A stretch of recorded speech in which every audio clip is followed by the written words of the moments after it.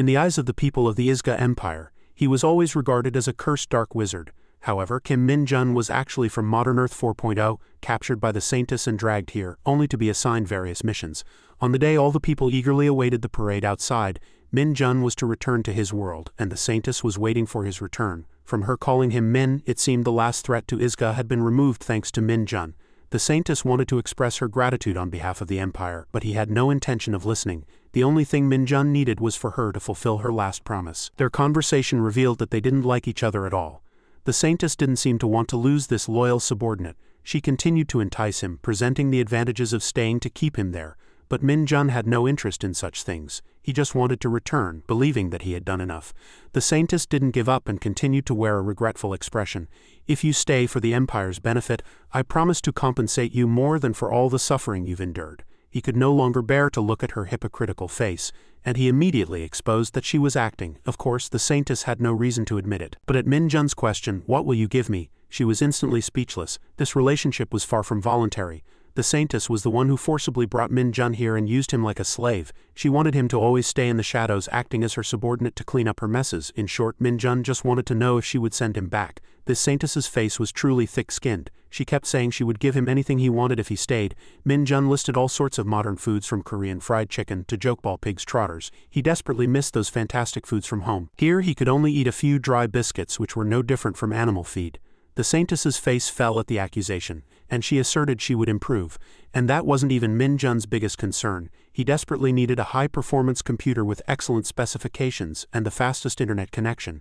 Since he hadn't yet received his rewards for playing League of Legends day and night at home, he had to return as soon as possible. Eventually, the Saintess had to give in and agree to begin the return ritual. Min-jun had quite a few memories here, but he absolutely never wanted to meet the Saintess again. With a reluctant expression, the Saintess told Min-jun to stand in the center of the stone altar where the summoning seal was. As soon as he stood, a magic circle emitting purple light materialized. The Saintess said she would first remove the holy protection. Removing his glove and looking at the seal carved into his hand, Min-jun knew well that although it was called protection, it was merely a magic seal preventing him from fighting her. Nevertheless, he was now to be freed from this magic circle. Even while erasing Min-jun's seal, the Saintess tried to sway his will, but it was futile, as if he saw right through her intentions. Min-jun casually asked, "Aren't you worried at all? Once this magic seal is gone, you could die by my hand." Though she might have been filled with confusion and fear internally, she calmly stated that she had accepted it from the very beginning. A moment later, the Saintess's protection was indeed lifted. Min-jun seemed disbelieving that the Saintess would accomplish it so easily. In his silence, the Saintess prepared for the next ritual, stripping him of all the power he had gained in Isga. But while the Saintess prattled on about how dangerous it would be, there was no way he would let himself lose such immense power. Min-jun was already overpowering her with his own strength. The Saintess still didn't understand why. Even though he seemed to just mindlessly play games, his brain was still quick. After enduring so many hardships to gain this power, how could he possibly give it up? The Saintess never dreamed she would fall so hard. She knew what he was plotting, but common sense dictated that dark magic couldn't activate a spatiotemporal gate. Min-jun then was willing to be the first to overturn that common sense. He easily opened a spatiotemporal gate with dark magic. The chances of persuasion were zero, but the Saintess still screamed, trying to stop him. "You can't time travel so recklessly." Min-jun knew that all too well, which was why he had practiced it thousands of times. He had after all reached the pinnacle of dark magic, and to him all magic was the same. Why bother dividing it into light and darkness? Before leaving, Min-jun presented the Saintess with a special friendly gift. It was none other than a friendly middle finger. Along with it, he didn't forget a fond farewell. "It's been a real pleasure, you damned Saintess. Let's never meet again if we ever cross paths again." "You're dead." Until the very last moment, the Saintess screamed for him to stop. But it was truly meaningless. Ultimately, she could only stare blankly as Min-jun returned to his world, revealing her true colors at the same time. She was truly furious.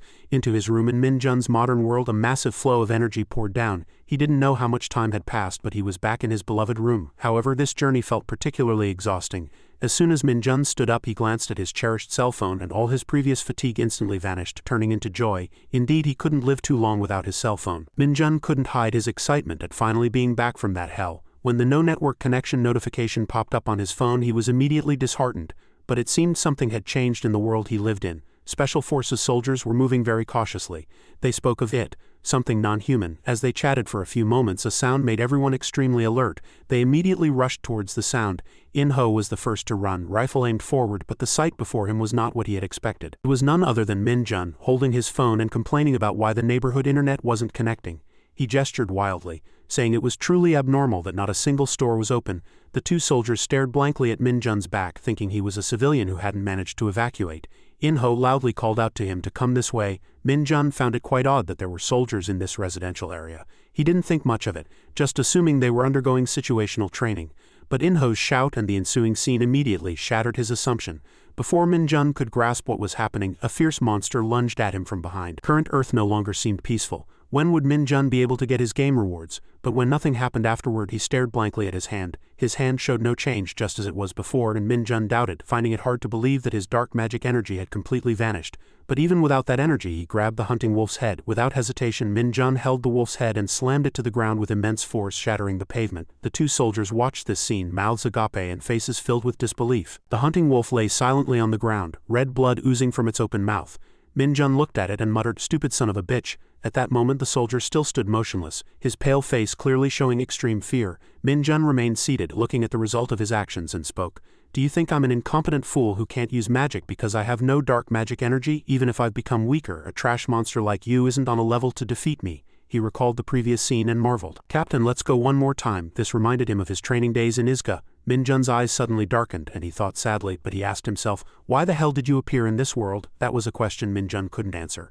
He quietly stood up under the astonished gaze of the two soldiers standing behind him. Min Jun turned his head and said, "Excuse me, but," and one soldier flinched in surprise, demanding, "Don't come closer." The sky today was clear and blue, a sign that read 1 kilometer to shelter was visible. A car was speeding down the road, and someone inside said, "I don't understand why you went so far, young man." Min Jun was sitting in the car wiping away traces of the hunting wolf's blood when someone continued, "But you could have gone to jail for that. The commander told us not to escalate this, so you're free to go."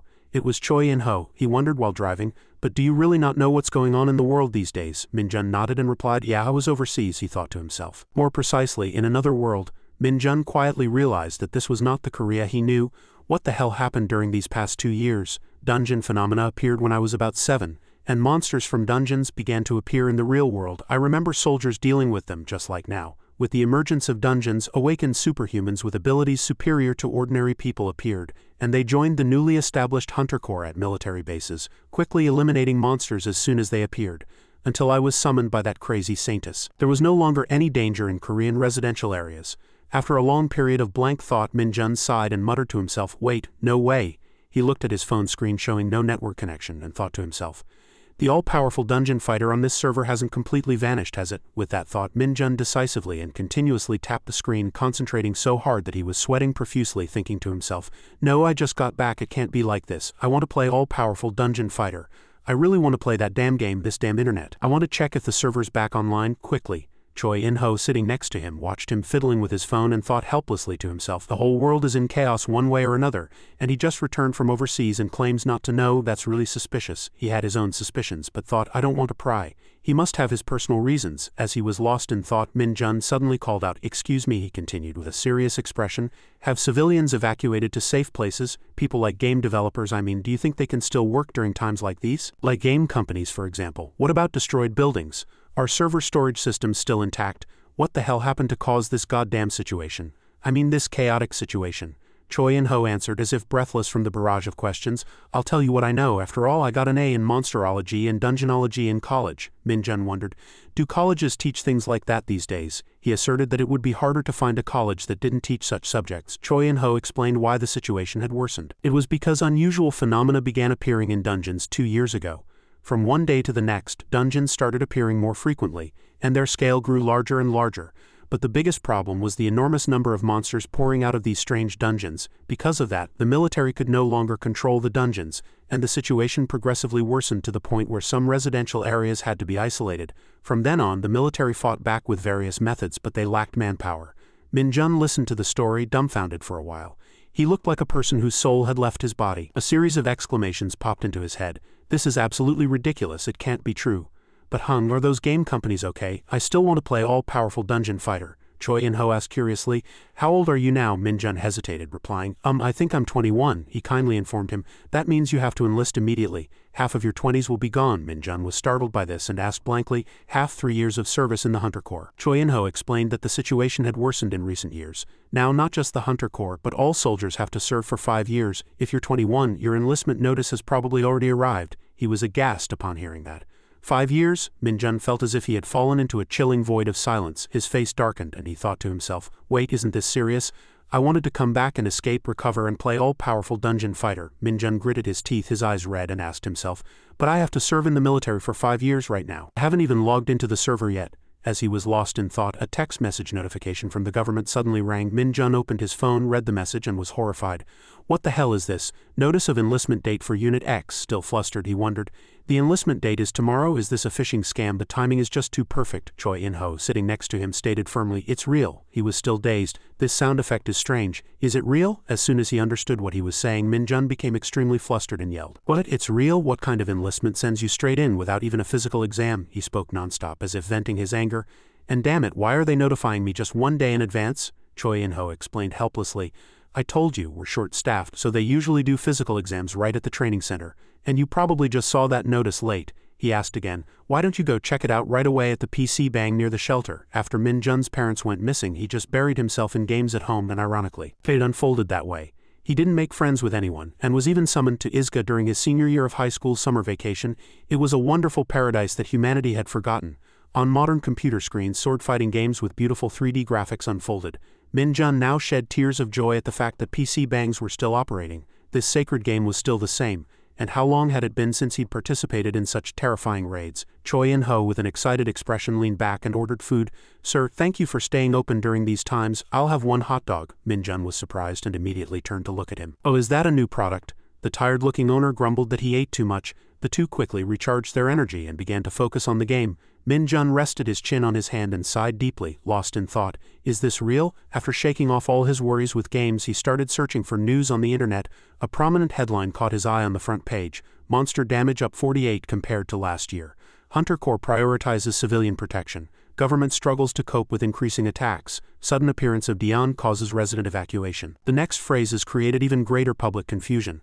Are we going to die like this? Seeing these news reports, Min-jun's doubts grew. Sergeant Choi In-ho was right about everything. His confirmed enlistment date on the Military Manpower Administration website was tomorrow. If he had returned from Isekai with his full power, these dungeons could have all been resolved by Min-jun alone.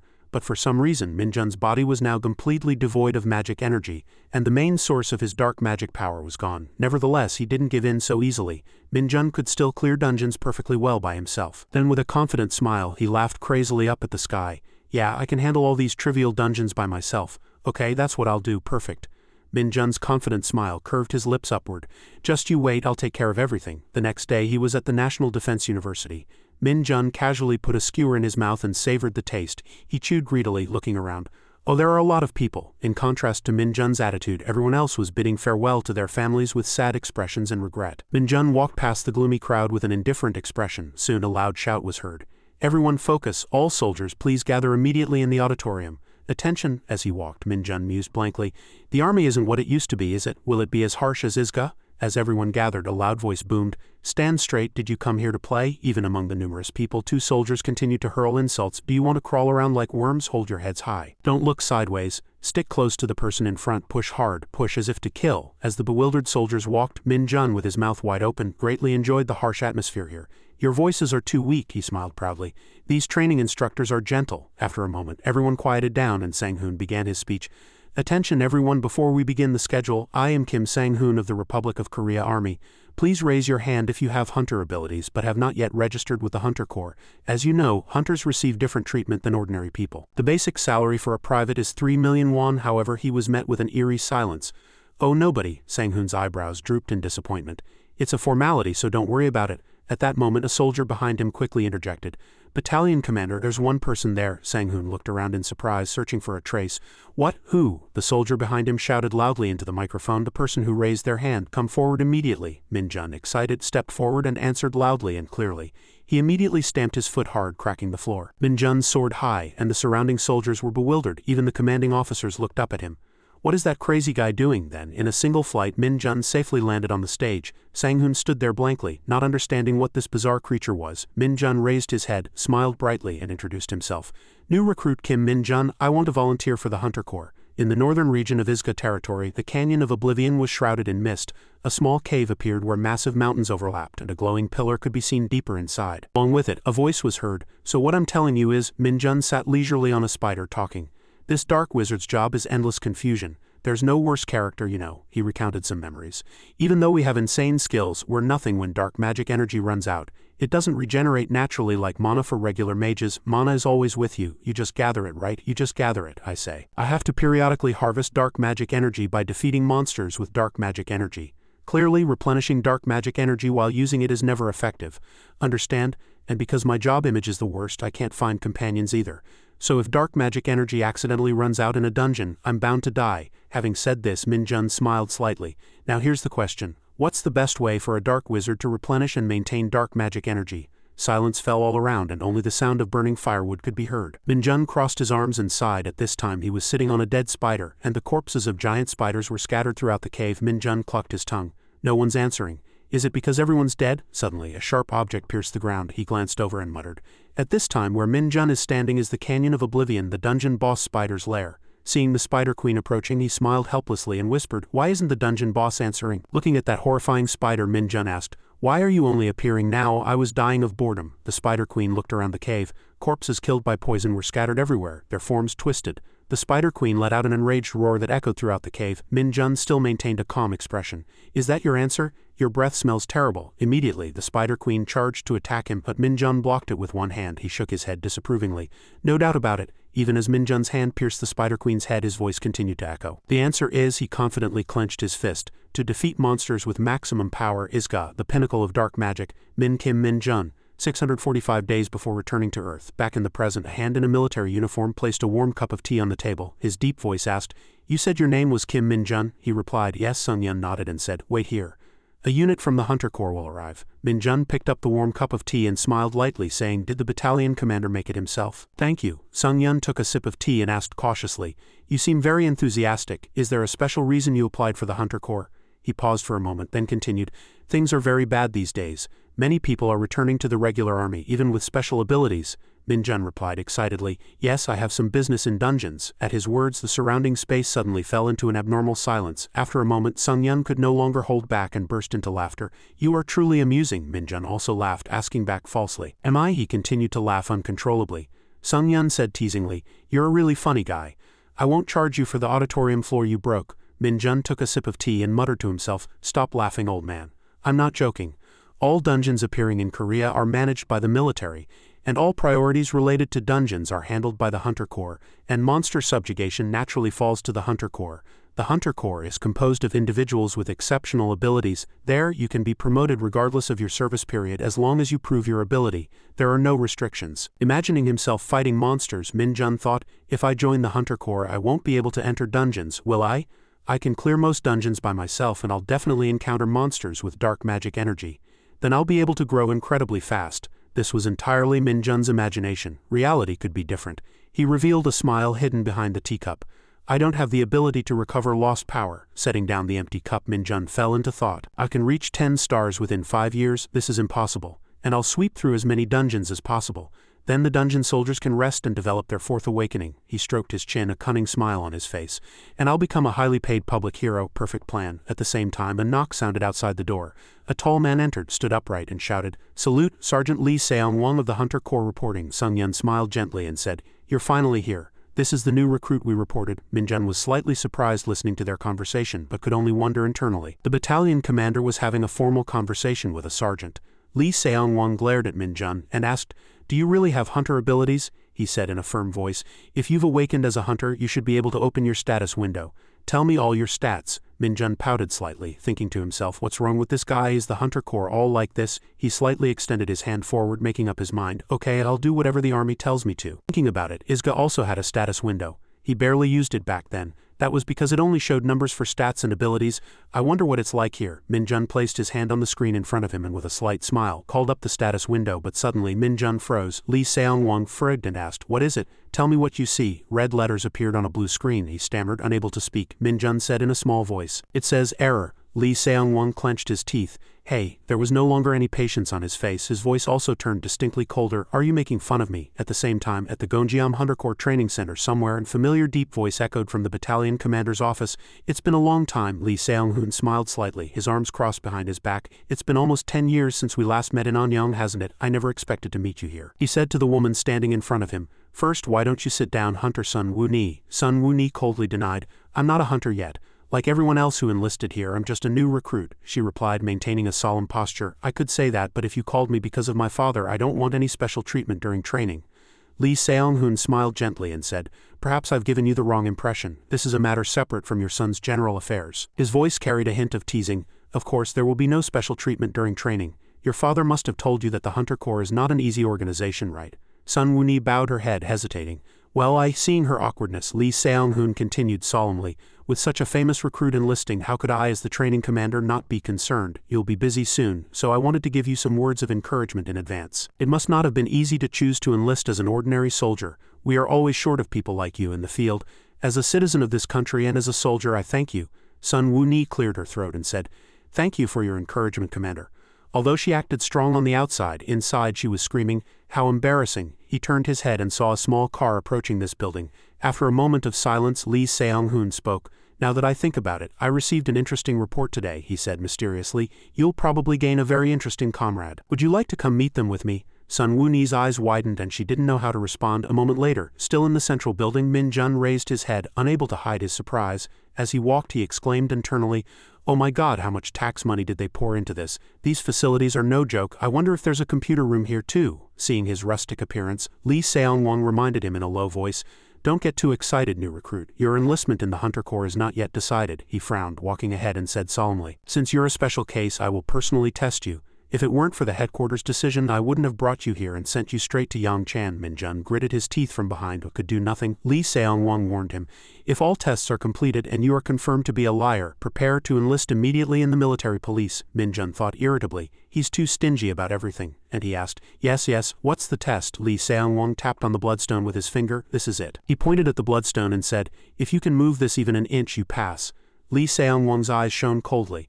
I'll give you 10 minutes, he thought to himself. All right, if you have talent as a hunter, prove it. This mineral was a bloodstone, a byproduct generated in dungeons. Not only was it extremely dense and heavy for its size, but it was also particularly difficult to handle. At this size, a new recruit wouldn't even be able to budget. Min Jun, after receiving the mission, smiled slightly and asked back, is that all? He confidently strode past Choi In-ho. He was pleased that the test was so simple. At Min Jun's arrogance, Choi In-ho frowned in displeasure. Watching Min Jun's back as he approached the bloodstone, Sung-ho scoffed that there was no way to check another person's status window. There were always scumbags who tried to exploit the Hunter Corps with ordinary abilities. He crossed his arms and grimaced. He had jumped 5 meters onto the platform, and the status window error was completely absurd. At the same time, Sung-yun was looking down from a high railing. He said, that guy. Choi In-ho looked on with a faint smile. Min Jun had shown astonishing physical abilities in front of the battalion commander at the recruit training center, but his status window showed an error. As the Hunter Corps training commander, he had never heard of such a case. He was looking forward to seeing how unique this new recruit would be. Min Jun placed his hand on the bloodstone, analyzing it internally. This is an absurdly heavy mineral that's scattered all over the dark regions of Isga, seeing his reflection in it like a mirror. He smiled confidently. This size, I can easily push it away, Min Jun thought, clenched his fist and swung his arm back. Choi In-ho, standing nearby, frowned in confusion. Sun Woo-ni upstairs was also carefully watching his every move. Min Jun thought arrogantly to himself, who knows, there might even be dark magic energy in it. He hit the bloodstone hard. Immediately a large crack appeared in the bloodstone, and it shattered into pieces with a single punch from Min Jun. He curled his lips in arrogance. It would be disappointing if there was nothing. Everyone was shocked, their mouths agape. Choi In-ho was speechless and couldn't close his mouth looking at the destroyed bloodstone, which was even smoking. He internally exclaimed, the bloodstone. Choi In-ho gritted his teeth and sweat beaded on his forehead. He's truly insane. He looked at Min Jun. Even after throwing the punch, his hand was clean. There was nothing there. He scoffed. He's truly a monster. In-hyuk gasped, his mouth open and eyes wide as if surprised by something. Not only that, everyone in the Corps was panting, running with difficulty. Something is wrong here. Before joining the Hunter Corps, In-hyuk vaguely knew that the training wouldn't be ordinary. It was because they would participate in actual combat immediately after training. This was because they had to train like mad for 4 weeks, starting from the first day, carrying sandbags and climbing 6,000 uphill steps.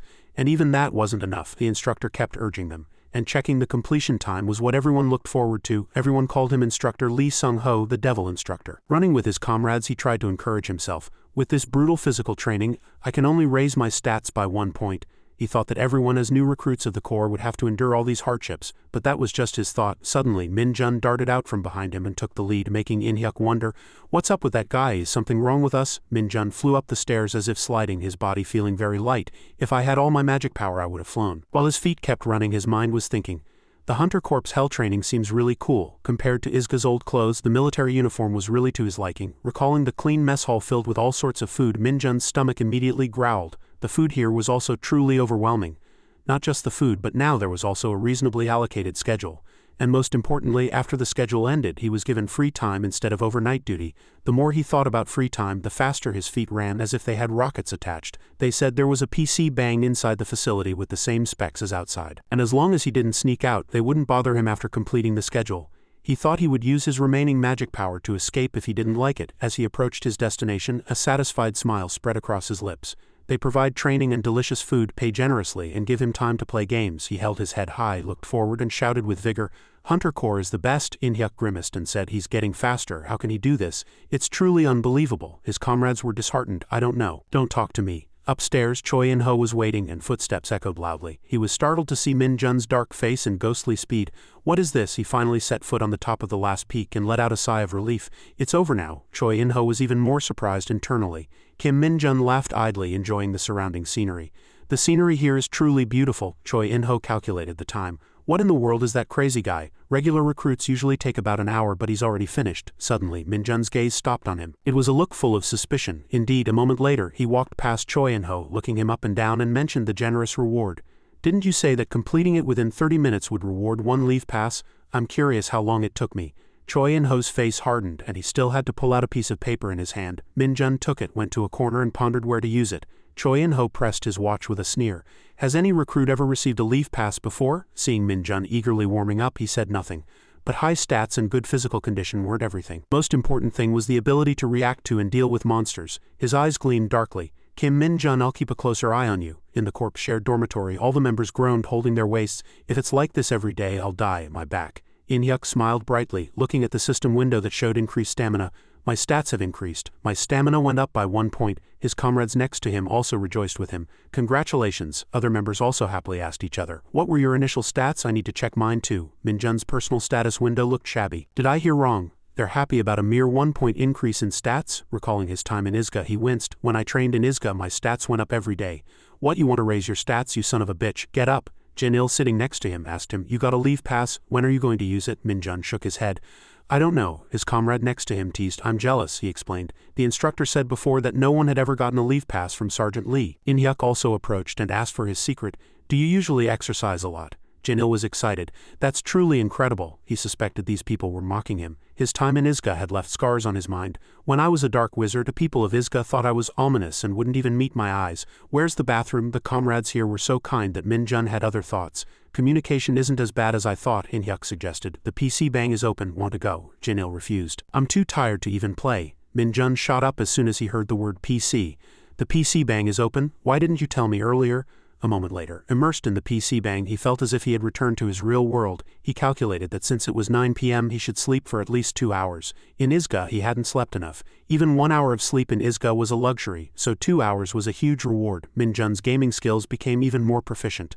"I'll blow away all my daily fatigue with this game." His comrade opposite him cringed. "That guy is playing League of Legends. Are people still playing that game?" Under the hot sun, Choi In-ho still shouted vigorously, "Commander, don't break formation. Maintain speed. If any recruit doesn't complete 40 kilometers within 2 hours, there will be no breakfast. Understood?" Everyone answered in unison. "Yes, understood." Min-jun took a satisfied sip of water. "Yesterday I maxed out at level 10. Sang Wei-yun, standing next to him, panted, looking at him, but he still looked handsome and radiant. "Kim Min-jun, you're not even sweating." He waved his hand. "It's just a stroll," he asked suspiciously. "But did you really play games all night and only sleep 2 hours during these 4 weeks? Are you a monster?" He feigned annoyance at being called a monster and pretended to pour out his water. "A monster? I brought water to share with my beloved comrades. You don't need it, do you?" He frantically reached out his hand. "I just meant you have monstrous stamina, my cute comrade." Everyone cried out like chickens, begging him for water. "Please bestow upon us holy water," Min-jun scoffed. "You guys are like chicks." The brief joy ended, and imposing footsteps echoed. Mi Chion's low voice declared, "Everyone, attention. Listen closely to me. The lieutenant is very disappointed in all of you. Despite this being the final training stage, you are the worst among all platoons, so the lieutenant is very disappointed." Min-jun muttered blankly. "Why is he referring to himself in the third person?" He continued to announce. "If you are deployed to combat after training, I expect half of you will die within a month and a half. Do you think I'm lying?" His face was fierce and scary. "Do you think with that mindset you can complete the final training stage, customized dungeon training?" "Wait, what is customized dungeon training?" "Generally, dungeons disappear when all monsters are defeated and the boss is eliminated. But sometimes dungeons continue to persist. In such cases they become mutated dungeons, where the internal structure changes daily, becoming excellent training facilities that can prepare for all types of dungeon environments. Actual training in mutated dungeons is customized dungeon training, Sang Wei-yun worried. The infamous customized dungeon training, other comrades also murmured. We have to do that now, we're doomed. He was satisfied seeing their panic. Those guys are excited, good, they need to maintain this level of tension. It would be great to handle new recruits like racehorses. When discipline is needed, you have to hold the reins tight. Internally pleased, he feigned comfort.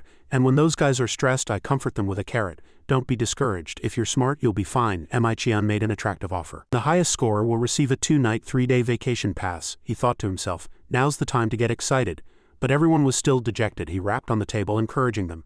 Didn't you hear? A 2-night, 3-day vacation pass? Don't you want to go out? Doesn't this news make your blood boil? As the silence below persisted, he was puzzled. What in the world is wrong with these guys? Do they want to die here? Below, only Min-jun's eyes sparkled. Why is only one person excited? He muttered. Excellent. The next day, everyone was moved to a dungeon. As soon as they saw the dungeon, everyone complained. What? Why is it so big? Is that a dungeon? Customized dungeon training has just begun. Sang Wei-yun's face was haggard. What are we supposed to do in there? The person next to him pointed a finger. I thought it was camping. Suddenly, a car rushed up from behind, pushing the two people back. He brushed off the dust, looked closely, and was startled. What is a 2.5 doing here? Min-jun averted his gaze from the noisy crowd. Seeing their pupils flash, they gradually eyed the approaching flashes suspiciously. The figures became clearer. They were hunting dogs. Jin was startled and stepped back. Monsters. It's my first time seeing them this close, Min-jun scoffed. Why are you so scared? They're no different from praying mantis dogs or chihuahuas, Mi-chan coldly rebuked. Recruits, why are you so scared? These are the monsters you'll have to deal with. They fumbled, replying, Are you telling me to fight those? He announced clearly. You will form teams of 4 recruits and enter the mutated dungeon. Every team will fight 1 hunting dog for an hour and return here. Before sending them on their mission, he didn't forget to remind them that if they got hurt, it would help them develop their core capabilities. If you're scared, use your head and focus on the fight. Does everyone understand? Everyone replied in unison. Yes, understood. He urged, then go quickly.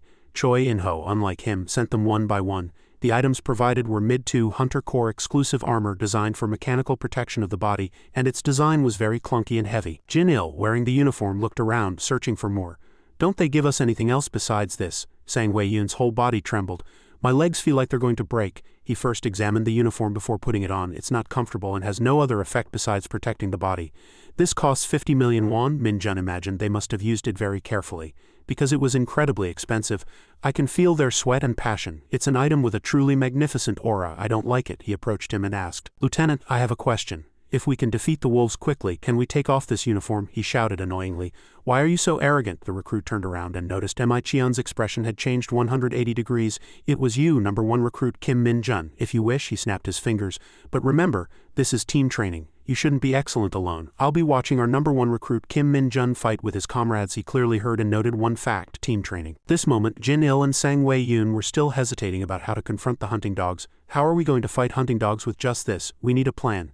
Min-jun thought, stroking his chin. It's simple. I just need to tell them how to defeat the hunting dogs, right? As soon as he thought it, he spoke to the 2 of them. Hey, listen to me.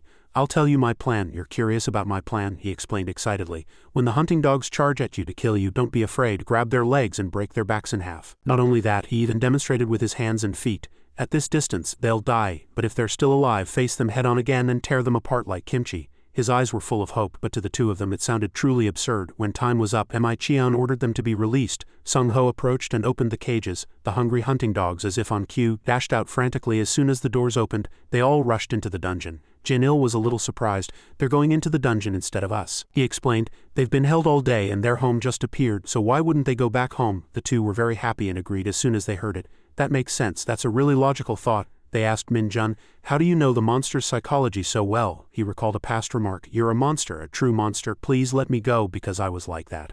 Of course he didn't say it, fearing it would surprise everyone. Mi-hong-chian pointed a finger and reprimanded. Are you guys playing around and laughing in this sacred training ground? Do you want to die? No, he quickly denied it in surprise. It's nothing, he annoyingly commanded. All right, the lieutenant has decided. The first team is you guys. Everyone was startled. Us, we're the first team, Sung-ho directed. Go in. His teammates all replied in unison. Go in. The 4 of them strode towards the dungeon. Min-jun encouraged them. It'll be fine. If I can just take off these heavy dirty clothes as quickly as possible. I'll welcome them with open arms, Jin teased him. Are you sure? Mi-hong-chian spoke into the radio. Training instruction team. Training has begun. Prepare to take control if the situation gets out of hand and the recruits are in danger. The instruction team quickly received the order. Understood, Lieutenant. No sooner had he finished speaking than they saw Min-jun's team entering. Hoon reported the situation. Sergeant Kim Min-jun, the recruits have arrived. It's a team of 4 and there are no other teams. Han asked in detail, anything else? Hoon continued to stare at him and said, Kim Min-jun also went with them. I'm paying special attention to Min-jun. Here he is, Kim Min-jun. This guy is a target of special attention. The recruit who showed the most outstanding strength in the first round. He wondered if he had forgotten the glint in his eyes that still shone in the darkness. Over the past 4 weeks his scores were excellent. But could he still excel in this dungeon? Hunting dogs hidden behind layers of ice darted out like arrows. Min-jun looked around, thinking, are they ready to go out now? They must be very angry. Their forms were revealed, but he showed no fear. If I break their heads when they charge, I can finish them all. But my other comrades have no combat experience at all, do they? He reminded himself that he was truly worried. They're coming, Sang Wei-yun asked blankly. What's coming? He gave a mysterious smile. What do you think, hungry hunting dogs with sharp fangs charging at us? Jin recoiled in fear. They're coming, he reassured them. Don't be afraid, our protective gloves are very strong. Min-jun took the lead. I'll go first. Who among you wants to charge first? They didn't understand and just charged with all their might as if his appearance was very annoying. One rushed at Sang Wei-yun and growled, making him stumble. Min-jun quickly dodged as one lunged to bite his leg. What are you doing? He firmly struck the hunting dog's mouth, knocking it over and making it yelp in pain. After struggling for a moment, it disengaged from the fight. Jin-il wasn't so lucky. He was bitten on the arm by one and called for help. Everyone help me. Its eyes glowed fiercely, threatening anyone who dared to interfere. But who was Min-jun? He lightly kicked it far away. Its body hit an ice block and pierced through its fur. Also disengaging from the fight, he advised, if they bite you, you have to fight back. If you keep being scared, they'll think of you as small prey. He accepted the advice. Yes, understood, he teased. Why are you speaking formally among comrades? He quickly realized and hurriedly said, I'm sorry, Min-jun reprimanded. If a situation like earlier happens again, both of you are dead. We outnumber them. So use this to your advantage and pressure them. In-hyuk also agreed. That's right, if you pressure them, they'll get scared. Keep pushing so they let their guard down. Hoon watched in awe as he fought 2 alone, looking splendid. Is that person really a new recruit? Han-jun pointed his finger and said, are you talking about Kim Min-jun? He explained. Normally, recruits' fear prevents them from doing anything, but thanks to Kim Min-jun's command, they've overcome their fear. He looked at Min-jun nonchalantly. That guy. Perhaps he's a hunter corps sergeant who regressed to the day before his enlistment. He was aghast. Such things only happen in novels, Han praised. Anyway, he not only tried to deal with them by himself with his own strength, but he also encouraged his comrades and showed leadership ability by cooperating, so Kim Min-jun deserves the highest score. The rest will receive average scores. As the situation seemed good, the 2 appeared. Good job, guys. Come this way, Jin asked innocently. Are there guides here? Everyone followed Min-jun and asked, are you secretly scoring us? Can I get a vacation pass? He turned around in surprise. Do you think we'd tell you? He scoffed. Are you interested in new recruits? You're like a big bulky thunder. Hoon was startled to hear that. Thunder's firm footsteps stopped in front of the dungeon. As the dungeon door shook violently, they stopped in their tracks. Han was aghast to see the door gradually narrowing. Sergeant Kim Hoon, this person quickly reminded him. Turn on the radio. Broadcast outside quickly. Jin-il still didn't grasp the situation. What's happening? Is it an earthquake? Min-jun understood and was very calm. It's not an earthquake, he explained. It's a mutated dungeon. It's just mutating now. He covered his head and asked, and what happened? Suddenly his eyes widened and he stammered, wait, the door is closing. The exit is closing by itself, Jin Seo shouted with wide eyes. What the hell is going on? Han-jun also turned around with an angry expression, unable to hold back his curse. Damn it, Min-jun also frowned and thought to himself, it's probably too late to get out now. As a violent energy poured into the black door, he realized the situation was not good. Next to Han-jun, he also shouted into the radio, Sergeant Kim Hoon, the radio isn't working. The dungeon is mutating too fast, the person next to him chimed in. It should take more than a month for the dungeon's internal structure to mutate again. How can this be happening? Evacuate the kids to a safe place first. As the inside of the dungeon crumbled, Hoon put his hands on his waist and looked at the people. As the surroundings continued to crumble, he announced, as you can see, an unexpected accident has occurred in the dungeon. Then he reassured the people. But don't worry, we'll wait here for about an hour and see if the exit reopens. While they muttered, Hoon was still worried and sweating. Really, it's a relief we can get out after waiting just an hour. I was really flustered thinking we were trapped here. As they said that, he forced a smile and added, they're also keeping an eye on the situation outside. The lieutenant will come up with an appropriate solution. So all we have to do is wait calmly instead of worrying. From behind, Min-jun also crossed his arms and looked suspiciously. Is that really true? His expression was doubtful, and he thought to himself, I was sure that such an unexpected situation wouldn't happen in this dungeon, which is why we continued training here. In front of them was a door tightly shut with chains and a lock. An unexpected situation. The dungeon entrance suddenly closing is truly ominous. Suddenly, as Han rushed forward, he also paid attention, Sergeant Kim Hoon. He looked at them whispering and thought to himself, as I thought, the training instructors are aware of the situation, and it doesn't seem to be very good. Han secretly glanced sideways and muttered, "Sergeant Kim Hoon, what are you planning to do?" Hoon quickly cut him off. "Just a moment, go somewhere else." He judged that while they reacted calmly, there were likely no actual guidelines for this situation. He crossed his arms and glared at them, lost in thought. If this dungeon turns into a closed dungeon, the difficulty might be higher than expected, but it's not the worst. "Because I'm here." The two people standing deep in the cave talked to each other. "Yes, this is the worst-case scenario." A slight worry was etched on Hoon's face, and he muttered, stroking his chin, "You probably know that this dungeon has turned into a closed dungeon too, right?" As soon as Han heard it, he shouted, "Yes." He was flustered and couldn't continue. "If it's a closed dungeon, is it really a closed dungeon? Really? No one warned us about this." "This damn thing," the person next to him reminded him in a dissatisfied tone. "Don't you remember anything? What were you about to say earlier?" After that, Hoon calmly looked around. There are two cases where a dungeon entrance disappears.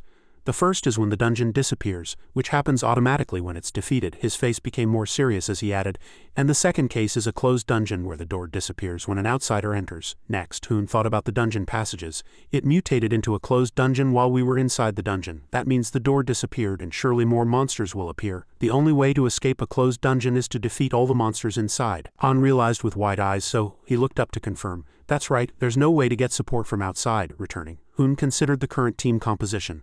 4 recruits with no practical experience and 2 instructors. He turned around, and his team members followed with worried expressions. "The 6 of us have to conquer this dungeon." As I thought, as soon as I told them the real situation, everyone got nervous. "I don't know what kind of monsters have appeared. If we're unlucky, this could be the end for all of us." He looked at his hands, frowned, and resolved. "But I can't just sit here. I have to keep moving while I have energy. It would be good for the instructors to be fully armed." He thought about what was ahead. An orc crawled out of the cave and he fell into thought. In this situation, even just orcs can wipe us out. It'll take more than 10 minutes to take down one. Then Hoon looked back at Jin Il. The most feasible and realistic course of action is to utilize the specially made armor or protective suits provided to the recruits. He gritted his teeth, slightly displeased with the heavy foolish armor. Then he imagined luring the orc horde using him as bait. If we utilize our defensive capabilities and put the recruits first, when the monsters are tied up by them, the instructors can defeat the monsters. Thinking this far, he hesitated and looked back again. But the recruit behind him felt his gaze and slightly lowered his head, a little flustered. Next, he recalled their arduous training process. "But even now, these damn guys endured the hard training process, trusting us. As seniors, how can I use my juniors as meat shields?" He soon decided to lead the way. His pride wouldn't allow it. Below, Min Jun was still calmly observing his surroundings. The recruit in front gritted his teeth in worry.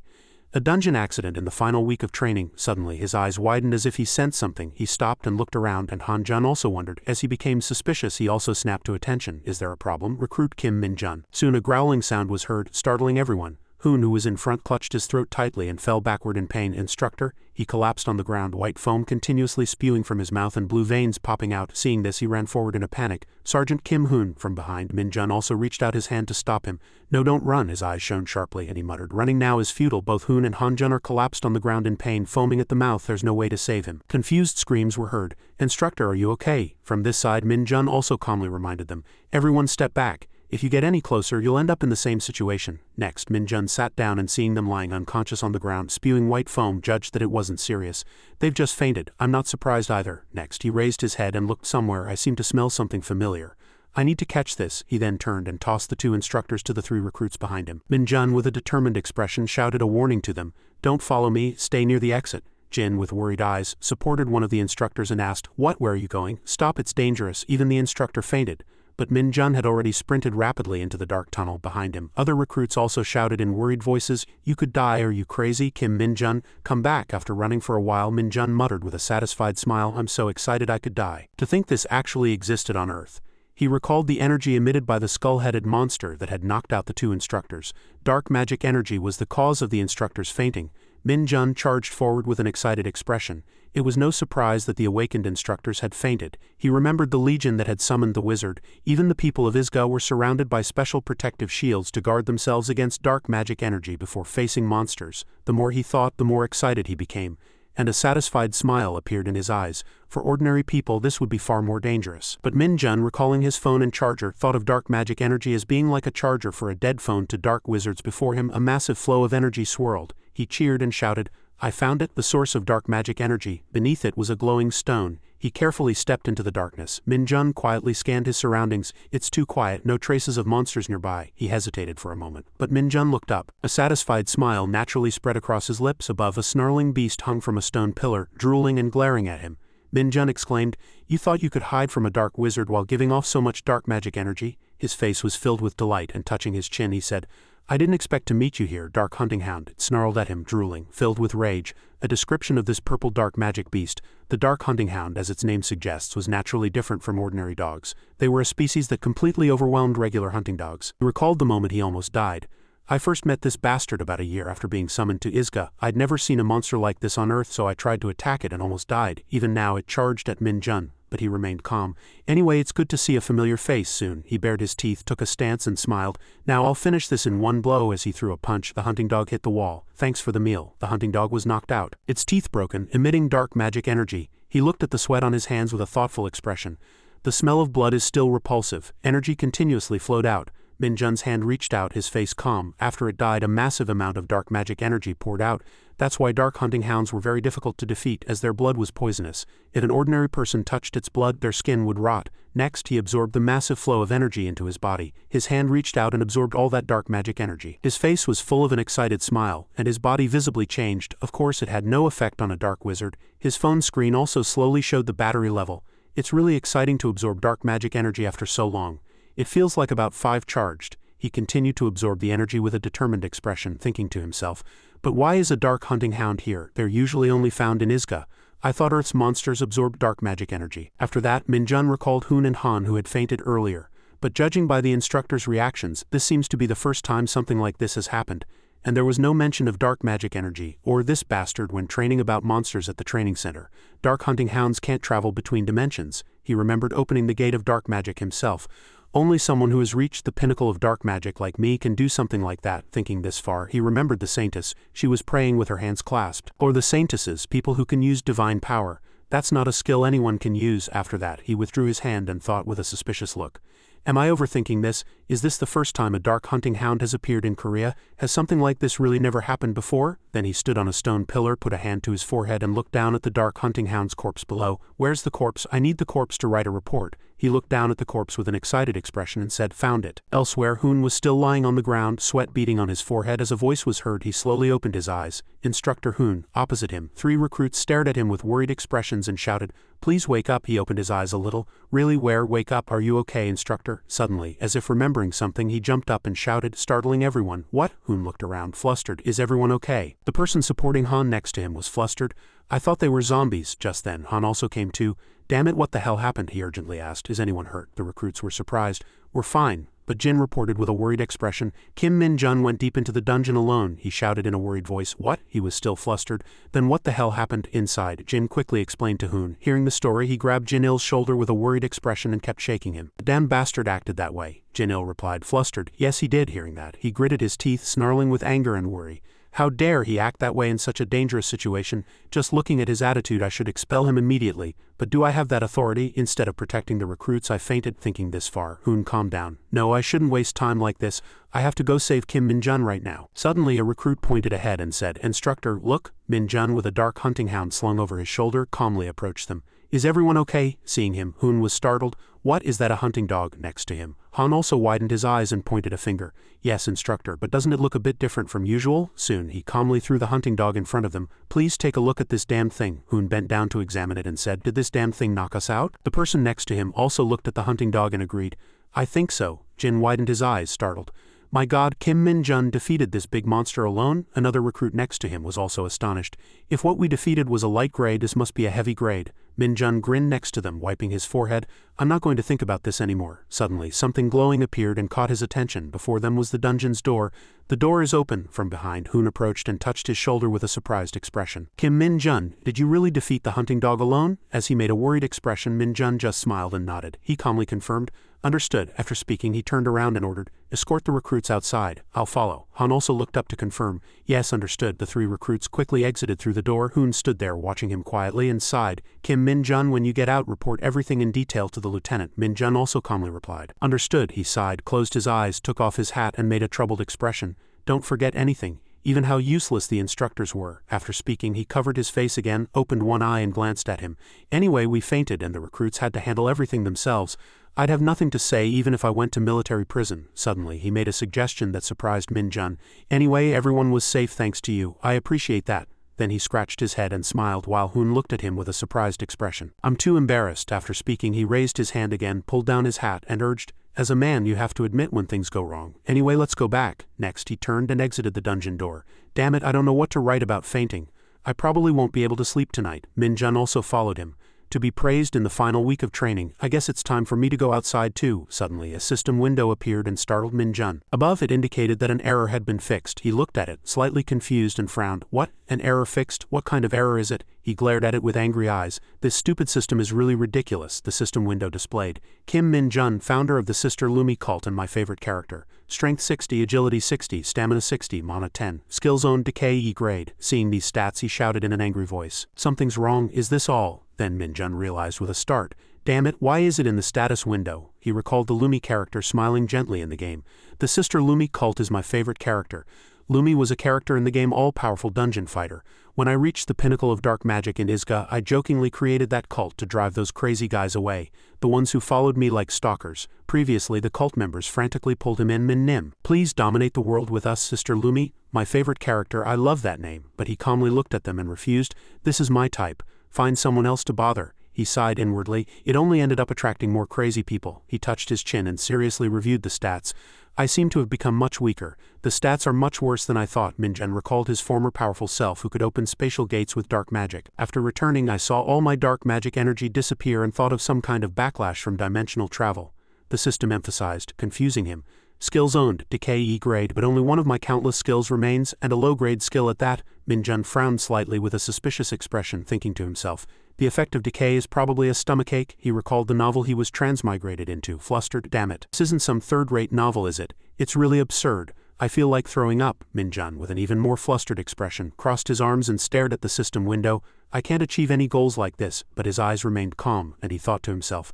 I was the one who reached the highest level of dark magic when I dominated Isekai. If I could reach an absolute level in the past, there's no reason I can't do it again. Next, he recalled the large corporation mentioned in the afternoon. Now I have a clear goal, to regain my strength as quickly as possible.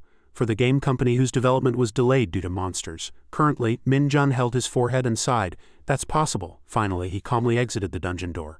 All I could do in Isekai was endure, so this is nothing. Wait for me, game companies. The next morning at the training center, the entire facility was in chaos. Previously, Hoon and Han looked back at Sun-yun with flustered expressions, pointing at the closed dungeon door. Because the dungeon door closed during training. Because the lieutenant gave no clear instructions. The Dark Hunting Hound was defeated, and the instructors were helpless due to an unpredictable series of events. Recruits who should have been promoted to private and enjoyed the freedom of temporary discharge. Inside the training center changing room, the recruits murmured, "We must be cursed. When will this waiting period end because of the crazy series of events that happened in last week's training? They should have at least shown us eye or something. This is such a waste of time." One person crossed his arms and made a suspicious expression. Did Kim Min-jun really catch the hunting dog alone? Jin looked at him and smiled, asserting, "It was huge. When I first saw it, I thought it was a cow, not a dog." The man was still suspicious. "Really?" Inside the changing room, the murmuring continued. "Don't you think Kim Min-jun could be promoted to sergeant in 2 years? Haven't you heard about the Hunter Corps promotion exams? Most people are assigned as staff sergeants even after 5 years of service. It seems there are private hunters too. It's a sad state of affairs." In another room at the training center, Min-jun stood at attention and saluted crisply. Private Kim Min-jun reporting. Across from him, Sun-yun also smiled cheerfully and returned the salute. "Salute, come in, come in." I.M., who was bowed low across from them, looked confused and asked his superior. The superior then smiled gently. "You may go now." I.M. saluted, sweating profusely. "Yes, sir." He then exited the room, leaving the other two alone. Suddenly, Sun-yun approached him warmly. "A normal commander shouldn't neglect dungeon inspections, should they?" Min-jun's eyes widened as he replied. Private Kim Min-jun reporting. "Yes, sir." After that, Sun-yun walked to his chair and placed a hand on it. "There's no more time to dawdle." Min-jun looked at him with wide, confused eyes. "Private Kim Min-jun, I called you because I have a few things to say to you." Sun-yun smiled calmly, placing his hands on the table, and proposed, "As the highest scorer, I'd like to offer you a special proposal. Would you like to hear it?" The idiom, "a crane among chickens," signifies that someone is far superior to others. Sun-yun rested his chin on his hand and thought to himself, "This person is truly not ordinary. I never dreamed I'd see something like this, not even at my age. But who would have known there would be a crane who only shows average skill to appear like a chicken among chickens?" Sun-yun looked at him with expectant eyes. "In a situation where we need to supplement our military personnel, keeping such a genius at the rank of an ordinary soldier would be a national loss. Let's see." After a brief silence, he spoke. "I understand you wish to be promoted as quickly as possible. However, according to our regulations, a private cannot take the promotion exam within 1 year. But if you receive an exception, that's a different story. Sun Yun confidently slammed his hand on the table. If you volunteer for the Hunter Corps in Chirwan Gangwon Province, I, as the training commander, will grant you this exception with my authority. He became increasingly resolute. Looking at the soldier, if you go there, you won't have to wait another year. How about it? As soon as he finished speaking, both fell silent. Sun Yun forced a smile, sweating as he awaited the outcome. Even though he wants to be promoted, is Chirwan too much? I'm worried this exception might be insufficient for his abilities. Min Jun now shifted his gaze and began to think. Chirwan, that's the 104th Division, the Ghost Hunter Corps. Min Jun's comrades had told him that it was a place to be avoided at all costs. The weather was cold and snow fell incessantly, but it was never boring. Because dungeons and monsters always appeared unexpectedly. It was the most interesting place in the rear. Surprisingly, Min Jun was very intrigued. Isn't that truly amazing? If I can just get promoted, experiencing any location is not a problem. And to even offer an exception, it's not a simple matter. Moreover, there were many dungeons there. Aren't these the most suitable conditions for my career plan? I want to be promoted at all costs. The higher the rank, the wider the scope of activity, and there's definitely no better way to get exceptions than completing dungeon missions. Min Jun raised his head and spoke each word clearly. I'll go. Sun Yun breathed a sigh of relief at his agreement. Good, and tell me your conditions. Min Jun was startled and reconsidered. Wait, what? Min Jun shouted resolutely at the commander. I'll go to Chirwan. One sunny morning, cars lined up on the school playground waiting for the soldiers. Jin-il ran to the car door with a sad expression, crying loudly. Kim Min Jun, you have to call me when you get to the base, okay? Min Jun stood outside the car, smiling as if to reassure his friend. Even if you say that now, you'll contact me first anyway. Jin-il continued to sob. I swear I will, Min Jun chuckled. Whatever. Jin-il struggled to wipe his tears, but his voice was still choked with sobs. But are you really going to Chirwan? Why volunteer for a place everyone wants to avoid? Min Jun raised his head and smiled brightly. Someone like you would never understand. You guys wouldn't know. My life goal is truly crazy, Jin-il asked innocently. What is it? Reaching max level 100 times? Min Jun casually shook his head and retorted. I reached max level 30 times by yesterday, so 100 times is nothing. Hearing that, Jin-il was even more surprised and scared. You're really crazy. After that, the car departed amid Jin-il's regret. Be sure to call, Min Jun panted as he waved goodbye. Let's see, even the noisiest guy has finally left the base. He looked around and lamented, why am I the only one left? Soon after, a car sped up. The car stopped in front of Min Jun and he was surprised. The car door immediately opened. Min Ji-pung got out of the car and shouted loudly. Kim Min Jun. He approached Min Jun, his tall stature and stern demeanor undiminished. Min Ji-ho, with an expressionless face, said through his glasses, have you been waiting long? We're a bit late because of the snow. Min Jun's mouth hung open, and he politely shook his head. Private Kim Min Jun, it's all right. Snow, you say. What month is it for it to be snowing? After that, Min turned around and walked towards the car. He walked calmly and commanded, then we're heading to the core now. Get in the car. Min Jun was bewildered by this strange behavior. He's showing off too much. After that, he sat alone in the car with his luggage behind him. Min Jun was lost in thought. When I arrive at the base, I'll truly begin my life as a soldier. He crossed his arms and looked up at the sky. No matter how hard the training is or how often I have to fight monsters, it won't be a problem for me. But there's one thing I'm worried about. Bullying. Scenes from his memory resurfaced. Bring me the Dragon Balls. Min Jun shivered in fear, remembering everything. What if I end up in trouble like in a drama? I don't have the patience to endure something like this right now. He sighed and closed his eyes. But I'll have to endure it anyway. If I quarrel with my superior just once, I'll be sent to military prison like an ordinary soldier. A house surrounded by a wall finally appeared. The car slowly approached the area's sign. Min Jun stared blankly with wide eyes. It's really snowing here. Gangwon Hunter Corps, 104th Division, 2nd Battalion. After getting out of the car, Min guided Min Jun, carefully instructing him to follow. He stopped and opened the room door, and Min Jun was pushed inside with a brief greeting. Train the new recruit well. At those words, everyone in the room looked up in surprise. Dong Jae and Tae Wook were delighted to see the new person. A new recruit, they ran over excitedly and asked, What's your name? Min Jun hesitated, speaking a little shyly. Private Kim Min Jun. Hearing that, Dong Jae laughed loudly and praised him. If you're Kim Min Jun, you must be the superhuman soldier they say you are, the crazy guy who punched a hunting dog with his bare hands. Dong Jae quickly threw the luggage to another person in the room. Here, unpack the new recruit's luggage. Min Jun carefully observed everything. Are those two the leaders of the barracks? They looked at him, delighted as if they had found a new toy. Dong Jae continued to barrage him with rapid questions. If your scores were so high, you could have gone to a rear unit. Why did you come here? Min Jun explained with a serious expression.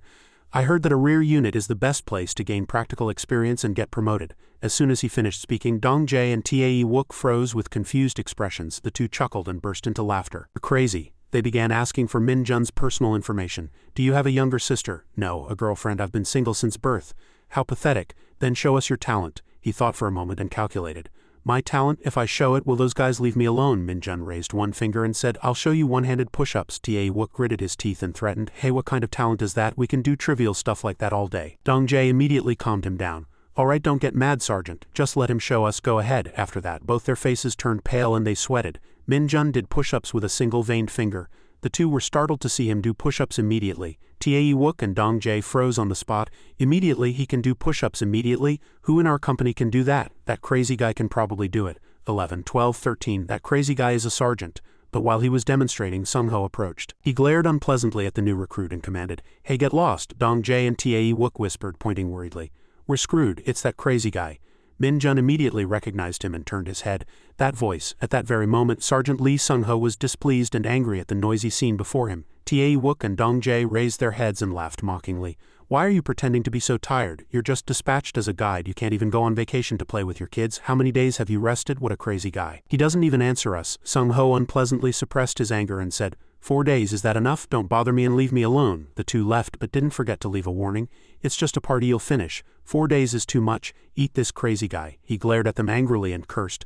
"They keep provoking me. But I'm not intimidated." Min Jun watched them leave in silence. After that, Sung-ho lay on his bed and sighed. He took out his phone, turned it sideways and was looking at something. A guiding voice flowed from the phone. "As you can see, the volcanic dungeon naturally has a very high temperature, which can cause immediate damage." Min Jun looked around worriedly.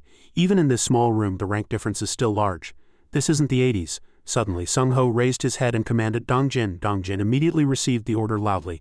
"Private Lee Dong Jin present," he quickly explained and gave him a mission. "That guy is your unit's new recruit, so guide him well." Dong Jin nodded in agreement. "Yes, I understand, senior." Min Jun's eyes widened in confusion. "Is this person my senior?" He approached cheerfully and introduced himself. "Hello, I'm Lee Dong Jin. Let's talk after dinner. I just got a special leave." When they arrived at the PX, he was surprised and thought to himself, "What, I can't just go to the PX?" The two quickly went outside. Dong Jin pointed to the store and said, "Pick whatever you want to eat." Min Jun raised his head and said teasingly, "Are you sure I eat a lot?" Dong Jin chuckled and nodded again. "Of course, don't worry. Pick as much as you want and eat as much as you want," Min Jun said to himself. "He's a really nice person." After he picked out his food, the clerk told him the price. "It's 300,000 won." He shivered as if he had a cold, but Min Jun was very excited and happy.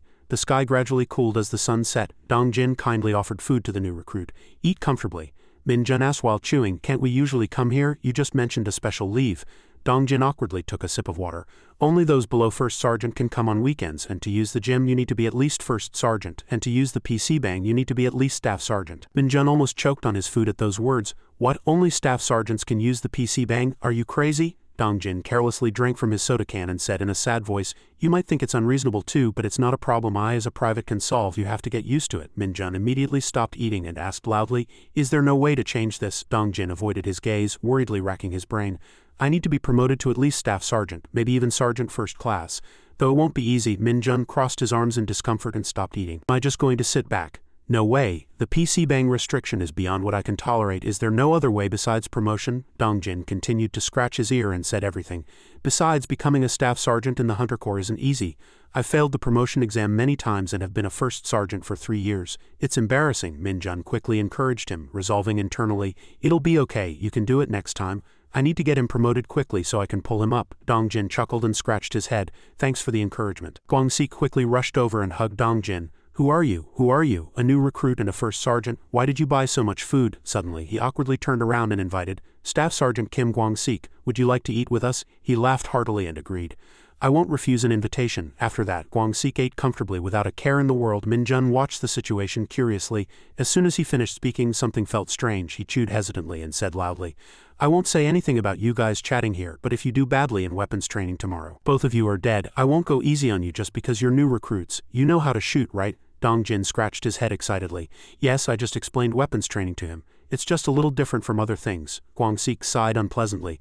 "Really, you're doing that again? Are you saying you only pay attention to me when I do well, First Sergeant Lee Dong Jin?" Dong Jin sadly shook his head. "No, I'm sorry." Guangxi immediately began nagging and harassing him. "Why are you still a first sergeant? You're doing well. So are all the people taking the promotion exam, fools." Min Jun, annoyed, secretly pulled a trick under the table. "Why is this damned pig-like fellow so irritating? I can't take it anymore. I'll make you throw up everything you just swallowed." Guangxi immediately felt a discomfort in his body. He stood up and stared at the food. Dong Jin, not understanding, felt uneasy. "What's wrong?" Guangxi took out what he had just chewed and examined it closely. "Damn it, that's strange." Min Jun chuckled inwardly. "Is he checking the expiration date?" Afterward, he left the table feeling unwell and sweating. "It's nothing, you two hurry back." Dong Jin called out apologetically from behind, "Sergeant Kim Guangxi." Guangxi turned his head and observed him. I guess even an E-grade decay skill can be useful sometimes. Guangxi clutched his stomach and rushed off. Damn it, why does my stomach feel like this? It's not the food, then what is it? Minjun quickly changed the subject. First Sergeant Lee Dongjin, what was that weapons training you mentioned? Dongjin remembered, surprised. Weapons training, you say? You used the KX-2 rifle with ICM rounds before, right? We use much more powerful warheads than that. If the ICM rounds at the training center are like regular horses, ours are like wild horses. The recoil is completely different, and the sound is like firing a cannon. Dongjin advised, reassuring the new recruit. Because monsters appear from a distance, the damage of the rounds is more important. It'll be quite unfamiliar at first, so just be prepared to be scolded and don't worry too much. Minjun's eyes widened innocently as he thought. Regular horses and wild horses, an apt analogy. Come to think of it, the long-range weapon I used in Isekai could be compared to an elephant. I wouldn't even call that a weapon. If it's just a wild horse, I'll be satisfied, Minjun smiled cunningly. I'm really looking forward to tomorrow, Dongjin worried again. But I wonder if Sergeant Kim Guangsik is all right. He didn't look too good. The next morning, the soldiers quickly shouldered their backpacks and set out. Gunshots echoed continuously, shaking the sky. Everyone focused intensely on the shooting practice, and the targets were blurry due to the smoke. Minjun sighed and scolded himself. I missed one shot, such a waste. The marksmanship instructor, surprised, held up a red flag and shouted, "Shooting training complete. 19 hits, 1 miss." Ta Wook, surprised, broke into a cold sweat. Other comrades also whispered, "Did you hear that? The private hit 19 targets. Is he a shooting machine? Was it just luck? Can you shoot with luck?" Tia Wook and Jin chatted softly. "My record is 14 hits, which is higher than the team average. But that's truly amazing." Above the observation area, 2 people were watching. Mi Chian and Heo Ta Wook were also very surprised by this unusual sight. Heavens, he hit 19 shots to the head. I heard he was very good. It seems it's really true. Tia Wook ran up to the new recruit and pressed him. "How did you do that?" Minjun smiled innocently. "I just followed instructions," Ta Wook scoffed. "As if we didn't receive instructions." Mi Chian appeared from somewhere and praised him. "Well done, 19 hits in the first round. Keep it up. I'm really looking forward to this afternoon's special weapons training." Minjun suddenly fell into deep thought, not understanding. Special weapons training. Tia Wook immediately teased Minjun. "So the new recruit is going to get special weapons training?" Jin turned around cheerfully and joked. "Sergeant Kim Minjun, any thoughts?" Mi Chian shouted irritably. "Everyone put on your helmets, you lazy bums." Other comrades also quickly approached the new recruit. "Minjun, you're really good at shooting. If you had hit all 20 shots, you would have gotten a leave pass." "Too bad," Minjun politely nodded. "Thank you," he asked innocently with sleepy eyes. "But first, Sergeant Lee Dongjin, how is special weapons training different from this?" "I haven't heard anything about it." Dongjin forced a smile, looking flustered. "I'm sorry, I didn't know you could shoot that well. New recruits usually take a long time to get used to our ICM rounds, so they're exempted from special weapons training. Let me explain it simply. You might have already heard the summary. Special weapons training involves 2-person teams entering a training facility and eliminating monsters on their way to the target point.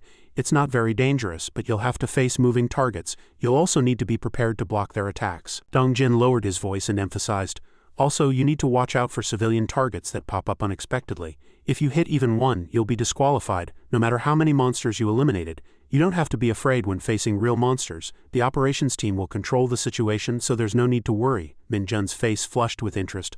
"Live monsters, that sounds fun." Afterward, everyone entered the cafeteria in order and concentrated on filling their plates. Dongjin praised him while eating. "I can't believe you hit 19 shots, it's like you were born a warrior." He picked up his chopsticks and chuckled. "First Sergeant Lee Dongjin, isn't 13 hits a good result too?" Dongjin shyly averted his gaze. "I just had prior experience, but I'm not technically outstanding. In other words, Sergeant Lee Sung-ho is the main damage dealer. He hits an average of 17 shots. Thanks to this, he became the best shooter on the team," Minjun casually thought as he put food in his mouth. "Since 10 hits is the team average, he's pretty good too, so I've taken the #1 spot now?" Dongjin immediately gave a thumbs up and praised him. "Anyway, Minjun, you'll definitely do well in special weapons training too." He chuckled and nodded. "First Sergeant Lee Dongjin, you said there are 2-person teams, right? How about you join me?" Dongjin waved his hand, flustered, and declined. "No, the operations team decides, so I can't say for sure," Minjun asked nonchalantly. "Then what's the criterion for team members?" Dongjin was silent for a moment, recalling, then said, "According to rumors, it's decided by a ladder game." A ladder game is a method of randomly pairing people, called Amidakuji in Japan and Waijuzi in China. Afterward, everyone gathered at the training center. Min stood up first and shouted in a low voice, "Training will begin in 5 minutes. All soldiers, wear your body armor and stand by." Minjun quickly put on his body armor with the others. Guangsik appeared from somewhere, crossed his arms and scoffed disdainfully. "A team with a new recruit, I don't think I need to prepare. After all, a sergeant and a private are 2 different worlds," Minjun wondered. "Sergeant Kim Guangsik, this damn guy is my teammate." Judging by his expression, he clearly hasn't learned his lesson yet and is still arrogant. Guangsik continued to speak to the new recruit in a lecturing tone. "Let's see. Our team's average completion time is 3 minutes. Shouldn't our new recruit do the same? He rolled his eyes upward and smiled menacingly. If you don't finish within 3 minutes you'll regret it. Min-jun said nothing. Guang-sik continued his ridiculous antics. Why aren't you answering? Did you lose your confidence? Was hitting 19 targets earlier just luck? He sighed, feeling uncomfortable in his stomach. Sergeant Kim, Guang-sik, you're a loser. Min-jun forced a smile and consoled him. It's nothing, I'll do my best. Guang-sik pointed to himself and said shamelessly.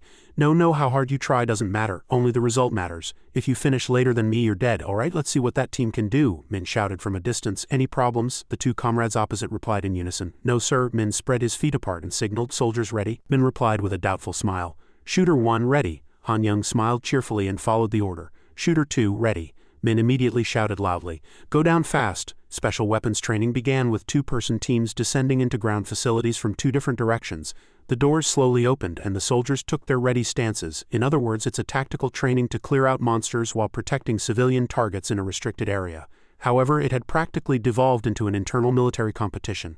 Now the goal was to complete the challenge as quickly and cleanly as possible, and to press the completion button at the target point before the opponent. Outside, the situation board glowed brightly. Min-jun looked at it and thought. The monster marks seemed to be of different sizes. Guang-sik came closer and explained further. The mark size will vary depending on the monster. The larger the mark, the more dangerous the monster. Shouldn't you know this before we start? There are 2 monsters deployed on each path, and what type you face is completely random, so you won't know anything until you go in. When the toad yokai appeared, Moon Yi asked, puzzled. A toad. When it suddenly extended its tongue to attack, he quickly dodged. Damn it, the situation board immediately changed according to the training situation. Min-jun touched his chin and thought. The person on path 1 is moving faster, but he was unlucky with that monster. The opponent will catch him. Meanwhile, Han Young easily dealt with the rat yokai. He slung his rifle and left triumphantly. This will be an easy victory. Let's hurry to the next round. Before he could rejoice, a toothy worm appeared waiting. At this moment, Moon Yi skillfully shot the toad yokai and quickly eliminated it. He grumbled and left. 2 filthy toads lined up. Really, I was sure he'd already finished. But when he ran close to the button and found no one there, Moon Yi was surprised. He quickly pressed the button hard to register his name. As soon as he pressed the button, the completion time appeared on the screen. The comrades casually shouted and looked at each other cheerfully. 2 minutes 24 seconds, not bad. Path 2 encountered a desert worm. That worm only has defense, right? Moon Yi scoffed teasingly. Why are you so late? How are you going to defend the country being so slow? Han Young panted helplessly. This damn guy, Moon Yi scoffed with a superior attitude. Just comfort yourself, I'm a better person. Since I won you have to buy at the PX, plus not only were you late but you also hit a civilian, you're disqualified anyway. You even caused a penetrating wound. Han Young glared at his comrade unpleasantly. Stop it now. After that they continued to bicker. Don't eat too much. Don't eat as if it's a bountiful harvest. When did I decide that? Guang-sik interjected, crossing his arms and said loudly. I think you two made a bet. Jun was surprised to hear that. A bet? He immediately volunteered a suggestion. How about we make a bet? Guang-sik asked blankly in return. Did I mishear? Min-jun resolutely extended his hand as a challenge. No sir. The loser grants the winner's wish. Like a man. Guang-sik laughed heartily. Hey, do you think you can do anything because of your beloved soldiers? Alright, let's bet. I can't refuse if a subordinate wants it, but it's too trivial. There's no wish a private can grant, so if you lose you have to pay 3 months' salary. Understood? Min-jun said inwardly. He's only interested in money. That's his type. He resolutely accepted. Understood. If I lose, 3 months' salary is yours, senior. Guang-sik laughed and praised him. See, this kid's pretty good. Dong-jin, seeing the killing intent radiating from the two from a distance, called out loudly. Min-jun. Min immediately shouted a slogan to bring them to attention. Next team ready. Any reports before training proceeds? Min-jun and Guang-sik replied simultaneously. No sir. Min continued to shout loudly. Alright, go down. After that, the latter quickly descended. Min-jun strictly glared at his opponent with a disdainful expression. I think I can feel a cheap provocation. I know it's not good to stand out, but I'm not mature enough to just let it go. He clenched his fist unpleasantly whenever someone provoked him. When the situation board reappeared, everyone was filled with excitement. It started, did you hear? The sergeant and the private made a bet. How can a private beat a sergeant, let alone win? Can he even catch a monster? I wonder if First Sergeant Kim Min will rescue him. Suddenly the ground shook violently, and Dong-jin was confused. Everyone staggered and fell to the ground. He looked around with his comrades' eyes full of worry. What? Is it an earthquake? No, when they saw the monsters on the situation board moving, everyone was astonished. What the hell? As soon as Min-jun descended the door, he immediately sensed it. What's this shaking? It feels close to me. His eyes widened in surprise.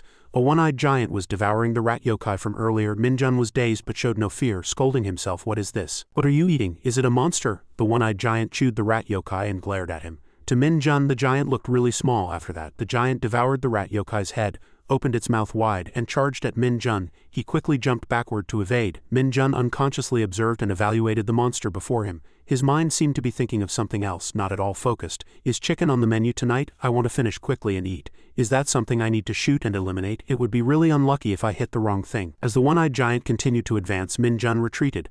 But why is that damn guy making such a fuss? Now it raised its hand to strike Min Jun. As his hand touched the giant's skill, a powerful pink light erupted and the giant continuously screamed. The one-eyed giant screamed, veins popping in its neck from pain, and a continuously melting liquid flowed from its hand. Min Jun clenched his fist excitedly and looked at it, finally calming down a bit. Now I need to shoot you. Before he could rejoice, he noticed something strange. The giant's arm was healing itself. Right before Min Jun's eyes, a strange green light emanated from its hand. The status board displayed the combat situation. His other comrades chattered noisily. What is this? A new recruit in combat? Did an accident happen? Min Jae unconsciously stared at the scene. He sweated profusely in fear. The second monster on the second path is a cyclops, also known as the gluttonous demon. Its regeneration and attack power increase sharply until digestion is complete. Min Ji-hee, through her glasses, thought blankly, but something strange. It wouldn't attack unless its life was in danger. Plus it was released from confinement, devoured another monster, and was enraged. What provoked it exactly? Min Jun now leapt and quickly evaded. He jumped high in front of the cyclops and provoked it loudly. Oh my, what an active fool. But you'll be even easier to take down, Min Jun said, holding his weapon. But this is known as weapons training, isn't it? Min Jun continuously attacked the cyclops' eye, driving it mad. It covered its eye and let down its guard, and Min Jun quickly charged at it. Its eye seems to regenerate slowly. I need to finish it now. Its eye hurt, and it exerted strength to recover. Min Jun quickly charged, intending to finish it instantly, but the cyclops' arm came right next to him. Min Jun, with a tense face, quickly looked back at it. Look at that damn thing, it precisely aimed where I was standing. Can it see, or is it sensing with sound or something else? He quickly leaned back and skillfully dodged. The cyclops slammed the ground hard, attacking violently. It was startled to see something still wriggling below. Min Jun quickly pushed its hand away. Strange, he smiled sinisterly, realizing a plot. They wouldn't use such a violent monster for training. Besides, I covered its eye. But somehow it detected my position twice in a row. Is it reacting to my dark magic energy? Meanwhile, Min Ji-hee was opening the door. He nervously held his weapon and quickly ran. This is a disaster. Why did this happen to this new recruit? Min blamed himself internally. It's all my fault. A cyclops that can use energy is not an opponent a private can defeat with just a gun. Kim Min Jun, don't die, just hold on a little longer. Meanwhile, Gwang-sik laughed and quickly ran to the destination. He looked at his watch with a triumphant expression. Good, it took about 2 minutes and 30 seconds. That new recruit won't catch my speed. He failed, just as I expected. What should I do with that damn guy's salary? It'll be good to use during my vacation. After finishing his thoughts, Gwang-sik stared blankly at his opponent, then shouted loudly at Min Jun. Why are you still here? He immediately turned his head to look at Gwang-sik, and Min Jun clapped his hands with a cheerful voice. Gwang-sik stood there blankly, sweating profusely. Min Ji-hee watched all this blankly. He lowered his head, stared at the battlefield, and stammered. Just how did he take it down after that? When the battle ended, everyone was excited and happy. People cheered loudly. No one has completed special weapons training in under 2 minutes. The new recruit is really a monster. This private defeated a cyclops alone. I thought an accident would happen. Dong Jin ran over worriedly and asked about the situation. Min Jun, are you okay? Are you hurt anywhere? He smiled cheerfully and said, First Sergeant Lee Dong Jin, I'm fine, not hurt at all. He joked with the others and looked relaxed. How did you take it down? I just took it down as my senior taught me. I taught you. At those words, Gwang-sik became very angry. A soldier quickly poked at a sore spot. Isn't this team making a bet? Anyway, the new recruit won, right? Gwang-sik immediately hit his head. He clenched his fist with an annoyed expression. Do you want to die? It's unfair. So the bet should be cancelled. Cancel the bet? Gwang-sik pointed his finger at the new recruit and cursed. I can never finish faster than a new recruit. Special weapons training is designed for 2 monsters to be defeated and the destination reached. I defeated both of them, like that. But the new recruit, he immediately raised his voice to emphasize, the new recruit, the soldier stammered in a small voice, he only faced one. Gwang-sik pointed at Dong Jin with annoyance, see, it's not fair. If I had only faced one, I would have finished faster. Lee Dong Jin, why aren't you saying anything? Do you think it's fair? He was flustered and couldn't say anything. Well, so. He glared with bulging veins and emphasized, speak quickly. Or do you want to die? Min Jun was annoyed and displeased. He's truly the worst kind of person, although it's quite surprising. I didn't feel good about defeating a monster with my bare hands, so I was trying to forget the bet. But now he's acting like this? Gwang-sik continued to demand an answer threateningly. Lee Dong Jin continued to plead with Staff Sergeant Kim Gwang-sik. Please let him go. Min Jun was puzzled by this strange sight. Why is he bothering First Sergeant Lee Dong Jin instead of me? Suddenly, Sung-ho slowly approached. He said in a calm voice, Aren't you ashamed of yourself? The new recruit was in greater danger. He was not afraid and immediately shouted, Who is this damn guy? Sung-ho continued to raise his voice to remind him. Normally cyclops are docile, but once provoked the danger increases greatly. Did you think no one would know that he faced much greater difficulties than you? Immediately, everyone was stunned and speechless. Sergeant Lee Sung-ho. He was flustered and immediately shut his mouth. Well, are you trying to assert your rank in front of your juniors now? Lee Sung-ho raised his head and frowned in annoyance. You started it first. He stretched out his hand in embarrassment to make an excuse. Alright, don't embarrass me in front of the kids anymore. It's just a joke, don't take it too seriously. He raised his eyebrows. A joke? After that, Lee Sung-ho walked past Kwang-sik, intentionally bumping his shoulder. Is everything you think a joke? Still the same. Anyway, quickly retorted. It must be really nice to be high-ranking. Staff Sergeant Kwang-sik, who was a stubborn mule, surprisingly became obedient to him. Min-jun immediately understood and smiled disdainfully. So that's how it is? Kwang-sik's face turned red with anger, but he could do nothing. Lee Sung-ho turned his head and intentionally asked again, Do you have anything to say? Kwang-sik waved his hand and forced a smile. No, of course not. He intentionally teased further. Alright, Kim. Kwang-sik, don't say anything more. After that, Dong-jin and Min-jun went outside to clean. He chattered. So Sergeant Lee Sung-ho was promoted 2 ranks? He stopped cleaning and recounted past history. Yes, that was a special case, because he ranked highest in the promotion exam. But even though he could be promoted 2 ranks, the preferential treatment is no longer valid. They abolished it after a sergeant who caused an accident in a dungeon was specially promoted. Sergeant Lee Sung-ho is one of the last cases. Min-jun raised his eyebrows suspiciously. So there's no way to get a special promotion anymore? Dong-jin continued to chatter cheerfully. There are exceptional cases like rescuing civilians in an emergency or achieving outstanding feats in monster hunting. But all those cases are quite subjective. It's best to think that rule doesn't exist. Additionally, no hunter has been specially promoted. Min-jun continued to pick up trash, saying, Understood, but his mind thought differently. Subjective? So the commander is the final decision maker. Even if I don't get promoted, I don't wish for civilians to be in danger. But it seems peaceful here. Even though they said monsters appear every day since the North Korean army disappeared, Min-jun sighed tiredly with annoyance. 2 days of experience as a private seems enough. I want to get promoted right now. Dong-jin smiled innocently and encouraged him. You're doing well now, so you'll definitely get promoted soon. Didn't you hear? He continued to sigh. Geez, I wish a gate would appear right now. Suddenly a loudspeaker blared, attracting their attention. The loudspeaker announced loudly and urgently. Control Center Instruction Broadcast. Emergency alert. Emergency alert. A massive number of intermediate bat monsters have appeared at the fuel depot. All hunters immediately assemble at the fuel depot and install a barrier. Dong-jin, in fear, reminded the new recruit. Again, this is an emergency alert. Min-jun, let's go, he said with a very cheerful and happy face. Really? Intermediate bat monsters? You mean bat monsters about the size of a baby? They live in caves and each individual isn't a big threat, but they're particularly agile. Plus, they can breathe fireballs from their mouths. So their appearance at the fuel depot is an emergency that could blow up the entire military camp. The 2 soldiers guarding the gate were flustered at the sight of the intermediate bat swarm. How many are there, for crying out loud? The slanting-headed soldier grumbled, even as he aimed his weapon. Why on earth do they dare appear here? The soldier next to him immediately reminded him. Are you crazy? You can't shoot near the fuel depot. What if they attack us here? He flusteredly lowered his gun, turned around and retorted. So you're telling me to just stand by and watch? His comrade was also confused and hadn't yet approached the fuel depot. Well, let's just observe the situation for now. We've reported it, so people will come to set up a barrier. The slanting-headed soldier worriedly anticipated several scenarios. What if the monsters burn down the fuel depot before the barrier is set up? The soldier next to him took a step forward. If that happens, both imagined it, and their faces showed fear. Just thinking about it is horrible. The slanting-headed soldier began to panic. What on earth should we do? He scratched his head and retorted, I don't know why those damn things appeared here. Min-jun quietly stepped forward and suggested, I'll distract them. The 2 soldiers immediately quickly realized, aren't you the new recruit from the 2nd Corps? Seeing Min-jun leave without any equipment, they became even more flustered. Hey, what on earth are you doing? You didn't even bring your equipment. Come back right now. He just chuckled at their words. Who takes equipment with them? My precious guests who will get me promoted are waiting. Besides, I can sweep all the experience points with the title of a private who single-handedly stopped an emergency that could blow up the entire military camp, so why not? Min-jun, with a very confident smile, summoned power with his hands. He recalled fighting the Cyclops proudly. Intermediate bat monsters were flying and attacking madly and violently. He stood beneath them and smiled sinisterly, as expected. Those damn things are reacting to my dark magic energy. Min-jun raised his head and said telepathically, Then you're all mine. Other soldiers were rushing to the battlefield. From behind, Sung-ho shouted loudly, Go quickly, don't damage the equipment. Suddenly they stopped and the soldiers behind them were blocked. The commanding officer soldier shouted loudly, Why are you standing there? What's going on? He himself couldn't take his eyes off it. Lee Sung-ho now held his weapon and continued to ask, What are you doing? Don't just stand there and watch anymore.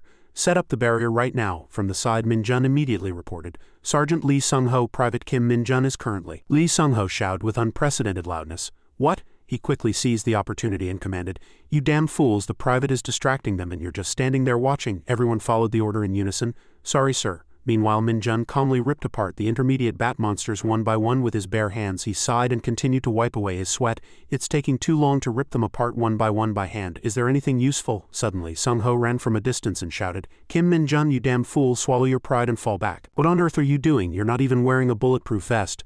Min Jun quickly wielded the power of his internal energy and stretched out his hand. What pride? They're all mine. Don't even think about touching them. Damn it. His gaze was drawn to the taser in Lee Sung-ho's hand. Min Jun looked at it with a cheerful smile and gave him strength. That looks interesting. Suddenly, Lee Sung-ho's body experienced a problem. He gritted his teeth and endured. Damn it, why do I have a stomachache now of all times? Min Jun approached him hypocritically and asked various questions. Sergeant Lee Sung-ho. What's wrong? Are you okay, senior? Lee Sung-ho frowned, clutched his stomach and replied with difficulty. I'm fine. He intentionally asked again. Are you really okay? Then lend me that for a moment. Lee Sung-ho still firmly refused. No, you have to fall back. Min Jun held the weapon and confidently reassured his comrade. Don't worry, I'll take care of them and be right back. This is really good, an electric fly swatter, he said with an arrogant smile, addressing the intermediate bat monsters. Now let's go. The intermediate bat monsters were shocked and electrocuted one by one in pain. Min Jun fearlessly and cheerfully continued to take down the intermediate bat monsters. Lee Sung-ho raised his head and observed, That guy is overpowering the intermediate bat monsters. His other comrades suddenly looked up at the sky. Those bat monsters, the burning intermediate bat monsters, surprised people and looked at them. Terrifying fire spewed from the mouths of the intermediate bat monsters. Lee Sung-ho quickly commanded the soldiers behind him, Shoot, I'll take all responsibility, keep shooting. They were startled and flustered as they operated. Yes, understood, Captain. The soldier aimed his gun ready to fire and noticed one strange thing. Just then Min Jun leaped onto the back of the burning intermediate bat monster. Hey, intermediate bat monster, haven't you heard that playing with fire gets you burned? He struck the monster hard, threatening it. If you play with fire, you'll get burned. The intermediate bat quickly dodged to the side, but it was already too late. It took Min Jun's finishing move head-on to everyone's surprise. How did he get up there? Who knows? More importantly, how high did he jump? As night fell, everyone set up barriers and cautiously assumed defensive positions. A blue round shield enveloped the entire base. Everyone loudly informed each other.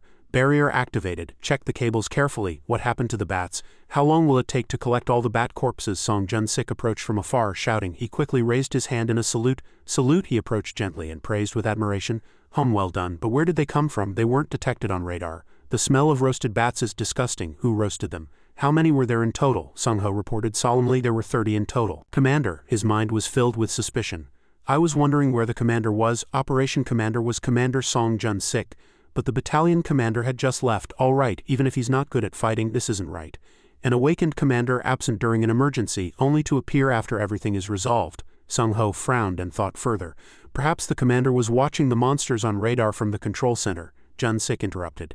Anyway, Sung-ho, it was your responsibility to eliminate the bats, wasn't it? I'll be sure to report it to the battalion commander. He immediately confessed honestly. It wasn't me. He stiffened and laughed awkwardly. What? Then who was it? Is there anyone else in the unit with electroshock weapon skills equivalent to yours? Sung-ho's eyes widened as he explained the situation. Not all bats died from electroshock, but all 30 were brought down by one person. Please be sure to report this. Jun-sik, annoyed, questioned loudly. What are you playing games with me? Are you saying the bats that were torn apart were also killed by one person? Just then Min Jun quietly approached and he was still cursing. All the commanders are resting, so if it wasn't you, who was it? Min Jun suddenly intervened, drawing their attention.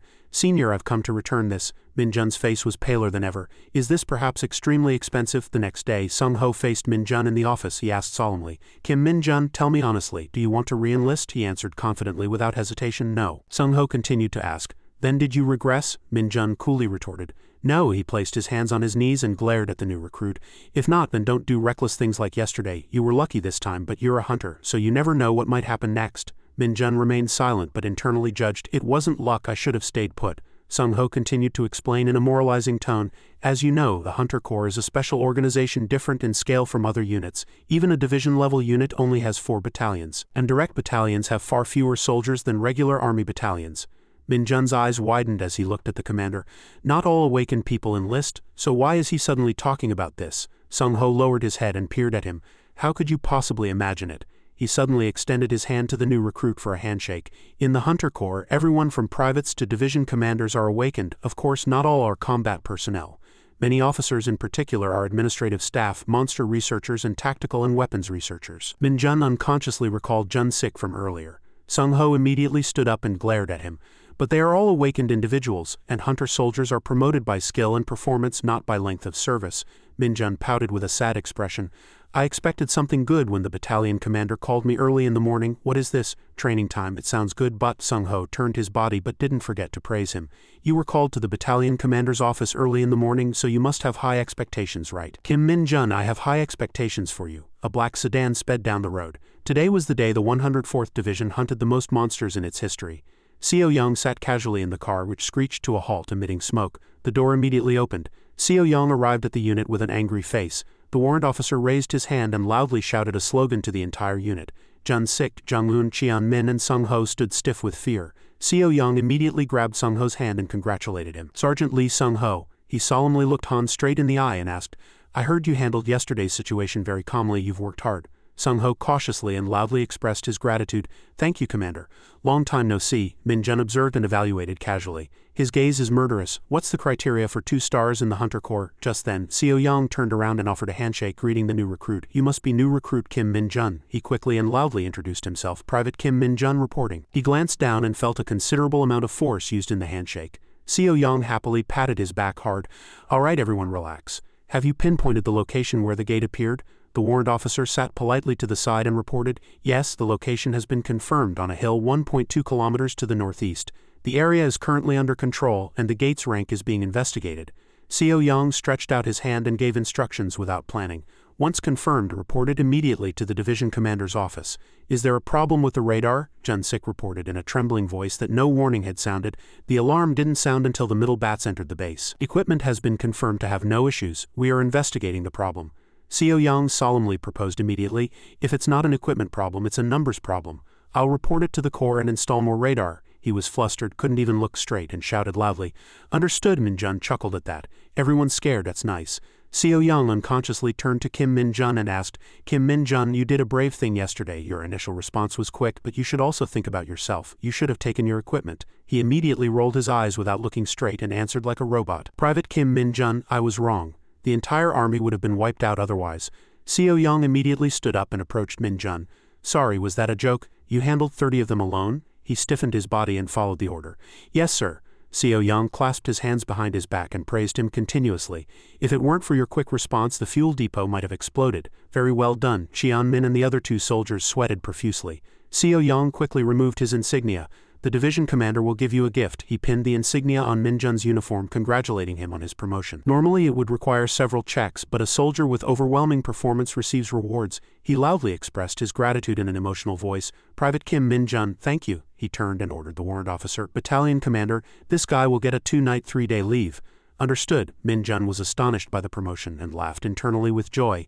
A leave too, army life is getting more and more interesting. Afterward, Min-jun left with Cheon-min. Cheon-min went first and guided the newly promoted private. Cheon-min praised him with admiration. Amazing, this guy. He hasn't been in the unit long and we haven't even had many conversations, but he's already achieved results. Thanks to him, I got praise too. Min-jun smiled gently and nodded. Thank you. Cheon-min quickly changed the subject. You just enlisted and you're already going home. What are you going to do when you get out? He smiled innocently, thinking to himself, me? Min-jun excitedly quickened his pace and headed outside. He reached the PC bang with a happier expression than ever. The PC bang, of course. A satisfied and arrogant smile spread across his lips. Anyway, the houses in the controlled area all have their internet cut off. I need to burn through these 2 nights and 3 days before I'm called back. Seo-jun quickly ran to the sidewalk and shouted loudly. Hung, you were here. Min-jun held a beer bottle in his hand and asked innocently. Were you there again? He said with an unpleasant expression, hands in his pockets. Hung, don't even talk about it. Those damn soldiers, I didn't even enter that cave. I just tried to pick some mushrooms nearby. I even paid the mountain owner and got permission. Let's have a drink. Min-jun immediately refused. No, I have to drive. Jang Son had entered there before it was forbidden. I heard there was toxic gas in the mountains. Jang Son had lost his mind since then. You'll have problems if you go there too. Seo-jun loudly refused but was still anxious. You just need a gas mask. Min-jun casually asked, where is that? Just then the 2 realized Min-jun had heard everything. They stiffened and looked at each other. Afterward, Min-jun drove them in his car towards a secluded mountain. He asked awkwardly, will we find it here? Ah yes, thank you for taking us this far, sirs. He smiled politely and broadly. Thank you for waiting, sirs. He placed his hand on the window and talked for a moment. If we go further, the soldiers will stop us. We can't go any further. But were you really going into the mountains to solve that problem? Min-jun raised his head and said very seriously, yes, I'll probably be able to go up the mountain tomorrow. The 2 said nothing, seeing the private insignia on his clothes. Afterward, Min-jun drove away, not forgetting to wave goodbye. Anyway, be careful. If anyone asks, don't say we gave you a ride, Minjun answered loudly. Yes, sirs, don't worry. As the car's shadow disappeared, he looked up at the red mist covering the mountain. Give up the PC bang and come here. This familiar scent, it was this after all. Minjun laughed loudly and looked up at the sky. Magic power above. 2 soldiers wearing masks were carefully on guard. Minjun observed, hidden from above. The mountain entrance is thoroughly blocked, but the dungeon side is lax. In that case, it wouldn't be good to stand out too much as a private. Minjun used his absorption ability to spread it to the 2 soldiers. They stumbled backward and said to each other, "Why does my stomach hurt so suddenly? My stomach hurts too." "You too." The soldier next to him was too flustered to speak properly. "I'll endure it. Sorry, but I can't." "Hey, since no one comes here anyway, hurry up and take care of it. It'll only take about 5 minutes." The soldier immediately agreed. Understood. At that very moment the cave entrance was empty, with no one there. Minjun quickly leapt down and went inside. He was more excited and happy than ever. As Minjun walked, he placed his hand on the ground and scanned his surroundings. He looked around in surprise. Why are there no traces of monsters? But the magic power is very dense. Anyway, that's fine. Afterward, Minjun stretched out his hands and absorbed it. He laughed loudly and absorbed much from inside the cave. The status window kept appearing. Magic power increased by 1 point. Minjun breathed a sigh of relief. It increased. The status window continued to appear. Magic power absorption has reached a certain standard. K enhancement activated. Nightwalker. Minjun's face flushed with joy. I was lucky. The status window showed a detailed summary of the character information. He happily looked at it closely. There's also a skill that allows free use of magic power. You, a shadow form summon. This guy has the special ability to hide in shadows and assassinate targets. It was quite useful back in Isekai. To maintain the summon, it needs to be fed corresponding magic power at specific intervals. But Minjun spread his legs and shouted loudly, "Come forth, you valuable one." The Nightwalker appeared, revealing its small arms, and shouted loudly as if very angry. Minjun looked at it, speechless. What is this? Is this also a penalty for spatial distortion, or is it because the magic power level is too low? Anyway, this is too much. Where did this frail guy come from, who looks like he'd melt if he just touched sunlight? Wait, small body. A summon that can hide in shadows. It stretched out its hand, begging for food. Afterward, Minjun returned to the training center. He seriously raised his hand and reported, "Private First Class Kim Minjun reporting return from leave." Everyone quickly gathered, murmuring, "Who is it? He's the hunter who finished his private service the fastest, isn't he? I heard the division commander gave him leave, and the division commander even pinned the insignia himself." Yes, that's right. He suddenly remembered a friend. Minjun quickly looked for Dongjin amidst everyone's excitement. Truly amazing. "You recognized me right away." He presented a gift in front of him. "I bought a bottle of lotion. Use it." Dongjin's eyes shone with joy. "Me? You even bought something like this? Thank you. I'll use it well." Guangsik entered through the door, hands in his pockets. "Looks like you've been on an overseas expedition. Truly touching camaraderie," he inquired unpleasantly. "Did you buy what I asked for, Maxim?" Minjun smiled and casually handed it over. "Yes, here you go." Guangsik's eyes were filled with anger and Dongjin laughed brightly, teasing. "If you get promoted to corporal like this, I'll really have to treat you well." He nodded in agreement. "Of course." Ta Wook and Jin also quickly chattered loudly. "That's right, Junior. I just passed by the administrative office and saw the list of promotion exam applicants. Your name was there too. Didn't the application deadline close before the junior returned?" "No, anyway, those with less than a year of service can't apply directly." "Did the division commander apply for him?" "Still, the timing is off." Dongwu turned back, surprised and delighted. "The youngest is taking the promotion exam." Hyuk laughed lightly. "No way," Kit spoke like a proud older brother. "But he's a private first class now, so he's not the youngest anymore." Minjun then spoke to confirm. "Actually, the battalion commander at the training center made me an offer." He recalled the memory of that day. Sungyun gave a loud and clear order. Minjun calmly explained everything. The soldiers listened quietly. Ta Wook and Dongjae gasped, sweating. How could this be? He came here to take the promotion exam a year early. He's truly crazy. Since he was promoted to private first class, then is he taking the corporal promotion exam this time? If he passes that too, he'll be truly insane. At that moment, Guangsik was fiddling with something. Ta Wook and Dongjae excitedly cheered on the private first class. In short, those taking the promotion exam on Saturday will receive pre-promotion training and tomorrow's specialized skill training. So do your best. Everyone run away. Then the two happily teased each other again as if no one else was around. "Sergeant Kim, aren't you taking the promotion exam?" "Sergeant Joe, are you going to stay here forever?" Minjun was surprised to hear their conversation. "Is specialized skill training different from rifle training?" The next morning, Ta Hong lectured nonstop. "Alright, everyone, pay attention. I will briefly explain tomorrow's promotion exam. Even if you already know, please concentrate and don't get distracted for the sake of those taking the exam for the first time. First, the Hunter promotion exam is broadly divided into 2 types. Minjun nodded, more excited than ever. "Understood. The Hunter promotion exam proceeds in the order of a written test and a practical test. The written test is basic knowledge, easier than a driving license written test, and can be easily passed. But, of course, the practical test will be important. The practical test evaluates proficiency in specialized weapons and monster handling ability."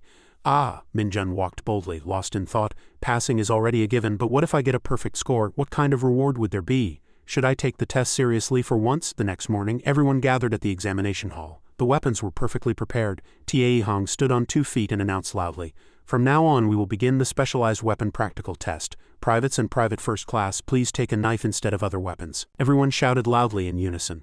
He continued to command the other soldiers, "Corporals, each take your weapons and go far away for individual training.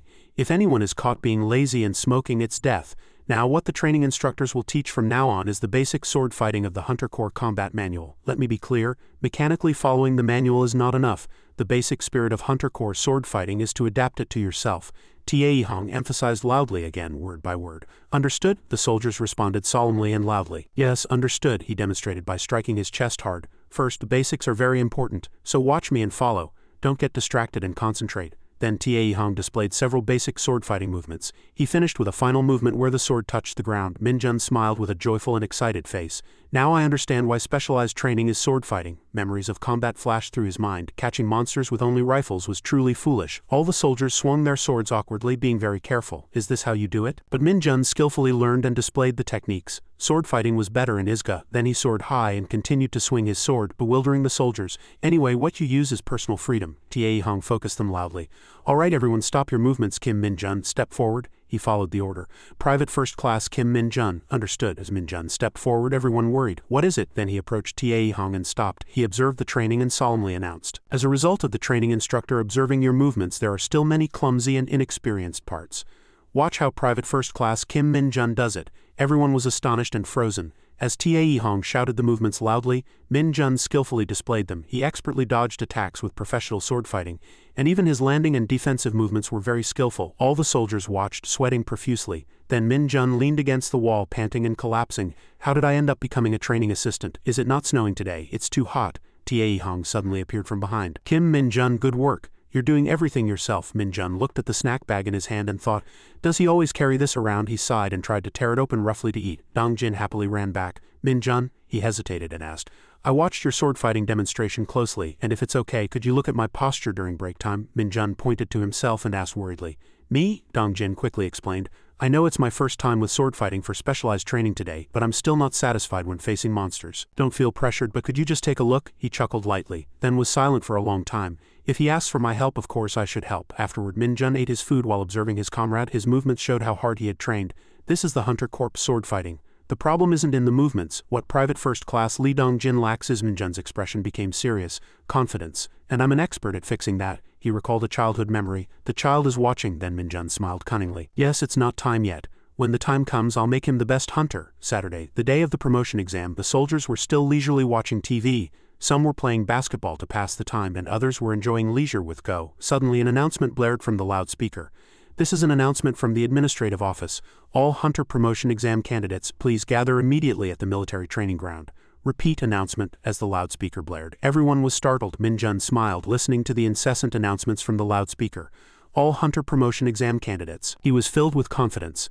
"Now it's time to be promoted to staff sergeant." Soon everyone gathered at the training ground.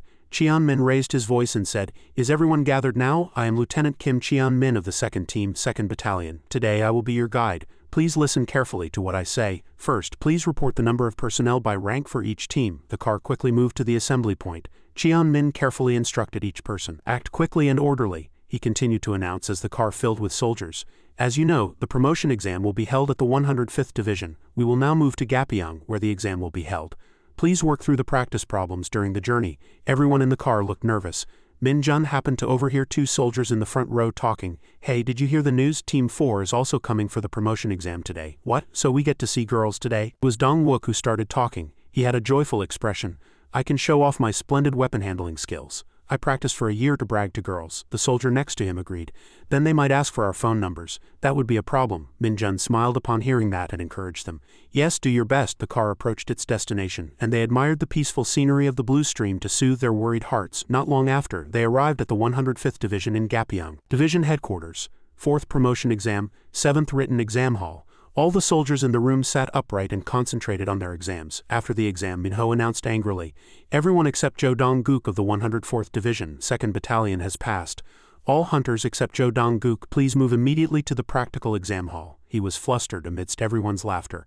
Everyone ridiculed him, who had just confidently boasted about seducing women. Are you naturally stupid, or did training make you that way? How can you fail the hunter written exam, which is easier than a driving license exam? I'm sorry. Min Jun ignored their ridicule and walked leisurely.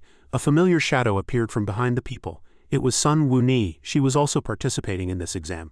Qian-du cleared his throat and announced, "Everyone present, including the supervisors, has worked hard to get here. The 105th Division welcomes you.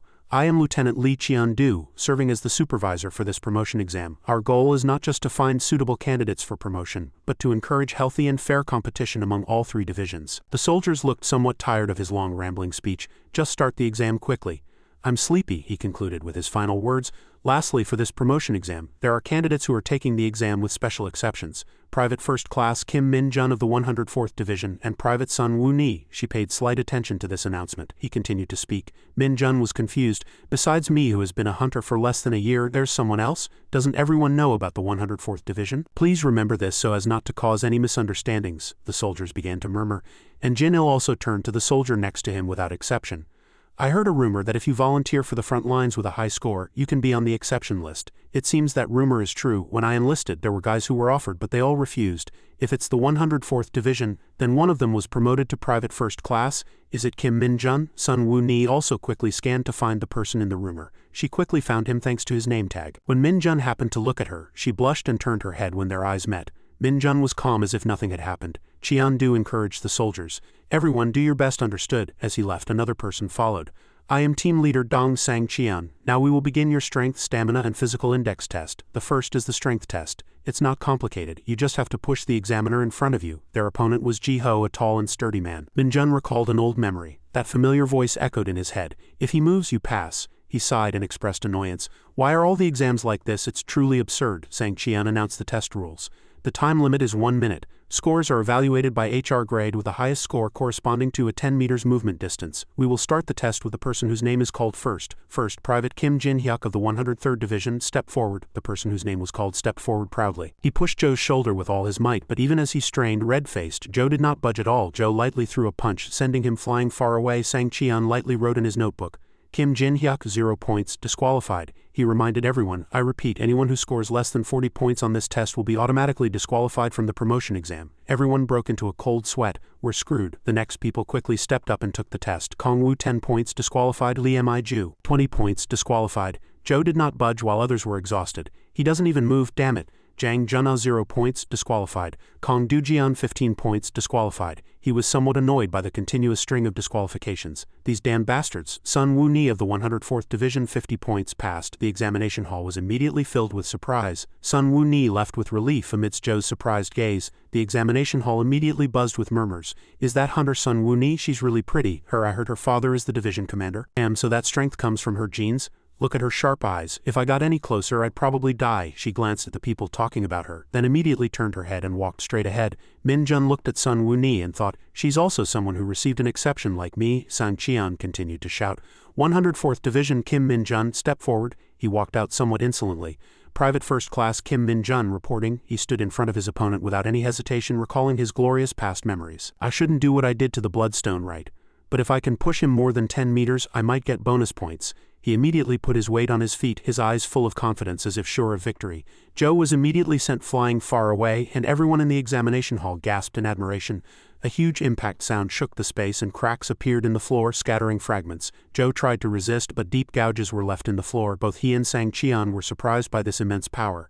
Amidst the sound of the floor cracking, he stammered and announced, "Private First Class Kim Min-jun, 100 points." Sun Wu-ni looked at Min-jun, unable to hide her surprise. Her gaze did not leave his retreating back. "How so, no bonus points?" The exam continued. Private Lee Yonghwa, 20 points, disqualified. The soldiers either broke into a cold sweat or cried in pain. "All right." Sang-qian broke the painful atmosphere. "All right, everyone, quiet down. The strength test ends here. We will proceed immediately to the speed test without a break." Those who failed orderly left the arena according to the instructions of the examiners behind them.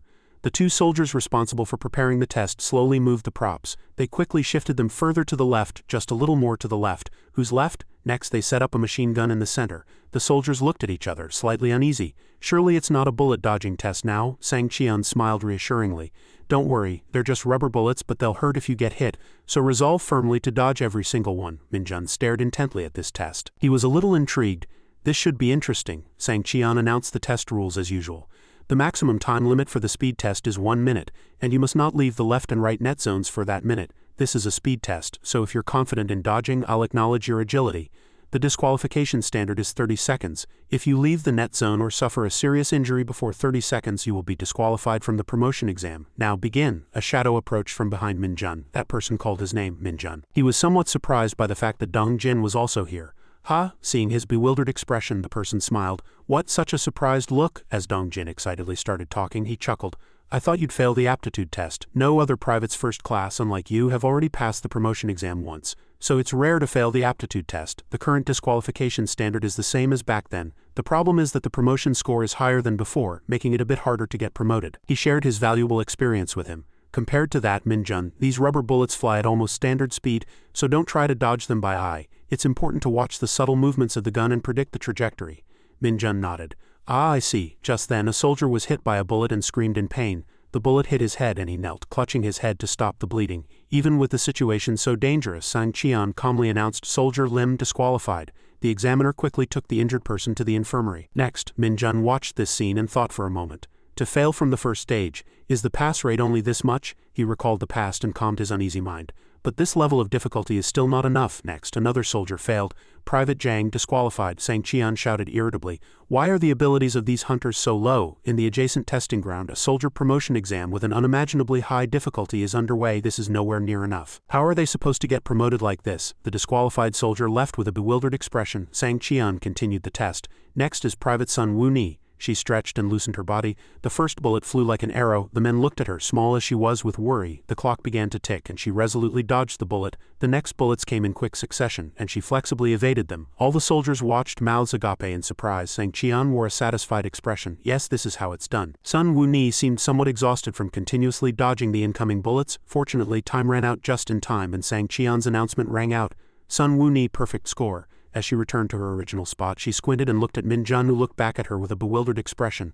The soldiers watched them and found it slightly interesting. What is it? Are they dating? Min Jun still didn't understand why she kept staring at him. What? Why is she doing that? Just then, Sang Qian called Private First Class Kim Min Jun's name again and had him step forward. He quickly stepped forward. Sun Wu Ni still stared at his back. Min Jun frowned and looked back at her again. He still didn't understand her actions. She's still staring at me. Is there something unpleasant happening, or does she want praise for getting a perfect score? That's something to think about later. The muzzle of the gun was aimed at Min Jun. The first bullet appeared. He slightly tilted his head to dodge the bullet. Sun Wu Ni kept her eyes on him. Min Jun put his hands in his pockets and swaggered. With this body, I'll show them the difference in skill. The testing ground immediately buzzed. What? I can't believe it. He's moving forward slowly. A bullet grazed his cheek. He calmly and confidently dodged it. Sun Wu Ni looked at him before her, somewhat frightened. Min Jun, while dodging bullets, looked at her and smiled mockingly. Sang Qian was speechless at this situation. He kept watching and forgot to stop the time. The clock had already passed 10 seconds. Sang Qian hastily stopped it, and he himself gasped in surprise and shouted, "Stop, cease fire, Kim Min Jun, perfect completion of the speed test." At this point, Min Jun was already right in front of the machine gun, his hands still comfortably in his pants pockets. The next morning, Sang Qian continued with a new test. All right, next. The soldiers were standing in front of the dungeon entrance, and Sang Qian cleared his throat and announced, "Everyone well done. Next we will proceed with the physical fitness test. The final physical fitness test is very simple. Soldiers, enter. The status window will appear. You have entered the dungeon. Time limit 40 minutes, run in order." A notification rang from the walkie-talkie in Sang Qian's hand. Test subjects. Start. This was a simple test. All they had to do was get the examiner's stamp on their hand and return. The only problem was the distance to the checkpoint. They didn't know how far they had to run. The commander didn't tell them this problem. Min Jun calculated, "It's just starting, so I need to pace myself." He looked around and everyone was cautious. This is frustrating. Will I be a burden to others if I break away alone? Suddenly, there was a slight movement as if someone gently pushed Min Jun's shoulder. Sun Wu Ni dashed past him. Her again, what is it this time? She waved at Min Jun and then sped up her run. He was immediately filled with anger. All right, she wants a challenge. Min Jun immediately took a fighting stance, and he ran quickly, astounding everyone. All the soldiers watched, mouths agape in surprise. What? Ha hey. Sun Wu Ni in the lead was still confident that she was far ahead of Min Jun. Suddenly she was startled by a sound close by. Min Jun had caught up to her. He smirked mockingly. Nothing special. While she was still bewildered, he continued to provoke her. What? I'm just talking to myself. I need to work hard like you too. After speaking, he ran far ahead of her. Sun Wu Ni panted, chasing after him. She recalled her first days in the military. All her friends enthusiastically welcomed her. You're here? What? You met the battalion commander as soon as you arrived at the training center. Is the rumor true? Sun Wu Ni was the general's daughter. She had very powerful abilities. At that time she was embarrassed. Her friends are still giggling at her. It seems so. I'll need your help later. I thought the daughter of an important person would be arrogant, but it turns out she's not, right? People like that are usually very arrogant. Anyway, I'm jealous. Has she completely adapted to military life? Regardless, it seems the top elite soldier for this training is already decided. She ignored what others were saying and focused on her own work. Sun Woo-ni recalled the scene where Min Jun broke the bloodstone and countless thoughts flooded her mind. What was it exactly, that person? The next day, during her training, the team leader announced that the white team had won. Sun Woo-ni, beads of sweat running down her cheeks, held the flag high. Joy seemed to fill her face. She happily ran to her comrades to congratulate them. The team leader's announcements continued. The blue team has recaptured the white team's objective. The record is 3 minutes 34 seconds. The white team will rest for 10 minutes where they are. The blue team will assemble in front of the instructor. Execute. Sun Woo-ni's team received many compliments. Well done, everyone. Furthermore, 3 minutes 34 seconds is a new record for the training center. Rest comfortably, but do not leave your positions. All her comrades were delighted. Amazing, we didn't really do much. Isn't it all thanks to our Tongchi peer friend? Come on, everyone, give Sun Woo-ni a round of applause. She was embarrassed but couldn't hide the momentary joy that flushed her cheeks. In Sun Woo-ni's team's lounge, all the female soldiers were talking to recover their energy. Yuen opened the door and entered, speaking somewhat unpleasantly. She curtly announced, "The record we set in morning training was broken in this afternoon's training. Do you know what's even more ridiculous? The new record is 1 minute 2 seconds, can you believe it?" Everyone buzzed with murmurs. What? Where did such a record come from? Sun Woo-ni wasn't particularly interested in this matter, but at the next words she stiffened. Could it be Kim Min-jun, the soldier from Platoon 4, who broke that record alone? She widened her eyes at the familiar name. Yuen took a water bottle and poured it over her comrade's head. Did you hear? Kim Min-jun from Platoon 4 fired 10,000 continuous shots in special bullet training. It's a new record for the training center. From then on, she kept mentioning his name throughout the training. Kim Min-jun from Platoon 4 runs twice as fast as others but doesn't sweat a single drop. She didn't even leave Sun Woo-ni alone while she was sleeping. That's right, Kim Min-jun from Platoon 4 hunted a demon elephant in the dungeon. Sleep quietly. Wait, let me tell you more. It's already the middle of the night. She recalled the image of her father, the commander, always working late into the night, his broad, strong shoulders, the way he always looked at her before leaving. That image had been deeply etched in her heart since childhood. Her father always smiled and said goodbye to her, stroking Sun Woo-ni's head and watching his back as he left the door. Sun Woo-ni nurtured the dream of becoming as strong as her father. The next day, the battalion commander's office. 4 weeks of tough training are over. Today I called you because I wanted to talk to the daughter of an old friend. Is that all right? Hunter Sun Woo-ni. Yes, thank you for your concern, Commander. The battalion commander spoke enthusiastically. Have you decided where you'll go after training? With those training results, Hunter Woo-ni will be given priority placement in the division with the best performance. She stood silently. Is it General Sun's 107th Division after all? But she brought up a different topic. Kim Min-jun. She took a deep breath and composed herself. She resolved to ask the question again. No, where is recruit Kim Min-jun going? Back in reality, Sun Woo-ni realized, that's right, I didn't want to be here. Just because of that childish competitive spirit. Because of a moment's anger, I got excited like a child. It might feel bad to lose a competition. Min-jun's image continued to flash in her mind. His outstanding achievements kept replaying in her head. Sun Woo-ni's face flushed slightly. Am I jealous? She continued to run in her thoughts. First, I have to admit it. Sun Woo-ni, you never wanted to be the best, you just wanted to be strong. I came here to become strong without my father's help. If I meet someone truly strong, I should try to earn their recognition and learn something. Don't act like a child, Sun Woo-ni. Soon, both arrived at their destination, panting, and Min-jun had already arrived a long time ago and was excitedly chatting with the examiner. That's why I told you to go quickly. The record is quite good too. At this moment, Min-jun looked back at Sun Woo-ni, and he raised his hand as if to show off his verification stamp to her. Very well done, I almost fell asleep. Sun Woo-ni yelled in anger. Damn it, come here quickly. As soon as she got the stamp, she ran off in a rage. Sorry, that's ridiculous. I'm so angry, that expression. Other soldiers also arrived quickly, complaining as they ran. I feel like I'm going to die. Sun Woo-ni was panting, completely exhausted, while Min-jun looked comfortable, saying Cheon happily announced time's up. Private First Class Kim Min-jun 29 minutes first place, Private Sun Woo-ni 32 minutes second place. He didn't spare any praise. Kim Min-jun is truly amazing. He got a perfect score in all categories, Min-jun happily replied. Private First Class Kim Min-jun, thank you, sang Cheon turned to the remaining soldiers. All tests are now concluded here. Hunters who passed the exam assemble in front of the training ground 1 hour after dinner. The soldiers simultaneously received the order, yes, understood, yes, understood, yes, understood. Sun Woo-ni picked up the clothes that had fallen to the ground. She didn't forget to look at Min-jun. By chance this time he also looked at her and even stuck out his tongue to tease her, making her flustered. He quickly turned his attention to his friend and left. On their way, the two chatted excitedly. You passed this test too, I'm embarrassed, Min-jun. Sun Woo-ni sighed in relief and smiled, she realized. In the end I was the only one provoked. Anyway, I lost, so I have nothing to say. She looked up to feel the sunlight and quickly returned to a serious state. Sun Woo-ni returned to rest with her teammates. 105th Division Base, Practical Exam Site 2. A massive mace struck the ground hard. Goblins were rushing towards Dong Jin. The green goblin bared its fangs, looking at him greedily. Another blue goblin was also rushing towards him step by step. Dong Jin quickly knocked down the green goblin. Wiping the sweat from his brow, his face was drawn from the continuous fighting. The blue goblin kept rushing at him. Dong Jin lightly twirled the sword in his hand. Suddenly another goblin appeared behind him. He was slightly flustered to find himself sandwiched. One goblin swung a club and charged at him. Fortunately, he reacted quickly and barely blocked it. He used all his strength to push it far away with his foot. The goblin behind him bared its teeth and rushed at him, not letting go. Dong Jin dodged the goblin's club attack and spun around. At the same time, he swung his sword, cutting down the green goblin. But this goblin had not yet given up. While he gasped for breath, the goblin glared at him with murderous eyes. The goblin's comrade also approached to support it. Min Jun thoughtfully pondered the previous battle for a long time. The second stage of the practical exam, the special weapon proficiency test, was much simpler than he had imagined. It was merely about demonstrating the techniques learned in the Hunter Corps to the judges, and with that the test was over. Strength and agility of movement were not important. Simply following the sequence would ensure a pass. Naturally, I received a perfect score. Most candidates chose swordsmanship, and among them, Private First Class Lee Dong-jin received a very high score. Min Jun recalled Sang Cheon praising Dong-jin, but hesitation was evident on his face. He looked at Dong-jin as if evaluating him. But again he had problems in actual combat. In the final stage of the exam, the monster handling ability test, privates had to defeat 4 hunting dogs. On the other hand, private first-class soldiers had to defeat 3 goblins with their chosen special weapons. It was a true battle. Dong-jin sent the goblin in front of him flying. Blood slowly splattered. The goblin was now dying. Dong-jin stood before it, sword in hand. With a decisive movement he immediately thrust downwards. The goblin was now motionless, without the strength to resist. Sang Cheon sighed in disappointment.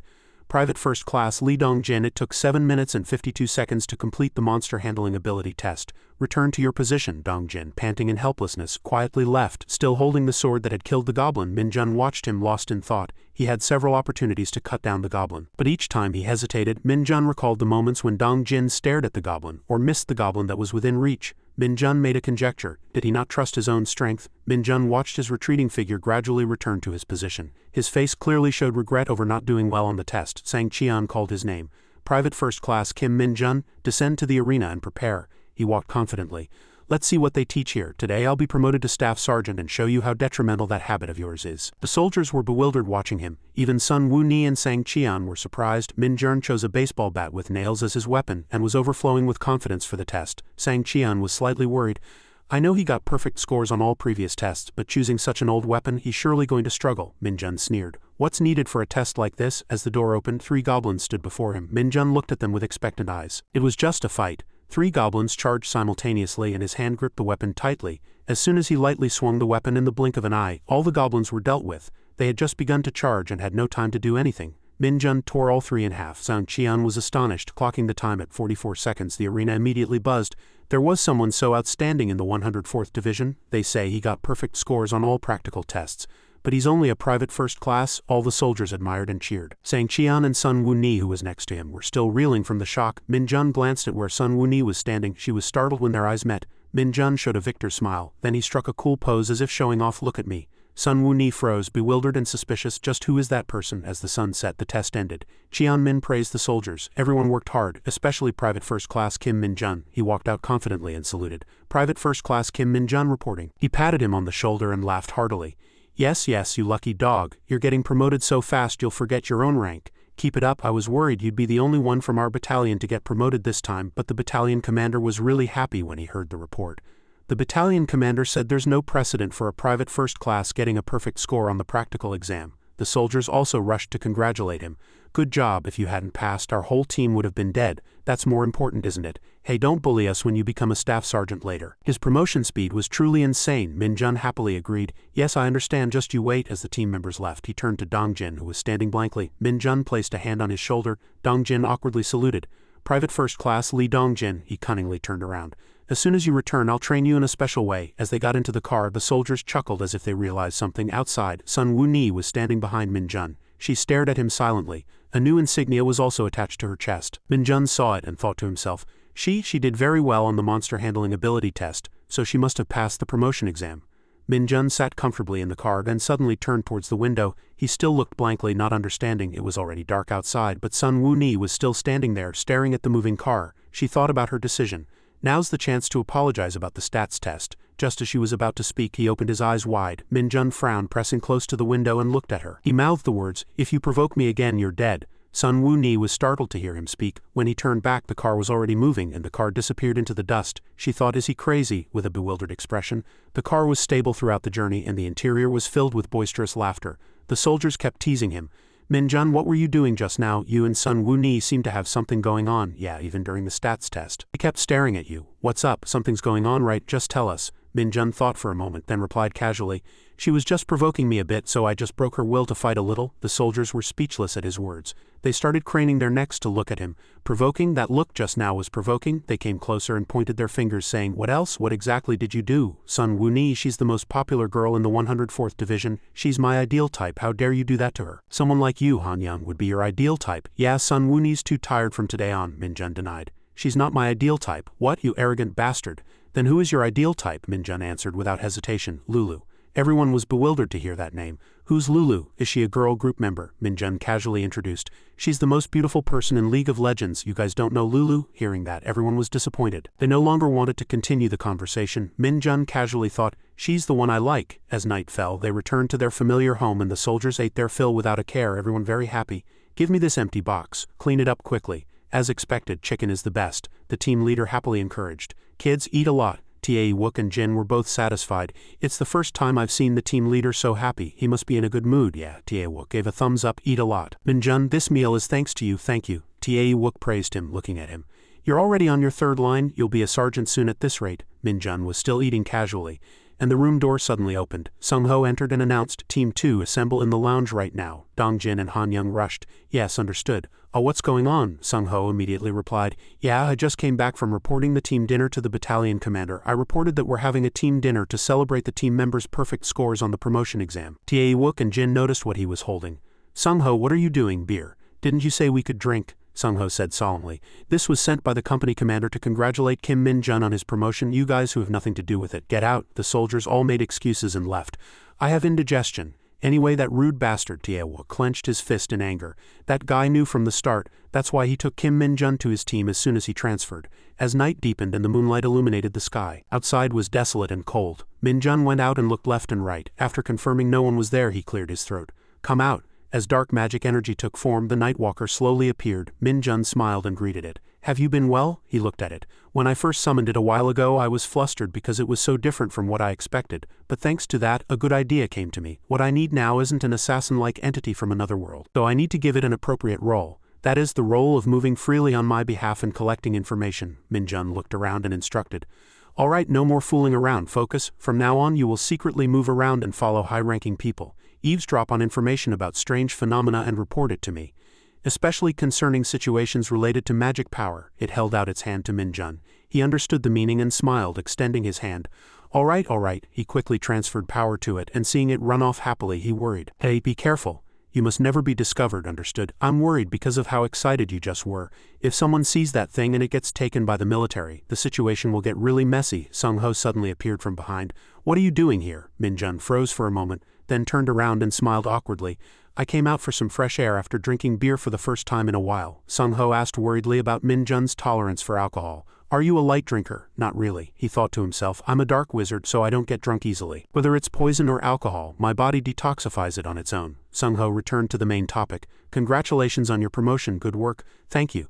But don't relax too much and keep doing well as you are now." Min-jun smiled and replied, "Yes, I understand." Sung-ho turned to leave, not forgetting to remind him. "If you're not a light drinker, then don't come in too late before everyone else collapses." Min-jun sighed in relief. Fortunately, he didn't see it. "I need to be more careful next time. No matter how I look at it, that person is a really serious and diligent soldier." Min-jun sneered and turned around. "Not that I dislike that personality, though." Night had fully fallen, and the next day dawned. Eung-hee in the room continuously praised Min-jun. "That guy is a genius, a genius. This evaluation meeting was really serious. We closely monitored those guys and one person got a perfect score." Dong-hoon politely replied, "Yes, Private First Class Kim Min-jun set a record of 4 seconds in this monster combat ability test." He recalled the words he had continuously praised. "You bastard, Choi Sung-bae praised you so much at the training center. What did you do?" He still couldn't hide his joy. "He really exceeded my expectations. It was the same when he dealt with the intermediate bats at the fuel depot last time." Yes, Staff Sergeant Kim Min-jun was confirmed to have resolved it first.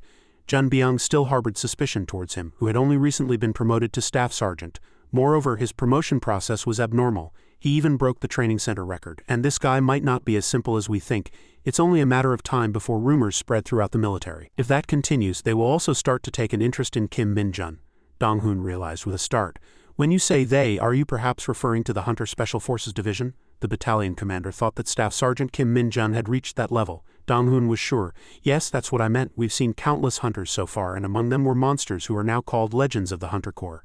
Now it's time for another monster to appear in the Hunter Corps. The scene changed to a desert where Min-jun stood alone. There were countless monsters there. Lizard men glared at him with greedy eyes. The stone golems on the opposite side were the same, and goblins and orcs also approached. All of them glared fiercely at him, baring their teeth. Min-jun sneered at them. He held his weapon and provoked them. Is everyone here? The scene changed back to the familiar room. Han Young was drinking an energy drink, and the other soldiers all looked exhausted. Min-jun had just finished showering, and Dong Jin was sighing while folding a blanket next to him. On my head, Han Young called out Min-jun's name anxiously. Are you okay? Min-jun smiled politely. Yes, my mind is completely clear. Han Young recoiled at his perfectly clear face. After drinking so much, you're a monster. Min-jun looked outside. Sung-ho entered. Min-jun greeted him. Senior, are you alright after drinking? Sung-ho, sweating profusely, slowly replied, I guess so. I sweated a lot, so I'm fine. Min-jun observed him as if evaluating him. He truly is a real soldier. That physique is truly. Sung-ho and Min-jun had a light conversation. And have you tried the gym yet? I haven't used it yet. Don't worry about it. Feel free to use it. You're a staff sergeant now. Yes, understood. He paused as if something had occurred to him. Sung-ho turned back and advised, our unit's combat simulation is better, so give it a try. Min-jun's eyes widened and he became increasingly happy at the mention of simulation. The simulation room I only heard about in the Hunter Corps? Min-jun quickly stood at the door of the room. He hesitated, not yet entering. With an increasingly excited face, he quickly opened the door and went inside. He was surprised by the sight before his eyes. Min-jun looked at the door in front of him with curious eyes. Should I try pressing the observation button? Is this how it's used? The monster types that appeared in the status window were in order: hunting dogs, rat monsters, goblins, and orcs. He quickly pressed the last button. The status window announced orc selected. Next, it prompted Min-jun to enter the number of monsters. He immediately, excitedly, and quickly typed with his fingers, no limit. He typed so many that a warning appeared in the message window, indicating he had exceeded the maximum number. The maximum number that could be designated was 30. Min-jun, regretful, pressed the next button. It's been a while. I wanted to have some serious fun. The status window moved to the next step. Please set your weapons. He was excited about this. Weapons too, this is really good. After finishing the settings, he walked. All selections complete. Now Min-jun put on the VR goggles. The status window appeared and combat began. He started to be transported. The scene before his eyes was an unknown desert. Min-jun looked around like an excited child. Status window counted down 3, 2, 1. Orcs began to appear. They charged at him. Min-jun couldn't take his eyes off it. This is really amazing. He sent an orc flying with a single blow. He was very satisfied with this. The impact feels quite good. The next 3 were also quickly dispatched with a few of his basic moves. The orcs drooled and continued to charge. Min-jun laughed wildly and loudly. It's so realistic, those guys. All of you come at me. A moment later, the last monster fell. It slowly disappeared according to the system, and all the remaining monsters also vanished. The status window reappeared, announcing the end of combat. Min-jun was not yet satisfied with this level of difficulty. Only 30, that's really disappointing. It ended too quickly. A good idea came to him. How about this? He pressed the buttons in order, making the status window continuously appear. 30 goblins selected, 30 orcs selected, 30 stone golems selected, 30 lizardmen selected. Monsters appeared in sequence. First a horde of goblins followed by a ferocious horde of orcs. Stone golems also slowly appeared. The last horde of lizardmen roared loudly. Min-jun put on his goggles with satisfaction and said, now this is more like it. This is real monster hunting. He glanced around, making a rough assessment. He scoffed, provoking them. Is everyone here? The status window counted down again. 3, 2, 1. Lizardmen rushed forward, weapons in hand. Orcs charged ferociously, all swarming towards him. My dears, welcome. Min-jun leaped into the air and continued to massacre them. Wherever his club swung, the monsters stopped moving. One by one they were quickly dealt with in an instant. Before long the number of monsters gradually decreased. He tormented the goblins one by one. The hordes of orcs and stone golems were not much different. The sound of weapons clashing echoed continuously. Before long the last monster was also cleanly dispatched. He delivered a final blow that ended everything. Min-jun looked around, checking if there were any more moving monsters. The status window appeared, announcing, combat complete, simulation complete. He took off his VR goggles. Min-jun quickly returned to the real world, was extremely satisfied. Crazy, this is the most fun I've had since League of Legends. A status window suddenly appeared, announcing, special weapon proficiency skill activated. He touched the screen, slightly surprised. What is this? The status window continued to provide information. Special weapon proficiency E greatly increases proficiency with special weapons. Min-jun asked himself, what? Suddenly? Not bad. I didn't expect to get a weapon proficiency skill. It's truly a godsend. I can't go to dungeons, but I can get skills this way. Excellent, I'll come every day and get new weapon skills. As soon as he exited the simulation room, Min-jun spotted a familiar figure. Dong-jin was standing blankly. He said, "Oh, what's wrong?" Dong-jin pointed at the bulletin board with a trembling finger. "Staff Sergeant Kim Min-jun, this." He turned back, puzzled. What's wrong?" The bulletin board displayed his second combat simulation result, showing a record of defeating 30 goblins, orcs, stone golems, and lizardmen in sequence. Min-jun was surprised to see this for the first time. The two looked at each other in silence. Dong-jin came to his senses and said, "Did Staff Sergeant Kim Min-jun defeat all of these alone?" He started to make excuses. "This is just because a more daring idea suddenly occurred to me." When Min-jun changed his demeanor with a serious expression, Dong-jin broke out in a cold sweat. "Private First Class Lee Dong-jin, can I see you for a moment?" "Is he planning to talk in the gym?" What's wrong? "Of course, I need to train you." Dong-jin, flustered, stepped back. "Staff Sergeant Kim Min-jun, wait a minute, what did you just say?" "It's a misunderstanding. I must still be a bit drunk. It's fine. Sweating is even better." The door of the room slowly closed. Kwang-sik approached the simulation room from outside. He looked up at the bulletin board. Min-jun's second combat simulation result appeared before his eyes. He froze on the spot. At the hunter base, Kwang-sik leisurely headed for the team lounge. As he opened the door, 4 soldiers were laughing and talking happily. Cheon-ho, who was sitting near the door, hurriedly stood up and bowed. He asked Cheon-ho, "Hey, where did everyone go? Where's Kim Min-jun?" Private Jin reported, "Everyone went to the warehouse to get snow-clearing equipment. Staff Sergeant Kim Min-jun said he'd be in the gym until the work starts." Before he finished speaking, his face turned pale. "I'm screwed. I just casually used honorifics while mentioning Staff Sergeant Kim Min-jun again." Kwang-sik looked at him without a word and he became even more frightened. "This is a big deal." Kwang-sik broke the tense atmosphere and said, "Tell Kim Min-jun that the platoon leader is looking for him." As soon as he heard that, he quickly ran. "Yes, understood. I need to escape immediately." He approached the 3 soldiers and spoke. What are you all doing?" Moon-yi turned and suggested, "Where did you just come from? Would you like to join us? We're betting on how long it will take for Kim Min-jun to become a sergeant." In their hands was a betting slip. "How long will it take for Kim Min-jun to become a sergeant?" Jong Han-young 6 months, Kim Moon 1 year 6 months, Lee Ki-ti 8 months, Dati 1 year 2 months, Kim Jun-ti 2 years. "Can't you see this? This is our betting slip." Kwang-sik, looking at the paper in his hand, said, "Are you guys trying to get others to bet every day?" Moon-yi laughed and said, "Han-young even predicted only 6 months. How can someone become a sergeant in 6 months? That's ridiculous." Han-young, annoyed, explained, "It's my gut feeling. That person is not ordinary." Kwang-sik was still staring intently at the betting slip. Meanwhile, Moon-yi and Han-young continued to bicker. "Just scream. Who cares? No, but I'll settle with you later." Kwang-sik placed a pen and the betting slip in front of them to break the noisy atmosphere. Han-young, looking at the paper, was slightly surprised. "My goodness, did you really predict this? Once you bet, you can't back out. It's only one person. This guy is crazy." Kwang-sik simply raised his hand as if saying goodbye without adding any explanation. Han-young looked at him and smiled. "He's crazier than me." To reorganize the betting slip. "How long will it take for Kim Min-jun to become a sergeant?" Jong Han-young 6 months, Kim Moon-ji 1 year 6 months, Lee Ki-ti 8 months, Dati 1 year 2 months, Kim Jun-ti 2 years, Kim Kwang-sik 1 month. The gym was neatly arranged with exercise equipment. A warning sign on the bulletin board said not to use bloodstone equipment without guidance. Min-jun was exercising in the room, lifting and lowering barbells. Muscles rippled under his black shirt. He also did arm exercises with the bloodstone equipment. After tiring himself out for a long time, he placed both pieces of equipment on the floor. He was still not satisfied. "I've been lifting weights for days, so why aren't my muscles growing?" Even that pathetic guy in Isekai managed it. The hero's power, passive combat power, increased by 150. Strength stats increase, combat efficiency also increases. Hasn't this hero's power returned? No matter how strong I become, I don't think I'll be satisfied.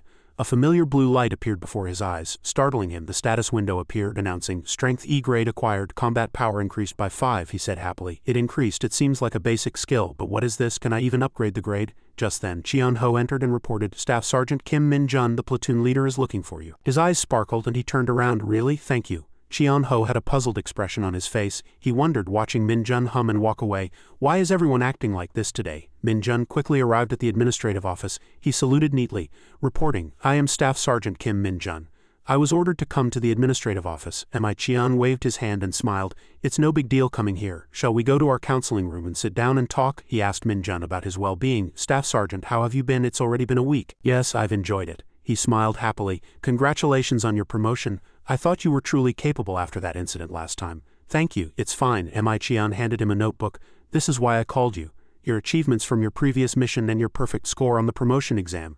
This is what the battalion commander told me to give you. Thank you. Don't be disappointed by such a formal commendation.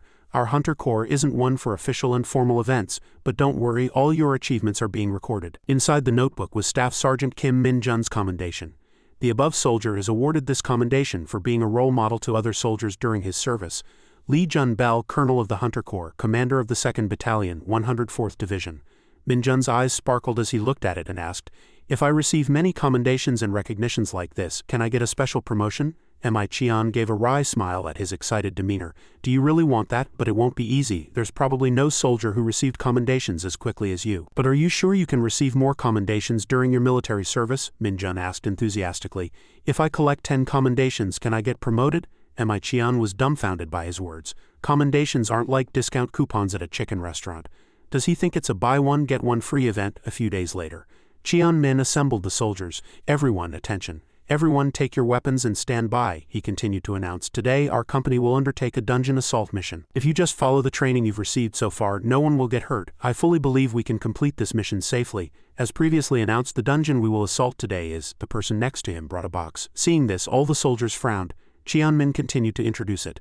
The rat monster's lair, the sewer rat dungeon. The soldiers had to step into murky green puddles. The participants were from the 2nd platoon. Staff Sergeant Kim Min Jun, Staff Sergeant Han Young, and Private First Class Lee Dong Jin. Lieutenant Kim Qian Min's team Sergeant Lee Sung Ho also showed displeasure at the location. This smell. The dungeon the Hunter Corps called Sewer Rat was a habitat for rat monsters. It wasn't a high-danger dungeon, but an average of over 200 rat monsters appeared. Sung Ho raised his hand and signaled to the platoon leader. Due to the narrow space in the cave, firearm use is restricted. The two understood each other's intentions and took their stances. This dungeon is really tough, in addition to the company's direction of movement. This space only has one entrance. Let's lure them that way. In other words, entrance 1 was for the company, and entrance 2 was where the rat monsters were located. Qian Min nodded. Understood. Prepare to lure. All the soldiers began to set up traps. Furthermore, due to the terrible smell inside the dungeon, the soldiers had to use Hunter Corps exclusive gas masks. Yu Sung brought the box, and Han Young, disliking the place, clung tightly to Min Jun.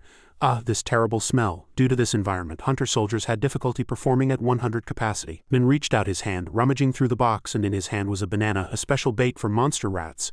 Min Jun and Han Young both had unpleasant expressions.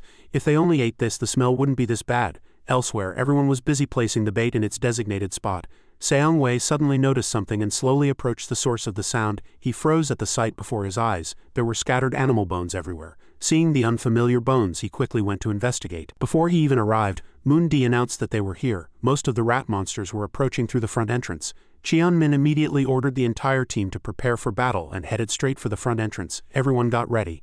Qian Min continued to instruct the privates team to go to the rear guard position with the Fu Duizhong deputy platoon leader. Min commanded from behind, to your positions, to your positions. Han Young asked Moon Di if they should bet on who caught more, with the loser buying beef pho. Deal. Qian Min reassured them both. Don't be nervous, Han Young chuckled and asked, is the squad leader joining too? Qian Min only smiled to himself without answering. From that side, a horde of rats charged in succession. Qian Min commanded loudly, hold your ground, do not rush forward recklessly. Fight them where you stand. Min Jun was delighted to see the monsters before his eyes. This is really exciting. Moon Di, with a calm expression, cut down a rat with a single strike. Han Young dealt with 3 at once and Sung Ho caught 2 with his fists. Min Jun just watched everyone with a smile, and from that side, TNT Google's 2 friends skillfully handled the monsters. The 3rd platoon's Guang Sik was not to be outdone. 3 rats charged at Min Jun, but he didn't care. He was assessing the soldiers' combat abilities. Everyone's doing very well. After saying that, he picked up his weapon and cut down the first rat. 3 fell in succession. He continued to observe, noting that especially the 2 behind him were breaking the formation and dealing with all the rats pouring out. Min, from behind, drew his sword and twirled the blade twice, cleanly eliminating the rat horde. Qian Min, next to him, also provided support. Min Jun smiled at the 2 as he dealt with the monsters. To defend such a wide area with just 2 people, indeed, rank isn't easily earned. He looked to the other side, and Dong Jin was also cleanly dealing with the monsters. His eyes unwavering unlike before. Min Jun was very satisfied. This side is also becoming more efficient. He's definitely improved through training. Dong Jin continued to fight, and the teams began to cooperate harmoniously. This side needs support. Guang Sik suddenly fell silent as if sensing something, and after killing a rat he stood up. The other soldiers also sensed something and immediately shouted loudly, rat monsters in the rear, rat monsters have appeared. Qian Min shouted once more, monsters in the rear. Everyone prepare for battle. 1st platoon, 4th platoon, cover the rear entrance. The privates, blocking with their shields, gradually retreated, never overextending their attacks and maintaining formation. Everyone fought hard, and the monsters fell one after another by a hair's breadth. Ta Wook looked around, delighted. It seems to be over. The rats have dwindled, just a little more focus. However, Min Jun sensed something, and a purple aura appeared, startling him. What this? Min Jun looked around. He noticed it late due to his gas mask, but something was definitely rising from underground. Min Jun shouted loudly, they're coming from underground. Guang Sik was surprised and couldn't react, and the cracks created a large pressure that shook the soldiers. Move! Qian Min froze at the sight before his eyes. A giant rat monster 2 meters tall stood towering, and it was an Agula monster. The Agula's purple eyes glowed eerily. Its mouth was dripping with saliva. Seong-wei recalled the previous scene. Those bones back then, was it this guy's doing? Was it eating rat monsters here? What about that enormous size? He glared at the sight before him, gritting his teeth. Guang-sik collapsed in front of the Agula. The Agula, drooling, approached him. Seong-wei asked in a trembling voice, Guang-sik is going to be in danger. He couldn't move his body. Min rushed over. Kim Guang-sik snap out of it. Move aside. His mind was unstable, so he just trembled and did nothing. As the Agula reached out to Guang-sik, he covered his face in fear and screamed. Dong-jin rushed over with his weapon and cut the Agula's arm with his sword, but it quickly bounced back. He grabbed his shoulder and shouted loudly, "Move aside, get up, Lee Dong-jin." The Agula quickly got up as Dong-jin's attack was merely a tickle. Dong-jin shouted loudly, "No!" At this moment, Min-jun rushed in with a shield. He leapt into the air, carefully observing the Agula's face, and thoughts flashed through his mind. Crazy eyes and abnormal strength. As expected, it's magic power again. A dazzling blue light poured down from the air onto the Agula's head, and the pressure made it hard for Dong-jin and Guang-sik to endure. Min-jun gave a thumbs up and praised. "Well done." Lee Dong-jin smiled and nodded, accepting the praise. From behind, the support team arrived. "Kim Min-jun, it's dangerous. Fall back. Sergeants, only follow me and the rest hold your positions." The Agula grew increasingly ferocious. The Agula attacked Min-jun. Purple light gathered around the Agula, and the immense pressure shook the cave's stones. A rock fell on a soldier, immobilizing him. Min-jun continued to skillfully dodge the attacks. This praiseworthy fellow. The Agula aimed its claws at him. Purple light emanated from Min-jun's eyes. "I was worried someone might see this at the opportune moment." Blue light burst from his feet, causing the Agula great pain. Not stopping there, he rushed in with his shield and blue light poured directly onto the Agula. He flew to where the Agula had fallen. Blue light activated again. He paused, about to deliver another blow to the Agula. The Agula was already shattered by the previous attack, with no trace of life left. Min-jun smiled and raised his hand, and purple magic power surrounded him. He tried to absorb the Agula's magic power. The Agula's magic power was slowly drained until finally, not a single trace of magic power remained. All sucked dry. A status window appeared.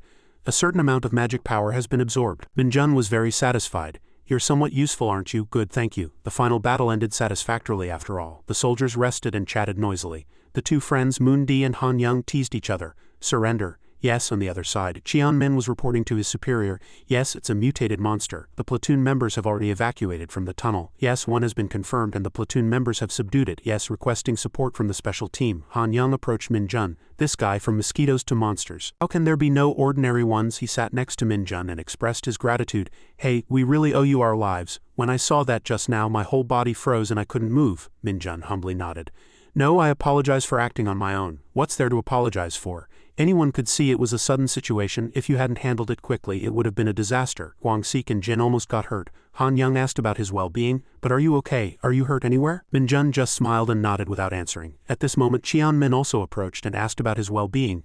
"Are you really not hurt anywhere?" His face was serious, as if he wanted to know the truth. Min-jun politely nodded. "Yes, I'm fine." Han-young observed him from the side. "Is he even human?" Then Cheon-min took off his hat and sighed. "Come see me when we get back to base." Min-jun paused for a moment, then opened his mouth. "Yes." Seeing him leave, Han-young realized the platoon leader was not in a good mood. Min-jun remained silent without answering. On the other side, Min was also in contact with his comrade. "Yes, understood." He turned around and reported to Cheon-min. No one was seriously injured during the escort of the unit members. Dong-jin just finished his examination and is returning to base. Guang-sik only suffered a minor head injury and should be able to return to base tomorrow. Hearing that, Cheon-min sighed in relief. He placed his hand on his shoulder, reassuring him. With the task complete, Min turned to the soldiers, took a breath and shouted loudly, "Second platoon, attention, a sudden situation has occurred, so this dungeon raid will be suspended here. Everyone check your equipment and prepare to return." "Understood." The scene shifted to the administrative office where Cheon-min handed Min-jun a notebook. "Nothing else. I called you because of the report. Write down in detail how you dealt with the monsters here." Min-jun frowned and thought, "What should I write? Should I say I punched them because the shield didn't kill them? Who would believe that?" Cheon-min placed a water bottle on the table. He sat down and asked again, "I couldn't see clearly earlier due to the obstructed view. Did you perhaps use your fists?" Hearing this, Min-jun paused. He gave a wry smile and explained, "The monster was too ferocious, so I inadvertently acted on impulse." He asked seriously again, "Min-jun, what exactly are your stats?" His answer froze him. "Strength is 65, agility is 60. He looked at him with disbelieving eyes. "Even a lieutenant like me has an average of about 40. A normal soldier with strength and agility over 60. He's already twice as good as an ordinary soldier." Cheon-min said with a hint of regret, "With your level, you could have gone to the Hunter Academy." "What a shame." He looked at the person diligently writing the report before him. "Well, given his high school dropout record, it would be difficult to get into the academy anyway." He asked him, "Min-jun, if your goal is to become an officer, how about taking a GED and going to college? There are also programs in the military where you can start as a non-commissioned officer or instructor. What do you think? Should I look into it for you?" Min-jun answered firmly, "I don't like studying. I just need lots of promotions and achievements. Min just smiled at his words. Alright, it's your decision. I won't force you. If you change your mind, let me know anytime. Thank you. I'll finish the report, you go rest. I won't forget your proactive attitude. Yes, then I'll be going now. Min watched Min-jun as he opened the door to leave. He opened his mouth.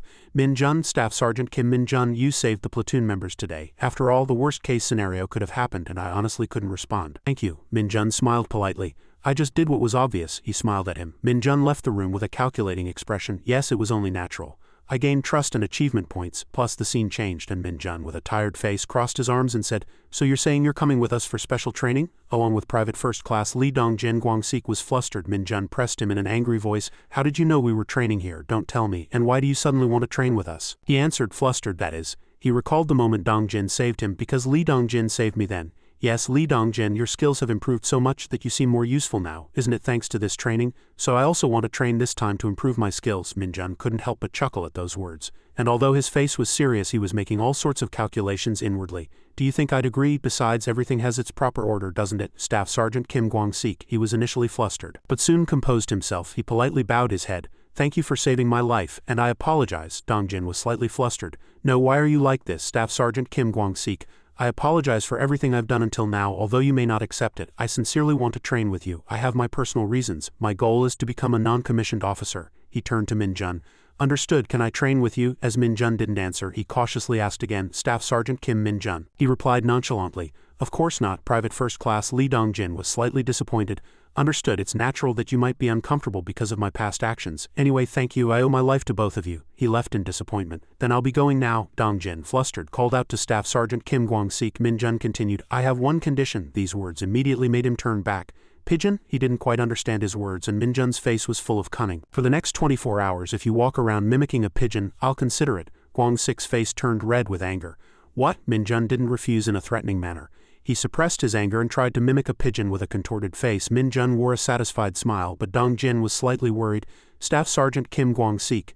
Min-jun smiled cunningly. One more added. Deep into the night, under the full moon, a cart was entering the castle. A gladiator was pushing something into a room. He stopped in front of the Saintess's room. Without turning, she spoke. You've worked hard. The gladiator stood still for a moment, hesitant, and only then did she turn her head to look at him.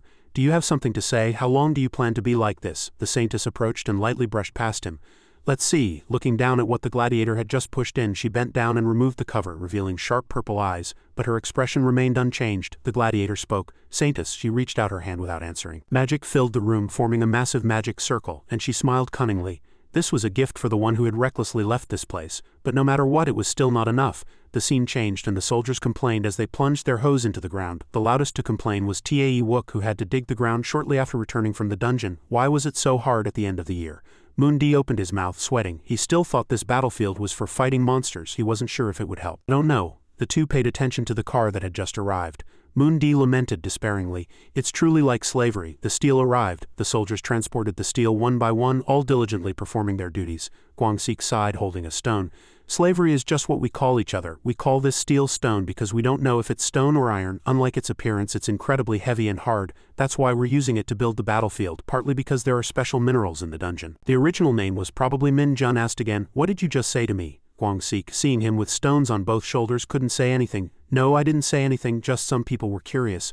Min's team was still diligently transporting supplies. Dong-jin's side seemed somewhat difficult, but Min-jun's side was at ease. Min-ji commanded the soldiers. All right, everyone. A 10-minute break. He approached Cheon-min and reported, Lieutenant, I just went to division headquarters to pick up supplies and heard this story. An suspected empty dungeon has appeared in an area related to our 104th Division. The other soldiers' faces turned pale at this news. They asked in unison, Really, you're not joking, Deputy Lieutenant Sergeant? No, they clung to Min-hee and wailed. If we go in again this time, it'll be the third time for me and Sergeant Joe. Seriously, no, it's still under investigation, so calm down you guys. Min-jun questioned the situation before him. Guang-sik sat facing him, and explained with a smile. A void dungeon, where the internal size of the dungeon is larger than the standard, in cases where the number and types of monsters within the dungeon exceed the standard, but there are no monsters or dangerous monsters. Among hunters, it's called a void dungeon. Because void dungeons provide a good environment for hunters to gain real combat experience, the military conducts division-level training there before soldiers tackle the dungeon. That is the infamous hunter maneuver training. Min-jun with an incomprehensible expression. Who are you just talking to? Guang-sik, slightly flustered, avoided his gaze and said, just someone who was curious. Min-jun just smiled and thought to himself, hunter maneuver training. but this was not the training he needed right now. He looked at the people surrounding Min. Damn, they just got back from the dungeon. Sergeant Min, no, we hate training, it's really annoying, Chian Min consoled them. Still, it's division-level training, guys. This is a chance to earn a lot of points. Min Jun suddenly realized upon hearing that. That's right, his eyes lit up brightly. Points. As expected, there are many missions to earn points at the front lines. Coming here was a truly wise choice. He looked at the Nightwalker that had appeared in his shadow and asked with a helpless expression, "Why are you there?" He covered the Nightwalker before him with his foot as it seemed somewhat dangerous at the same time. He looked at the noisy Min's side. "We don't need points. It's the end of the year. Why is it so hard?" He breathed a sigh of relief. Fortunately, no one saw it. Min Jun placed his hand on the Nightwalker and asked again, "What? Why?" As soon as he received the information, he was startled. A conversation between two unfamiliar people flashed by. Request for support. It's an Agula monster. This is a request for support from the investigation team at a gate that appeared in Yanggu. Is it a dungeon that appeared in a military area? Yes, it's not a civilian residential area. But two investigators suddenly went crazy. Unusual phenomena reports have recently started, so it might be a dungeon that needs urgent subjugation. As before, the regular army will control the area, and the hunters in Yanggu will retreat first and prioritize subjugating the dungeon that appeared in the civilian residential area in Hongqian. Everyone, enter there. Understood. Min Jun's eyes widened at this conversation. Then he casually smiled and still looked at the Nightwalker in his shadow. He covered the Nightwalker with his foot. Min Jun stood up with satisfaction. Anyway, I'll have to use one of my leaves right. Morning. White clouds floated in the city's blue sky. At this time, Min Jun carefully put on his socks and then neatly put on the jacket placed on the chair. After all preparations were complete, Min Jun slowly zipped up his jacket, then suddenly leaned in and asked in a low voice, "Are you all ready?" Lim Yong's family photo of 4 was still neatly hanging on the wall. Recalling the past, he asked with a bright smile, "Are you leaving now? Why on earth did you move the steel at the base construction site several times faster than anyone else? Did you want to finish quickly to take leave?" After that, Lim Yong couldn't help but praise him profusely. "Truly amazing, well done." Min Jun's eyes sparkled with joy. "Yes, thank you." Then he suddenly hesitated. "By the way, you're going to a restricted area this time, so where did you go on your last leave?" Min Jun scratched his head in embarrassment.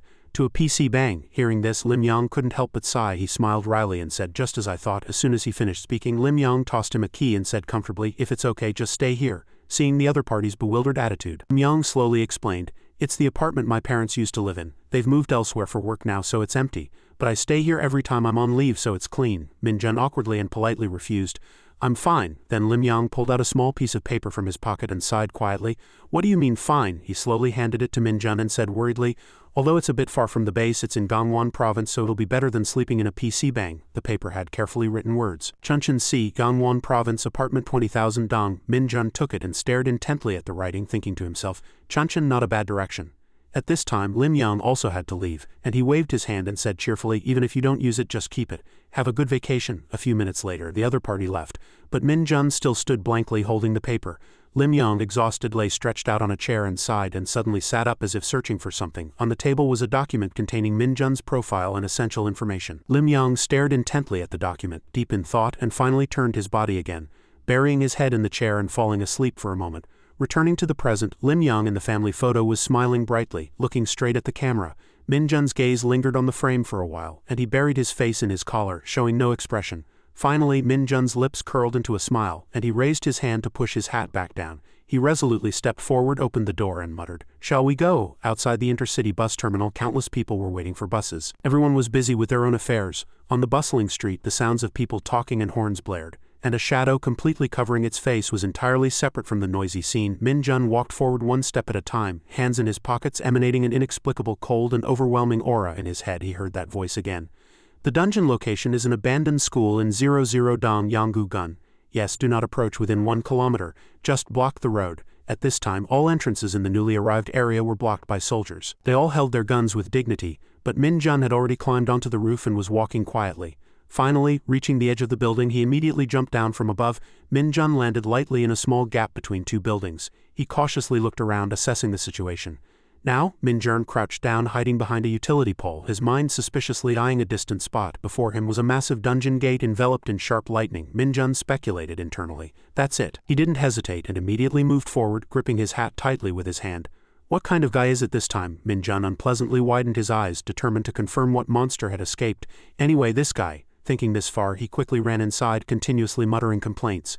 "If it's a really dangerous one, I'll know just by looking at its face," the mechanical voice of the system echoed. Entered dungeon. As soon as he stepped inside, what greeted Min Jun's eyes was a strangely gloomy and damp landscape. The dry tree branches looked withered and lifeless. He slowly moved forward, the sound of his footsteps on the ground echoing rhythmically. Min-jun assessed his surroundings. It's really damp. Then Min-jun's gaze suddenly fixed on something beneath his feet. It was a broken sword, only the hilt remaining, and the blade faded and scratched. Min-jun bent down and picked it up. Was there a battle here? But at this very moment a strange sensation suddenly arose in his heart. Min-jun frowned and called out, "Hey," as he turned around. Finally he impatiently turned his head sharply and shouted, "That guy over there, you're revealing too much. Just come out." What came into Min-jun's eyes was a massive body that continuously snarled, and as soon as they met, the atmosphere immediately grew tense. A giant green monster stared intently at him. Its purple eyes glowed eerily, as if it would devour its opponent alive. Min-jun raised an eyebrow and muttered to himself, "Wasn't a goblin a kobold?" He cautiously turned his body, then said in surprise, "Why is this guy so big?" Thinking this far, Min-jun stepped back, clenched his fists and crouched down to face the creature. The investigation team must have somehow survived and returned. At this very moment the goblin jumped, moving from its spot. Smoke billowed and dust filled the air. The goblin bared its sharp teeth, raised its hand and prepared for an intense fight. As soon as it swung its fist, Min-jun, who was in front, immediately stepped back and leaned his body to dodge. All of this happened in an instant. And then he threw his body high, pulling his arm back to deliver a fatal punch. The moment the punch flew, a lightning-like intense light exploded. The sound of wind sharply howled, and the ground also shook in an instant. But in the thick smoke, Min-jun's eyes suddenly stopped in surprise. His fist had landed squarely on the goblin's sharp teeth. Its lips trembled with rage, but it was completely undamaged. Immediately after, as soon as Min-jun released his hand, it instantly opened its mouth ferociously. But not giving it a chance to attack, Min-jun quickly raised his foot and kicked its jaw, shouting, "How arrogant!" Finally, he landed lightly on the ground, continuously exclaiming in his mouth, "It's really tough." Min-jun placed his hand on the ground, continuously observing all its movements.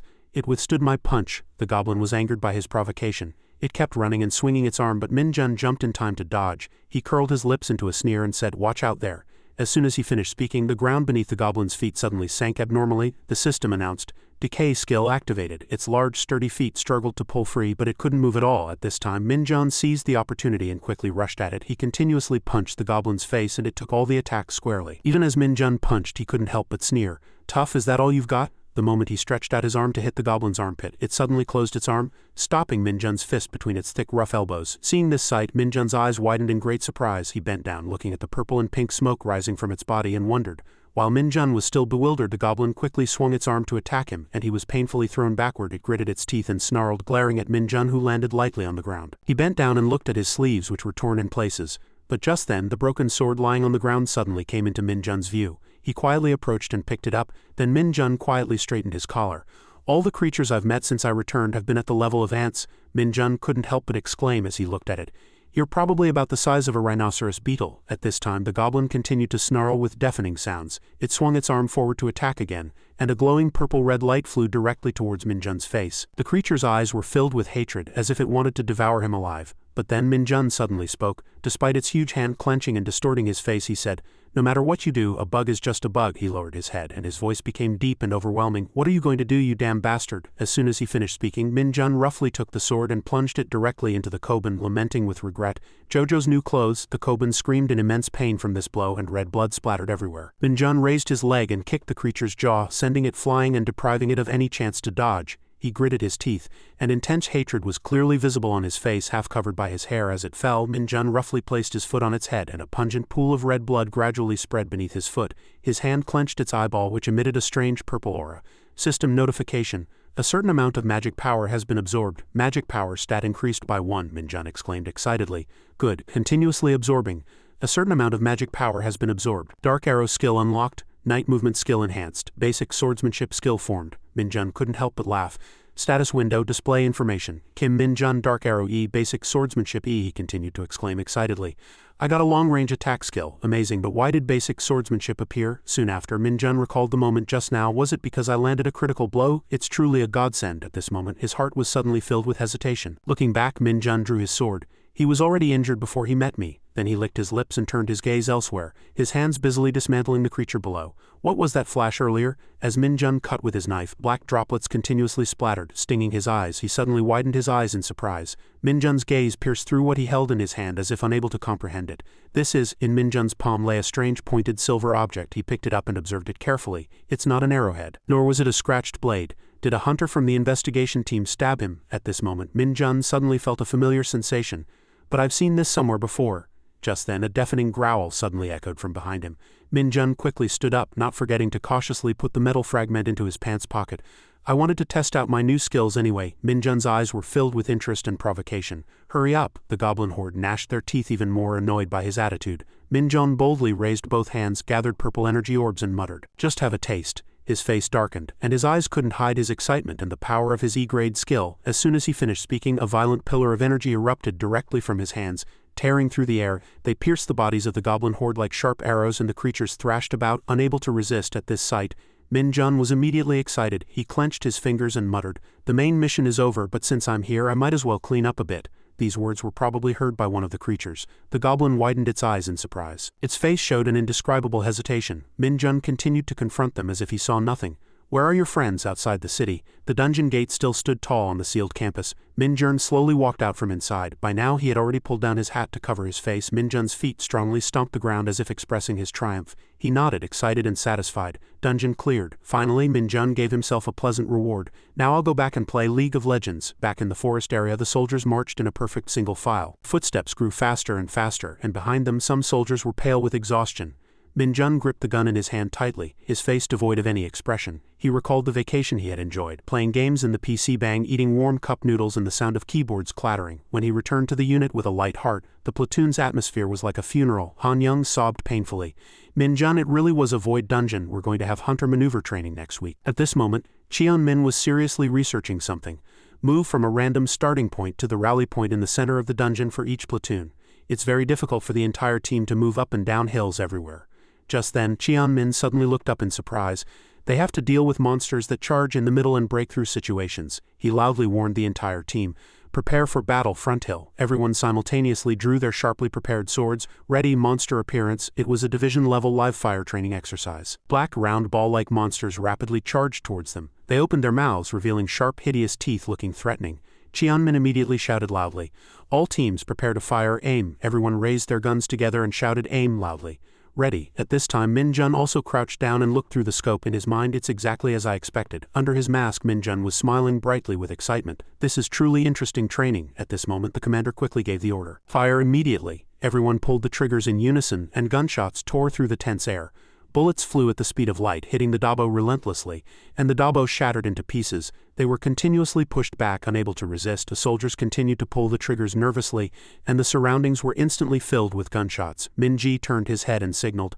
Dabo have thick elastic hides, making them difficult to subdue with melee weapons, so they must be dealt with before they get close.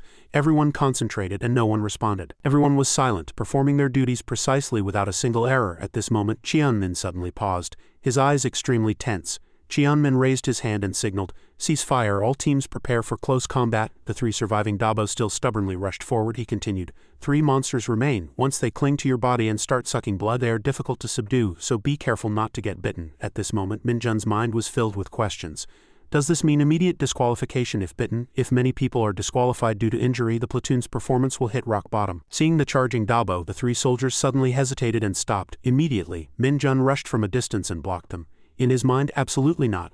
Just then, Min Jun forcefully stepped forward and shouted loudly, "Sergeant Lee Sung-ho." As soon as he finished speaking, he kicked the Dabo into the air without hesitation, and the Dabo flew backward. All the surrounding soldiers looked up, mouths agape in surprise. The Dabo flew into the sky, and a brightly glowing pillar of energy pierced the blue sky. Everyone's eyes were fixed on it, not for a moment. Min Jun smiled joyfully and thought to himself, it would be easy to embed dark arrows into each of them. At this moment, everyone quickly snapped to attention, and they raised their guns and continued to fire at the Dabo in the air. Thunderous explosions seemed to tear through the air. The black smoke that rose from it covered the sky. Min Jun moved here and there, kicking the Dabo even higher. Cheon Min didn't skimp on praise. "Very well done, all teams. Aim and fire at the Dabo in the air." When everything was over, the Dabo's remains were scattered across the green grass. At this moment, the air was suddenly strangely silent. Cheon Min looked around for a moment and then opened his mouth. "Everyone, 10-minute break in place. Check your equipment and check for any injured team members." After the check, reports followed from each squad. As soon as he finished speaking, he patted Min Jun's shoulder, startling Min Jun. The surrounding soldiers also continuously gave Min Jun thumbs up and praised him. At this moment, Guang-sik and Moon Di also instinctively looked at each other and then gave thumbs up. However, the moment they recognized each other, they immediately panicked, turned their backs, and left. At this moment, Tae Wook and Jin both sat beside them, sighing with exhaustion. Their faces gradually turned pale from dizziness. Tae Wook spoke first. "Wasn't this training more difficult than last time? It's just combat, but we've already rested several times." Tae Wook, with dark circles under his eyes and sweat beading on his forehead, muttered.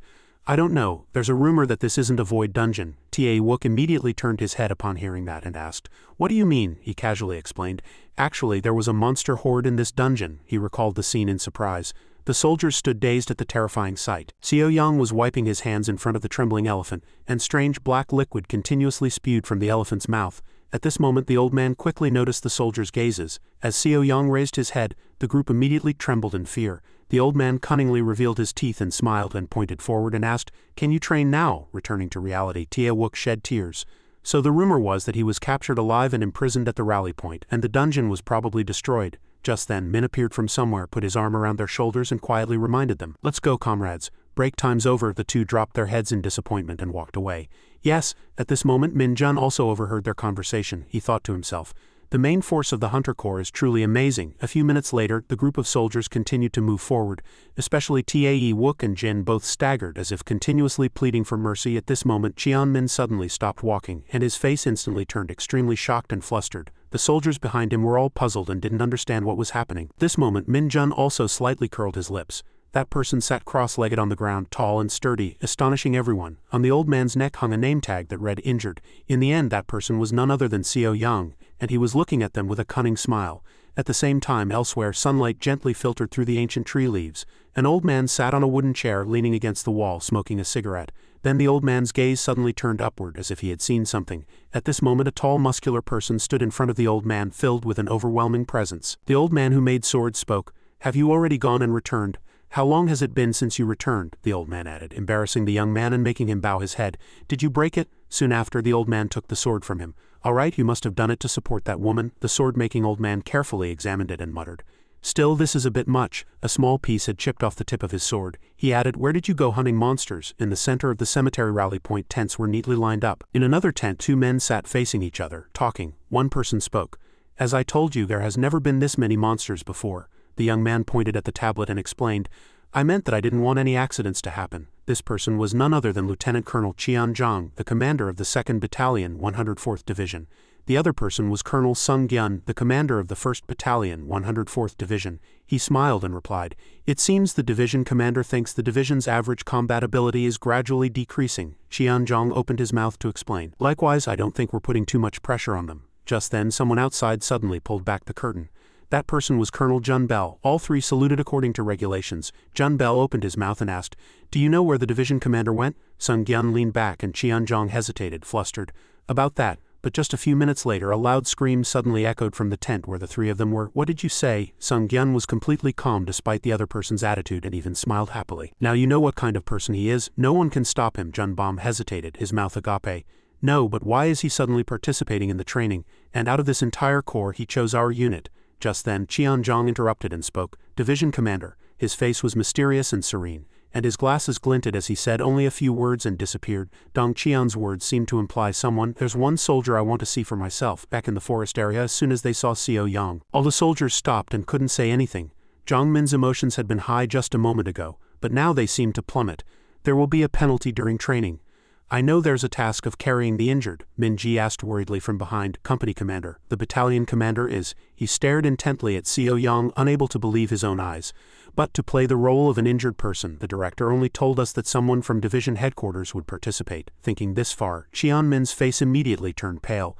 He didn't say it was the division commander. At this moment Seo Young with his tall stature approached him, and a strange energy emanated from his body. The old man smiled cunningly and presented his name tag. Company commander, please pay close attention to me.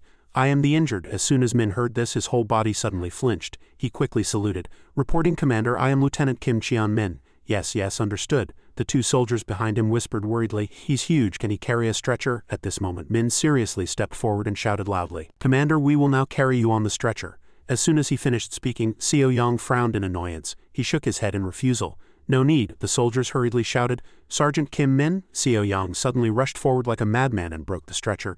Don't you know my personality? Having finished his task, Seo Young coldly turned and left, disdainfully dusting off his hands. Min Jun, flustered, opened his mouth. Even if you're playing the role of an injured person in the training program, he immediately waved his hand and said, I won't do it that way. You know nothing, so there's no need to worry about me. Just continue with your training. At this moment, Seo Young suddenly noticed Min Jun standing blankly behind him. He bared his teeth and smiled with satisfaction and cunning. Min Jun also felt the other party's gaze, and although surprised, he quickly regained his composure. I see, this damn training will be interesting. Even after that, some ridiculous situations continued. Of course, monsters appeared from all directions, and the division also supplied a lot of equipment. Monkey rushed forward, shouting a warning of danger. At this point, they added more entertainment to the training to make it more enjoyable. Then a young man continuously gasped weakly. He was Private Lee Byung-jin of the 2nd Squad, 2nd Platoon. In front of Lee Byung-jin was a wet frog drenched in water.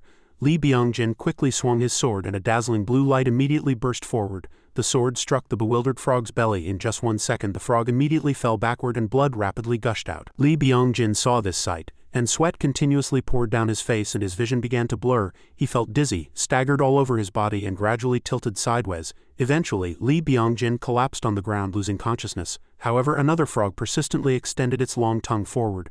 But before the frog could do anything, a cruel blade from somewhere directly slashed its wide-open mouth. Min Jun's face was dark and expressionless, and in his hand was still a glowing sword which was basic swordsmanship. He muttered to himself with satisfaction. It's just a basic skill, but perhaps it's because my skill has improved? Did this training raise my skill level? At this moment, Min Jun slowly extended his hand to Lee Byung-jin, who was still gasping below. Amidst the confused crowd with the frog's black liquid continuously splashing everywhere, Lee Byung-jin, slowly rising, seemed completely detached. He smiled gratefully and opened his mouth. Thank you. Suddenly, Min Jun stared intently at him for a long time, and then in the distance people were still seen struggling with giant frogs. At this very moment, Min Jun rushed forward and split it in two. He darted here and there, helping everyone attack the giant frogs. All these actions were watched by Seo Young from afar. He smiled with satisfaction and thought to himself, this maneuver training is considered the most intensive training in the history of the Hunter Corps. Just then a wet frog was waiting to ambush Seo Young from behind, but in just 1 second he raised his hand and sent it flying high into the sky. At this moment, Cheon Min loudly announced, this is the end, line up in order and rest. Everyone keep improving. After that he tilted his head and asked Min Jun, are you alright, Staff Sergeant? He immediately gave a thumbs up. I'm fine, Lieutenant. However, Seo Young's heart was extremely excited, but he looked directly at Min Jun, baring his teeth and smiling. I find you very impressive, Kim Min Jun. At the same time, in the northern part of the city, the soldiers were still struggling with the Dabos. The girls fought persistently, eliminating all of them, but they too were gradually getting tired and gasping heavily. Then in the distance a Dabo was persistently rushing towards them. The girl immediately snapped to attention and raised her sword ready to fight. Sun Wu-ni gripped the hilt of her sword tightly, her eyes intensely focused on the Dabo. At this very moment she swung her sword, accurately splitting it in two. After taking this attack, the Dabo stuck out its tongue and fell to the ground unconscious. At this moment all the squad members breathed a sigh of relief and hot sweat dripped down their faces. The girl clenched her fist happily and praised, as expected of Private First Class Sun Wu-ni, truly amazing. However, just then the Dabo suddenly regained consciousness. It opened its mouth full of sharp teeth towards the girl. She, unaware, continued to praise, you caught almost all of them by yourself. As if sensing the danger behind her, she suddenly widened her eyes and turned around. At this very moment the girl's protective helmet was knocked off. She fell painfully to the hard ground. At this moment Sun Wu-ni also rushed to save her comrade, and her speed was so fast that even the hair tie holding her hair flew off. The fallen girl looked back, flustered by her comrade's actions. At this moment Sun Wu-ni was already standing at the edge of the cliff. She strongly blocked its persistent mouth with her sword. However, at that very moment Sun Wu-ni swayed in the air. As evening fell, the sky gradually turned orange, and the sun began to set. The team members sat together, chatting and laughing happily. As Min and Min Ji-hee pointed at something below in disgust, Seo Young suddenly appeared and opened his mouth. All platoon members have come this far, and no one has sustained serious injuries. He smiled and continued, this platoon leader is quite good too. Cheon Min, hearing this, was blank, not understanding the other party's intention. Why suddenly? Eventually he suddenly looked at the noisy group behind Seo Young. Min Jun was very earnestly teaching the members how to properly hold their weapons. He replied with a gentle smile, it's all thanks to them. Seo Young approached and patted his shoulder. It's thanks to your abilities. He gritted his teeth as if reminding him, lead me well until the end. Cheon Min hesitated and nodded. Thank you. Then Seo Young looked at Min, who was silent beside him. He grabbed his neck tightly and shouted loudly, are you still not calm? There's still a long way to go. Are you just going to help those kids a little? Min Ji-hee, suffocating, carefully replied, I'm sorry. At this moment Na Min-hyuk called out softly from afar, Staff Sergeant Kim Sang-ho. Kim Sang-ho opened his mouth in a low voice. Why are you rushing? Seo Young continued to urge. Let's keep going. Min Ji-hee refused, frightened. How dare I refuse? Na Min-hyuk continued. Speaking of the second stage of training, can I ask you something? Kim Sang-ho interrupted without hesitation. No, don't ask. However, he didn't care and pointed to the side, saying, what's that? In front of them was a huge sign and a deep pit. Kim Sang-ho calmly pushed up his glasses and said, that thing. After that he casually continued, it's just a pit. At this moment Cheon Min placed his hands on his hips and instructed, alright, let's go. Everyone to your positions. Na Min-hyuk approached Kim Sang-ho and confirmed, did you say it was a pit? He nodded, that's right, a pit. he repeated in a murmur. It's definitely a pit. Suddenly Kim Sang-ho turned his head and asked, don't you know about tomb pits? Did you sleep during training? After that he pushed up his glasses, a mysterious expression on his face. Although not much is known about tombs yet, Kim Sang-ho's apologetic voice began to echo. The most plausible current hypothesis is that tombs act as portals connecting this space to other dimensions. Having said this much, Kim Sang-ho's eyes sparkled. So it's essentially an infinite connection leading to an infinite space. The two move forward together, and he added, moreover there are clear boundaries within the tombs. That's the endpoint of the spatial connection. However, there have been a few instances where the connection unexpectedly broke off. Kim Sang-ho smiled, finishing his story. And that's what a tomb pit is. Nam In-hyuk suddenly became curious. So what happens if you cross the boundary of a tomb or jump into a tomb pit? Kim Sang-ho lowered his head and smiled deeply. I don't know. Eventually he waved his hand and continued with interest, but I hear that person will pop and jump to another dimension. At this very moment a scream suddenly echoed from the front. What is this? Cheon Min calmly approached and asked, what's wrong? But the moment he saw the sight before his eyes, Min Jun and everyone else were astonished and speechless. What? He raised an eyebrow and muttered to himself, this person. On the ground lay an unconscious Sun Woo-ni. Her eyes were closed and her face was slightly pale. After a while, Sun Woo-ni raised her hand to drink the remaining water in her bottle. Cheon Min glanced and reported via walkie-talkie. Seo Young also observed the current situation, his lips pressed tightly together. At this moment he turned around and instructed. I've reported the situation to the 4th Battalion, so don't worry, continue to rest. Sun Woo-ni, flustered, opened her mouth. Could you please check if my comrades are all right? Cheon Min smiled and reassured her in a gentle voice. They're fine, but everyone is worried about your situation. They said they were preparing to stop training and begin a search operation. But since we've reported your situation, they'll probably continue training. Hearing this, Sun Woo-ni breathed a sigh of relief. Thank you. Then I'm relieved. However, just as she was about to stand up, she suddenly paused. Sun Woo-ni's feet were meticulously bandaged. She frowned, not knowing what to do. Min Ji-hee kindly reminded her. You won't be able to train with that foot. For a hunter, taking care of yourself is as important as enhancing your combat abilities. Cheon Min also nodded in agreement from the side. That's right. Since we've contacted the 4th Battalion, the rescue team will arrive soon. I know it's disappointing, but the training. Sun Woo-ni immediately tensed up upon hearing this, but then realizing her condition she became dejected and sad. She was startled when Seo Young suddenly opened his mouth from behind her. Is she all right? Sun Woo-ni pressed her lips together, frightened, and questions continuously flooded her mind. Commander Yu Dok-gyun, why is he here? Where is this? I thought it was company training.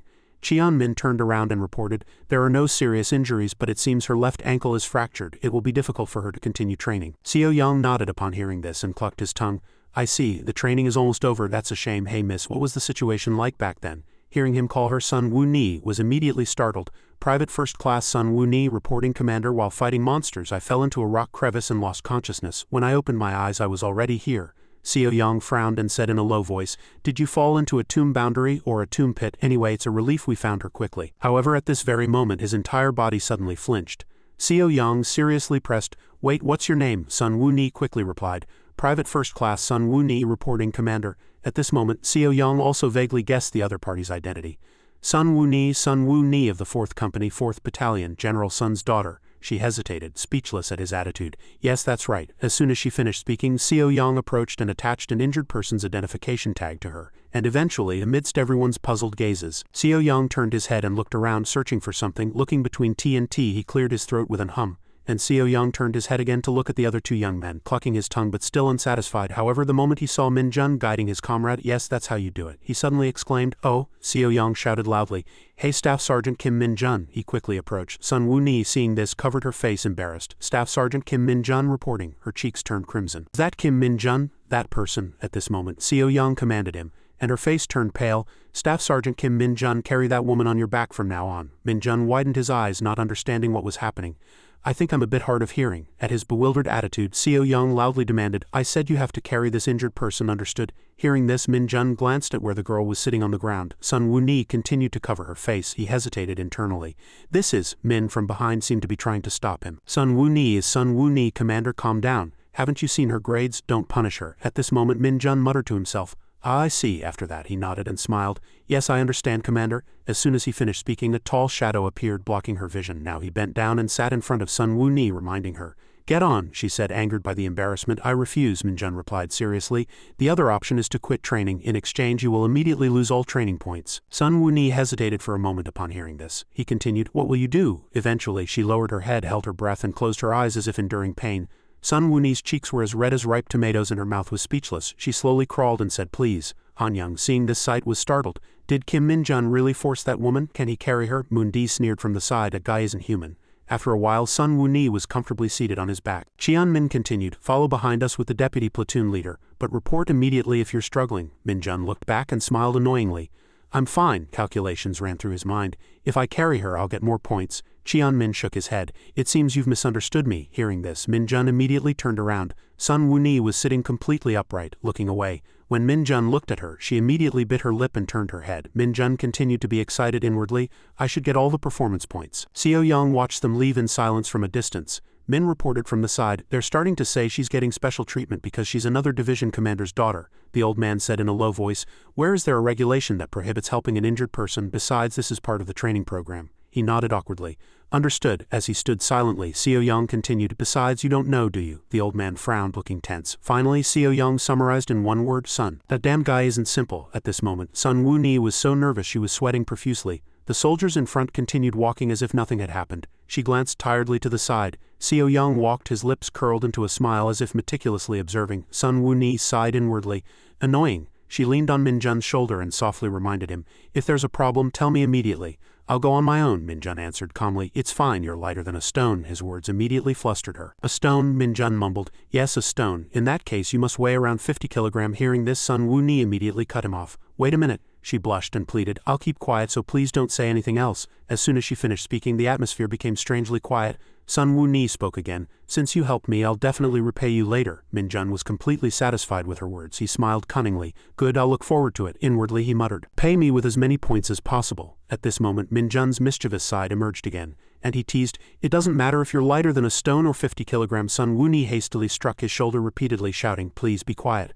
Min and Seo-young, unable to hold back, exchanged glances from behind, and soon both their faces flushed with embarrassment. By then, night had fallen. The sky was black and dark, with a few sparkling stars adorning the night sky. The soldiers were exhausted, their bodies drooping. They were all sweating profusely, their combat uniforms soaked. Tae-wook mumbled despairingly, I just hope monsters don't suddenly appear. Tae-wook complained, this is truly hell. They tiredly recalled Seo-young's figure. Someone had changed the training intensity from normal to hell. Did he call me? At this moment, Cheon-min turned his head and reminded everyone, we have about 2 kilometers left now. Don't let your guard down. Concentrate until the end. He urged the two people in front to pass the message down. Kite tiredly replied, and Kite also shouted happily, almost there. At that very moment, the two suddenly stopped, startled. Kite hastily shouted, Company Commander, monsters have appeared in the sky. Cheon-min hastily ordered his comrades, monsters have appeared in front. Everyone prepare weapons. Flying monsters. The flying monsters plunged madly downward, their eyes shining with extreme malice. Cheon-min gritted his teeth tense, and thought inwardly, to think blackbirds would suddenly appear. The blackbirds flew chaotically in the air. Seo-young mumbled inwardly from a distance, we've already come this far, and even with an injured person we were lucky in the end. Blackbirds are small monsters about the size of a parrot, but their teeth and claws are sharp enough to tear flesh.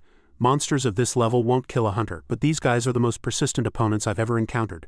They cling like hungry leeches, even if you try to ignore them. The old man squinted with difficulty, constantly muttering, besides, it's too dark to see anything. The blackbirds kept coming down and going up, teasing the soldiers, and no one could land a proper blow. Min from behind couldn't help but exclaim, big problem. Seo-young also spoke. From the perspective of an injured person and an observer, this weak counterattack will inevitably lead to the failure of our unit. Darkness and the soldiers' fatigue are no excuses. No matter how hard they tried, they couldn't injure the blackbirds. Min Ji-hee watched everyone scrambling and mumbled inwardly, we're hunters, it wouldn't be any different even if everyone was healthy. He bit his lip worriedly.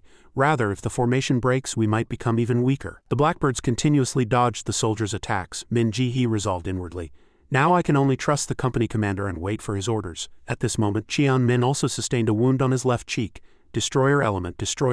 On the other hand, Min-jun continued to frown, displeased. He was already fuming with anger. Damn it. As soon as he finished speaking, Min-jun immediately rushed out, and Sun Woo-ni was startled. Wait, Staff Sergeant Kim Min-jun, where are you going? Min-jun knelt before Cheon-min and proposed. Company Commander, give me a chance, he shouted in surprise. What are you talking about? What are you saying with an injured person on your back? His eyes were full of destructive elements and his voice was very firm. Everyone is at their limit, he said firmly. Everyone can't hold on any longer. I can do it. At this moment, Cheon-min also hesitated for a moment at his words. Then what's your plan? Min-jun quickly stood up and whispered in his ear. As soon as he finished speaking, both Cheon-min and Sun Woo-ni were startled. What are you talking about? She realized her overly enthusiastic demeanor and quickly covered her mouth. Cheon-min also fell silent to reorganize his thoughts. Eventually he nodded in agreement. Cheon-min struck his chest hard and said, alright, if it doesn't work I won't let you off. This is just for this once. Min-jun smiled and replied, understood. Sun Wu-ni wanted to speak again in a hurry but stopped. Does he understand the current situation? These two, at this moment, the blackbirds became increasingly frenzied, and with each flap of their wings, smoke continuously billowed, stinging their eyes. Even when the soldiers looked up, they didn't know where to start. Min turned his head and ordered, "Bring the injured person here now." However, Min-jun completely ignored that thought. He shouted, "We don't have time for that." Right at this moment, Company Commander Min gritted his teeth at Min-jun's attitude. He was flustered, but in the end he had to accept everything. Follow Staff Sergeant Kim Min-jun and prepare fire support. Seo Young was startled by this sight. What fire support? He's going to hunt them with a rifle? Min-jun adjusted his gun and solemnly reminded, "Sit still and hold on tight." Having finished his preparations, he confidently curled his lips into a smile. "We can't leave the injured person behind." At this moment, Sun Wu-ni closed her eyes as if resigned. Then she bent down and clung tightly to Min-jun's body. Inwardly, she constantly wondered, what on earth is this damned guy trying to do? Min-jun's eyes began to shine and burning energy erupted. For a dark wizard hunting in the darkness, the blackbirds were still plunging madly downward. Min-jun tilted his head, concentrating and aiming. "It's as easy as hunting during basic training. These monsters will die by my hand." As his sight accurately aligned with the blackbird directly in front of him, Min-jun pulled the trigger forcefully, and a faint energy spread from his finger along with his dark arrow skill. Immediately afterward, the bullet instantly fired into the air, and a gunshot echoed as if tearing through the sky. He thought inwardly, "I can conceal this skill in a long-range gun and fire it."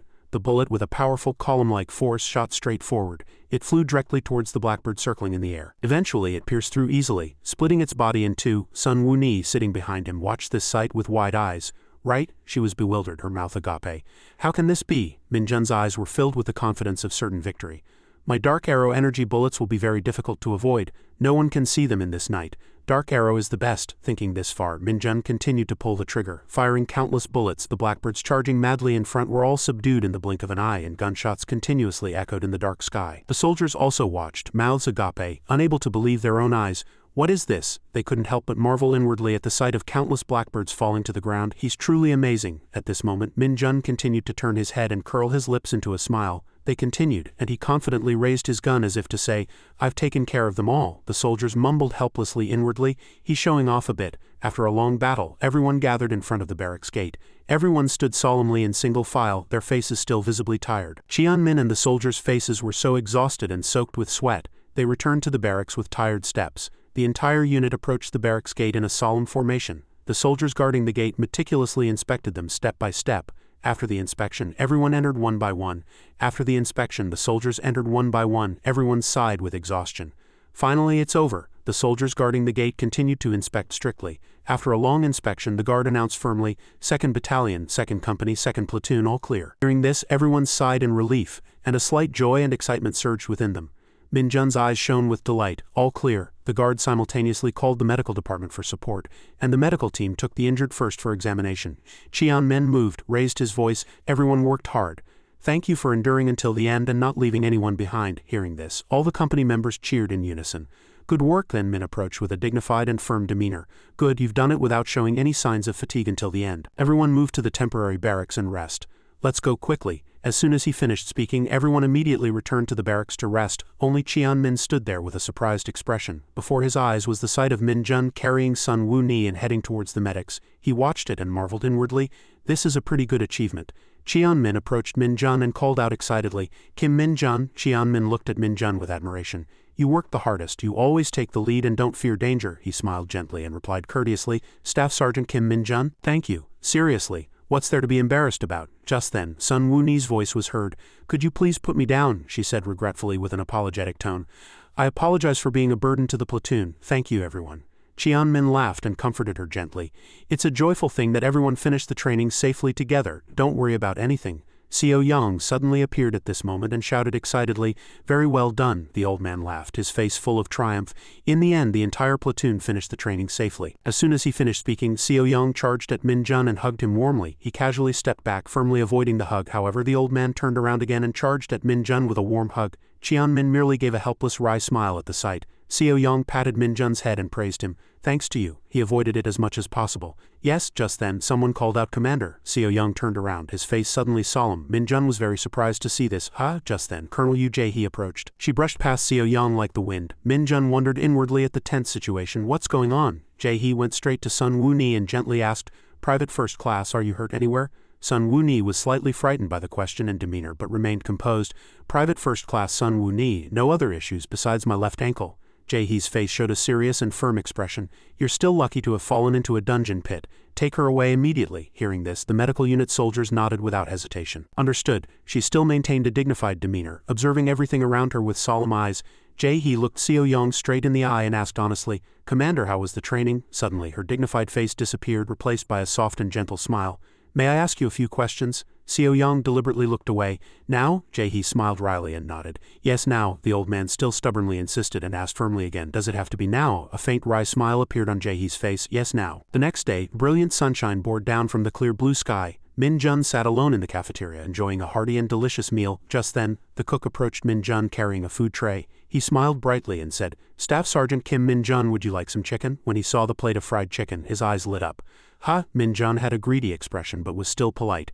Is it okay if I eat it alone? The cook nodded without hesitation. Yes, everyone else is asleep so they probably won't eat it. Min-jun received the tray of fried chicken with a joyful and excited expression. Since you made it, I'll eat it all, thank you. He devoured the food deliciously. The cook standing nearby subtly asked, Hunter Kim Min-jun, 2nd Company, 2nd Platoon. I heard the 2nd Platoon is the 1st Division. Min-jun didn't mind and smoothly transitioned. Is that so? He nodded, confident.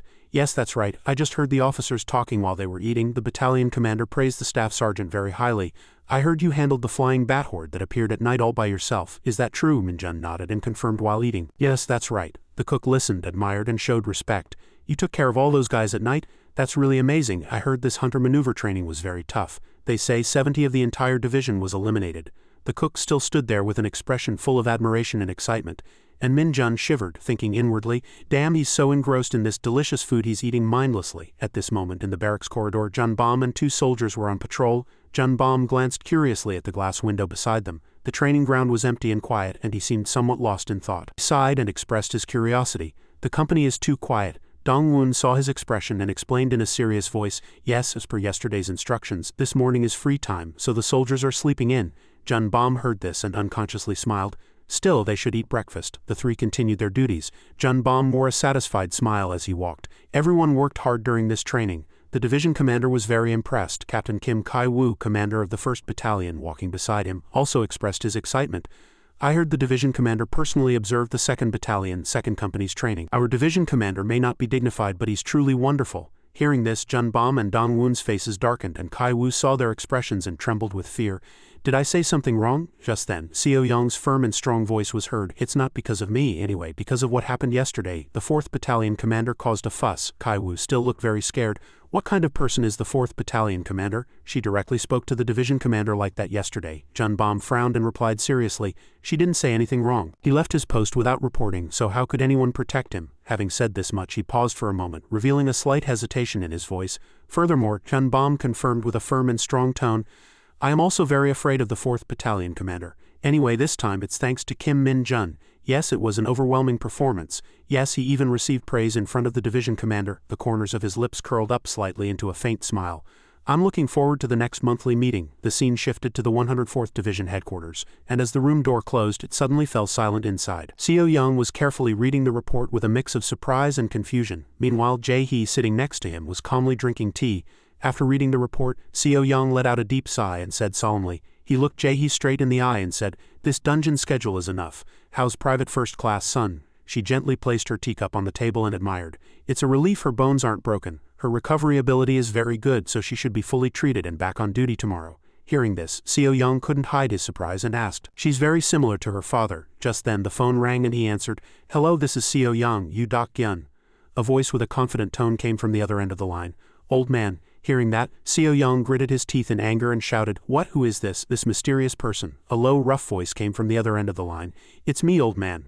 Seo-young looked at the unfamiliar number displayed on the screen and the other party still seriously said, have you already forgotten my voice? He unconsciously shouted in anger. You. Hearing this, Jae-hee, who was nearby, also listened carefully with curiosity. The mysterious person on the other end of the line remained silent and continued, surely Commander Seo-young? On this side, a confident voice affirmed, that's right, I am Seo-young, Yu Dak-gyun. The mysterious person was Major General Sun Tae-ho, commander of the 107th Division. He challenged Seo-young to a fight. Seo-young was still full of confusion and doubt from the other end of the line. You, surely you? Jae-hee listened quietly to what was happening. Tae-ho calmly nodded and replied, yes, it's me. He didn't forget to remind Seo-young. Hey, you Dak-gyun, we need to talk, you damn bastard. Unlike Tae-ho's calm, Seo-young continuously cursed in anger. What's wrong with that son Taeho guy calling me suddenly and calling me what an old man? Taeho still provoked calmly. You are an old man, aren't you? Let's get to it, let's fight. Where would be good? Seo Young sighed deeply as if resigned. Hey you old man, are you doing this because your daughter got hurt? Jae-hee quietly listened to their argument. Aren't you a soldier too, and a general? Taeho raised his voice, shouting each word firmly and defiantly. Yes, I am a soldier and a general, so I need someone to train with. Say no more, just tell me the location. Seo Young replied honestly, annoyed. You're too childish. I'm sorry your daughter got hurt, but isn't that just how training is? Taeho scoffed and mocked honestly from the other end of the line. What would a guy like you know? Hearing the insulting words, Seo Young couldn't hold back, slammed the table and shouted. Damn it, where is that old man now? Tell me, why aren't you answering? That old man is in Yeding, right? Just you wait. His face was red with anger and his voice became firm and strong. I'm not married because I didn't want to, did you hear that? Hello, are you really not going to answer? Jae-hee heard this, approached and reminded him. Commander, he hung up. Seo Young was so angry that it seemed steam was rising from his head and he glared at the phone screen with bullet-like eyes. He couldn't help but turn to Jae-hee. Do you have Sun Taeho's number? Call him immediately. She just let out a helpless sigh without saying a word. Jae-hee explained and comforted Seo Young in a gentle voice. Calm down, Commander. I think it's natural for Major General Sun to be angry. He heard this and shouted in anger. What, are you taking his side now? Did you tell him that his daughter got hurt?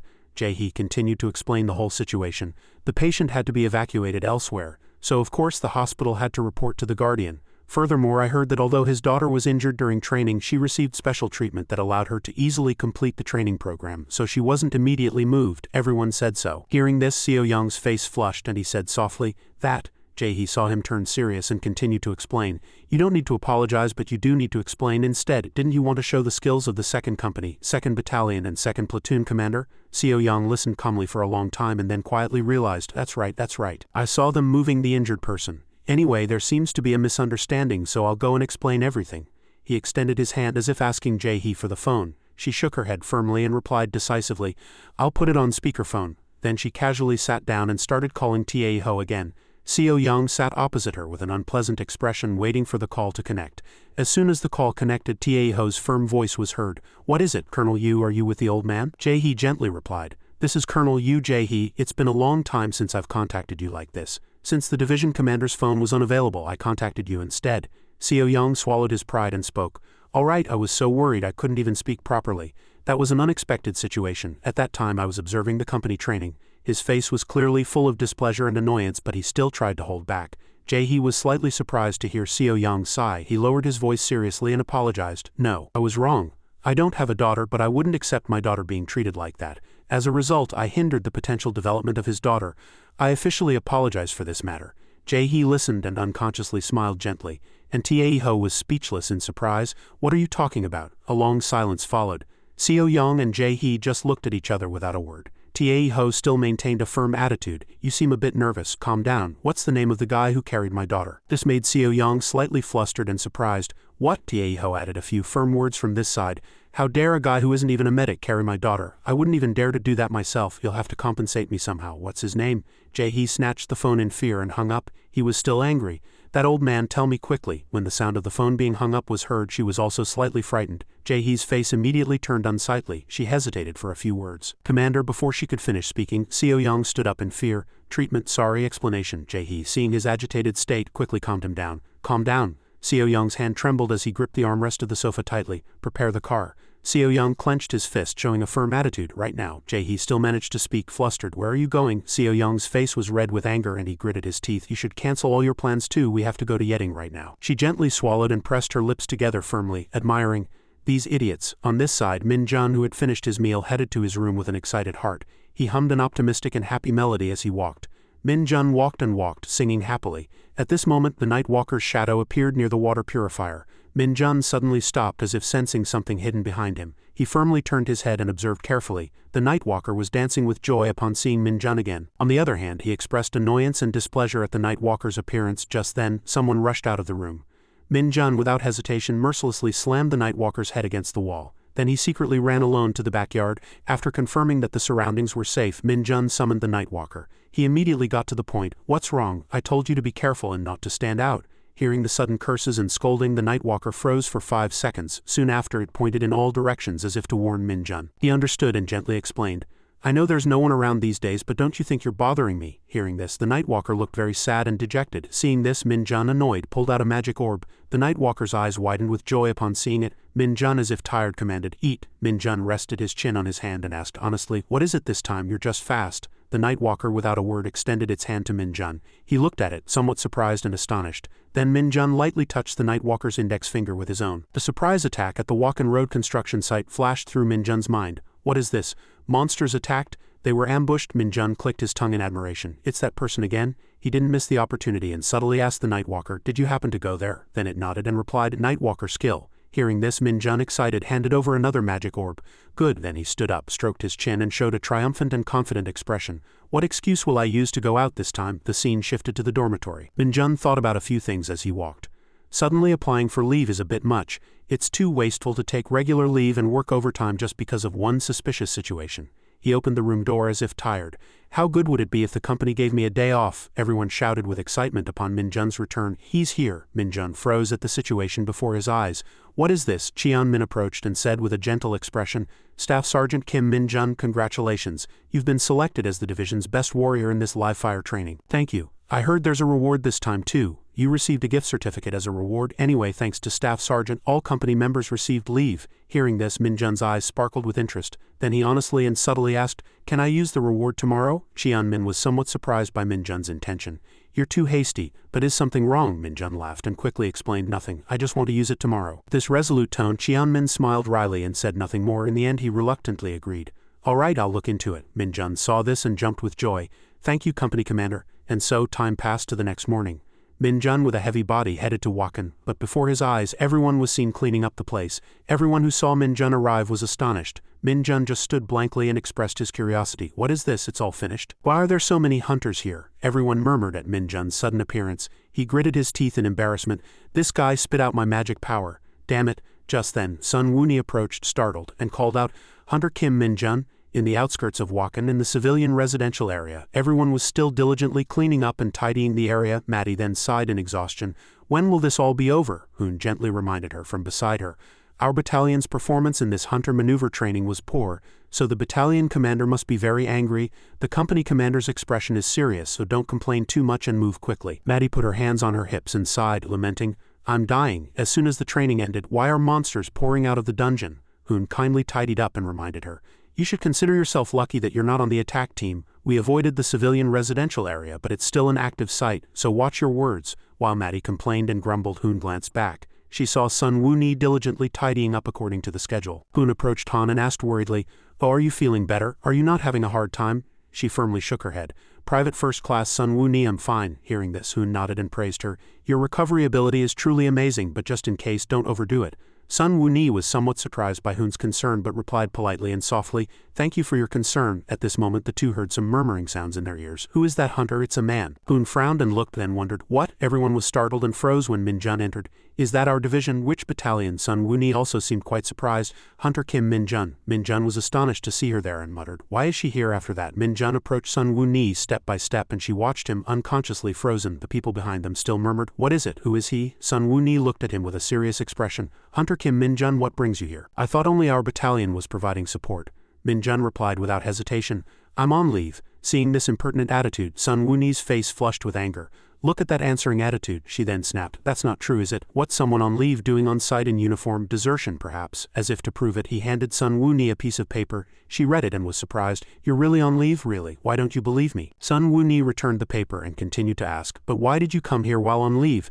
Don't you know this is a restricted area?" Min-jun shook his head, somewhat flustered. "No, that's why is she like this? Really, I can't tell her I came to absorb magic power. I came to Walken for something I needed to do. Since it was an emergency, I thought I could help." Just then, Min-jun suddenly detected a powerful energy source that appeared. It opened a powerful spatial gate. Seeing the spatial gate, Min-jun couldn't hide his excitement. "A gate!" Sun Woonie was startled by the sound of people screaming and turned around. "A gate!" Maddie cried in fear and ran away, shouting, "What? We just attacked one dungeon, and now another one has appeared and we have to clean up again." Hoon saw it and reminded her while running away, "Just run first and report to the platoon leader." Everyone run to the platoon leader's area. Sun Woonie looked at the situation and was somewhat frozen and at a loss. After that she ran away in a panic but didn't forget to remind Min-jun, "Hunter Kim Min-jun, you have to escape quickly." but he didn't listen and instead walked towards the gate. Minjun's face sparkled with excessive confidence. What should I do now? Minjun then entrusted Sun Woo-ni with a few things. Monsters might pop out, so I'll stay and buy time. Hearing this, she was surprised and incredulous and kept urging Minjun. What? That can't be. How do you know what will come out? Hurry and escape. But he ignored Sun Woo-ni's words. It seems the attack team has left this site. Minjun still urged Sun Woo-ni to leave quickly. If monsters come out, everyone will be in danger. If I feel it's too dangerous for me to handle, I'll run away immediately, so don't worry, just lend me some equipment. As Minjun didn't leave, worry surged in Sun Woo-ni's heart, but before she could finish speaking, he gently reminded her, your foot isn't fully healed yet. Minjun was still approaching the gate step by step, so hurry and escape, I'll stop them. Sun Woo-ni bit her lip and deliberated. She pulled a knife from her pocket. Sun Woo-ni gave it to Minjun and reminded him, if it's dangerous, you must escape immediately. I'll return with the platoon members as quickly as possible. The gate was still growing larger in front of Minjun. He moved his feet and approached the gate. Among the monsters, there were some that didn't want to leave their habitat. If there were such individuals at the dungeon gate, not a single monster would pop out. Dark power spread throughout the town, but it wasn't just these kinds of monsters, especially if they were monsters that moved in groups. A huge ferocious red boar popped out of the gate. Minjun looked at it and scoffed, these kinds of guys. Immediately after, a herd of red boars popped out of the gate. The leader charged at Minjun, growling menacingly. He covered his nose and called out in a contemptuous tone, Red Boar. Minjun waved his hand to provoke the red boar herd as they charged menacingly. My goodness, I've eaten too much magic power, so I'm overflowing with energy. Immediately after, he took out his weapon and charged at the fierce and violent red boar herd. Minjun skillfully used his dark arrow skill. This skill suddenly confused the red boar herd, slowing their charge speed. Seeing that the skill he used had little effect, Minjun scoffed unconsciously.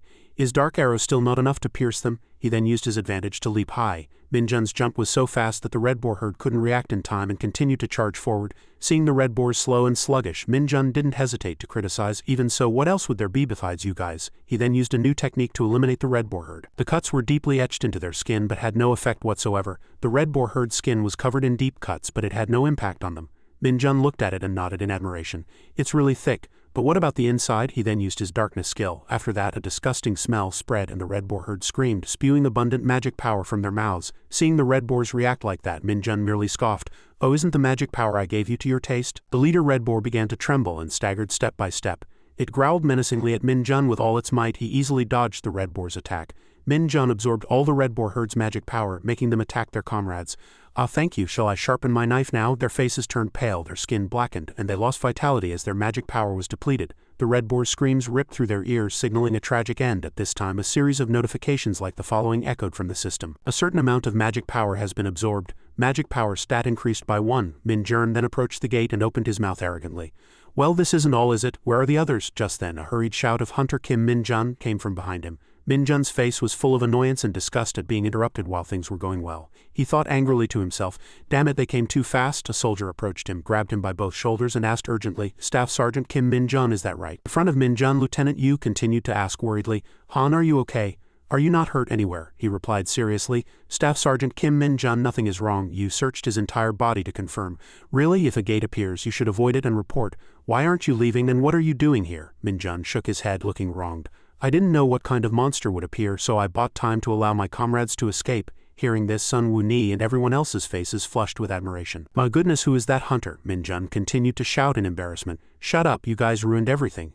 Yu asked a few more things about Minjun to confirm. By the way, what are you doing here anyway? Which unit are you with? He took out the paper from earlier from his pocket. Staff Sergeant Kim Minjun from 2nd Battalion, 2nd Company. She read the contents of the paper and admired in bewilderment. On leave? You're on leave today. Then why did you come all the way here? Is your home nearby? Minjun replied without hesitation. I came to Wakan for something I needed to do. Since the gate was destroyed, I thought I could help. Hearing Minjun's offer, Yu frowned and pondered inwardly. After a long thought, she turned and left. It's fine, there are no casualties, so you handle the monsters that popped out first. We'll withdraw from the site and the attack and investigation teams will arrive soon to control the area. At this time, everyone swarmed around Minjun, continuously praising him. That hunter handled 5 red boars alone. Did he really only use a military knife? That hunter is truly strong. Yu and Sun Woo-ni just sighed helplessly from behind. Minjun's indifferent expression showed. Damn, these kids are killing me. Time passed, and finally night fell. A quiet night in the barracks dormitory. Cheon-min's surprised scream echoed. You're Kim Minjun? He kept shaking his head and denying. No, that can't be. Staff Sergeant Kim Minjun of 2nd Battalion, 2nd Company. Yes, he's our team member on leave. But Cheon-min couldn't suppress his emotions and slammed the table, saying firmly, Wakan, Gangwon Province, you're handling red boars alone and now you're helping residents. Yes. Over the phone Yu was informing Min of the mission situation. Yes, the gate has been controlled for now and we're currently sanitizing the nearby affected residents. Staff Sergeant Kim Min-jun volunteered to help, and this is my first time seeing such a case. Hoon murmured this information. That hunter. I heard he's on leave. Maddie's eyes sparkled upon hearing this, and she had a look full of adoration. Then he's helping us while on leave, my goodness. Hoon continued to observe and evaluate him. How could he face a herd of red boars with just a knife? He's truly foolish. If they even bumped into him, it would be no different than being hit by a truck. Min's face showed. Damn, these red boars are bothering me too much. I can't help it. It's annoying, but I have to leave a good impression. Just then, Sun Woo-ni suddenly approached and called his name. Hunter Kim Min-jun. Min-jun's eyes widened in surprise. My goodness, you startled me. He calmed down a little and gently wiped the moisture from his face. I almost spit on her face. Min-jun continued to ask, please step aside. Sun Woo-ni was momentarily bewildered by this question. After that, she mustered up the courage to ask Min-jun, can we talk for a moment? And so the night in Wakan was cold and quiet under the full moon. Min-jun and Sun Woo-ni were silently facing each other. Min-jun then spoke firmly. So what do you want to talk about? Sun Woo-ni gently brushed her hair aside and replied softly. That day. She replayed the memory still lingering in her mind. Sun Woo-ni looked him straight in the eye and asked honestly, you swore at me by the window, didn't you? Min-jun froze for a moment. What is this woman talking about? He suddenly remembered the situation from that moment. That time that was. After that, Min-jun excitedly exclaimed, that wasn't swearing at the time. What I said was, if you provoke me again you'll be left behind. It was swearing after all. Sun Woo-ni frowned upon hearing this and sighed. Her attitude was extremely cautious and timid. I admit I provoked you first that day. My apology is a bit late, but I'm sorry. Min-jun's face became sullen upon hearing this. This is really tiring. Sun Woo-ni's apologetic eyes were still fixed on his handsome face. She suggested apologetically, you'll accept my apology, won't you? Min-jun signaled with his hand and explained in detail. There was nothing to apologize for in the first place. Just let it go. If you're done talking, I'll be going now. Sun Woo-ni called Min-jun back and asked, do you know that person who only ever got a perfect score once in the promotion exam, Staff Sergeant? He widened his eyes and asked again. Me? She shook her head and waved her hand, then said meaningfully, no, excluding Hunter Kim Min-jun, there used to be only one, but now there are two. These words piqued Min-jun's curiosity, and he could no longer hold back and asked honestly, who is that person? Sun Woo-ni stammered. My father. No, she immediately changed the subject. Min-jun was bewildered listening to her. How, I see. Then Sun Woo-ni started talking again with a proud look on her face.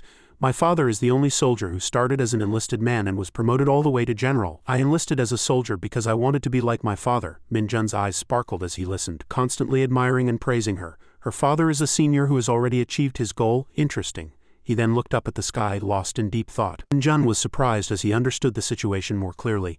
Wait, I was 8 years old when the gates appeared and the Hunter Corps was founded. So the commander re-enlisted as a soldier?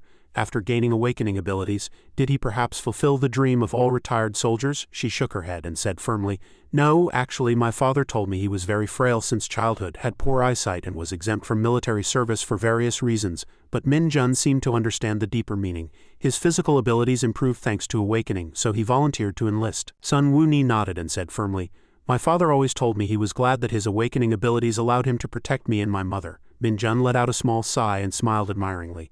Seeing your expression, I'd like to meet him someday. Sun Woo-ni nodded and smiled gently. If you two have a chance to meet, my father will surely be happy to meet Hunter Kim Min-jun.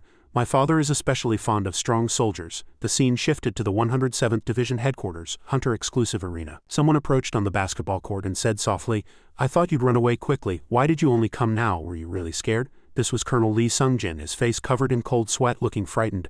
Our division isn't that idle. Scared? What's that? Is it something to eat? Jae-hee was also there at this time, looking bored. The sound of an intense basketball game echoed. A busy person came all the way here. Why didn't you tell me? Is his name Kim Min-jun? Seo-young was still shouting irritably at this time, his face bruised from being hit. What? How do you know that name? Tae-ho growled provocatively. Did you think I wouldn't tell you? Hearing that, Seo-young, extremely displeased, kept charging and picking fights. This guy is really childish. So what are you going to do? Tae-ho immediately retorted. Why are you worrying? Then you should do better. Tae-ho attacked with clenched fists, his face swollen. Seo-young also rushed in to counterattack with an equally irritable expression, and Lee Sung-jin outside nervously tore at his hair. This is no joke. No one can stop these two like this. At this moment, Jae-hee rushed in and with some power stopped the two from fighting further. She struggled to hold them back and said, 5 minutes have passed, stop fighting here. Seo-young and Tae-ho's faces were covered in bruises. The two glared at each other like mortal enemies. Tae-ho approached and taunted softly, not dead yet, old cucumber. Seo-young glared back fiercely, feeling better, old fool? Tae-ho chuckled in disbelief. We haven't even started, and it's already like this. Seo-young still criticized irritably. You damn bastard, it's because you're too narrow-minded. That night the moonlight shone brightly and there was no wind. Seo-young sat on a wooden chair looking up at the sky, seemingly lost in thought. Taeho also sat beside him, gazing at the sky. Jae-hee approached and reported on the current situation in Wakan. The commander of the third company reported that they handled the Red Boar Gate. Seo Young nodded upon hearing that and praised them. The third company commander worked hard, and you worked hard too. After finishing her report, Jae-hee saluted and immediately left. At this time, only Seo Young and Taeho sat there enjoying the breeze and unburdening their minds. After a long argument, Taeho spoke softly. "All right, what's your real reason for coming here? Is something wrong?" Seo Young still glared sharply at Taeho as if his anger hadn't subsided. After a long hesitation, he finally reluctantly said, "I was thinking of specially promoting Kim Min-jun to staff sergeant." Hearing that, Taeho's anger flared up again. "Are you proud of sponsoring the guy who touched my daughter here?" Seo Young retorted irritably, as he spoke nonsense. "What do you mean touched? He helped your daughter, so you should be grateful, shouldn't you?" After a long argument, the two returned to a quiet state as if nothing had happened. Taeho sighed, still speaking in an irritable and serious tone. "He was just promoted to staff sergeant, wasn't he? He was also specially promoted from private first class. What are you thinking?" Seo Young, on the other hand, said firmly, "I plan to promote him all the way to officer for now." Hearing that, Taeho's heart felt at ease, and he surrendered his body to the night wind. That will surely attract a lot of attention. A firm conviction surged in his heart. Gwarkatron won't stand still. If he's someone you've acknowledged so much, he'll surely feel jealous. Seo Young gritted his teeth unpleasantly and urged, "So I'm telling you in advance, you'll side with me later." Taeho refused vehemently without hesitation. "I can't act so recklessly just by listening to you. I have to meet him myself and decide." The two shared their heartfelt thoughts and revealed their intentions under the deep night moonlight. "You're not planning to meet for another purpose, are you?" At the same time, in Wakan County, Min-jun encountered a strange phenomenon while walking. You don't mean?" Something mysterious seemed to be slowly appearing before his eyes. A mysterious figure completely revealed itself before Min-jun. This person suddenly smiled triumphantly. "Found it." This was where the last bus took the soldiers back to the barracks. The soldiers lined up in order and boarded the bus. Maddie sat inside the bus, still sticking her head out to express her feelings. "Staff Sergeant Kim Min-jun, thank you for today. You worked hard," she spoke enthusiastically. "When we meet next time, let's eat together. My phone number is—" Before she could finish, Wei-jun hurriedly covered Maddie's mouth. "You worked hard." At this moment, Sun Woo-ni carefully observed Min-jun through the bus window. She smiled gently and looked at Min-jun with affectionate eyes. As the bus departed, Min-jun stood there watching it. After that, he sighed and walked back to the barracks. While walking, something suddenly caught Min-jun's eye. The night walker was sitting alone on the roadside at this time, looking very pitiful. Min-jun saw that sight and remained silent, not knowing what to say about this situation.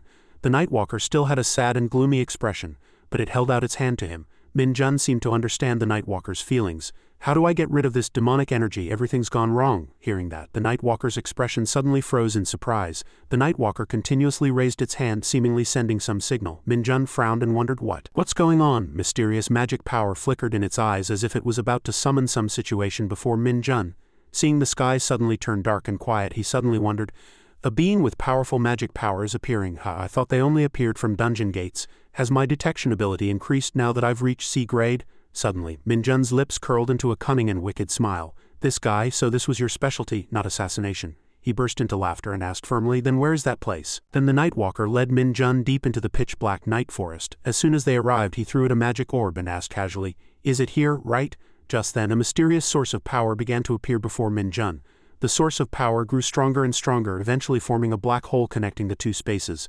It was like some kind of spatial gate. Min-jun stepped back slightly in fear. You don't mean you?" Surrounded by mysterious power, a mysterious figure began to appear. This person's appearance was mysterious, yet somehow familiar to Min-jun. The mysterious figure exclaimed excitedly, "Found it." Min-jun, frightened, frowned as he tried to ascertain where the other party was from. The person who suddenly appeared before Min-jun was none other than Li Bong. Before there was even time for a touching reunion, Li Bong's mouth was twisted and snot was running out. He ran towards him excitedly, overjoyed like a child. "Oh, my old friend!" Min-jun, realizing he had just been threatened, shouted angrily, "You crazy bastard!" Li Bong didn't go far before he tripped and fell. Min-jun felt pity and approached to check if his face and body had any scratches. Min-jun then patted Li Bong's shoulder and seriously urged, "Hey, I told you to forget about me, so why did you appear here?" Hearing the scolding, he made a tearful face and looked at Min-jun with pitiful and aggrieved eyes. Min-jun saw that sight and simply sat helplessly on the ground, sighing. He recalled the past. At that time, he found Li Bong lying motionless on the ground, and a huge ferocious monster was slowly approaching. The monsters approached majestically as if to devour Li Bong.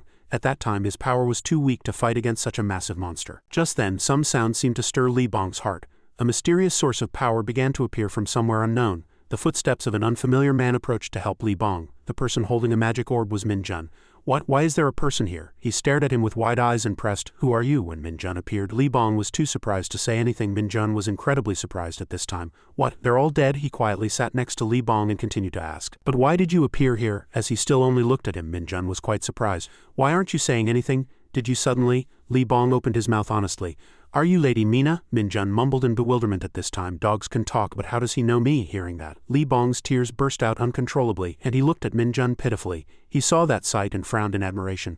"Hope of the Dark Wizard, are you really Lady Mina? Are you also a dark wizard?" Min Jun stood up and looked at Li Bong's current state, shaking his head and complaining. "Why is a wizard as weak as a snail? Are you okay?" As he said nothing, Min Jun turned and waved his hand in farewell. "What hope? Don't talk nonsense. If you're too weak, don't enter this dungeon." While walking, Min Jun suddenly stopped, very puzzled. He couldn't help but turn his head and ask softly, "But what's your name?" At that moment, Li Bong shook his head pitifully. "I don't have a name." Hearing this unexpected answer, Min Jun's eyes showed surprise. He casually smiled meaningfully. "What, is that so? Then I'll give you a name." He patted Li Bong's shoulder and said firmly, "From now on your name is?" Returning to the present, Min Jun continued to shake his shoulder vigorously. "Li Bong Jiu, are you sane? How can you teleport?" Li Bong was dizzy from being shaken, his face pale and looking exhausted. "Lady Mina left us a message and departed. The cult is on the verge of collapse, so why did you leave us?" Hearing that reason, Min Jun shouted angrily, "I told you I'd come back. Why did you appear here?" He couldn't suppress his anger and pushed Li Bong far away. "You're really crazy." He fell to the ground crying and feeling aggrieved. "At least you should have taken me with you, me, Lady Mina's right-hand man." Min Jun was startled to hear that, and froze once again. "Right-hand man, what is this?" His face became serious and his eyes were sharp as he scrutinized Li Bong. Then he empowered him with his magic and pressed, "But why are you begging so much?" Li Bong began to absorb the magic Min Jun had given him, bowed his head in gratitude. "Lady Mina, thank you for saving me once again. I will repay this kindness even if I die." Min Jun couldn't help but get straight to the point. "All right, tell me quickly how you got here. Explain in detail, don't miss a single part." Li Bong began to explain everything in detail. "It was all a miracle created by my faith in Lady Mina, thanks to my earnest wish to help Lady Mina and be by her side." Min Jun, hearing the whole story, admired him helplessly. "What nonsense," however, Li Bong nodded and said firmly. "It's true." He pressed for the entire story of the incident. "You're teleporting with your ability. Be honest, did the Saintess send you?" Li Bong continued to explain. "Our followers obey no one's orders but Lady Mina's." Hearing that, he shouted angrily and commanded, "Stop that right now, tell me quickly, what do you want?" Li Bong recalled another more shocking incident. "Actually, after Lady Mina left, I kept watching the Saintess. The rumors started circulating again," Min Jun said curiously. "Rumors? What kind?" He quietly recalled and spoke. "One day, a mysterious black shadow suddenly started appearing in the palace. Every night, strange sounds were heard throughout the temple. Because he heard strange sounds, Li Bong resolutely watched secretly. At that moment, a small light flickered behind the curtain. Rumors circulated that they were capturing a large number of monsters. Li Bong cautiously pushed open the door and observed to understand the internal situation. He immediately discovered traces of captured monsters. Rumors circulated that they never went outside the temple. Li Bong clearly saw a bizarre and terrifying sight. How could so many monsters be disposed of without a trace, whether bones, skin, or even a single piece of flesh? Returning to the present, Li Bong still replied calmly, "But it's as I expected, Lady Mina." Hearing that, Min Jun's anger flared up uncontrollably. "Damn it, are you saying that's true? We never lie to our commander." He glared at him with a very cautious expression. "Damn it, really?" Suddenly Min Jun rummaged through his outer pocket looking for something. "Hey you." He handed it to Li Bong and pressed him. "Do you know this?" After seeing it, he calmly replied, "By the pattern, it seems to be a fragment of the Saintess's guard sword. Do you remember the sword the guard captain used?" Hearing those words, Min Jun's regret surged once again. "That's right, those damn guys." However, he showed a somewhat wary attitude. "But what about the gate that brought you here? Or did you accidentally enter here, wander through a spatial rift and fall here?" Li Bong gave a wry smile. "I don't know." Min Jun's mood was completely ruined by this answer.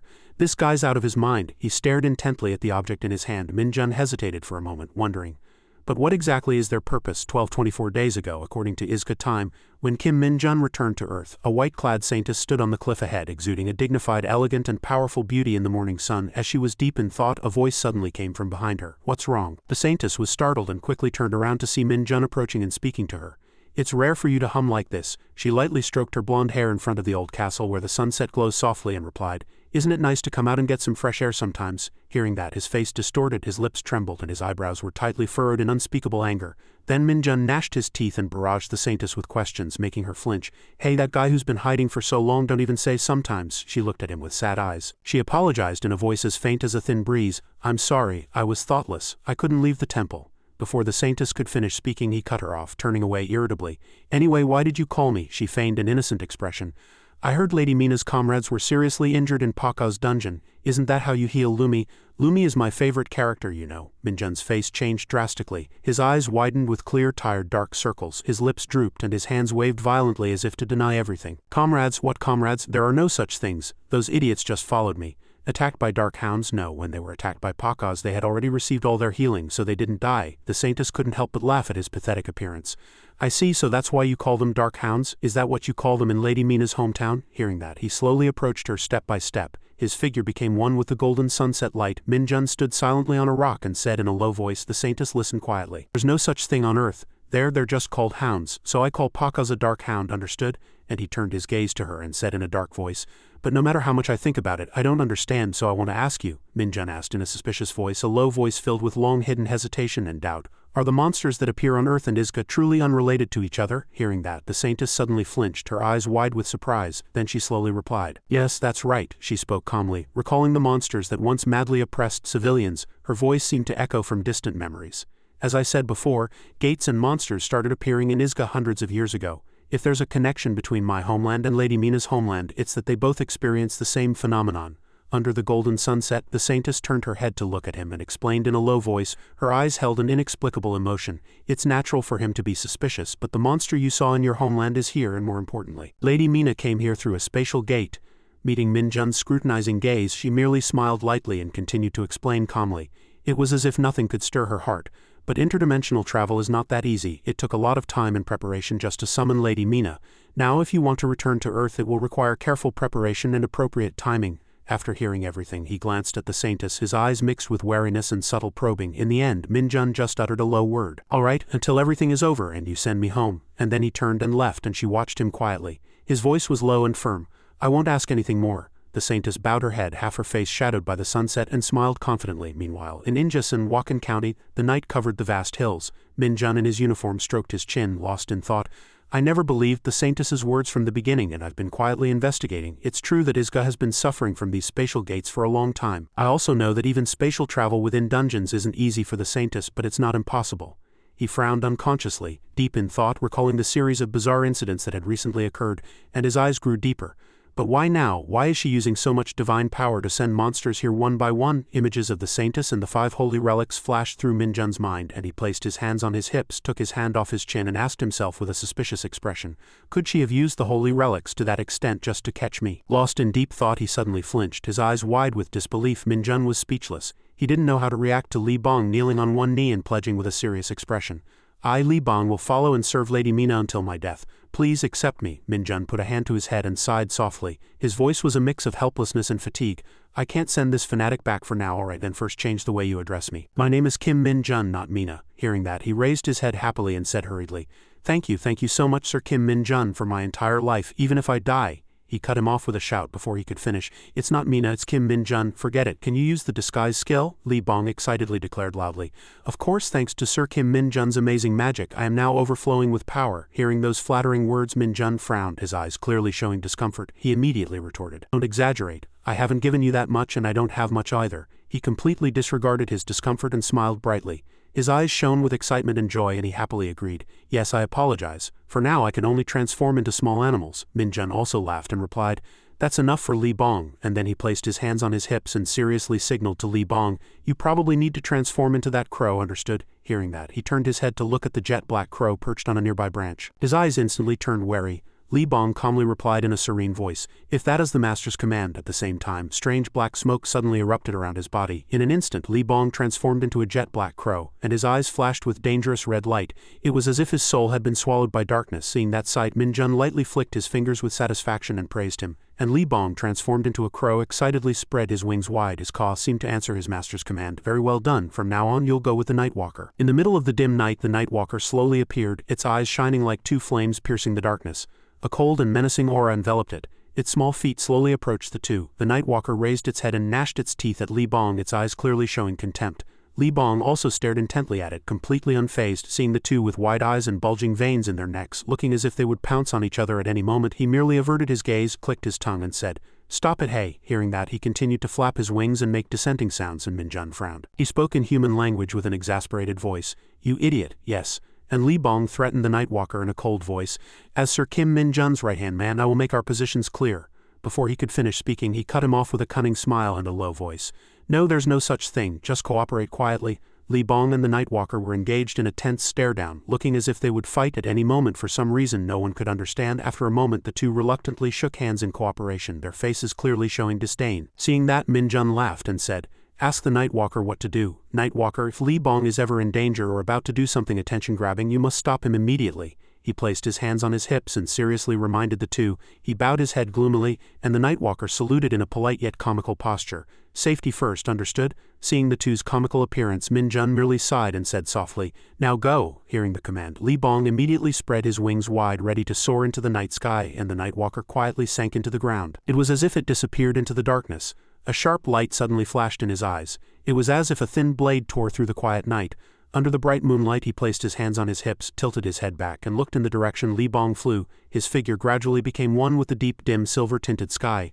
After waiting for the two to leave, Min-jun stood in the middle of the forest and sighed softly. His breath mingled with the cold night wind and the damp smell of rotting leaves. Under the moonlight his deep, thoughtful voice echoed through the forest night. It seemed to become one with the sound of the wind rustling through the leaves. I should eat a lot of jjajangmyeon and go to sleep. Where should I go? A few days later, under the red sunset, a red brick building stood peacefully in a quiet landscape. But soon all peace was broken by Gwang-sik's booming voice. Hearing the noise, everyone in the room immediately stopped all movement and simultaneously looked towards the door, their eyes a mix of curiosity and bewilderment. Sung-ho ignored them, turned around and took off his clothes. Han-young said with a cunning smile, He's finally gone mad. Moon-di clicked his tongue and added irritably, A while ago, he suddenly started mimicking a pigeon and walking around. And now what's going on these days? At this moment Tae suddenly poked his head out and excitedly pressed him. What's wrong? Tae Wook also smiled and asked in a curious voice, But what are you doing? He raised an eyebrow slightly, a mocking smile on his lips, and said in a low voice, It was as if he was about to drop a bombshell. The quarterly company performance report is posted in front of the administrative office. Hearing that, Seong-woo quickly adjusted his glasses. Meanwhile Ki and Seong both nodded and were asleep. He raised an eyebrow and asked in a low voice, Did that person take first place again? There was a lot of training and dungeon raids this quarter. He stood in the corner buttoning his shirt, an unreadable expression on his face. Sung-ho closed his eyes and composed himself, and his booming praising voice echoed in his ears. He's truly like an achievement point vending machine. Gwang-si quickly covered his mouth with his hand and whispered in a low voice, Staff Sergeant Lee Sung-ho, you got 75 points this quarter. Tae-wook glanced at the corner and lamented loudly. What, first place again? No, he might even be first in the battalion, he muttered beside him, his face pale and dazed. I just wish I could get over 50 points. I'd die if I got confined to barracks. As they chatted, he suddenly took on a mysterious expression and cleared his throat softly. That is, Gwang-si covered his mouth with his hand, his eyes wide with a very mysterious expression, as if afraid even the air would hear him whispering top-secret information.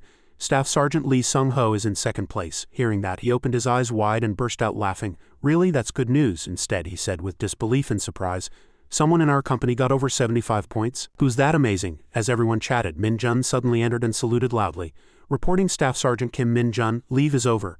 Seeing him smile and greet the others, the two said somewhat incredulously, That's right. He nodded vigorously, confirming. That's right, Kim Min-jun is first with 99 points. As soon as the words fell, the two immediately opened their eyes wide and mouths agape, and Dong-jin shouted as if he had heard news that the earth would explode. Gao 99 points. Just then, Cheon-min suddenly entered, waved his hand and smiled at everyone. Did you enjoy your dinner? The second platoon will be resting. And he turned his head to Min-jun, waved his hand and asked loudly.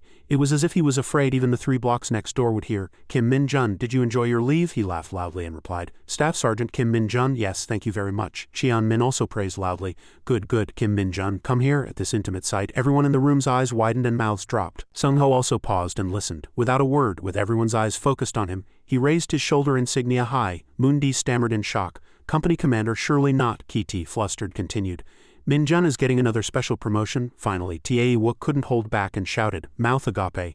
Already twice in such a short time? Seeing everyone's incredulous expressions, Cheon-min smiled lightly and replied, I received a special letter from division headquarters. It stated that he was selected as the division's best hunter in this training. Furthermore, his contribution to the district dungeon support mission during his leave was also recognized. As he recalled Min-jun's contributions, his voice unintentionally grew more serious. This is a special order from the division commander. Congratulations. Min-jun smiled brightly, silently calling out Commander Seo-kyung's name in his mind. Then Cheon-min quickly removed his rank insignia from his shoulder and attached a new one. Everyone in the room stood up in unison, applauding and congratulating Min-jun. What is Kim Min-jun doing in Wakan? Amidst everyone's joy, Han-young stood in a corner, eyes wide and mouth slightly open. too shocked to say anything, as if his brain had momentarily shut down. After standing blankly for a long time, he finally slowly pulled a piece of paper from his pocket. Han Young couldn't help but burst into laughter and exclaimed upon seeing the list of names of those who had bet on when Kim Min-jun would become a sergeant.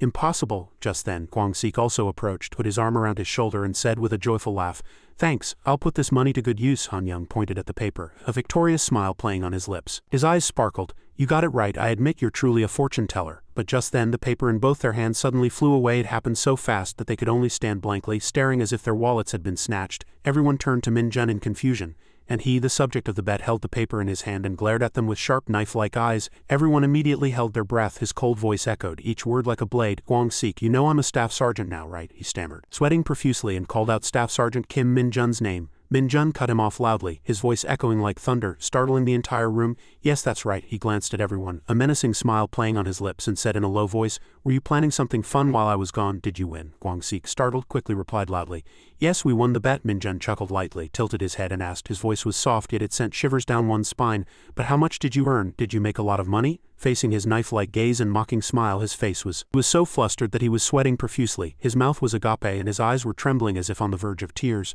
But he merely smiled with satisfaction, his voice echoing softly, full of hidden intentions. "Well done." Min-jun was neatly dressed in his military uniform, his face full of pride. Meanwhile, Moon-di and Han Young stood rigidly, looking quite worried. Sung-ho's face was beet red and he growled, restraining his anger as if steam was rising from his head. "Staff Sergeant Kim Min-jun, I'll give you 30. How's that?" He didn't answer directly, but skillfully deflected. "What are you talking about? Anyone would think you're doing this for money." No, everyone said you did well, so keep it up." He reluctantly conceded further.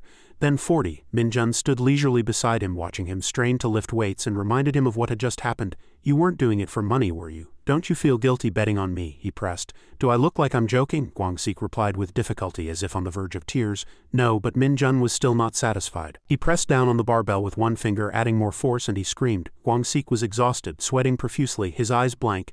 As soon as he slightly lifted the weights, he breathed a sigh of relief as if liberated. Then Kwang-sik immediately fainted, drooling from his mouth, his eyes appearing unconscious. The other two watched in extreme fear. Kwang-sik with one hand, but Min-jun, feigning good intentions, simply acted like a dedicated person. "I'm doing this to train you, don't misunderstand." He looked up at the two, his expression seeming to suggest he wanted to continue. "All right, next." Han Young, terrified, waved his hands. "I'm fine, Staff Sergeant Kim Min-jun." Moon-di also desperately refused. Yes, we'll train on our own." He sighed with a regretful expression. "Really? That's a shame." The two quickly backed away, leaving behind words. "Thank you for reminding us, we'll be leaving now." As the two turned to leave, he suddenly spoke again. "It's a shame, a real shame." Min-jun pursed his lips and looked back at them. He smiled ominously and cunningly, like a villain. "I don't think you have the right to refuse, don't you agree?" They immediately felt chills down their spines, and their faces turned as pale as if the end of the world had come. And so the screams of the two echoed in the office. After a long period of special training, the two were so exhausted they vomited on the floor. Min-jun bowed his head slightly, looked at them, and said, "Fortunately, you came just in time. I need your help with something." Before he could finish speaking, Moon-di and Han Young spoke over each other. You what?" "Just say the word. Anything but training," Min-jun requested with a serious expression. "No use of the simulation room for privates and below." As soon as those words came out, they frowned, their faces full of curiosity. He continued to speak, regardless of whether the two understood. "No use of the control room for privates and below. No use of PC bangs for privates and below. No use of cell phones for privates and below. Forbidden, forbidden, forbidden." Moon-di and Han Young slowly stood up. He exclaimed in admiration, even though it was clearly unreasonable. "It's truly astonishing that such unreasonable things still exist in this era." Then the two's faces changed instantly, appearing excited and thrilled. "We must eliminate them immediately. We can't let them bet on who will win." Min-jun glanced at them and warned. "Don't overdo it." The two straightened their posture and replied in unison. "Yes," he concluded in one sentence. "I'll try to persuade the staff sergeants anyway. I believe you can do it." Han Young had a serious expression. "Don't worry, Staff Sergeant Kim Min-jun. Can I go now?" Moon-di also said with certainty. "Trust us, can I go now too?" Min-jun seemed to smile slightly, but in the end he waved his hand, releasing them. As soon as they received permission, the two hurriedly left. Run fast, run fast." Kwang-sik also came to his senses and crawled towards the door, staggering, but was caught again by a calling voice. "Staff Sergeant Kim." Kwang-sik. His face turned pale as if he had heard the voice of a demon. He cautiously replied, "Staff Sergeant Kim Kwang-sik here." Min-jun conveyed new information.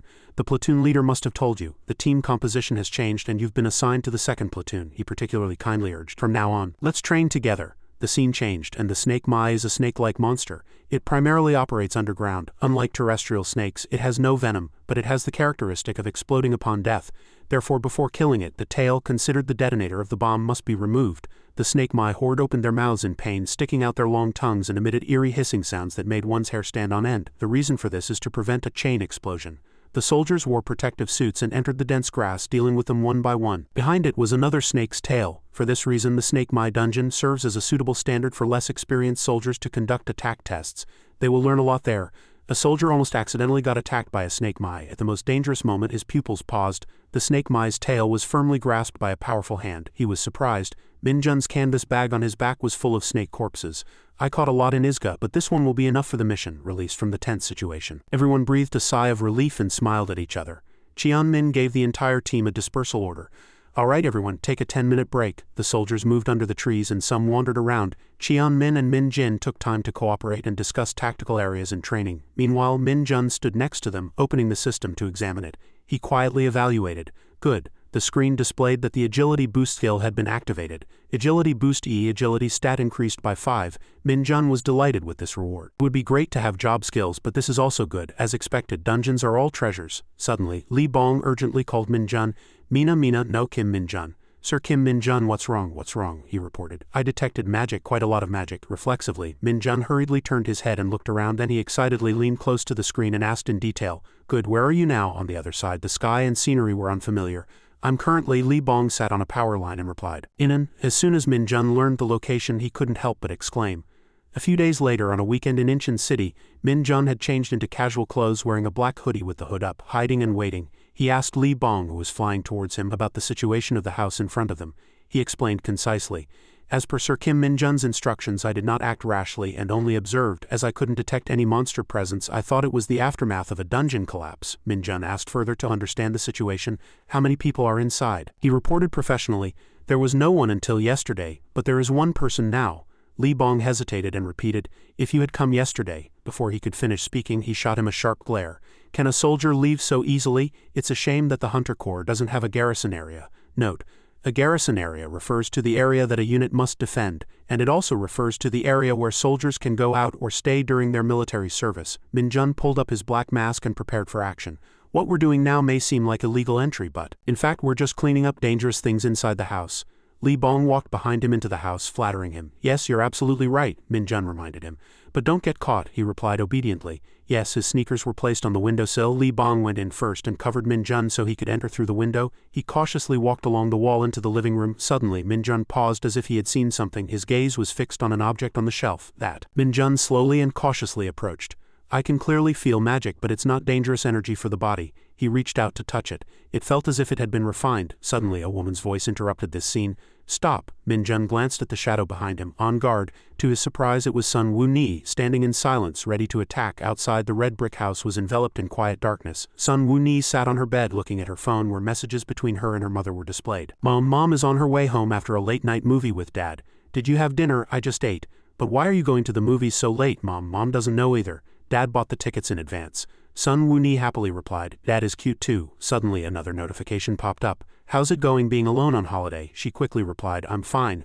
I'm going to Yang tomorrow morning. Suddenly Sun Wu-ni looked up from the screen, sensing movement. She cautiously opened her bedroom door, hid behind the door and peeked out. Following that, Sun Wu-ni slowly descended the stairs one step at a time.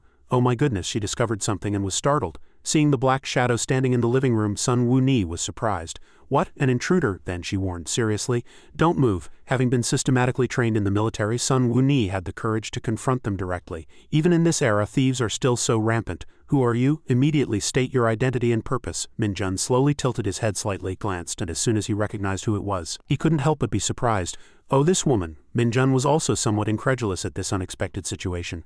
What is this? The room where the two were fell into an ominous silence, and no one accidentally opened their mouth. Li Bong hid in a corner, equally surprised to see her.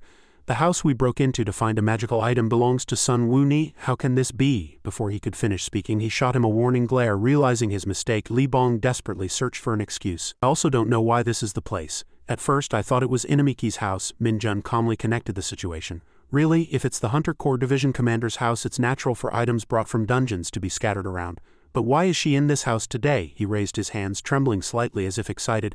Oh, what on earth is going on? Seeing the other party's strange behavior, Sun Wu-ni threatened loudly. Don't move, put your hands up immediately, I warned you. But Min Jun didn't care. Min put his hands back in his pockets. After all, he had come all this way and couldn't just leave. Sun Wu-ni, seeing his actions, was infuriated. I told you not to move. Sun Wu-ni tried to kick him in the head, but he ducked, easily evading her.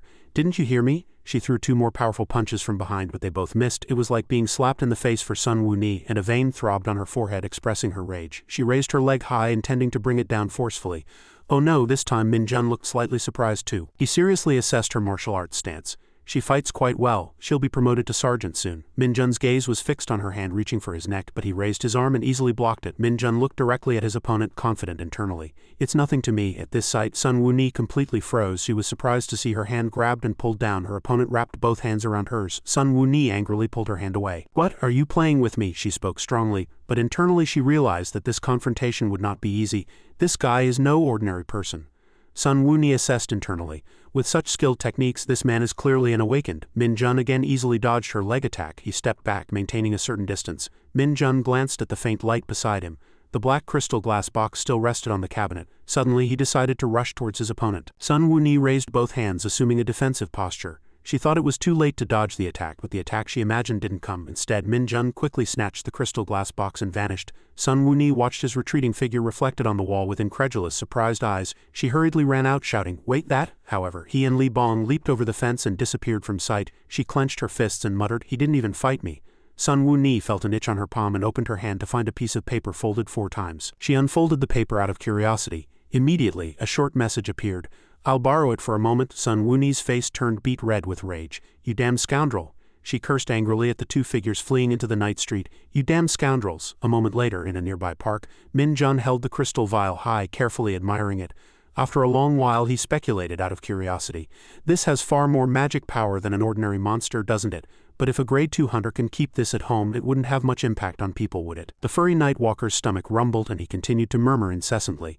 "Just my thoughts. Is it the crystallization of a monster's essence?" Min Jun placed his hands on his hips and looked at the 2 who were being punished. Anything to say, but the 2 merely trembled in fear and softly said, "We're sorry." He again felt curious about the item in his hand. "I know it's a crystallized essence, but why is a monster's crystallized essence full of demonic energy?" Min Jun was truly curious. "I've never seen anything like this in Isekai, the crystallized essence of a monster. Minerals occasionally found in a monster's body. The size of the mineral varies depending on the monster's age and danger level. It generally contains mana, and the amount of mana is proportional to the size of the crystal." Min Jun raised his hand and played with the glass box using magic power, thinking it was a valuable item that could be obtained from hunting monsters. Suddenly a pink light shone even more intensely on his face. Min Jun looked down at the black crystal, ignoring the broken glass box. "But I've never heard of a monster's crystallized essence being full of demonic energy." His hand clenched the crystal, crushing it. As Min Jun opened his hand, a dark pink aura like a volcanic eruption billowed out from between his fingers like smoke. Surrounded by the dense aura, he questioned, "Why does something like this exist in the world?" The system continued to sound notifications. "A certain amount of magic power has been absorbed. Magic power stat increased by 1. Looking at the remaining crystal fragments in his hand, he seemed to have made up his mind. "If I don't want to be deceived by the Saintess's masterpiece, I don't have time for such idle thoughts anymore." The system announced another message. "Anomalous sense skill formed. Anomalous magic skill formed." Min Jun was immediately delighted. 2 skills developed at once. The status window displayed Kim Min Jun his own information. Min Jun continued to manipulate the screen. "Good, this is it. My skills have increased too much, especially this one." He tapped on the properties of anomalous magic. Min Jun felt his change. "As my magic power stat increased, the magic power in my body became darker and harder to control. I was careful, but I worried about affecting those around me. Just in time, this is exactly what I needed." He extended his hand towards Li Bong and the Nightwalker. Towards them, who still didn't understand what was happening, he combined the magic hand skill. Having acquired a new skill, Min Jun immediately used the magic hand skill on Li Bong. In an instant, he was forcibly pulled into his hand. "Good." Min Jun examined Li Bong, turning him this way and that.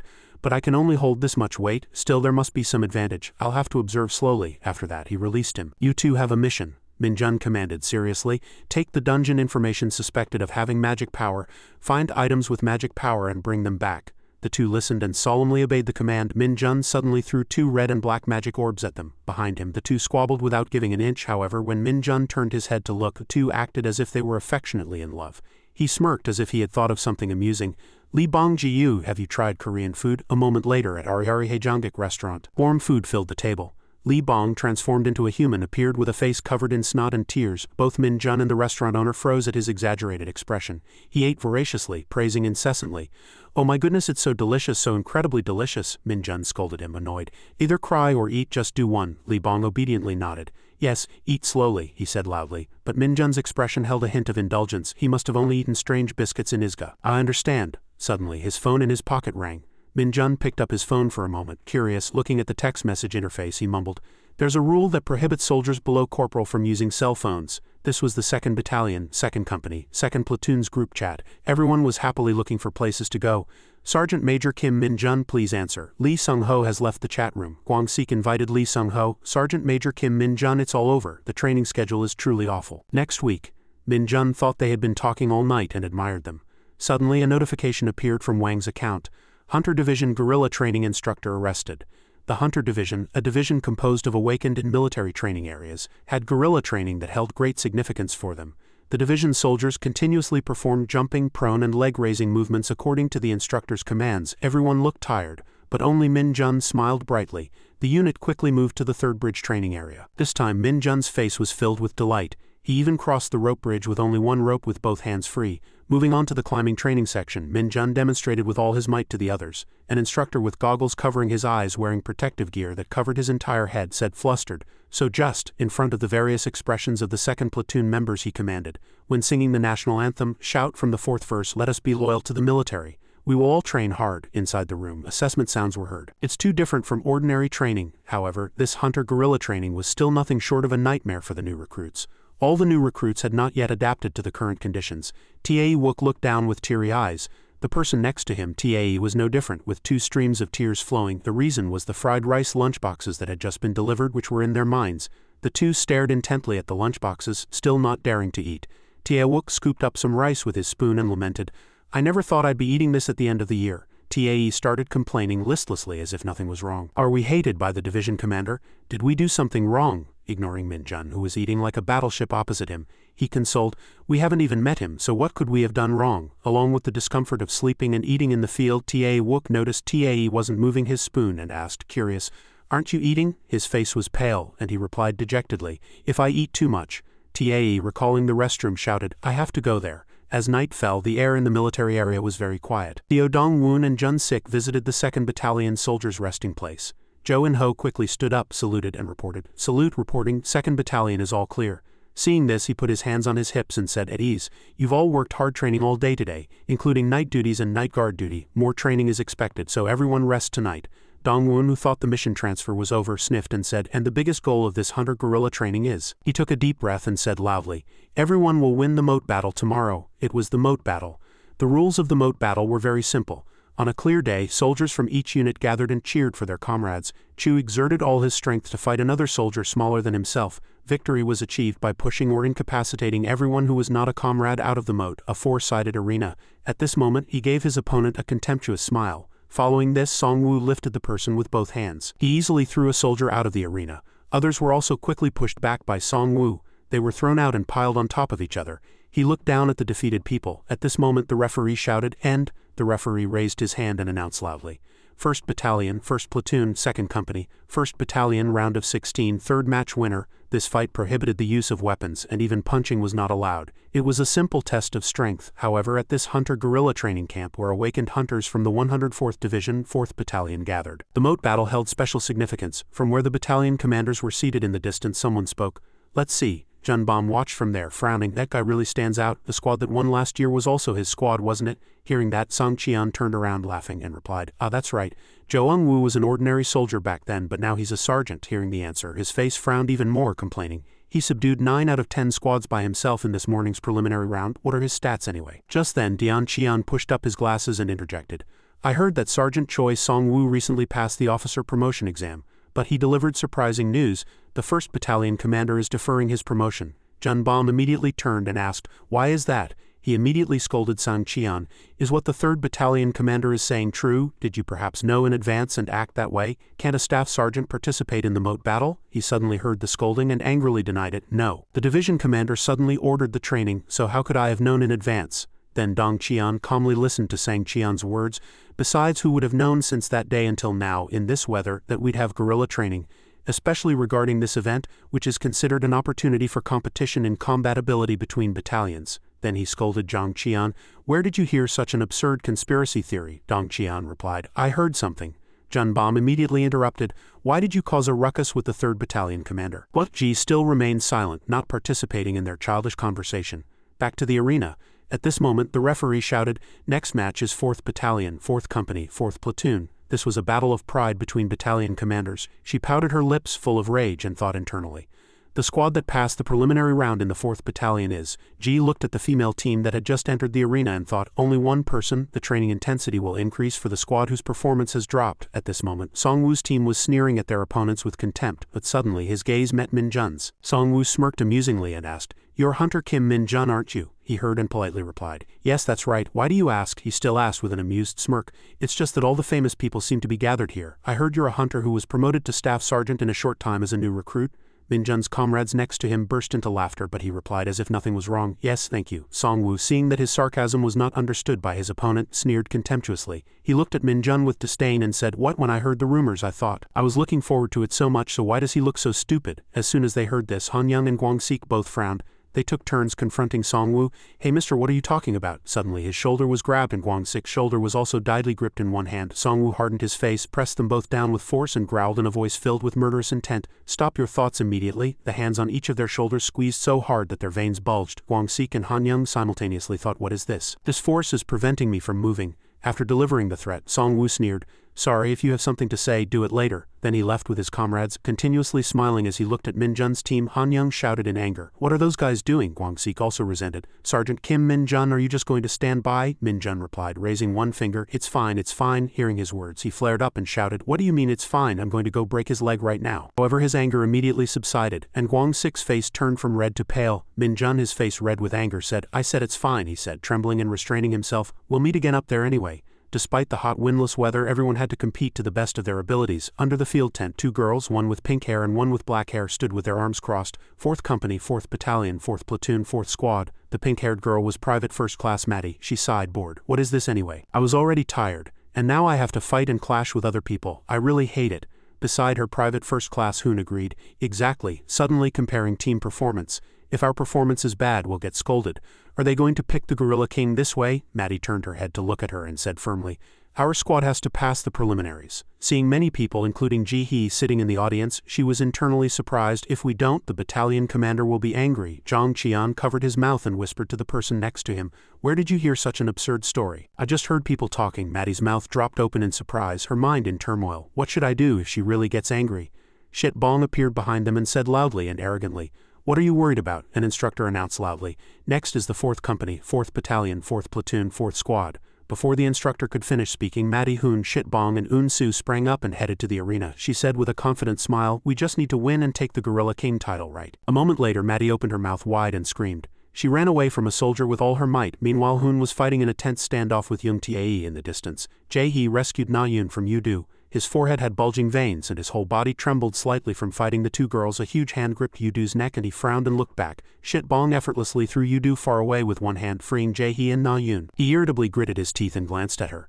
Shit Bong didn't give up, jumping up to attack Yudu. She slammed her head into his abdomen with all her might. Yudu's eyes gradually faded and saliva drooled from his mouth. He fell to the ground, easily subdued by Shit Bong without even struggling once. She dusted off her hands and looked back again. Shit Bong was speechless, watching the chase. Maddie screamed, "Don't follow me!" Jin irritably clicked his tongue. Hard to catch. When his hand was only a few centimeters from her shoulder, hope flashed in Jin's eyes. "Gotcha!" He thought she was a chicken, but she was actually his prey. Maddie's eyes sharpened, her face became serious, and she tightly gripped his wrist. With just one hand, she performed a very powerful judo technique.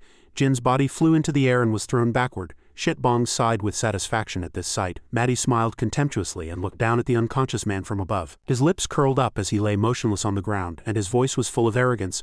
"I told you not to follow me." And Maddie turned her gaze to Hoon, who was still wrestling with Young Tae behind her. She pushed him with all her might. He was pushed back. Young Tae's face was covered in sweat, his lips twitched, and he glanced at his left hand. The blue-haired soldier received the signal and immediately rushed to assist Young Tae. He said in an arrogant voice, but before he could finish speaking he was stopped by a hand tightly gripping the collar of his uniform on his side. "Too clumsy, aren't you?" The blue-haired soldier's body was suddenly lifted. And before he could understand what was happening, Un Su threw him several meters away headfirst into the ground. She looked up with a satisfied smile. Hoon, seemingly empowered, gripped Young Tae's hand even tighter. "Thanks, Un Su." She fought even more fiercely. Haijin pushed him with even more force. Young Tae was very surprised by Haijin's immense strength. Maddie smiled with satisfaction beside them, revealing her white teeth at her comrade's performance in the distance. Two soldiers clicked their tongues contemptuously. He glanced around and said with a sneer, "There are 4 of you and you can't even take down one opponent. You had no hope from the start anyway, but your weakness truly surprises me." Young Tae and Jin staggered to their feet, still hearing the soldier's mocking voice, "You guys always need your seniors to do everything, you're hopeless, sit there and watch." The two men crouched down into a fighting stance, and he said in a contemptuous voice, "What's so special about Choi Song-woo?" The two chuckled and rushed towards the girls' team. "This spring is different, watch closely." Jitbong did not retreat at all, rushing forward at lightning speed to counterattack. She alone blocked two huge soldiers. One of them put his hand on her muscular arm and said contemptuously, "What?" The person next to him sneered contemptuously, "You're alone." However, the two huge guys didn't last long and their smiles faded. Their faces turned pale and Shitbong, like a demon, lifted them alone. Their feet didn't touch the ground. The two soldiers trembled with fear, struggling with all their might. What kind of strength is this? Wait. Their bodies began to tremble where no one could see, and the corners of her lips curled up meaningfully.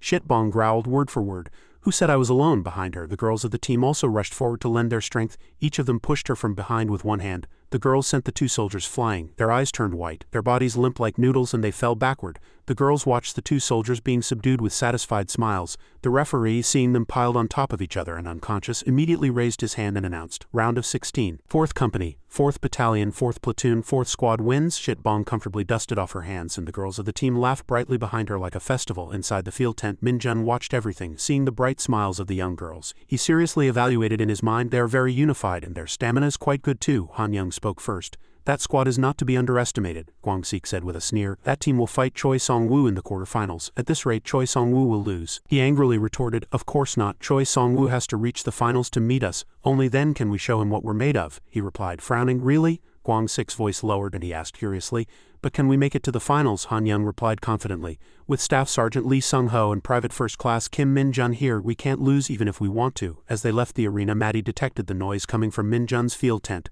and naturally he was the first person her eyes fell upon. She couldn't close her mouth, slightly embarrassed, and shouted, "Hunter Kim Min-jun?" The girls were surprised by Maddie's actions, and Kwang-sik and Han Young also wore puzzled expressions. He scratched his head, blushing, and said, "Is that young lady greeting us?" He pointed to himself arrogantly and said, "She's definitely looking at me." From the other side, Maddie continued to wave her hand, smiling brightly at Min-jun. Hoon looked at her friend with helpless eyes. Han Young said seriously, "Come to think of it, I don't think anyone is ready to teach yet." Kwang-sik nodded in agreement. "Exactly, it's fine whenever they're ready. I can handle Choi Song-woo," he said with a pained expression. "Right, training can wait. From now on I'm cheering for the 4th Battalion." He also dazedly agreed. Min-jun glanced at them, sighed helplessly, and gave up. At the observation post, the atmosphere was quite different from below. Jang Cheon frowned, a disappointed expression on his face. He adjusted his glasses and said, "I trusted that team very much, but it can't be helped." Sung Gyun, sitting next to him, squinted and evaluated. "I think it was a perfect match?" he asked Jae-hee. "Isn't that right, 4th Battalion Commander?" Dong Cheon's face flushed with anger, and he pressed his lips together firmly. The referee again announced loudly, "Round of 16, Match 5, 2nd Company, 2nd Battalion, 2nd Platoon versus 1st Battalion, 3rd Company, 1st Platoon, 4th Squad." To the arena. Only then did she open her eyes wide and excitedly head to the arena. Among the team members entering the arena, Jae-hee's gaze was fixed only on Min-jun. She connected him with the fragments of memory in her mind. "Kim Min-jun." Han Young approached Min-jun and asked joyfully, "Sergeant Kim Min-jun, did you hear the news that if we get first place this time we'll get leave?" He twisted his lips and replied unhappily, "But I don't want to go out with you guys." Han Young smiled slyly. "Then you won't aim for first place?" Min-jun froze at the question. Then he turned his head. Min-jun's lips curled up confidently. "I can just go out alone." In the outdoor arena, everyone stood neatly in two lines. The opposing team stood solemnly in silence on one side. Across from them, Kwang-sik frowned in front of his team, looking at the opposing team. Immediately after, Choi Song-woo clenched his fists, raised them to the sky, and shouted loudly, "Ready, the match begins," with the sound of the whistle.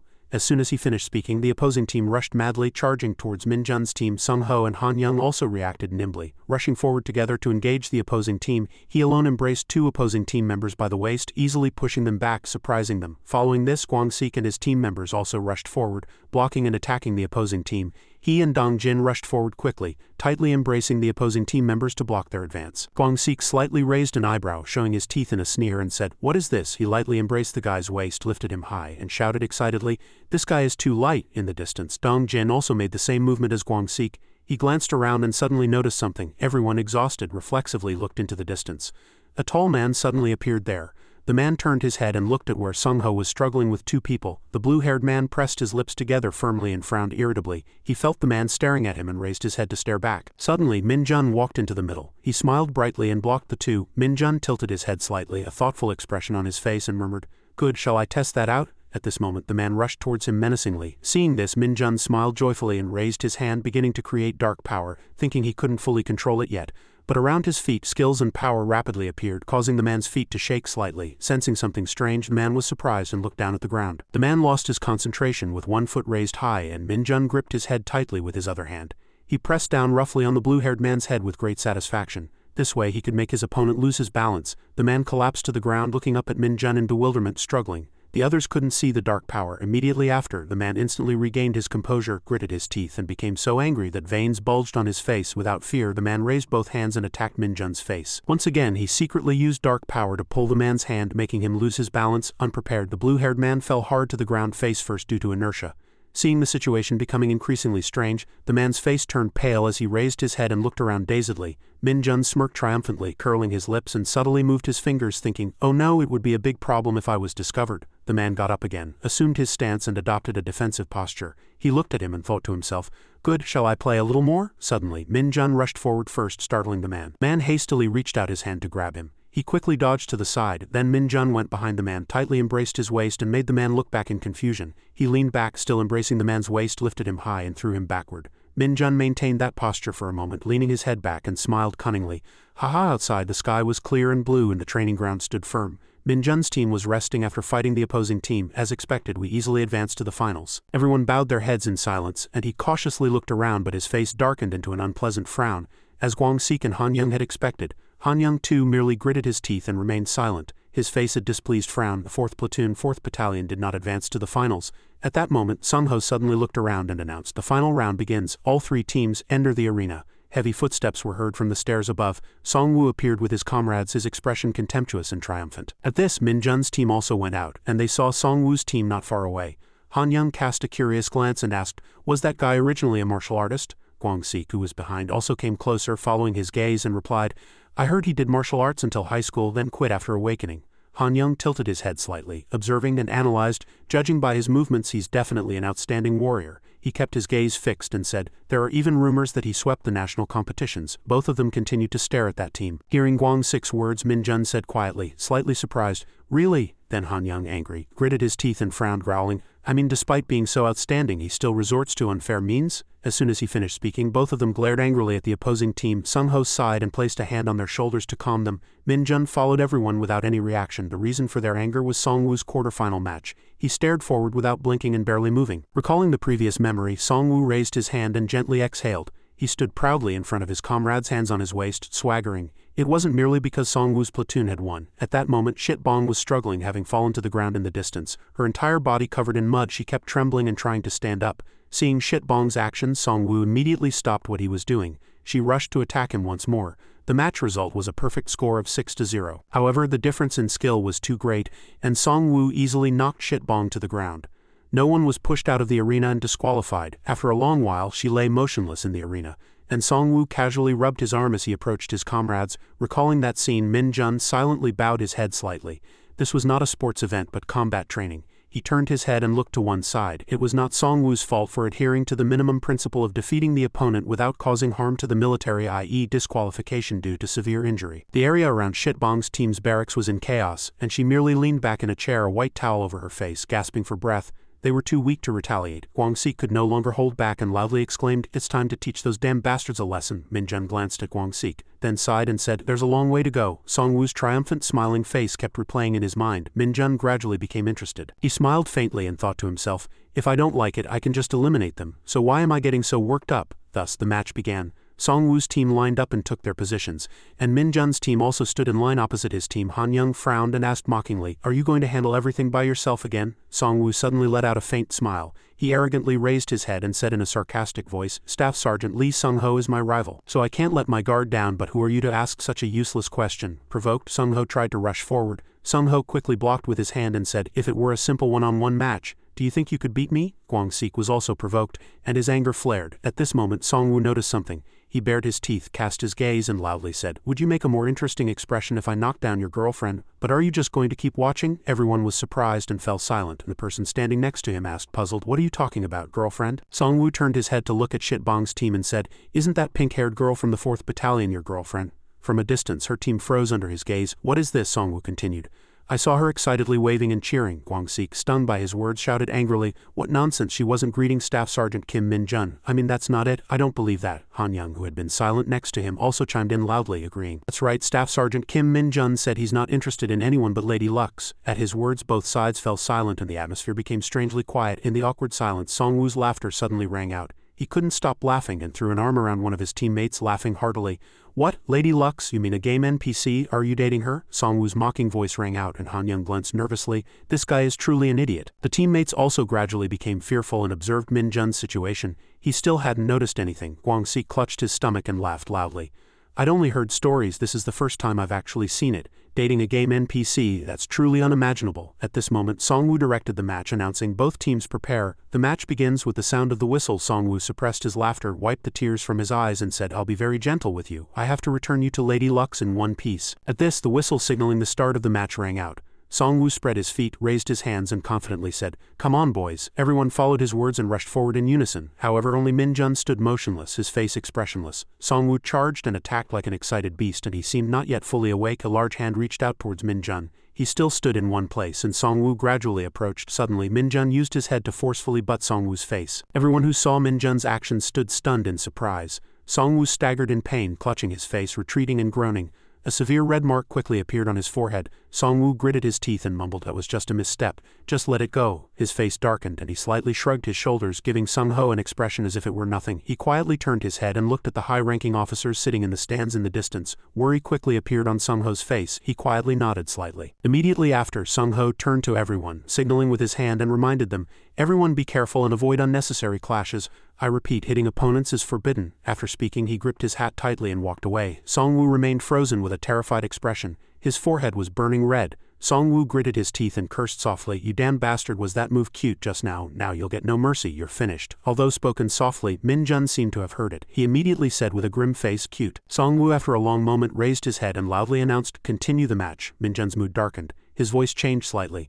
"From now on you'll see even more cute things." Song-woo didn't properly hear Min-jun's words. He asked, puzzled, "What?" Seeing Min-jun's rapidly moving actions just now, Song-woo smiled faintly and said contemptuously, "What, are you just going to hide?" But before Song-woo could finish speaking, his eyes widened in shock. With incredibly fast force, Min-jun's arm forcefully pushed Han Young forward. Couldn't resist Min-jun's pressure and could only grit his teeth and endure helplessly. Then Min-jun easily sent Han Young and another person flying far away. He was hit by Min-jun and flew into the air, crying out, "Why me?" Seeing his strange movements, Song-woo asked loudly, puzzled, "Why? Why are you eliminating your own teammates?" Ignoring his words, Min-jun continued to send everyone else flying to different places. Guang-sik was no exception. He flew into the air quietly weeping with his lips tightly shut. This time it was Sung-ho's turn. Min-jun clenched his fists and rushed forward with force towards Sung-ho. Sung-ho didn't back down, raised his hand to block, gritted his teeth and swore unpleasantly, "You damn bastard." The two clashed very quickly, and another person nearby was sent flying. Seeing this sight, Song-woo trembled in confusion and fear, thinking to himself, "What is this? Is this guy crazy?" Sung-ho struggled to resist Min-jun's power. Sung-ho, overwhelmed, slightly opened one eye and groaned, but it didn't last long, and he was also thrown by Min-jun. Sung-ho was covered in sweat and terrified. "This bastard." Min-jun, looking eerie, quickly turned around. Song-woo, seeing his strange face, thought to himself, "What on earth is this guy trying to do?" From above, Sung-gyun suddenly stood up and admonished Jun-bel, "What is this guy doing? Stop the match immediately." Jun-bel turned his head, puzzled, and replied loudly, "What? This guy hasn't broken any rules. What reason is there to stop the match?" Sung-gyun still stubbornly frowned and demanded, "Even so, do you think it's perfectly normal to eliminate your own teammates?" Jun-bel, hearing this, stammered, "That's..." He turned his body and sat back in the chair, resting one hand on the armrest, looking down worriedly and thinking to himself, "What is this? I can't make any more excuses." Sung-gyun still didn't back down, pointing a finger into the distance and asking, "Who will take responsibility if someone gets hurt?" Dong Cheon, sitting next to him, also stammered, "That's..." At this, Jae-hee could no longer hold back, glanced over and solemnly said, "The referee will handle it." She reminded them of the previous match where Song-woo played against Chitbong's team. "It's the same as the previous matches." Hearing Jae-hee's words, Sung-gyun froze and could no longer say anything. After handling this, Jae-hee slightly turned her head and sighed. Suddenly, Jae-hee turned her head and gazed outside the arena. Below, Min-jun and Song-woo clashed, neither giving way. Song-woo was exhausted at this point. Song-woo gritted his teeth and held Min-jun tightly, gritting his teeth once more and thinking to himself, "What is this guy? He's creating a one-on-one situation. Is he trying to fight me one-on-one?" Suddenly, Song-woo's hand placed on Min-jun's waist belt tightened. Min-jun didn't accept it, thinking naively, "It's real." "You were wrong, Guang-sik. I have to admit you're very strong. However, though his face was drenched in sweat, Songwoo still smiled faintly and surmised that battle was not simply a contest of strength. Songwoo kicked Minjun sideways with one leg, then clenched both hands, lifting his entire body, and triumphantly thought, battle is about skill. Suddenly, Minjun's body didn't move at all. No matter how much Songwoo tried to kick his feet, he didn't budge. Instead, Minjun lightly lifted his Songwoo's body above his head with both hands, and Songwoo struggled in fear.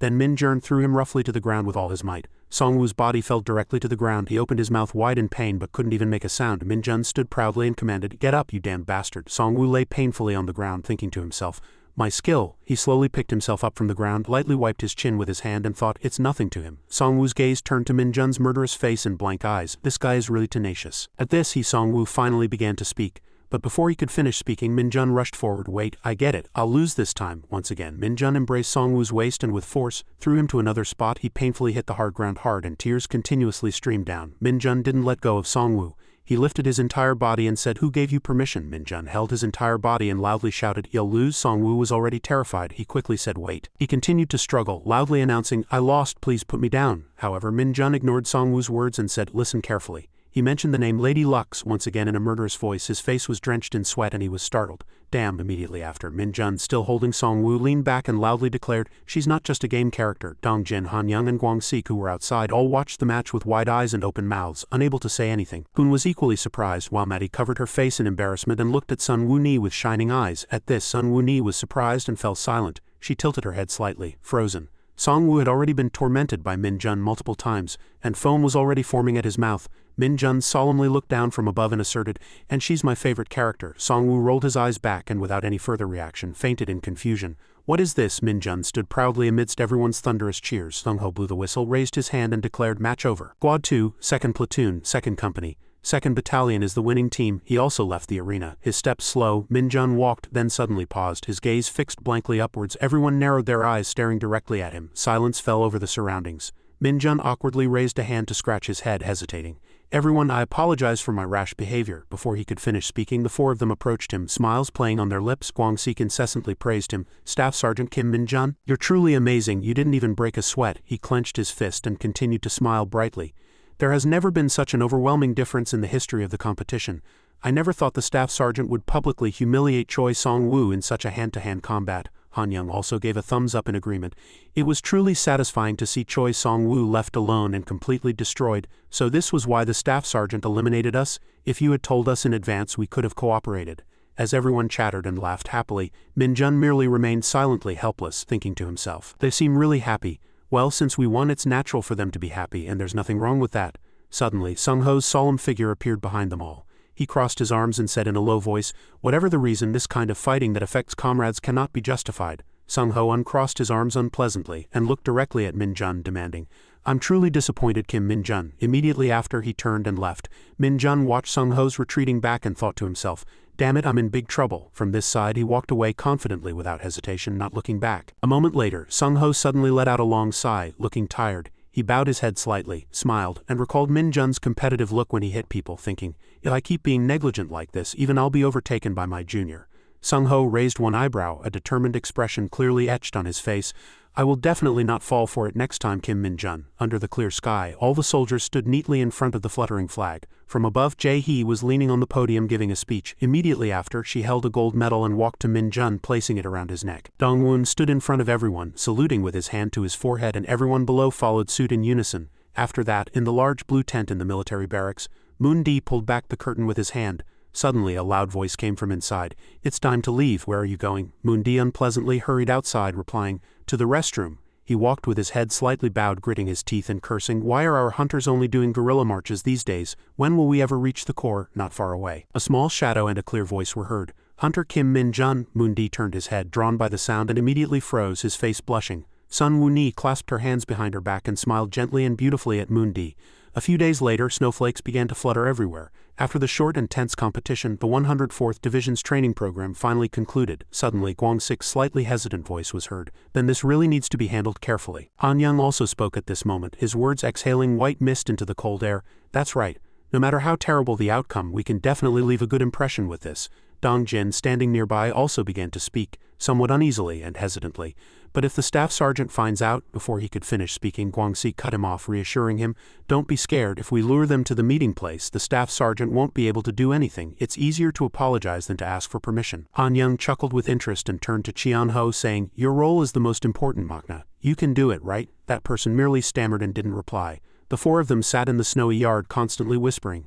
Even before the pain of training subsided, some people were already planning something else. He sat up straight and shouted loudly, "You know we don't have much time, right? The closest place, anywhere." He sat beside him, raised a finger and agreed, offering his opinion. "That's right, the meeting place is the most important. Where should we go?" Dong Jin bashfully stuck out his head, his cheeks slightly flushed, and said, "The outskirts of the district are the limit. Going beyond that would take too much time." Hearing this, Guangxi burst into laughter, pointing at Dong Jin and saying, "All right, Li Dong Jin, I like you. That's a very good idea." Suddenly, the phone in his hand vibrated slightly. The four of them leaned in with interest, staring at the phone screen. Guangxi raised his hand, tapped the screen, and shouted, "Start." On the screen were the messages he exchanged with Sun Wuni. The two continuously chatted happily. "Hunter Sun Wuni." Suddenly, her last message to Guangxi appeared. "By the way, could you give me Hunter Kim Min-jun's phone number?" The two were stunned by that message. Han Young, somewhat confused, stammered worriedly, "If this happens, won't we get caught for arranging a date without permission?" He looked around, not knowing how to answer, and asked, "Should I tell her I don't have his number?" He replied, shaking his head, "Wouldn't that be a bit strange?" Dong Jin, who was sitting right next to him, also spoke out of curiosity. "We're clearly going together, but asking for a personal phone number like this is really strange." Hearing the two's words, Guangxi's face turned pale, then bluish again. Suddenly, Han Young jumped up and looked down at him, saying, "I don't know, you're crazy. I'm too scared. You agree to it yourself. We don't know anything." After that, he turned away from the group and shouted loudly, "Let's go, guys, we have nothing to do with this." Everyone followed Han Young, leaving him behind. Guangxi hurriedly stood up and called out, stammering, "Hey, hey." He looked at the departing figures and said in a serious voice, "The staff sergeant probably wants to go with us too." But they left without any interest in Guangxi's words, and he stood in the snowy field wronged, saying, "Guys." The corridor was quiet and the room doors were closed. Min-jun annoyedly opened the door and slowly walked inside. The status window appeared before his eyes. Min-jun walked over, placed his hands on his hips, and thought to himself, "Now I need to check my training results." The status window was full of numerous notification messages. "Kim Min-jun, Lady Lux is my favorite character." He smiled widely with satisfaction, remembering his fight with Sung Woo and silently thanking him. "Thank you, Choi San-kian." Min-jun was in a better mood than ever. He hummed as he lifted weights, thinking, "Once my stats reach 60, it'll be difficult for them to increase further, won't it?" Then Min-jun lay on the gym table lifting weights and thought, "But my agility increased by 1, thinking this far." His face strangely flushed and a confident smile spread across his lips. His strength increased by 5 as his skill level rose. Min-jun quickly regained his composure, lifted the weights and began to exercise. "It's true." Suddenly, Li Bong's urgent voice continuously called out to him, "Mina, no Kim Min-jun. Sir Kim Min-jun, what's wrong?" Hearing this, Min-jun stopped what he was doing and put the weights back in place. He sat up straight, looked at him and asked, "What's wrong?" He didn't answer immediately but hesitated, finding it difficult to speak. "I'm just..." Li Bong stated the real reason for calling Min-jun. "Can I buy a bowl of TTEOKGUK?" He was furious at being interrupted. He gritted his teeth, veins bulged on his neck, and he asked in a low voice, "Why are you asking me that? I already gave you money to buy food." Hearing this, he replied happily, "Thank you, Sir Kim Min-jun." Min-jun annoyedly clutched the top of his head with his hand and sighed, "Damn it, why is he so happy? He's really annoying." Li Bong hesitated again at this moment. He was terribly suppressing his anger. His voice was heard again, informing, "I just detected a strange energy source." Hearing this, Min-jun's anger subsided. He quietly continued to listen to Li Bong's words. "I should have said this first, right?" Min-jun, no longer in the mood to argue, simply asked. "Anyway, strange energy, what is it? Is it dark energy?" He was startled. His face darkened, and he replied seriously, "It's not dark energy, but it's a rare kind of energy. I've never seen anything like it in Isga." While speaking, Li Bong suddenly fell silent. He looked up blankly and asked, "What's wrong? Why did you suddenly stop talking?" He hurriedly ignored Min-jun's words and left. "My TTEOKGUK is here. Can I tell you after I finish eating?" He was once again furious and continuously cursed. "Damn it, this damn bastard." Min-jun was left alone, and his previously happy mood now turned into uncontrollable rage. Suddenly a notification came on his phone. Min-jun opened it blankly and received a text message from Sun Woo-ni. "Hello, this is Sun Woo-ni. Is this Hunter Kim Min-jun's phone number?" Seeing that text message, an expression of embarrassment and confusion appeared on his face. Min-jun gritted his teeth and let out a tired sigh, muttering in a slightly annoyed voice, "What's going on today? What are these messages? How did she get my number?" He picked up his phone and fumbled for a button with his finger. Forget it. Where's the block button?" Suddenly, Guangxi burst through the door from outside, rushing in and quickly shouting, "Staff Sergeant Kim Min-jun, no please." Min-jun looked at him contemptuously and wondered inwardly, "Why?" Guangxi hurriedly ran over, knelt at his feet and earnestly pleaded, "You just received a text message from Hunter Sun Woo-ni, didn't you? An utterly innocent expression appeared on his face. Guangxi grabbed Min Jun's thigh tightly and continuously tempted him. This opportunity won't come twice, even if it's not for me. Think of your teammates. Staff Sergeant Kim Min Jun, you want to be a leader, right? Then it's natural to care for the morale of your soldiers. He unpleasantly furrowed his eyebrows, and complex emotions flashed in his eyes as he asked, what are you suddenly talking about? At this moment Min Jun suddenly realized something. He leaned back slightly and said loudly, wait, did you give her my number? He still held Min Jun's arm tightly, not letting go, and replied, that's exactly right. Guangxi continuously pleaded with him, grabbing him even tighter with his hands and continuing to explain, I just want to go on one date. Please understand me generously. Everyone is fighting for their lives in the military. Shouldn't we be able to rest and enjoy ourselves a little? Min Jun was already angry, and now he became even more furious. His mind grew increasingly confused and he gritted his teeth, barely holding back. Min Jun finally gave in to Guangxi. He lowered his gaze and asked out of curiosity, but what exactly are you talking about? What are you saying? He looked up blankly and replied nonchalantly, what, haven't you heard yet? What Sun Wuni said? Min Jun's face turned pale with rage and he raised his phone high, saying in a low voice, what? Guangxi looked up in fear, stammering, unable to say anything. He bared his teeth, a wicked expression on his face, and his face was distorted as he said, this is the room. Hearing this, he merely pressed his lips together, his face turning bluish, and quietly listened to Min Jun's threat. Speak properly. Finally, the date arrived. The clear sky shone down on the vibrant amusement park below. Next Sunday, orderly footsteps moved vigorously on the colorful tiles. Everyone appeared here in military uniforms. Min Jun seriously led the team. Han Young looked around excitedly and said, thank you, Staff Sergeant Kim Min Jun. I never thought we'd actually come here. Guangxi clenched his fist and turned around, firmly refuting, you traitors don't deserve his kindness. How much patience do you think I had to have for today to happen? Suddenly, he walked from above, then turned around and immediately fell silent in fear. Min Jun slightly furrowed his eyebrows, and a warning voice echoed, do you think we came here because of you? It's because Qian Ho wanted to come. Dong Jin approached and put his arm around Qian Ho's shoulder, laughing. So thank our Machna. Han Young also took advantage of the momentum. His face flushed and laughed cunningly. That's right, but I never thought Staff Sergeant Lee Sung-ho would come to play too. Then he looked at Sung-ho standing in the distance and said, as expected, the Staff Sergeant is also a man. He indifferently turned his back to everyone and said,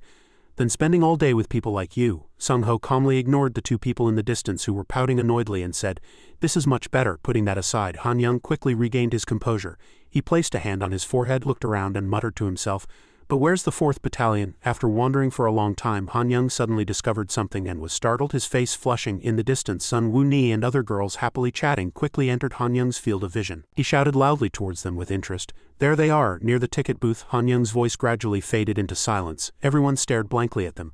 Min Jun also looked in that direction. He opened his eyes wide and froze in surprise. She was very embarrassed at this moment.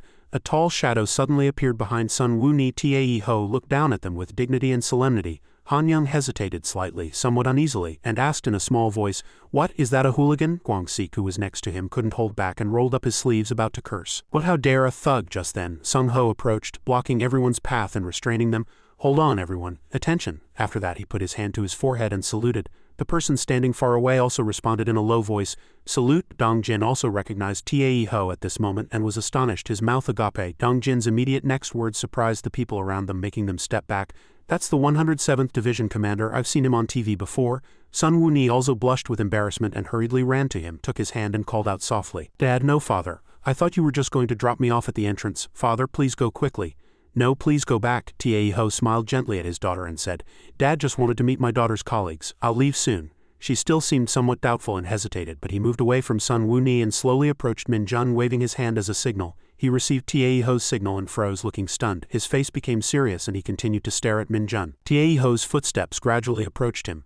Very quickly, he stood right in front of Min Jun and called out to him. Tae Ho's face was filled with anger, the corners of his lips slightly upturned, and he raised his eyebrows and asked, Are you Staff Sergeant Kim Min Jun? At the amusement park filled with beautiful pink buildings, Maddie observed with excited eyes and hurriedly turned her head, saying, No time, let's go play quickly. And Maddie grabbed another soldier's hand and pulled her along. Quick, everyone focus on the picture where my hand is tightly gripping someone else's arm. At that action, Han Young and the soldiers blushed with embarrassment. The girl standing next to them also sighed and said, I told you not to use that tail-like phrase. Seeing that, Han Young also turned his head and suggested, Let's go quickly too. Guangxi, who was next to him, agreed. Trust us, we've planned the optimal route. Na Yun, standing with the other girls, replied excitedly, Thank you, and they quickly walked off laughing. Only Shit Bong and Sung Ho looked at each other embarrassed, she lamented to herself. Definitely not my type. Like Shit Bong. Sung Ho closed his eyes and agreed. I concur. Seeing that, she nodded and confirmed. right? He explained. On weekends it's best to train quietly by yourself. Shit Bong was delighted to meet a like-minded person and said, as expected, you think so too. What about the others? After that, they happily rode thrilling rides and everyone was excited, but Sung Ho still maintained a cold expression. In another shop, when the girls tried on bunny ear headbands, all the soldiers looked at them with burning eyes, and they continued to ride exciting roller coasters. What was even more surprising was that Shit Bong and Sung Ho arm wrestled each other to see who was stronger. Then in the arcade, the clerk announced 10 shots for 10,000 meters. Inside, Guang-sik was holding a gun and aiming very skillfully. He closed one eye and adjusted his position with the other. In the end, what Guang-sik received was a small tomato-shaped plush toy. Guang-sik's face was filled with sadness. Turned out to be a consolation prize. Seeing that, Han Young teased, "Hey, you're a soldier, is this all you can do? Watch me." "Hey." Seeing Han Young unknowingly showing off, she showed an admiring expression. His shooting skills must be good. Na Yun, who was next to him, also praised. His posture is really perfect. However, the result was disastrous, and the three girls laughed so hard they almost fell over. It turned out he was no better than Guang-sik, and it was a consolation prize. Now Guang-sik reminded him teasingly, "You remember paying for B grade, right?" "Your B grade," Han Young pouted and excused himself. "That gun was faulty." At this moment only Min Jun was silent. He seemed to be drawn to something. It turned out to be the eye-catching items displayed on the shelf. Among them, what impressed Min Jun the most was a Lumi-shaped keychain. Upon noticing it, his eyes lit up as if they held stars. He rejoiced inwardly. A limited edition Lumi first anniversary keychain from League of Legends. That legendary item is here. So the next game challenger was also Min Jun. He picked up the gun with the determination to win the prize. "This will be mine." A series of beeps echoed, but the game result was still unknown. However, seeing the surprised and blank face of the store manager, one could somewhat guess. Min Jun calmly put down the gun. Seeing that, the store manager reminded him, "You still have one shot left," but he had already achieved his goal and refused. "It's fine," one person asked somewhat curiously. "Didn't he just shoot the gun?" Na Yun quickly replied, but seemed a little doubtful. "Yes. But why isn't he shooting again?" Only Mati remained silent, looking at Min Jun with admiring eyes. On this side, the store manager handed Min Jun the prize. "This is the second place prize." He happily received it with both hands. "Thank you." The keychain from earlier was placed in Min Jun's palm. The three female soldiers all had the same question. "What is that?" Despite everyone's strange stares, Min Jun was still filled with happiness. "Colleagues, it was a really good decision to come here to play." As he said that, Wang Chik and Han Young just gave a wry smile. After that, Guang-sik led everyone and continued to move to the next location. Just then, Sun Woo-ni called out from behind Min Jun, "Hunter Kim Min Jun?" She didn't beat around the bush and went straight to the point. "What did you just talk about with my dad?" Min Jun immediately understood. He replied, "Ah yes." Min Jun recalled the scene where he stood with Sun Woo-ni's father Tae Ho in the parking lot. Tae Ho bowed his head slightly. "I'm sorry I pulled you away when you were having a good time." Min Jun didn't mind such things, he was just curious. "No, do you have something specific to tell me?" He didn't answer, just frowned and observed. Suddenly Tae Ho placed his hand on his shoulder, and he gripped it with powerful force, veins bulging on his hand. But contrary to expectations, Min Jun merely observed in silence and did not retaliate. The atmosphere between the two was more tense than ever. Suddenly Tae Ho released his hand and looked at him with a gentle face, smiling. And Tae Ho praised, You trained very well." "It was rude," Min Jun immediately replied courteously. "Thank you." Seeing the soldier's attitude, he smiled gently. Tae Ho took something out of his car and said, "My daughter owes you a favor." He handed Min Jun a small black box and a business card. "Take this." Min Jun didn't understand the situation and asked, "This is?" Tae Ho immediately explained, "It's a dungeon item. Supplies given to military generals. I'm giving it to you. The military's appraisal ability isn't 100 accurate yet, but it's an item that randomly enhances stats." Inside was something that looked like a metal bracelet. Min Jun rejoiced inwardly. Such luck, but outwardly he simply replied concisely, "Thank you," without any change in emotion. Finally Tae Ho opened the car door and reminded him, "I'm giving you this so you'll train often and develop further. So use it well and don't tell anyone about this." And he looked at Min Jun and promised, "Call me if you ever come to Jejong later. We can have a meal together." Moreover, Tae Ho suddenly changed his demeanor in an instant. His face was cold and his veins bulged. He threatened, "If you lay a hand on my daughter, I'll kill you." After that, Tae Ho got in the car and drove away in front of Min Jun. At this time he confidently replied, holding the gift, "That won't happen." The flashback ended, and returning to the present, Min Jun told Sun Woo-ni that nothing had happened. Sun Woo-ni was slightly surprised and asked again, "Really? My dad didn't do anything rude?" But Min Jun still calmly replied, "Really, nothing happened." Suddenly he took out the business card and held it out to her. "He just said he'd treat me to a meal if I ever came to Jejong." Seeing the business card, she asked, "But why would my dad treat you to a meal?" Min Jun guessed, "Perhaps he feels indebted because his daughter owed me a favor." Hearing that, Sun Woo-ni recalled the scene where Min Jun rescued her and blushed. Sun Woo-ni blushed and softly said, "Anyway, I'm sorry for involving my dad." Suddenly, Min Jun held up the business card to her, making sure Sun Woo-ni didn't feel indebted. He waved the business card and playfully said, "I'm going to get a really expensive meal." In the distance, everyone was happily chatting and laughing. Suddenly, Guang-sik approached and asked softly, "Hey Hunter Sun Woo-ni." He scratched his face embarrassed and stammered, "Would it be rude to ask why you brought us all along?" Maddie saw his attitude and smiled gently. She gestured and explained the reason. Last time in the hideout battle our platoon was severely defeated by Hunter Choi Songwoo and what else. But Hunter Kim Min-jun took exhilarating revenge for us, so we should treat you to a meal. Hearing that, Shitbong approached and put her arm around Maddie's shoulder, agreeing. That's right, we'll buy lunch, so eat your fill. And they left first, leaving the 4 soldiers behind with disappointed faces. Kwang-sik exposed the truth.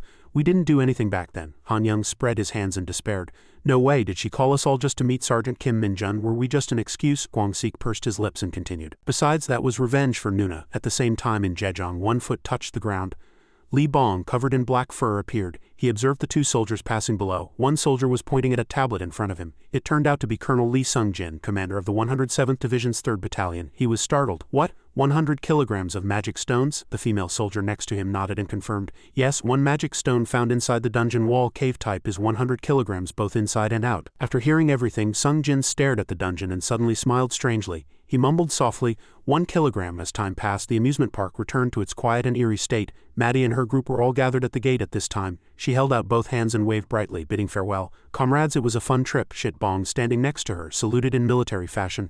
Everyone please return safely. Kwang-sik blushed and smiled widely. We had a lot of fun too, next time again. But before he could finish, Dong-guk shouted excitedly. Next time I'll buy lunch. Kwang-sik was slightly angry and shouted, Get lost, I'll buy it. But Dong-guk stubbornly interjected. Then I'll buy dinner. Min-jun, standing next to them, was so used to this noisy situation that he didn't react at all. They parted ways like that, and Min-jun's group was already quite far away. Suddenly, Li Bong's clear voice with a hint of urgency echoed several times. Sir Kim Min-jun, Sir Kim Min-jun, something big has happened. He frowned. What is it again? If you talk nonsense again, you're dead. Li Bong's sharp eyes shone. He tilted his head, looking down at the dungeon entrance below, and said, The atmosphere of the dungeon is very unusual right now. Min-jun reacted immediately upon hearing that. What? Wasn't the dungeon still under investigation? I applied for leave to Jejong tomorrow. What? Below, a soldier signaled the convoy to stop. Li Bong watched from above as they laboriously moved something that looked like a cannon and said, Yes, they must just be controlling the surroundings. He continued to report what he observed, but suddenly they became very busy. While Sung-jin laughed happily, Min-jun on this side gritted his teeth. Damn it, report the detailed situation in time until I arrive. The next day at noon, traffic in Jejong was as usual. Min-jun was standing blankly on the roadside with an expressionless face at this time. In the end, he couldn't hold back and frowned. It's really confusing. A soldier was quietly and laboriously pushing a cart full of magic stones out of the dungeon at this time. He pushed the cart and paused for a moment, and another soldier began to push the cart into the dungeon. Min-jun reached into his chest pocket and took out a business card with the Hunter team's emblem. He stared at the business card for a few seconds and then mumbled softly, I can't just hand this over and ask to observe the dungeon once, can I? But Min-jun suddenly discovered something and was startled. A fat Li Bong resembling a pigeon opened his mouth and began to chirp. Yes, that's right, master. Sir Kim Min-jun, you've worked hard. Min-jun was slightly worried but didn't know how to say it. Your appearance is, Li Bong proudly boasted. Until Sir Kim Min-jun arrived, this Li Bong Ji-yu never took his eyes off the dungeon for a moment. He sighed. All right, 100 kilograms of magic stones. Li Bong raised his voice and said, I definitely heard that. I don't know how big it is, but they say it's quite large, Min-jun mumbled softly. It's extremely lucky to see items from a dungeon in Isekai here, and that's 100 times more. Li Bong was startled. 100 times? Then that's really, Min-jun asserted. It must be a terrible energy source. Even on Earth they try to find such things to enhance weapons. Then the dungeon entrance began to writhe, showing signs of emitting increasingly intense energy. Min-jun immediately heard Li Bong frantically flapping his wings and shouting, That's the unique energy I told you about. Yes, that's the energy source I couldn't identify. I can't detect the monster inside the dungeon, but this immense energy source, Min-jun frowned again. Yes, you wouldn't know. I've only seen it once myself, Li Bong asked again. Master, do you know this energy source? Min-jun gritted his teeth and said. Having said that, Min-jun immediately charged towards the dungeon entrance at an astonishing speed. Inside the dungeon, numerous long sticky tentacles suddenly stretched out. Sung-jin, witnessing this, cried out in horror. What is that? All soldiers evacuate the entrance, forget the magic stones or whatever, just abandon everything and run. Another soldier couldn't help but exclaim. There are still platoon members inside, they haven't escaped yet. Sung-jin, seeing him, desperately tried to stop him. Don't go in there, just go, you idiot, it's too dangerous in there, follow orders. Jern leaped over the barbed wire, thinking to himself, this energy source is clearly, he frowned slightly. A camouflaged dungeon. A soldier, seeing him charging in, frantically tried to stop him. Who are you? The situation's bad right now, retreat quickly. Min-jun brushed past him but didn't forget to state his identity. I am Staff Sergeant Kim Min-jun from the 2nd Company, 2nd Battalion, 104th Division. I will attack the boss inside the dungeon to reopen it. Please report to the 104th Division. The soldier's jaw dropped as he followed him. Reopen it from inside? Attack the boss, what are you talking about? No! Min-jun continued to rush into the dungeon. Sung-jin looked back, his eyes wide, and exclaimed, What is it? Who are you? Min-jun ignored his surprised expression and leapt straight into the dungeon. Soon after, his figure vanished, and the sparse tentacles suddenly became dense. Sung-jin, seeing the dungeon entrance completely filled with tentacles, exclaimed blankly, No, this can't be, the entrance is completely blocked. His face grew increasingly pale as he thought to himself, oh no, we're screwed. The extremely quiet space made his expression even colder. Dungeon entered. Min-jun's gaze suddenly fixated on something. Before him were soldiers with very surprised expressions and magic stones scattered everywhere. First 3 staff sergeants, then 2 privates. Min-jun's expression became slightly serious. Are all team members here? Di Seong said, somewhat flustered. Yes, but who are you? Min-jun scanned his surroundings. I am Staff Sergeant Kim Min-jun from the 104th Division. I just happened to be passing by. Di Seong was startled. Yes, Min-jun continued. The situation's bad, so explanations can wait. Is anyone injured? While they still looked at each other with incredulous eyes, Min-jun spoke again. Each of you check your equipment and physical condition. Then one by one they took out their belongings and placed them on the ground. Min-jun bowed his head for a moment, then asked again somewhat disbelievingly, You came into the dungeon with just this? Di Seong quickly said, We're the transport team. So we only have this much armament. The investigation team and defense team have already withdrawn. He listened and fell into thought. Anyway, does it make sense for only the transport team to enter a dungeon? He continued to think to himself, something feels wrong here. After a long moment, Min-jun slowly opened his mouth. Each of you gather your equipment. His voice lowered. I don't know if anyone knows yet, but Min-jun's expressionless gaze returned to the meager weapons on the ground. You are all currently inside a camouflage dungeon. Ta-yun was startled. What did you say? Min-jun tilted his head slightly. This isn't a common situation, but to put it simply, he slowly continued, you can think of this dungeon itself as a gigantic monster. Indeed, at his words, everyone simultaneously exclaimed in astonishment, What did you say? Meanwhile, he casually explained that the dungeon lures people with precious items and then swallows them whole. Min-jun finished speaking and looked down at the slightly broken magic stones on the ground. This time it's those very things. While they all wore anxious expressions, he on the contrary smiled.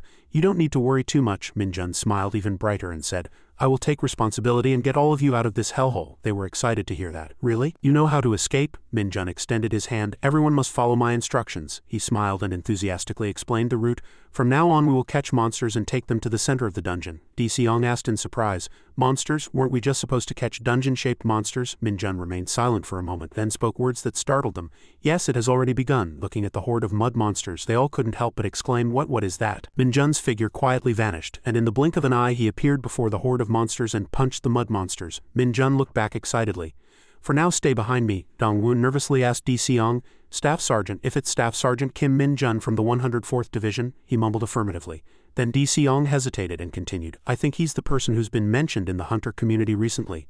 On this side, Min-jun began fiercely knocking them flying one by one. Di Seong still couldn't hide his surprise and said, He's the person who was promoted to Staff Sergeant in the shortest amount of time in hunter history. Finally, he concluded with very confident words, the monster of the greatest hunter corps. Sung-jin was startled to hear Taeho's shout, Hey Lee Sung-jin, he quickly said, Yes, Commander. Taeho frowned and shouted, Yes, Commander. You damn bastard. Having said that, he roughly grabbed Sung-jin by the collar. Damn it, Taeho was furious and touted loudly. What on earth are you doing? Sung-jin, flustered, stammered an explanation. I was just recovering the magic stones found in the dungeon, and also. Taeho's eyes shifted from anger to madness. He shouted again, with an expression as if he would devour Sung-jin alive. Who told you to do that? Does it make sense to go investigate a dungeon? How dare you deploy combat personnel without an experienced attack team going first, and to a dungeon that hasn't even been properly investigated yet? He quickly tried to excuse himself. After 2 weeks of investigation, the dungeon was confirmed to be empty. I was just trying to secure the magic stones. However, the more he explained, the angrier Taeho became, after only 2 weeks of investigation without even an expert's conclusion. How dare you deploy soldiers there and without my permission? Taeho grabbed Sung-jin's collar with his free hand and shouted loudly, Are you going to keep spouting nonsense to me? Did you think I wouldn't know you tried to boost your own achievements by putting them in a dangerous situation? Sung-jin stammered. He roughly warned Sung-jin as he threw him away. I don't care about the outcome, just prepare to take off your uniform. Taeho suddenly turned around and his gaze stopped at the blocked dungeon entrance. Moreover, Taeho pointed coldly at Sung-jin's face and said, If even one person gets hurt, I'll hold you accountable and throw you in jail. He threatened again, completely unaware that Min-jun was tormenting the mud monsters. So pray your hardest that everyone returns safely. The mud monsters were dense, but eventually all of them were wiped out. Min-jun, without understanding why, gritted his teeth and made an unpleasant sound. Damn it, I said I'd handle it. Why do you keep interfering? Di Seong answered blankly. Help. Min-jun merely sighed at his innocent appearance. He looked at the mud scattered on the floor a moment ago and said, I told you we'd trick these monsters and go to the center of the dungeon, didn't I? Having said this much, Min-jun asked the new recruits again. Do you remember? He began to explain in more detail. This dungeon made of monsters is meant to absorb prey that enters it, meaning us. More importantly, the closer we get to the center of the dungeon, the more monsters will start appearing, and in greater density. So Min-jun suddenly raised his voice. You have to conserve your stamina until then. If you get hurt here, it'll be a headache later, but on the contrary, they looked very spirited. We can do it, he chuckled inwardly. Yes, of course. But I'm only saying this because I truly care about you. I don't know who you are, but if you're safe, he smiled slyly. You'll gain an enormous amount of experience here. His smile grew increasingly wicked. All that experience will be mine, so just take care of yourselves. After laughing enough, Min-jun returned to a serious expression and pointed towards the inside of the dungeon. Now let's keep going. The new recruits, unaware of his true intentions, their eyes gleaming, they enthusiastically raised their weapons and shouted, Let's go. Min-jun's footsteps trod on the mud. Raising their heads, they all saw even more mud monsters ahead. Their expressions seemed to not understand how Min-jun's group had made it this far. Di Seong and the others hesitated slightly. Seeing that the mud monsters were more numerous than before, Min-jun glanced at them. If someone's weak, just being inside the dungeon would drain their stamina. If I had told them to fight with me earlier, some of them wouldn't have made it this far. He curled the corners of his lips. Almost there, now I just need to break that rock. Let's do this. The mud monsters opened their mouths upon hearing that. He opened his mouth again. Your job is to protect yourselves. Min-jun frowned and added with a serious expression, Under no circumstances should you get hurt or die. Having said that, he relaxed his face and said gently, For achievement? No, for everyone's well-being. Please step back and focus on defending for me. I'll be done soon, the new recruits answered enthusiastically, though somewhat stammering, yes, understood. On this side, Min-jun quietly curled the corners of his lips, then he leapt forward. A mud monster horde also charged, but as soon as he brushed past them, one disappeared. If I use a skill here, someone will see. I should restrain myself a bit. He acted differently from what he thought, and the mud monster horde was thrown into disarray because of him. Min-jun leaped as high as he could, preparing to stomp down from above. The mud monster horde naturally couldn't stop him, and all of them were stomped into pieces. Min-jun was excited and wore a triumphant smile. The remaining few mud monsters, unfazed by the sight, charged again. One rushed forward trying to bite Min-jun's arm, but he swung his arm once, turning them into mud. The other mud monsters were stunned to see their kin meet such a fate. Min-jun grinned, his eyes almost turning manic from excessive excitement. Come on, come here, experience points. The ruby on the stone altar suddenly began to glow, emitting a slightly ominous aura at the same time. Min-jun was secretly surprised. That? He was startled, realizing it was poison. Min-jun immediately turned around. Everyone retreat. The new recruits were momentarily stunned. Poison gas began to explode, but that wasn't enough to scare him. I'm immune to poison, so I'm fine. But the others, Min-jun gritted his teeth. Whether they can survive here depends on the strength of the poison. There's no more time. Let's deal with the dungeon first and think about that later. Suddenly, something flashed. The dazzling light came from the object in his chest pocket. Item has reacted with dark energy and its hidden ability has been released. Min-jun was slightly surprised to see the bracelet in his pocket glowing. He suddenly recalled Taeho's words. It's a dungeon item, originally only for generals, but I'll give it to you. The military's appraisal ability isn't 100 accurate yet, but it's supposed to randomly enhance your stats. Min-jun thought to himself. I was going to wait until it was hard to raise my stats before using it, but I think he also mentioned a hidden ability, didn't he? Suddenly, the system screen displayed bracelet duplication. His face lit up brightly. To get an item like this now, what luck. At this moment, an ominous aura began to emanate from the bracelet. Good.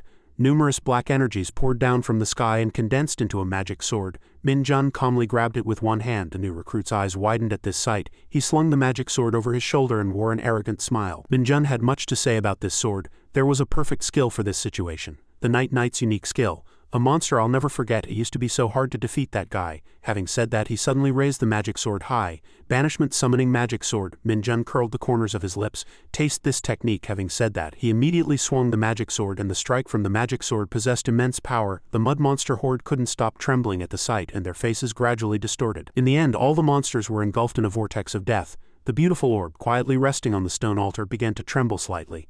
Then many cracks gradually appeared on its smooth surface. The orb exploded like that, creating a vortex with immense suction power.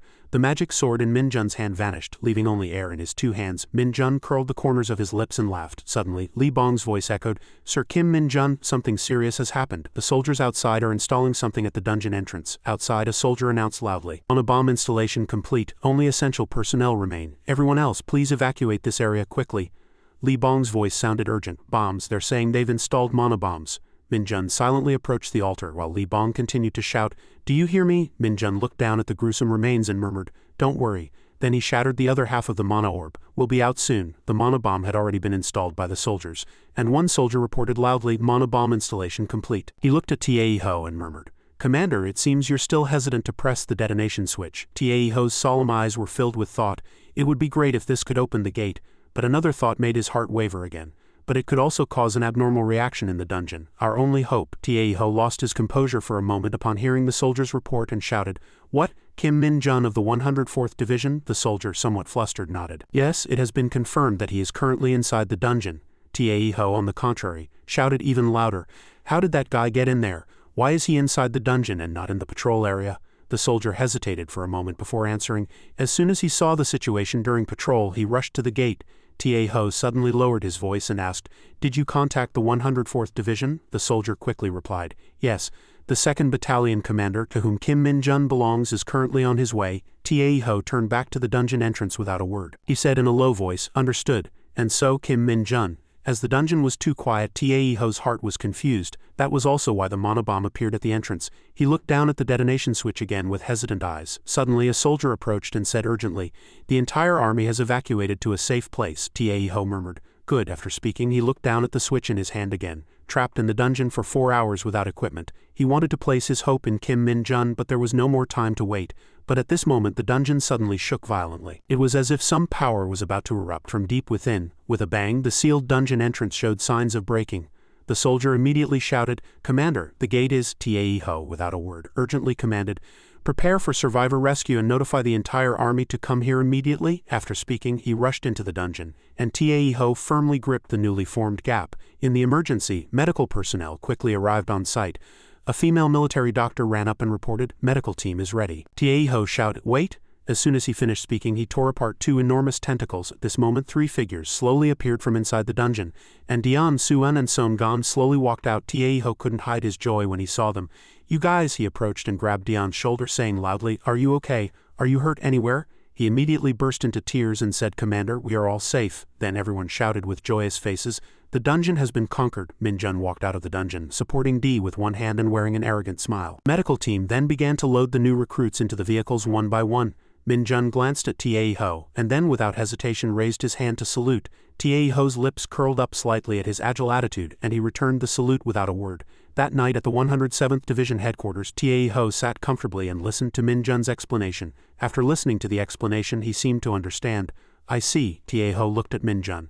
"So you were on leave?" He nodded lightly. "Yes," he asked again. "Then why did you come to Jejong?" Min-jun's eyes sparkled, and he said cheerfully, "I came to Jejong to meet the commander. You said you'd treat me to a meal." Tieho asked in surprise, "You took leave for this?" But his gaze was fixed on Min-jun as if trying to find a flaw. "So you arrived and encountered a gate. An incident occurred and you immediately jumped in." He flinched at these words and thought, "It's a bit strange, but there was no other choice." But Min-jun still agreed, "Yes, that's right. As soon as I saw the strange gate, my body moved on its own and I had no time to think." Tieho frowned slightly. Min-jun thought he had messed up this time, but Tieho suddenly leaned back and laughed heartily.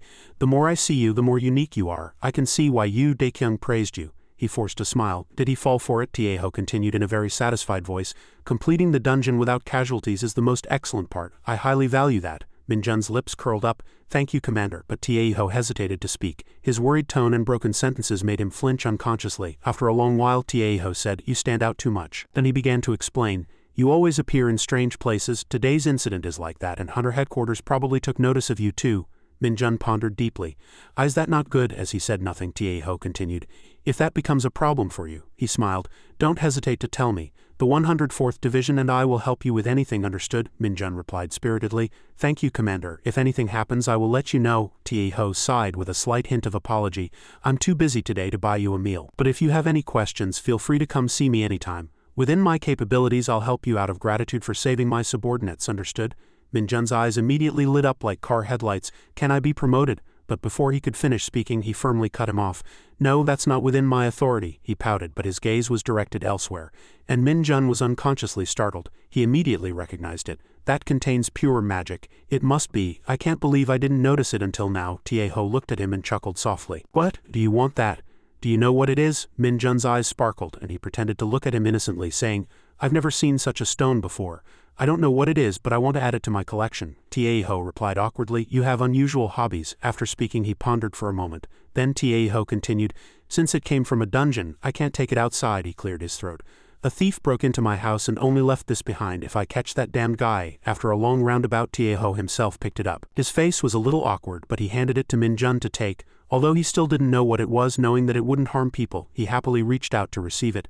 "Thank you, Commander." Tieho smiled faintly. "I've been swayed by him again, but somehow I don't dislike it." While he examined the magic stone, Tieho suddenly asked, "By the way, what is your relationship with my daughter?" Minjun replied firmly, "We are colleagues, nothing more, nothing less, Commander." The answer seemed to satisfy Tieho, who let out a soft chuckle. "You were on leave, weren't you? I've taken up too much of your time, you may go." Then he offered him a courtesy. "Will you tell your battalion commander to come here?" Minjun heard that and replied solemnly, "Yes, understood, Commander." Upon receiving the order, Minjun left the headquarters late at night holding the beautiful magic stone. Li Bong, who had been waiting, suddenly shouted excitedly, "This is Master Kim Minjun, this is really delicious." "What kind of fish is this?" he frowned and scolded. "Shut up and eat, are you trying to wake up everyone next door?" After scolding, he angrily crushed the magic stone. "Damn it, I've absorbed enough magic power, so my magic power increased by 1, he pondered deeply. "Have I reached my limit? It seems less effective than my magic power zone.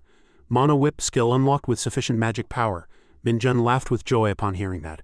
"Good, I'll use this to play with everyone." From somewhere in the air a shout echoed from the Hunter Corps headquarters meeting room. "Hey son Tieho, you're sitting there shouting without any restraint. What exactly are you doing? How can we deal with continuous accidents?" Tieho lowered his head and said, "I apologize, Commander." But he, on the contrary, shouted even louder, "The 107th Division will soon hold us accountable. You should be prepared." This incident truly infuriated the commander. "After this, you won't have any luck." He even threatened loudly, "I'll strip you of your uniform." The commander's face grew increasingly dark, and he said, "Bring that guy named Lee Sang-jin to headquarters tomorrow, understood?" Tieho glanced at him. "Yes, Commander." At that moment, the meeting room door suddenly opened. The commander also immediately stood up and saluted. Commander, Hak Chian upon entering advised, "General Kim, don't be too harsh." His voice was calm. "I can hear your shouting from out here." The commander did not retort a single word. "I will restrain myself, Commander." Hak Chian slowly sat down in a chair. "Good, I've received the report." The commander's face, which was already not good, darkened once again as he thought. "Again?" Hak Chian spoke this time, but a forced smile was on his face. "Kim Minjun again?" The golden car roared, speeding out of the base at breakneck speed. Soon it arrived at its destination. The wheels screeched against the road, making a deafening sound. Jun Bom, with an agitated face, hurriedly got out of the car. Anger completely consumed his mind, so much so that he seemed to have forgotten the familiar act of closing the car door.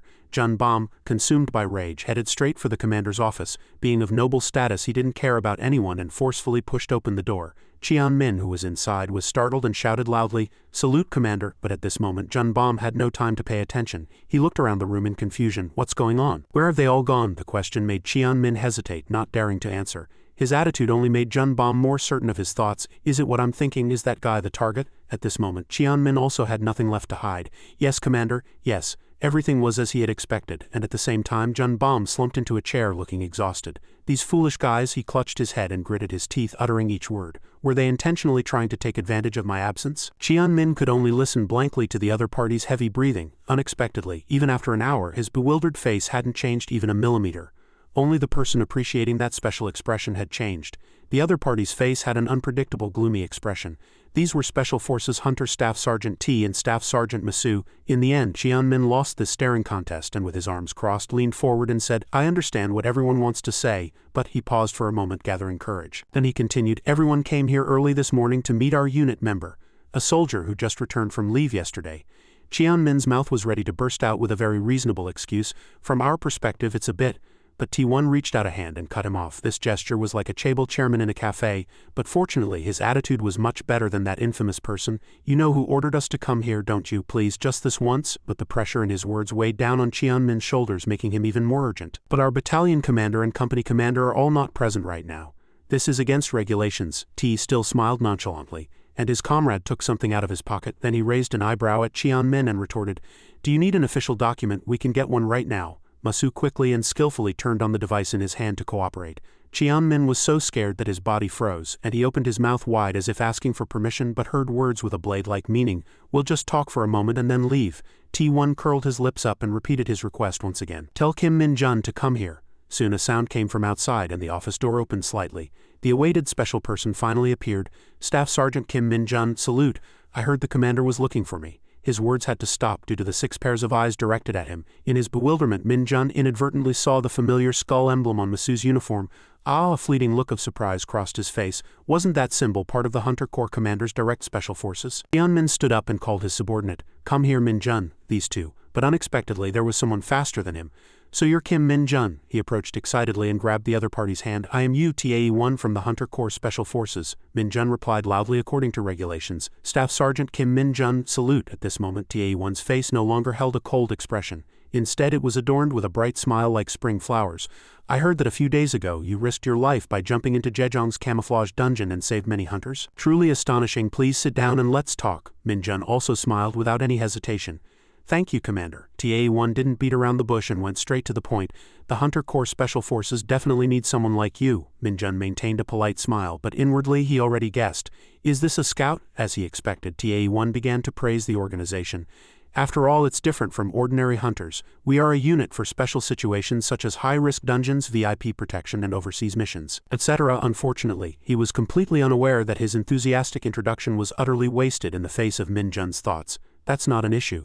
Just give me a big promotion." This was just a thought in his mind. But his sparkling eyes betrayed him. Cheon-min glanced at the person next to him with a slight hint of regret. At the same time, D1's long rambling speech also reached a crucial point. "And when we deal with non-military criminal hunters, combatability is very important." He unconsciously sat up straighter, his face full of pride. "Your achievements have attracted the attention of headquarters. So I've come here to offer you what you deserve, a special promotion." These 4 words thrilled Min-jun, and he excitedly repeated, "A special promotion." Cheon-min sighed, looking tired. T1 was very pleased with this reaction. He smoothly added an attractive benefit. "Yes, Second Lieutenant Kim Min-jun, our team doesn't accept ordinary soldiers, so if you volunteer for the Hunter Special Forces, headquarters will immediately promote you to Staff Sergeant." At this moment, Masu quickly interjected. "Above all, the Special Forces offer more promotion opportunities than regular units, because you can accumulate military achievements through frequent missions." These words sounded like they offered only gains and no losses. So Min-jun couldn't find a reason to refuse and, smiling, made his decision inwardly. Just then, a sudden ringing sound broke the harmonious atmosphere in the room. Tan quickly reached out and silenced it, then politely said, "I apologize." This strange device successfully attracted Min-jun's attention. He intently observed the familiar yet unfamiliar machine on the table, and the more he looked, the more bewildered he became, unable to distinguish what it was. In the end, Min-jun asked directly, "Is that a phone?" Masu was surprised and looked at where his hand was pointing. "Oh, this is." Then he pulled out something similar from his pocket, his eyes full of pride. "It's equipment for the Special Forces. It's not a phone but a security device. Anyway, there's a lot we can't disclose." This introduction seemed to open something in Min-jun's mind, and he stammered, "If I were to," he slowly revealed his curiosity, "could I use the internet and computers if I wanted to?" This question seemed new, and the 2 members of the Hunter Special Forces were momentarily bewildered. Tuan regained his composure, cleared his throat, and replied, "Within the unit, security is very important. So internet use and personal equipment use are prohibited. We also advise against using them during leave." Masu also gently reassured his future colleague, "This is just a small inconvenience compared to our mission. This is a good opportunity to serve the country, and you'll receive many corresponding privileges, so don't worry." In the end, the reply that he couldn't use them made Min-jun pout in dissatisfaction. This expression secretly pleased Cheon-min. "Those guys, they stepped on me." But Tuan seemed not to notice and still nonchalantly held out his business card. "We don't offer this to just anyone, so please consider it carefully." Before he could finish speaking, Min-jun cut him off coldly. "I'll stay here." These 4 words dropped like a bomb on the 2, leaving them gaping in surprise. "What did you say?" The very next moment, TA-1 frowned and asked again. "Why?" Min-jun's calm voice echoed throughout the commander's office. "If I join the Special Forces." A few seconds later, Masu's scream broke the quiet space. "What did you just say?" He stood up, his face flushed with anger. "What? A powerful dungeon fighter? You're throwing away such a good opportunity for a game. Even the Lieutenant General held a meeting because of you, and you're refusing because of a powerful dungeon fighter." "Are you joking?" Min-jun replied in a low voice, but his eyes gleamed with an indescribable seriousness. "I'm not joking. This game is my source of life. There's no compromise." TA-1 stared at his opponent as if trying to ascertain the truth of his words. Then he stood up and uttered a single phrase. "Understood. The biggest problem is you. Then we'll take our leave." As soon as he heard these 2 words, Cheon-min quickly rushed out to see the guests off. "Oh my goodness, are you leaving? The door is always open." With the situation having come to this, Masu and the other man could only leave unhappily. Listening to his refreshing laughter, of course he couldn't contain the displeasure in his heart and turned back, pouring out words of blame. "It's clear that your talent is overstated compared to your skill. You're giving such ridiculous reasons because you're afraid others will notice when you join the team." The more he blamed, the more enraged he became, and his final words soared to the sky. "Without this opportunity, someone like you would never have passed the enlistment exam. Understand?" Hearing these words, Min-jun could no longer tolerate it and frowned. He said in a cold voice, "How can you be so sure?" Min was about to see the two gods off when he was suddenly stopped. His face turned pale and he sighed towards the sky. Kim Min-jun, what is it again? Masu became even angrier when he heard the retort. What? Say that again. Min-jun didn't back down and immediately turned around. I don't know what kind of enlistment exam you're talking about. How can you be so sure I'd fail? Under his displeased gaze, Min-jun slowly approached, a slight triumphant smile playing on his lips. The very next moment, a powerful aura of dignity covered the entire office, followed by 4 words. Do you want proof? Seeing the situation worsening, Min quickly rushed forward to intervene. Kim Min-jun, stop it. And you too, Staff Sergeant, what are you trying to do here? Before he could do anything, a hand firmly gripped his shoulder, stopping him. Turning around, he was met with Tae-won's ominous smile. Bared his teeth and asked a threatening question. Can we borrow the training ground for a moment? Soon after, all 4 gathered at the training ground, each with different emotions. Some crossed their arms anticipating something interesting, while others worried about their friend's safety. Masu gripped his weapon tightly and said loudly, "The enlistment exam is a free sparring match against a Special Forces senior. If you don't think you can do it, say so now." Min-jun showed no fear and stared intently at his opponent. "I have no intention of joining the Special Forces," he paused, then suggested. "So if I pass the test, you'll have to apologize for your words." To Masu, this demand was nothing short of an insult. He glanced angrily at Min-jun's hand, then coldly snorted, "How dare you say that to me with such a ridiculous weapon in your hand? I'll correct your attitude." Just then, Tae-won, holding a stopwatch, loudly announced the sparring rules. "We'll fight 3 rounds for 3 minutes. Get ready." The two in the arena gripped their weapons tightly and assumed their familiar fighting stances as soon as the starting signal sounded. Masu immediately lunged forward at a speed that slightly surprised Min-jun. Fortunately, he ducked in time, safely protecting his head. But before Min-jun could complete his movement, Masu pulled his weapon back. A whistling sound was heard as it cut through the air following his hand movement. Min-jun was pushed back 10 meters like a paper doll. He flew over Min and hit the arena floor hard. This situation was exactly what Masu had expected, and a satisfied smile appeared on his face. On the other side, Min was slightly bewildered by the current result. Min-jun lay on the ground, not making a sound, but if one looked closely, a strange smile spread across his face. Min was slightly bewildered by Min-jun's unknown smile. He recalled the scene just before the battle. He called out to his friend, "Min-jun." Min asked in confusion, "What are you trying to do?" Min-jun calmly replied with an extremely ordinary sentence, "Of course I'm going to win." At these obvious words, Min was stunned and could no longer say anything. He stared intently at the person in front of him, countless thoughts running through his mind. That's right, he might have a small chance of winning. But that's what worries me more. Min-jun stroked his chin, lost in thought for a long time, then opened his mouth.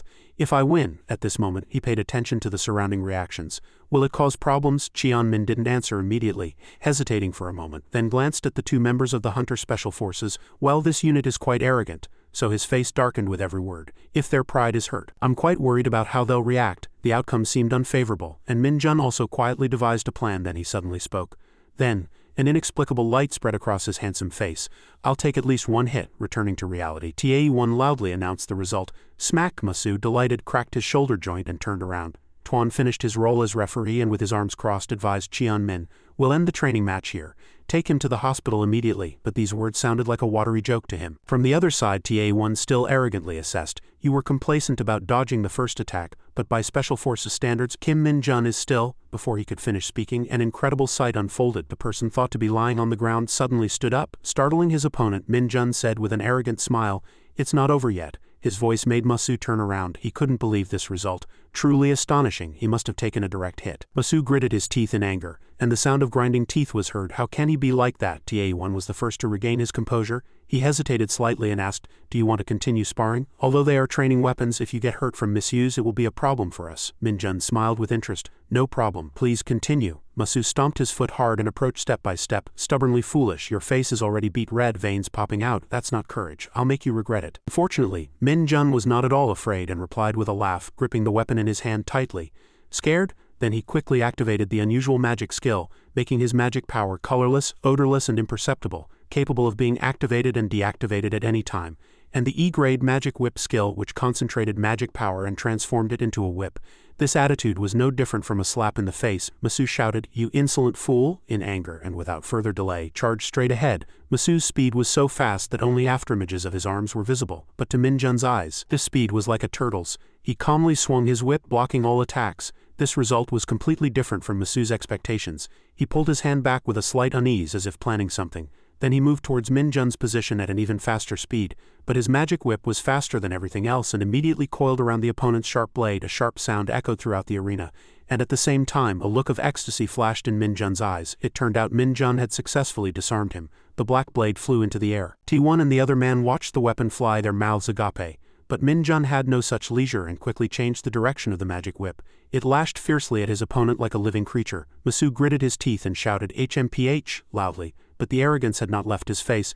Such an attack won't leave a single scratch on my body. Then a suspicious snapping sound suddenly came from Masu's hand joint. Even more surprisingly, even its owner didn't know what was happening. What? He trembled and let out an ear-splitting scream. Tan was bewildered by his colleague's behavior. What is this? The sight of Masu kneeling on the floor exploded in his mind like a bomb. Staff Sergeant Kong kneeling after just one hit. Suddenly the sound of the whip interrupted Tan's thoughts. It turned out that Min Jun on the other side was continuously swinging his hand and the whip line was flying through the air like a black snake. A cheerful and wicked smile bloomed on Min Jun's face, and an ominous premonition immediately filled the hearts of the two. Masu couldn't suppress his fear and shouted, "Wait, wait," but unfortunately the whip had no eyes, especially when its owner had no intention of holding back. The impact struck him. Masu, forgetting his pride, shouted, "Ouch, it hurts," and powerlessly knelt on the floor, coughing. This development made Min Jun even more interested. That's right, this is an unstoppable attack. The special forces may have skilled techniques, but that weapon seems to move with its master's emotions. Is this the first time you felt a whip wrapped in magic power? Refreshing, isn't it? A pleasant memory flashed through Min Jun's mind. Even those sturdy warrior orcs collapsed with one hit from this. The intensity of the black line grew faster and faster. So the friction sound with the floor was chilling. It was no different from the sound of the Grim Reaper terrifying Masu, who lay on the other side. At this moment the smile on Min Jun's face was completely distorted. He was like a demon crawling out of hell.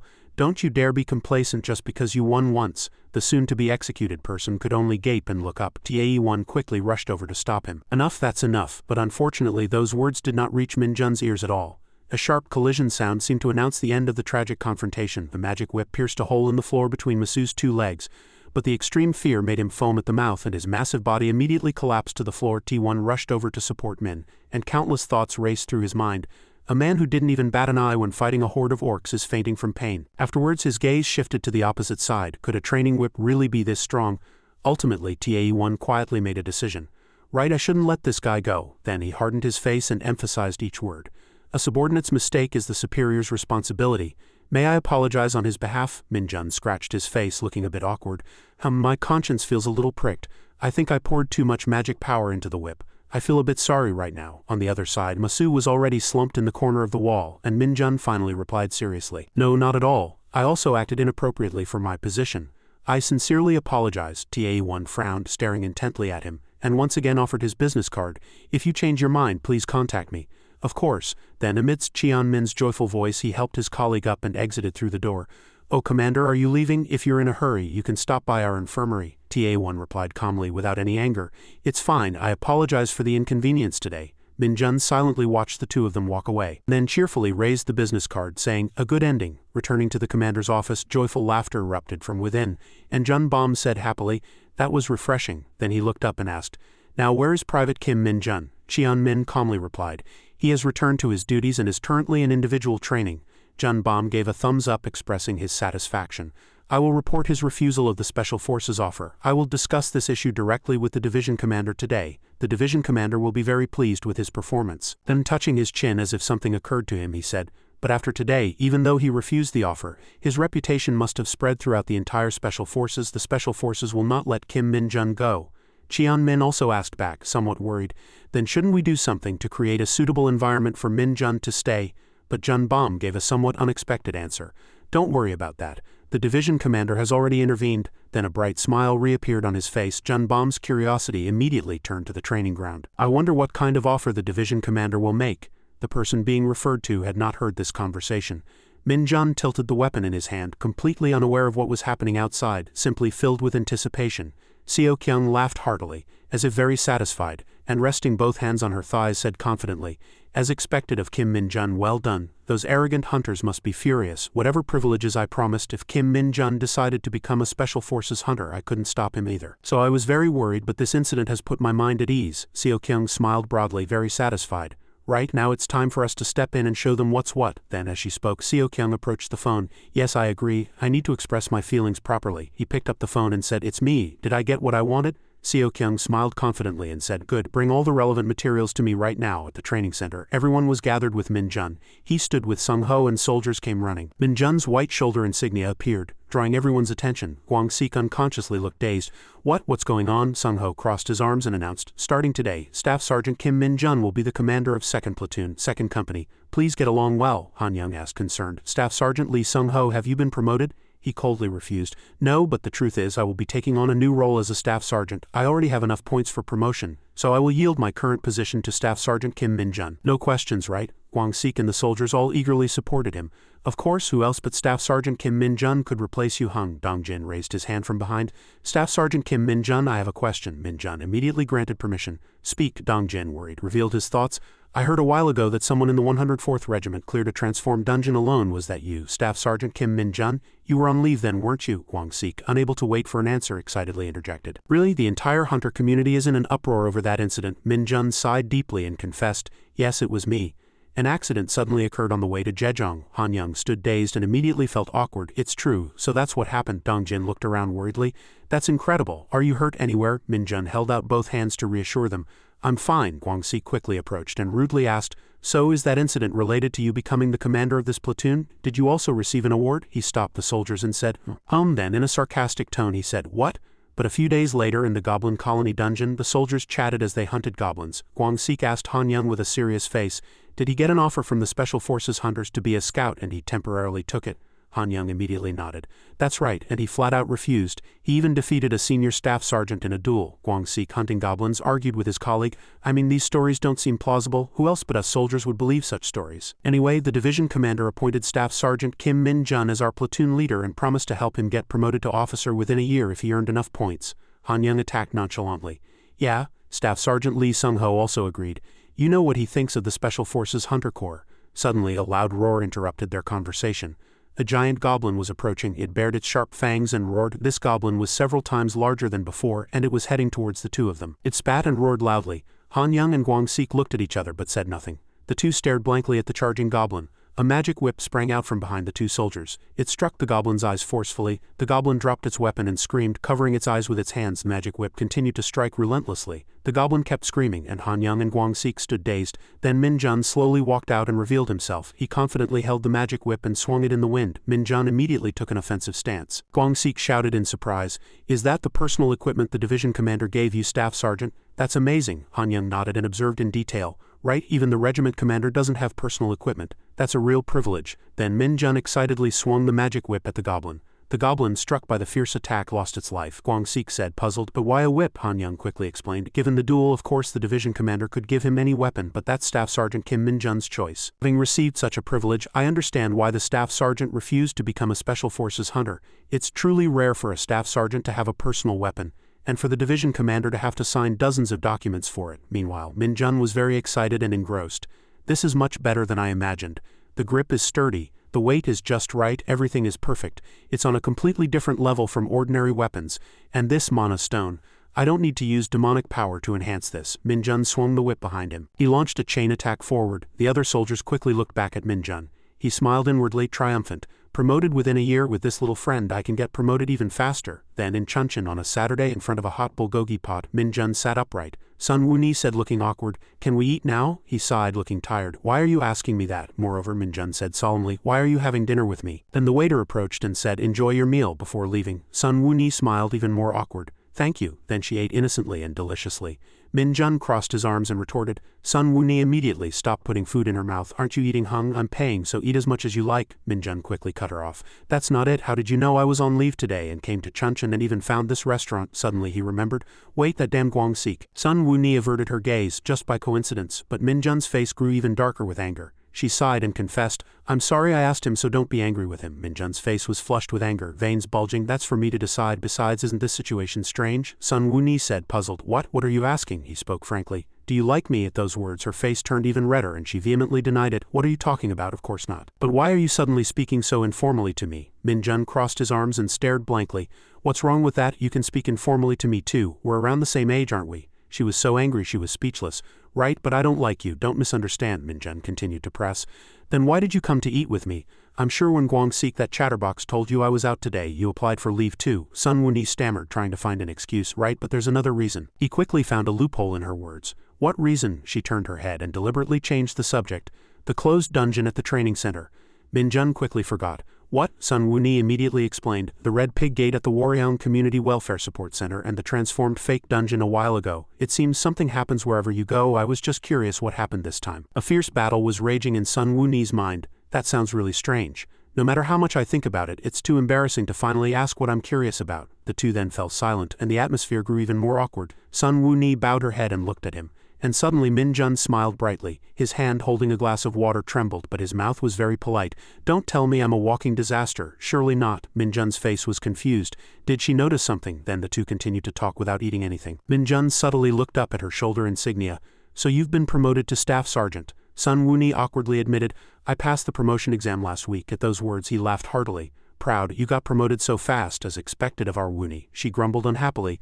Are you making fun of me, Hung? You're already a staff sergeant. Wait a minute, why are you speaking informally to me? Minjun, chewing his food, asked nonchalantly. You can't speak informally to me? She angrily clenched her fist. You think I can't? He shrugged. All right then, go ahead. But Minjun's mind was filled with other thoughts. The image of the gate that appeared in his mind made him extremely displeased. Oh damn it, the timing of the gate appearing is so bad. This feeling is always unpleasant. I came out after hearing a gate opened here. Where the hell is it? Damn it, no choice, Minjun said coldly. I'm going back. I need to use the restroom. Sun Wuni, startled, stammered and nodded. All right then. Minjun walked through the park looking around. He shouted irritably. It should definitely be here. Then the night walker crawled out from under a chair and looked at its master. Minjun raised his hand and praised him. Well done. I didn't expect you to finish so quickly alone.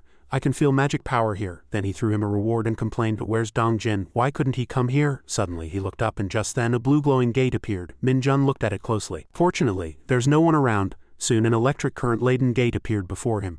How can a gate appear in the middle of a city? Too many people live nearby. Those monster bastards have no conscience. Minjun excitedly rolled up his sleeves and approached. For the safety of the residents and my promotion, I have to destroy it quickly. But before he could even get close, the shadow of a giant monster appeared. It gradually got closer to the gate. Minjun, startled, observed even more closely. Something's emerging. He quickly pulled out his phone to check. A disaster emergency alert message appeared. Minjun, unfazed, took a ready stance. No matter what comes out, but if it's too strong I need to draw its attention so it doesn't harm the residents. The soldiers must already know the gate has appeared, so I just need to buy some time. Then the monster's claw emerged from beyond the gate. Soon a blue devil completely emerged from beyond the gate and roared loudly as if welcoming itself into the world. Minjun raised his hand to block the force and said, alright, let's see. The blue devil raised its hand to attack him. Minjun quickly dodged the attack. Is it just one monster? Seeing a lot of magic emanating from it. It seems quite strong. That arm looks dangerous. Minjun retreated as fast as lightning. He cast his ultimate move and complimented his opponent. You are sharp but useless if you cannot cut us. A status window appeared. Dark Arrow E skill. A BL devil rushed in with a spear in its other hand. Minjun looked surprised and incredulous. It quickly threw its weapon at him. The blind devil laughed excitedly and shouted, thinking it had eliminated its opponent. However, it turned out that Minjun had snatched the weapon. As the smoke cleared, he was revealed to be skillfully dodging the blind devil's attack. Minjun stared wide-eyed at where this guy learned such tricks. The blind devil closed its mouth and quickly retrieved its weapon, surprising Minjun. Then it threw its other hand at him. Minjun quickly dodged to the side. Now he flew around with the BL devil as if playing in the air. Seizing the opportunity, Minjun got close and struck its face hard. It then fell to the ground and he landed very lightly. Minjun turned back and observed, is this not enough? The BL devil staggered up, its mouth twisted. He retreated, resolved. Then one more hit. Suddenly Sun Wuni shouted loudly, Kim Minjun? Minjun turned back, bewildered. Why is she here? The blind devil quickly threw its weapon at her. Just as the weapon was about to hit Sun Wuni, Minjun quickly grabbed his arm chain tightly. What are you doing? The BL devil shouted. From afar Sun Wuni shouted worriedly. What are you doing there? Didn't you bring your weapon? Did you run away from dinner? Minjun turned back irritably and demanded, how did you know how to get here? Sun Wuni immediately gripped a sign tightly. I saw the gate disaster message and came here. As soon as she finished speaking, she threw it at the BL devil. He smiled as if expecting something, watching the sign fly high. Then Minjun ran towards the sign. He jumped high. Minjun used the sign as a weapon. He used his inner power to raise the sign high above his head. And so the magic whip E skill appeared on the status window. Do you think you can endure this? The blind devil lay motionless on the ground, having received a painful blow to the head. Smoke billowed and Sun Wuni covered her face with her hands. Then Minjun quickly absorbed the blind devil. Sun Wuni coughed and looked at him. I never imagined you were really a hunter, she innocently approached and asked, can you handle dangerous monsters like that by yourself? Minjun tilted his head and smiled casually. I still need a little help, but inwardly he felt slightly displeased. If you hadn't appeared, I could have handled that monster more easily. Sun Wuni ran to the blind devil and observed it. Isn't this gate a bit strange, a monster that throws knives and even has chains? It's also strange that it appeared alone. It's probably a bit unusual, we should talk about this later. Suddenly, another monster slowly appeared from behind the door. Sun Wuni was surprised and scared while Min Jun remained composed. Numerous blind devils poured out from behind the door and roared loudly. She recoiled in fear. 5 of them. Min Jun, we need to retreat and regroup when the Hunter Corps arrives. He turned back and smiled, giving a command. Good idea, you retreat first and regroup with the Hunter Corps, she quickly reminded him. What? Then what about you? Are you going to face them alone? Are you crazy? The blind devils roared loudly one after another as if challenging him. Min Jun smiled delightedly. Bring it on. Sun Wuni was stunned. What? He retreated and prepared to attack. Then Min Jun rushed towards the horde of blind devils as if flying. He shouted loudly. Meanwhile, in a place where 2 moons were visible, a stranger in a black hood was entering a deep forest. After going far enough, the person stopped. The person stood before a rock and chanted a spell in a strange language. The rock immediately split in 2, revealing stairs. Then the person quickly descended the stairs. Inside was a mysterious underground space. The person went without hesitation to the end of the underground space, arriving at a place with countless fireflies. The person stayed there for a while, clasping their hands and continuously chanting a spell. As the hood slowly came down, a beautiful red-haired girl appeared. She looked around and said, "Brother, wait." A helicopter was flying towards an uninhabited island near Nagasaki. On the uninhabited island, 2 sturdy men stood silently looking into the distance. The helicopter stopped above their heads and the 2 men still stood watching it land. The helicopter's rotor wash stirred up dust. Seong stepped out of the helicopter with a solemn and imposing expression. He meticulously surveyed this uninhabited island area. The other man approached first and offered a handshake. "Thank you for coming. I am Masaru Enzo from the Japan Hunter Association." Seong also shook his hand and smiled amicably. "I am Major General Yu Do-song of the Korean Hunter Corps. You speak Korean well." Praise. Masaru laughed genuinely. "Thank you." He gestured behind him and politely invited, "Please come this way." Here, Seong followed Masaru inside and calmly read a report. After reading for a long time, he nodded in admiration. "This plan seems to have no problems. Everything is quite excellent. Despite the short preparation time, it's very thorough." Masaru smiled modestly. "It's all thanks to our colleagues who provided us with excellent soldiers." "Thank you again." Seong quietly put down his water glass and replied seriously. "I am well aware that the Japan Hunter Association is concerned about the increasing number of anomalous dungeons. This dungeon also appeared on an uninhabited island, making detection very difficult, and this is clearly a quite tricky dungeon, despite being an anomalous one. However, I don't believe you proposed overseas military forces due to a shortage of manpower." Seong's face suddenly became very serious and quiet. "What is your true objective?" Hearing this, Masaru fell silent for a moment, frowning, his eyes sharply fixed on him. He recalled and explained in detail. "As you know, Japan faces dungeons with a hunter association, nobles, the government, and privately run guild systems. Currently, we are not at a numerical disadvantage, but the frequency of anomalous dungeon appearances has surged in the past few years, so we felt the need for a more systematic hunter training system." Song listened seriously to Masaru's story. Masaru's face was profound and his voice was calm and resolute. "To be frank, we are very interested in the Korean Hunter Corps training system. We hope to establish a close relationship through this cooperation plan." Hearing his conditions, Seong rubbed his chin and smiled inscrutably. "This is why General Kwok Cheon sent me. He even put that damn guy on the dispatch list. Does he want to make a big impression on me?" Masaru read the document in his hand and nodded, praising, "This hunter is very remarkable. Despite recently enlisting, he has received such an evaluation." Hearing that, Seong unintentionally exclaimed, "Ha, that guy." Masaru frowned slightly, a gloomy expression flashing across his face making him hesitate slightly. His promotion speed is also heavily discussed in the Korean Hunter Corps community. It seems the community rumors are true compared to the resume you sent. How could he have become so strong so quickly? It's truly shocking. At Masaru's probing question, Seong also stammered in surprise. That guy." Before he could finish speaking, Masaru shouted in agitated surprise, "I'm really looking forward to seeing him perform in this raid." Over here, Min Jun was casually picking his ear with his finger.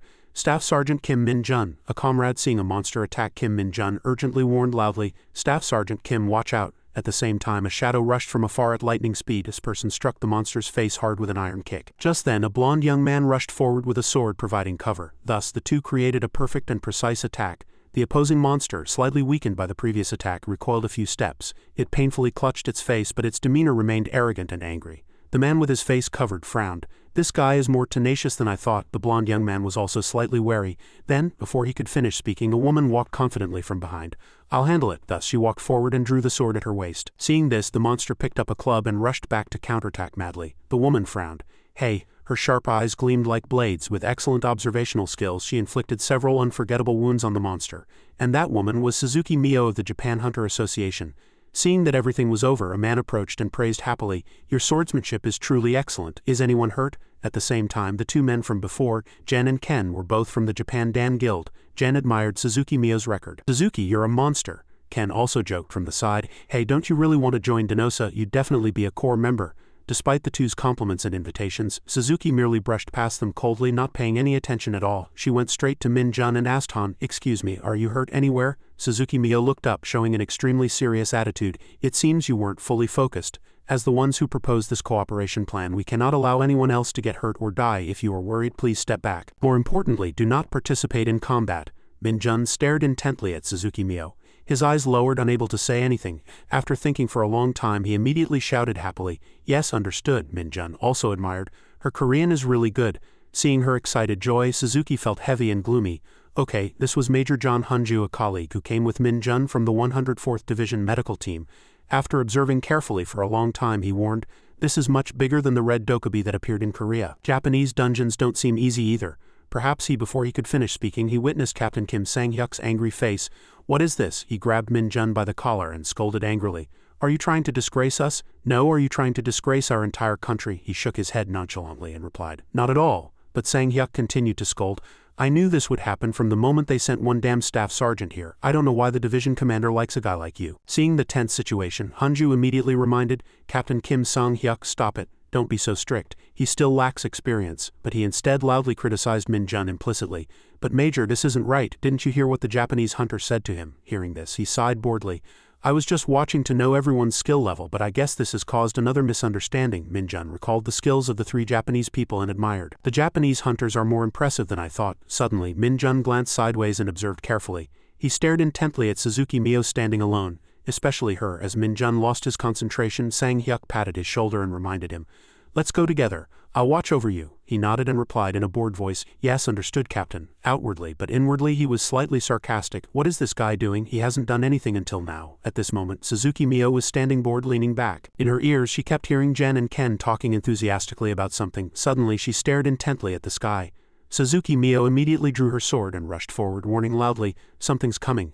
As soon as she finished speaking, extreme worry appeared on her face. Just then, an axe flew down from above towards the three Japanese people. Suzuki Mio quickly dodged the axe safely. She stared straight ahead, confirming what force was behind it. Before them, there was only a dark, deep cave. From within that dark shadow, a creature slowly walked out. It walked out with an evil and cunning smile on its face. Suzuki Mio saw it and warned loudly, "That's the dungeon boss." Hearing this, Jen and Ken both widened their eyes and were stunned for a few seconds. Over here, Min-jun felt uneasy and looked around, carefully observing everything. Suzuki Mio at this moment glanced at what Ken was preparing. Following this, she turned back and informed Min-jun's team, "I've shared our location with the other 5 teams, so we need to hold out as long as possible until they arrive." At this moment, the monster rushed forward immediately.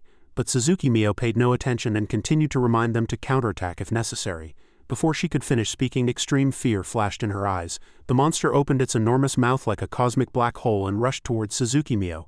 As the situation became too urgent, Jen and Ken rushed to help her.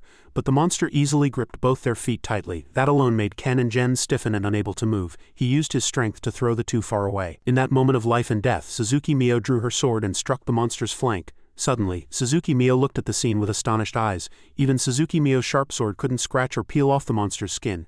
At this, he stood proudly and scoffed and scorned a few times. Seeing this, Sang-hyuk's face darkened and his voice lowered as he said menacingly, "Magic sword." He advanced with a serious face. "It's monster-slaying equipment that consumes the user's stamina to maximize strength." Sang-hyuk smoothly drew the sword from his hand and the sword itself emitted a mysterious blue light. "The aura of the sword you see is proof of its power.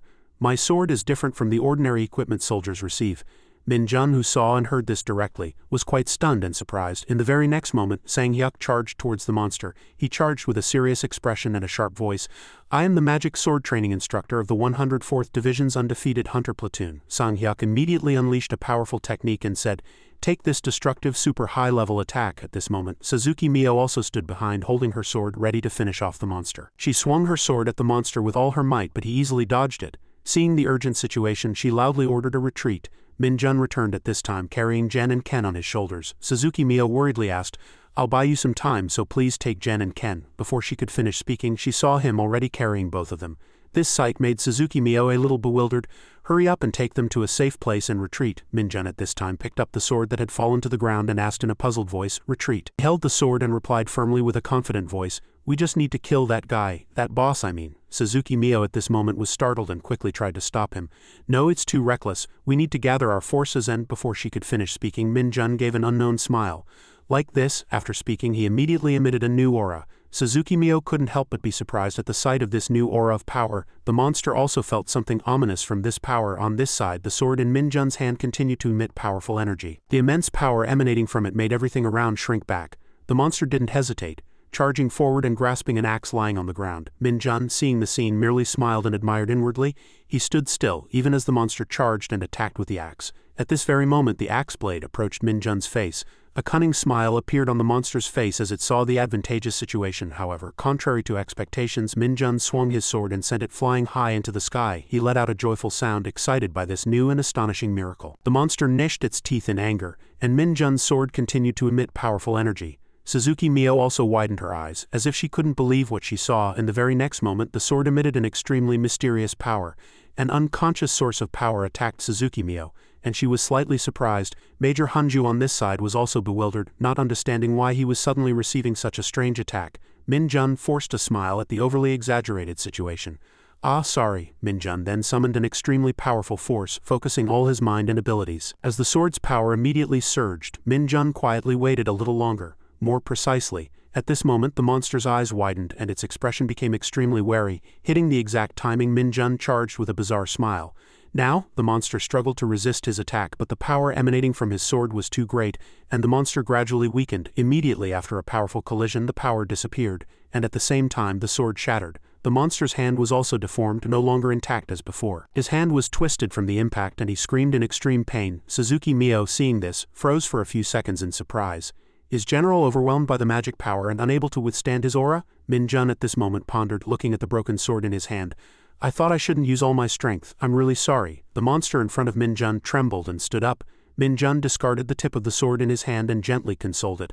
Oh, it's fine. He pulled out a new and unique weapon, and the corners of his mouth continued to curl into a cunning smile. Just replace it with the reward for catching the boss. Under the blue sky, white clouds floated. At this time, a group of people were leisurely resting under the hot sun. Dongjin at this moment took a deep breath, a satisfied expression on his face. I don't know how long it's been since I last rested like this, Tae-wook continued to complain with a dissatisfied face. It's all because of Staff Sergeant Kim Min-jun. He said no work is exempt regardless of rank, so we have to work like dogs for the last few years. It's best to rest when you have the chance. Dongjin on this side stopped his mouth and earnestly dissuaded him. Hey, watch what you say. Dongjin's face suddenly turned pale and frightened. There's a traitor here, Gwang-sik loudly protested with a dissatisfied voice. I'm innocent, he began to talk, recalling past events. Ever since he was appointed senior staff sergeant, he's been with us and hasn't entered the monster storage. What can I do? He's a monster who was promoted to staff sergeant after just 1 month of appointment. I have to obey his orders no matter what. Gwang-sik gnashed his teeth in anger. Now he's even become deputy commander. Han Young, who was next to him, sighed and agreed. What he says is right, but thanks to him, the platoon atmosphere is much better and everyone's skills have improved. Tae-wook yawned widely, saying tiredly, I don't care, I just hope he stays in Japan for a long time. Even better if he only comes back after I leave this place. As soon as he finished speaking, his eyes caught a familiar shadow. Tae-wook loudly called out, Hey Lee Dongjin. Hearing that, he hurried over. Staff Sergeant Lee Dongjin. As soon as he arrived, Tae-wook and his group asked him several questions. You're a staff sergeant, so why do you have to work so hard? Tae-wook took the opportunity to ask a few things. Any news about Staff Sergeant Kim Min-jun? You're the biggest traitor. You cried because you got promoted to staff sergeant thanks to him, didn't you? Dongjin, hearing that, was a little flustered and hesitated. I didn't, but I did hear some news, he began to talk, recalling some past events. I heard that Staff Sergeant Kim Min-jun completed the dungeon raid yesterday by defeating the boss. I don't know what happened, but I heard he defeated the boss by himself. Everyone was startled to hear this. What, by himself? Is it true? Is it false, so he's coming back today? Dongjin forced a smile and explained in detail. The dungeon raid ended much faster than expected, so everyone got leave. He'll relieve his stress in Japan for a day and come back tomorrow. Han Young was astonished to hear this and shouted, What? Leave in Japan? Tae-wook also heard the news in surprise. Just 1 day, he should be given a year off. Dongjin at this time merely admired calmly. It'll definitely be enjoyable. The weather there is great. Gwang-sik frowned, and a serious expression lingered on his face. Really, I wonder what he's doing. Han Young curled his lips slightly, a displeased smile on his face. Who knows what he'll do? He always trains, builds strength and plays games. There's no guessing what he'll do. Maybe he's clearing dungeons in Japan? Everyone burst into laughter at this, and the atmosphere became pleasant.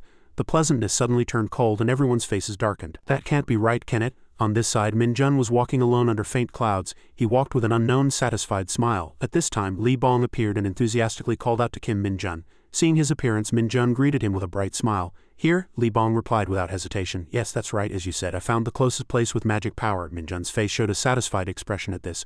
Good, since I've come all this way, I can't waste time. Li Bong added, anyway, you said I couldn't do anything. Whose fault was that? At that, Min Jun clutched his head, complaining about his inability to do anything. Hey, Li Bong, you find a place with magic power. At that, he firmly nodded in agreement. I'll teach that damn bastard a lesson. Recalling that moment, Min Jun now gently consoled him. It's fine, it's something even I couldn't do. Hearing this, Li Bong vehemently retorted, what, even the great Kim Min Jun can't do anything? I'll teach that damn bastard a lesson. At this very moment, Min Jun heard a strange sound and whispered a command. Hey, be quiet. At this moment, the sound of a motorcycle engine was heard. Min Jun, seeing the sight, stepped back a few steps. The motorcycle rider continued to maintain the current speed. While driving well, this person reached out and grabbed the brake. The wheels made a deafening screech as they rubbed hard against the ground. The motorcycle stopped right in front of Min Jun. Min Jun was startled when the other person took off their helmet. It was Suzuki Mio. She looked straight at Min Jun and asked, Hung, what are you doing here? Seeing that the other person was Suzuki Mio, Min Jun frowned and looked at her with a displeased expression. How did she follow me? She at this time sighed and gently explained. It seems you're misunderstanding, but this area is uninhabited due to a past dungeon collapse. Access isn't restricted, but, after a moment's hesitation, Suzuki Mio emphasized in a low voice, this place is monitored by the association 24 hours a day. As soon as she finished speaking, she pointed to the building behind Min Jun. Li Bong at this time flew nearby, detecting if there was any information. At this very moment, Min Jun discovered a surveillance camera nearby. Li Bong flew over out of curiosity to see if there was anything interesting.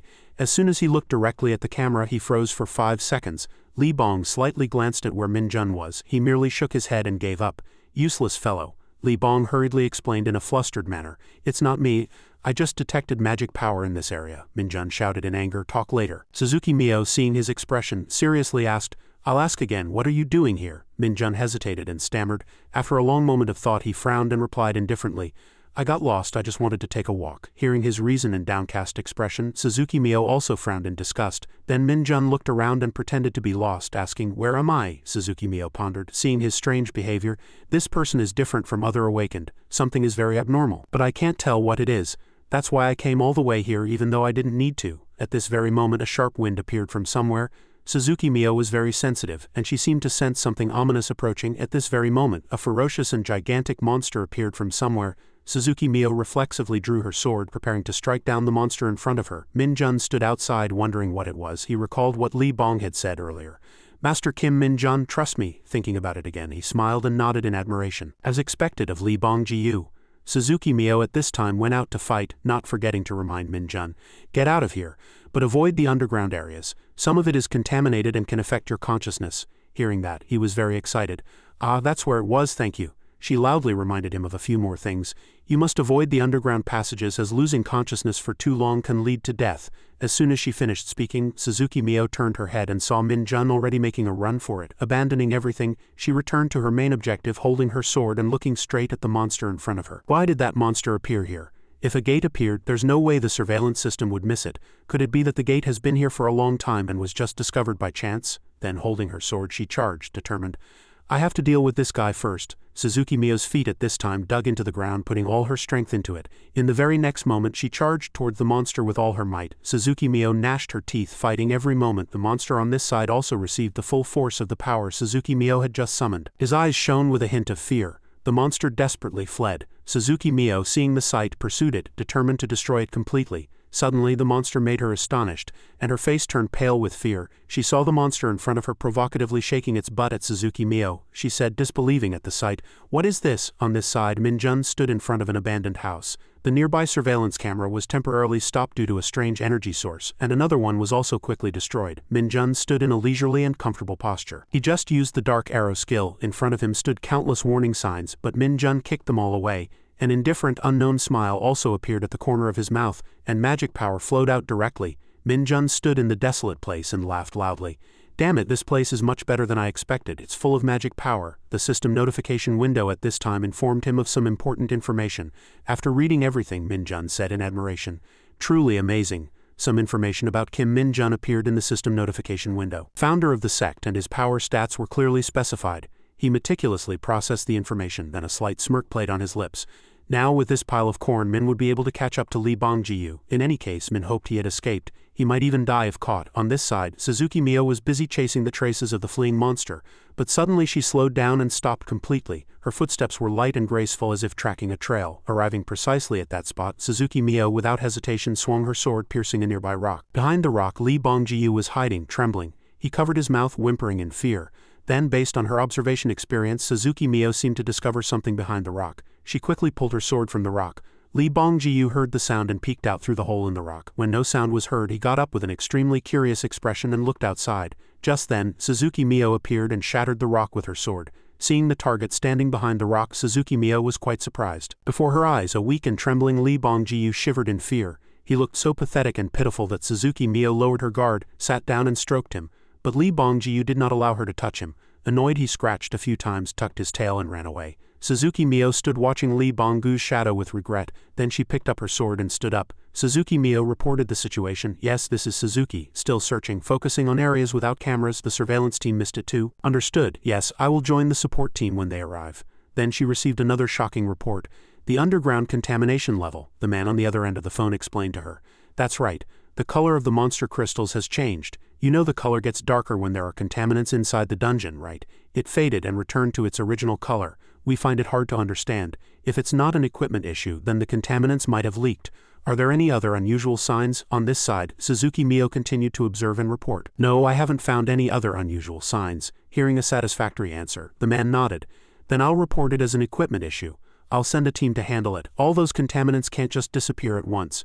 Suzuki Mio heard that and, extremely suspicious, carefully scrutinized everything. Suzuki Mio looked at the light in the sky, lost in thought. Could it be? The scene shifted to an assembly point at the airport, where all the team members were gathered, neatly lined up. At this time, Hunju, representing everyone, said goodbye to Masaru. Sang-hyuk, who was in line, angrily confronted Min-jun. What about my sword? Suddenly, Min-jun discovered something astonishing before his eyes. In the distance, he saw Suzuki Mio slowly approaching. A question surged in Min-jun's mind. Why is she here? Seeing Suzuki Mio standing in front of him, Min-jun secretly wanted to chase her away. What is it? Go play over there? She faced Min-jun and asked seriously, did you enjoy your walk? He reluctantly glanced at her and replied, yes, it was quite nice, thank you. Hearing his words, a look of disgust appeared on Suzuki Mio's face.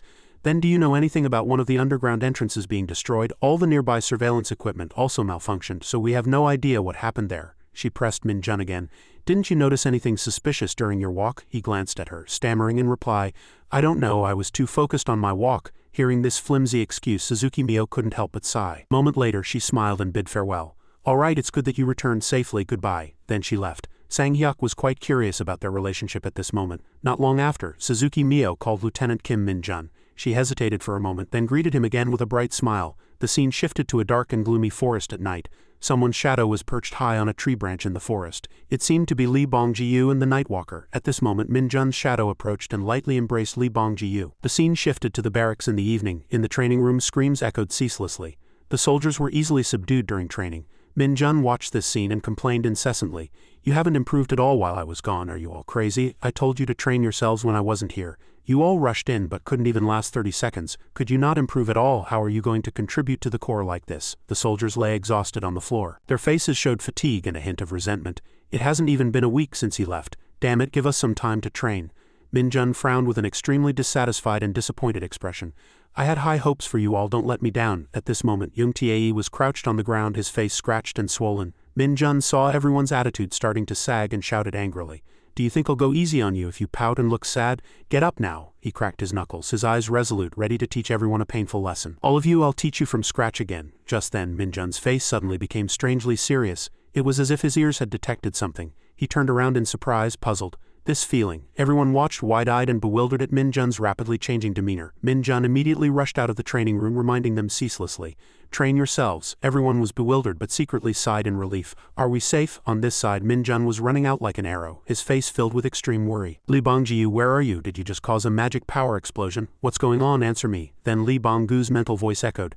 Master Kim Min-jun. As soon as he received the signal, he immediately asked, why, what's wrong? Lee Bongjiu immediately explained everything. The shock came from a spatial displacement. As Lee Bongjiu fell silent while speaking, Min-jun, worried, asked repeatedly, hey, answer me. Min-jun, who had been running for a long time, suddenly stopped. He stood alone in a gloomy and cold forest. The wind blew in gusts. Min-jun calmly closed his eyes, and a few things began to register in his mind. Lee Bonggu's magic power is getting weaker.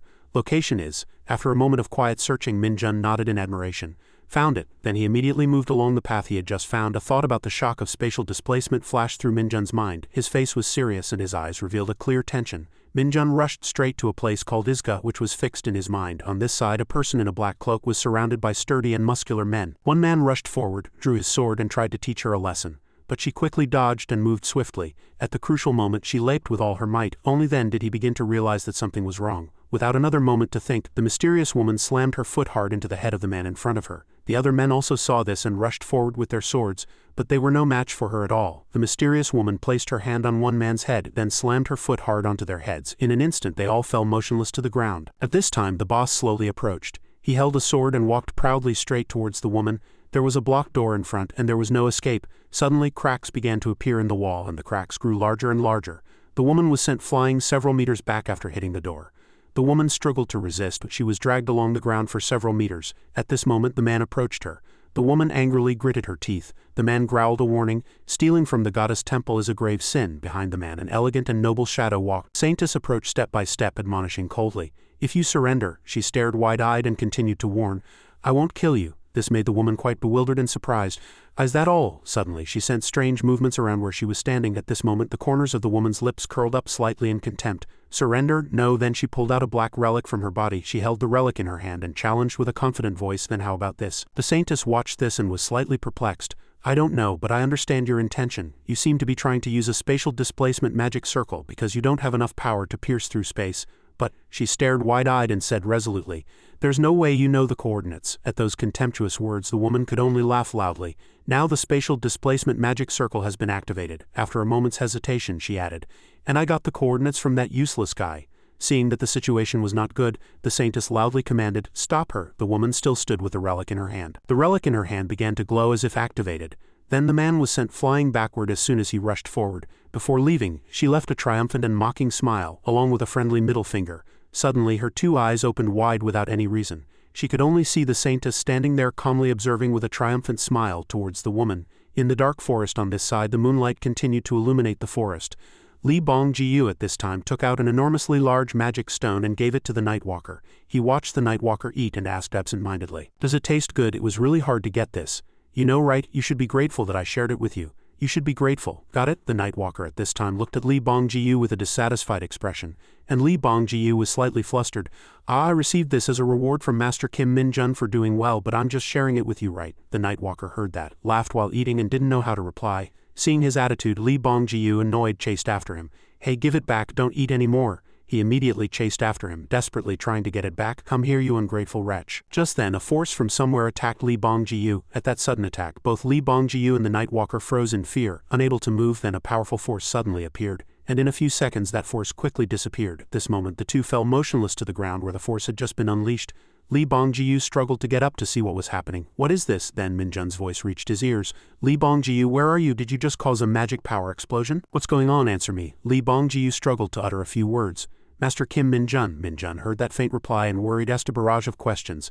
Why, what's wrong? What's going on? Li Bongjiu tried to explain bit by bit that the shock came from a spatial displacement. Li Bongjiu fell silent upon seeing the woman appear, and Min-jun on this side still pressed him. Hey, answer me. The woman glared at Li Bongjiu and growled, long time no see, useless guy. Li Bongjiu weakly raised his eyes to see who she was more clearly. This moment the three lay sprawled on the ground exhausted and drained. The woman cast her gaze far away and exclaimed, that's right, here is. As soon as she finished speaking she collapsed backward in exhaustion, continuously muttering, my master's hometown. Just then Jun appeared and supported her, his expression cold and extremely serious. The woman saw Min-jun appear and shouted in delight, Master! As soon as she finished speaking she collapsed into Min-jun's arms in exhaustion. He saw that and his face darkened and words began to pour from his mouth. He endured for a moment, then scolded Min-jun angrily. Are you crazy or what? He looked at Li Bongjiu and scolded him loudly. And now you two, you'll both get a beating. Min-jun's anger flared. I'm fed up with you idiots. Having said that he used his magic control technique to give more power to the three of them. Min-jun lost his composure and continuously asserted loudly, I'll make sure you survive before I beat you, you damn bastards. A moment later, having regained her strength, the woman slowly opened her eyes from her exhausted stupor. All she saw was Min-jun's angry face. Feeling herself resurrected,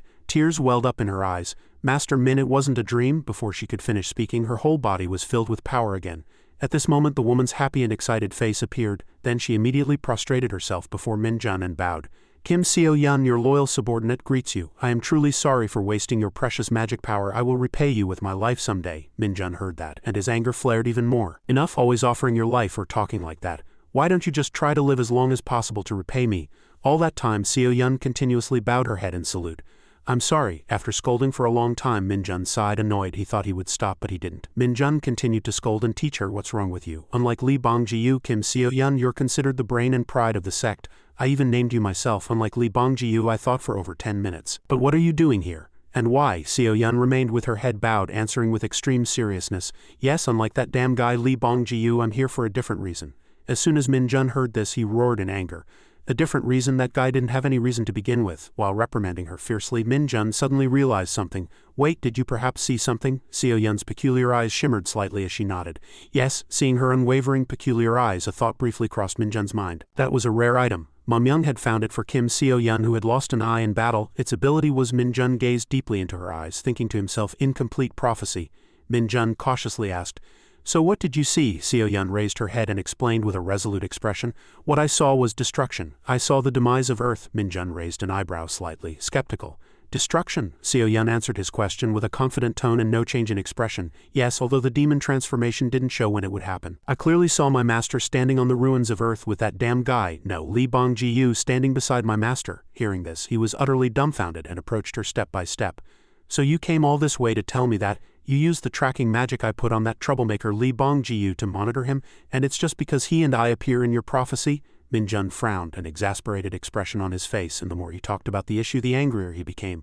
Good heavens, are you a modern-day Sherlock Holmes? How did you get here? You don't have spatial displacement abilities. Did you perhaps steal a sacred relic or something? Then his gaze fell downwards, immediately drawn to something. Following Min-jun's gaze, below was a cross-shaped necklace ornament that looked quite special. As soon as he saw it, he let out a weary sigh, no longer intending to press for more information. Then Min-jun returned to the original issue, wanting to investigate more precisely what caused the world's destruction. Seo-yun speculated based on her feelings. I'm not sure, but I think it's war. I felt an immense clash of hatred.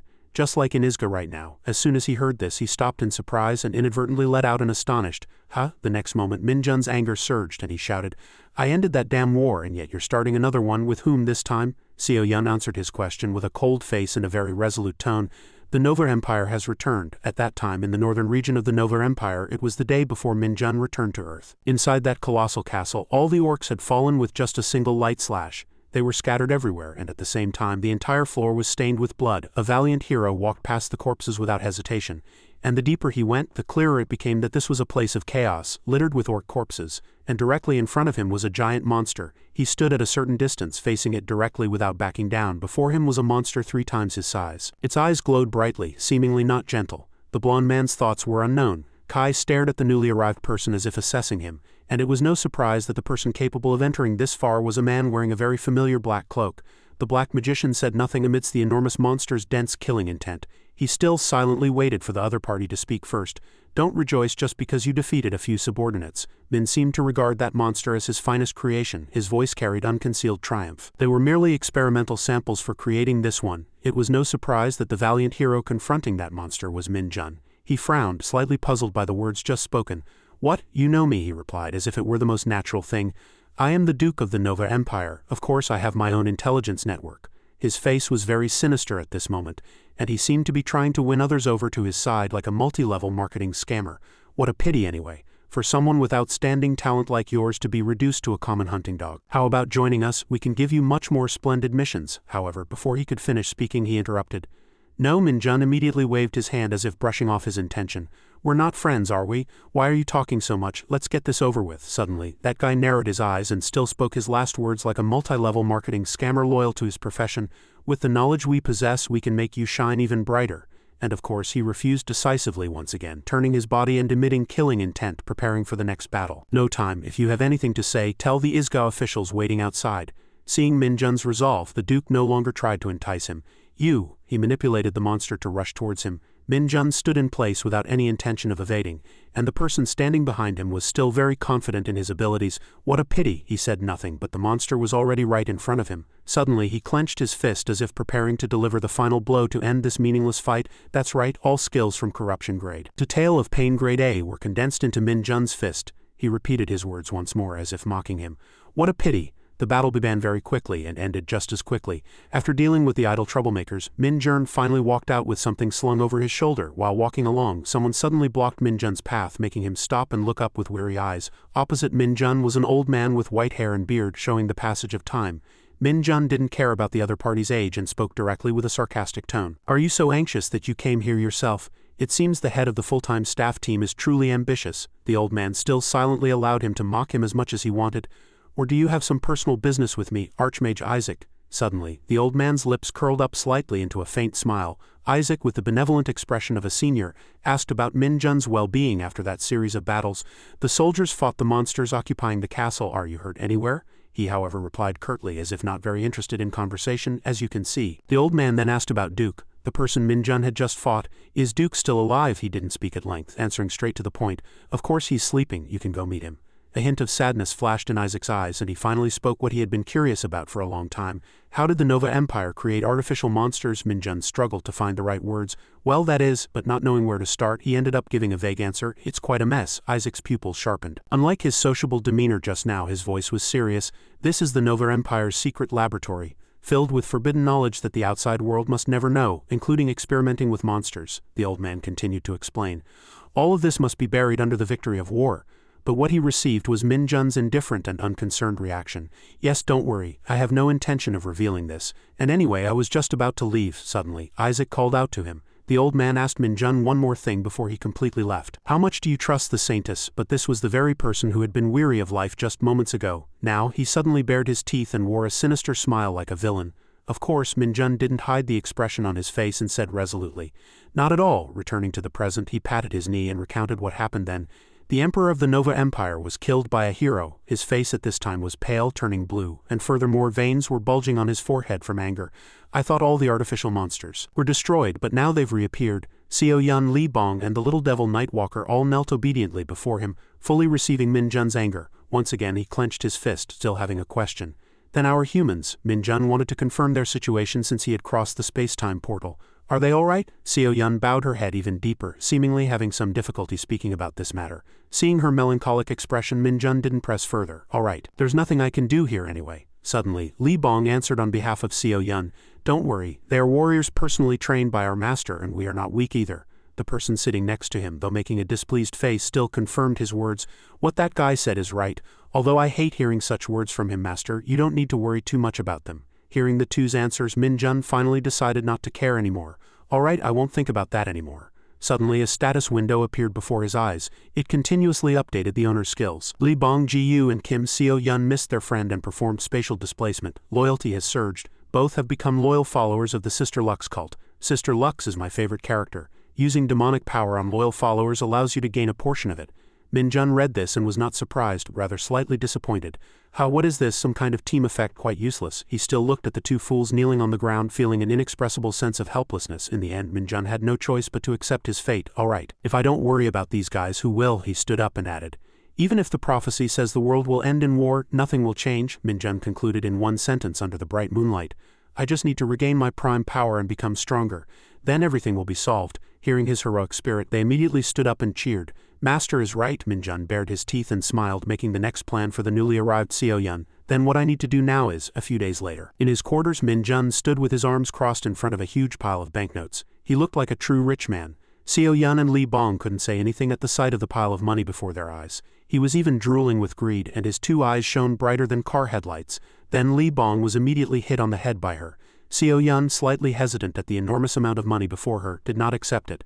"Master Min, oh no, Master Kim." "Min Jun, it's enough that you've provided us with such a wonderful place. You don't need to do anything else." As those two words reached Min Jun's ears, he was slightly puzzled. "Wonderful." But he didn't pursue it and firmly denied Seo Yun's thoughts. "No, this is necessary. You still need to help me. Unlike Li Bong Ji-yu, you don't have transformation abilities, so listen to me." She still confidently refused, saying, "That's too much money." Min Jun frowned, an unpleasant expression on his face. Money-related words kept pouring out of his mouth. "I have a lot of money. Don't worry, I'll earn it back quickly. I couldn't help your miserable lives in Isekai, but can't let you live so miserably in my hometown." Indeed, material things were what moved humans the most. Both Li Bong and Seo Yun looked at him with great admiration.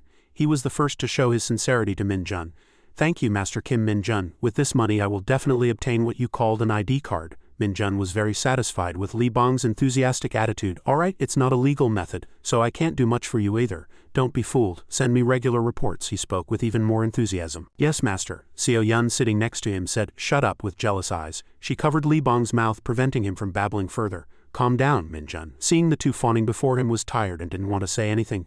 Then he also had to frankly admit, who could fool these guys? Kim Seo Yun always teased Li Bang Jiu, but she was no pushover either. Seo Yun suddenly turned to him, hesitating as if she had something to say. Master Kim Min-jun, after obtaining the ID card, her eyes were filled with determination. She spoke to Min-jun very sincerely.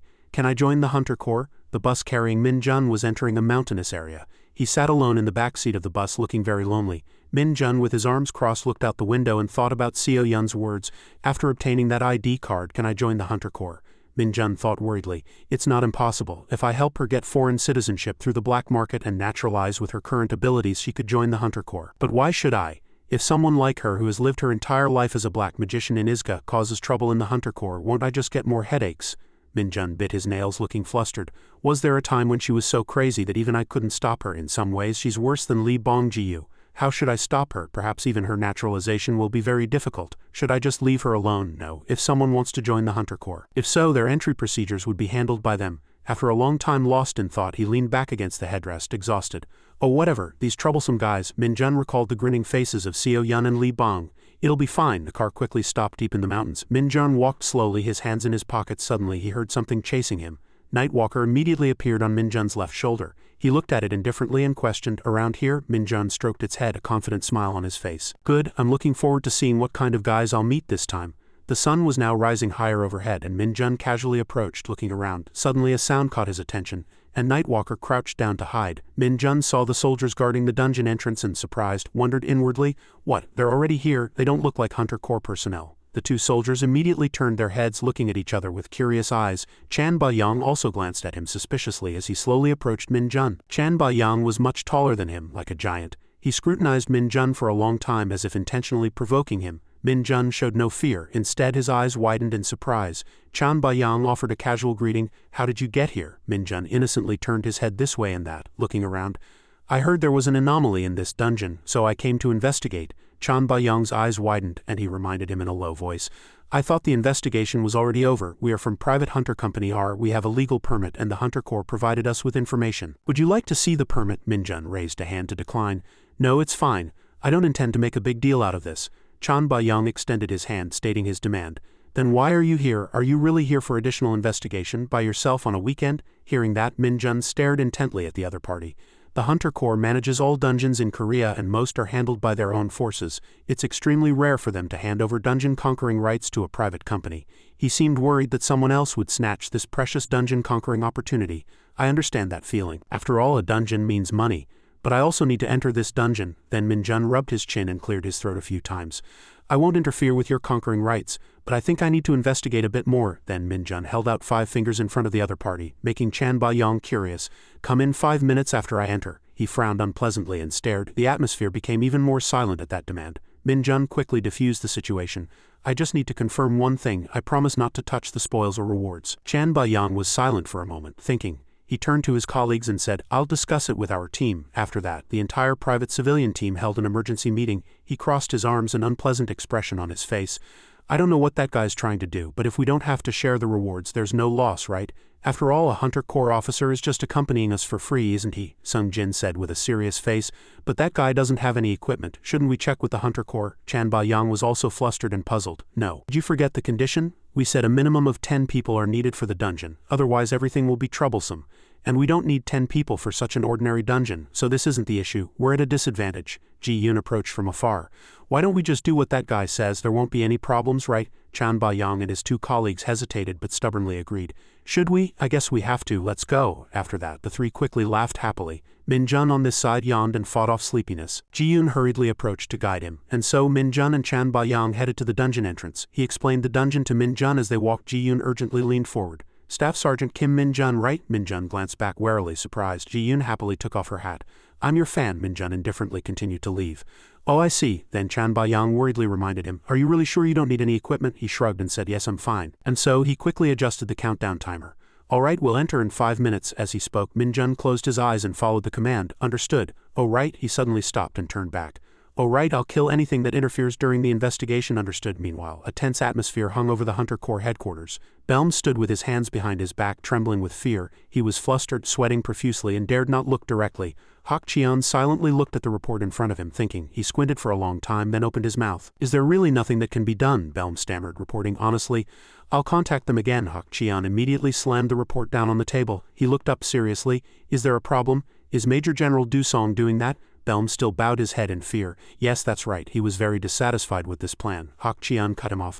But the one who objects most vehemently is none other than the target. Well, there's no other way, so you may leave. Belm immediately clenched his fists and swore, no, I'll try again. If necessary, I will personally fight Colonel Yang Jung. Hak Cheon unpleasantly squinted his eyes.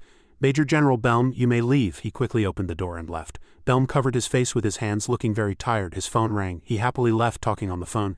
Hello, my dear daughter. What's wrong, right? That guy got me in a lot of trouble. What? Tell me in detail. That daughter was Jun. She started talking with a happy slight smile. Yes, I just met him. Dusong took a deep breath and uttered the familiar name, Kim Min Jun. Subsequently, Min Jun entered the dungeon and the surroundings were quiet and devoid of any human presence. A puddle of water on the ground trembled slightly.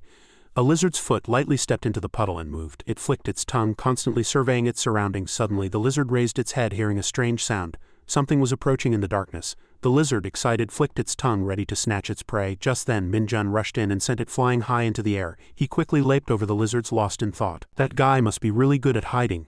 The magic power I detected is truly faint. Maybe that's why civilian hunters were able to get in here.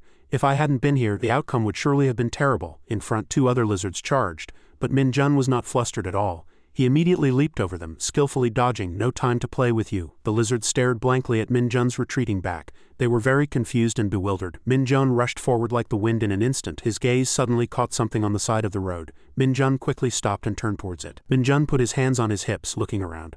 This seems to be the place, but there's no entrance. Min Jun lifted his leg high. In that case, his eyes glowed like burning fire, emitting killing intent.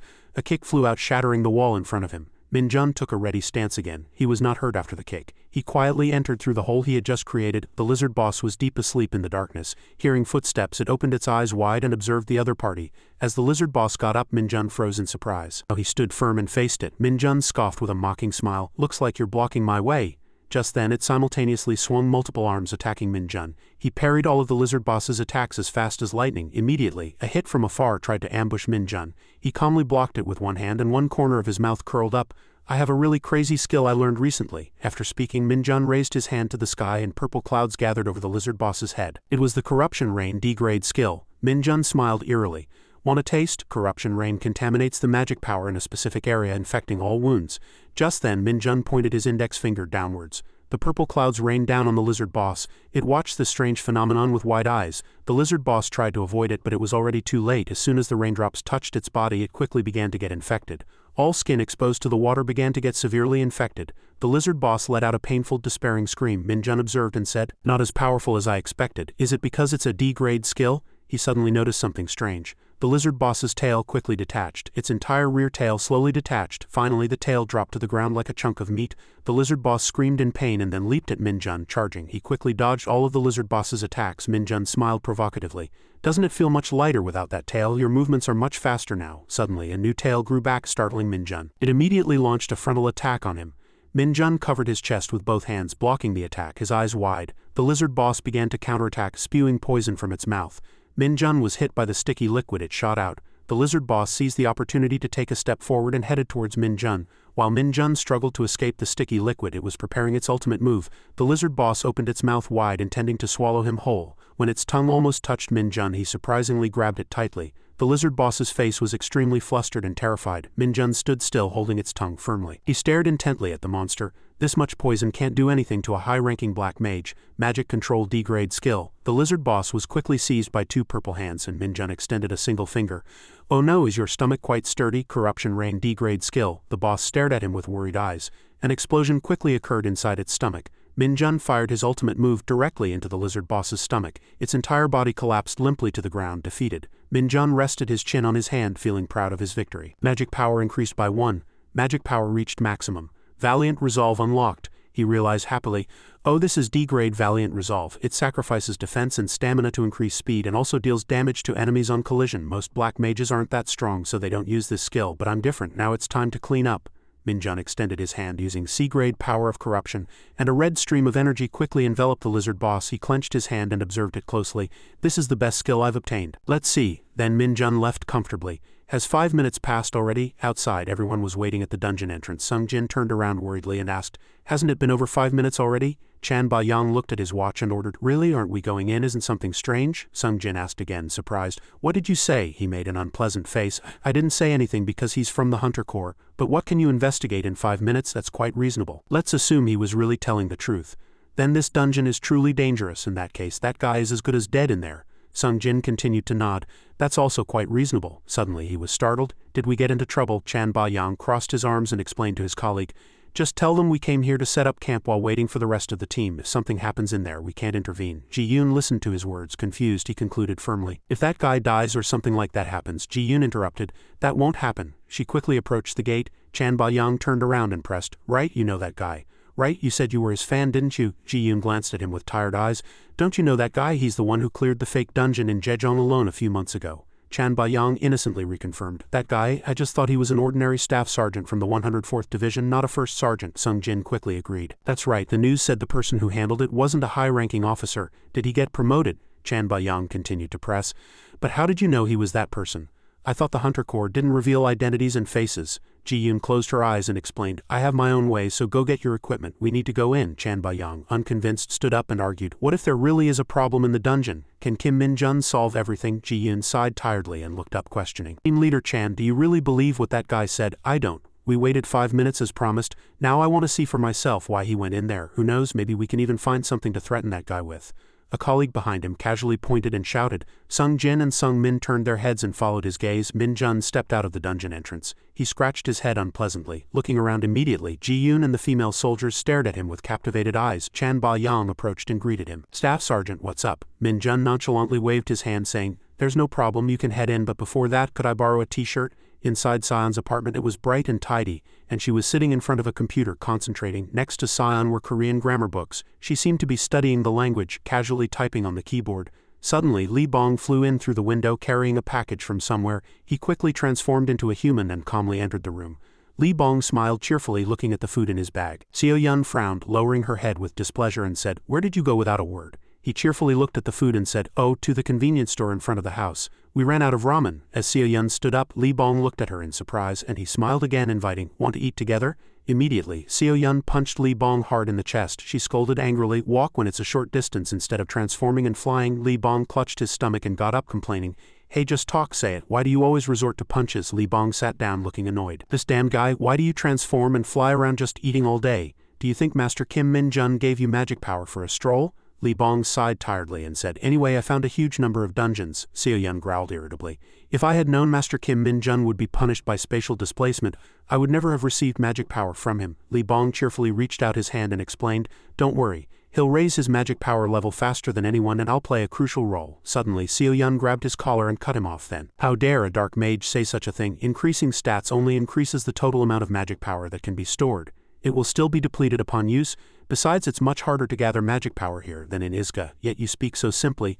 I doubt you're truly a follower. Lee Bong laughed awkwardly, scared. Master Kim Min-jun always has a plan, giving us magic power is one of them. Seo-yeon immediately swung her fist. That means you've become too lax. Lee Bong immediately grabbed her hand tightly. His eyes became serious, devoid of playfulness. Seo-yeon also glared at him, not flinching. Lee Bong immediately let go, frightened. All right, I won't do it again. Seo-yeon frowned in displeasure. Seriously, I won't again. Min-jun opened the door and entered. What? Fighting again? Seo-yeon and Lee Bong cheerfully let go of each other. No, master, you're here. He turned around and asked, are the preparations going well? Seo-yeon closed her eyes and reported, the black market dealer will meet this person in secret. I mean Lee Bong. Min-jun flipped over the books on the desk. Don't claim strange identities. And don't push everything onto Bong Ji-yu. Kim Seo-yeon, you need to keep following along. Lee Bong replied while eating, don't worry, I'll do well, so don't go alone. Min-jun silently lowered his gaze.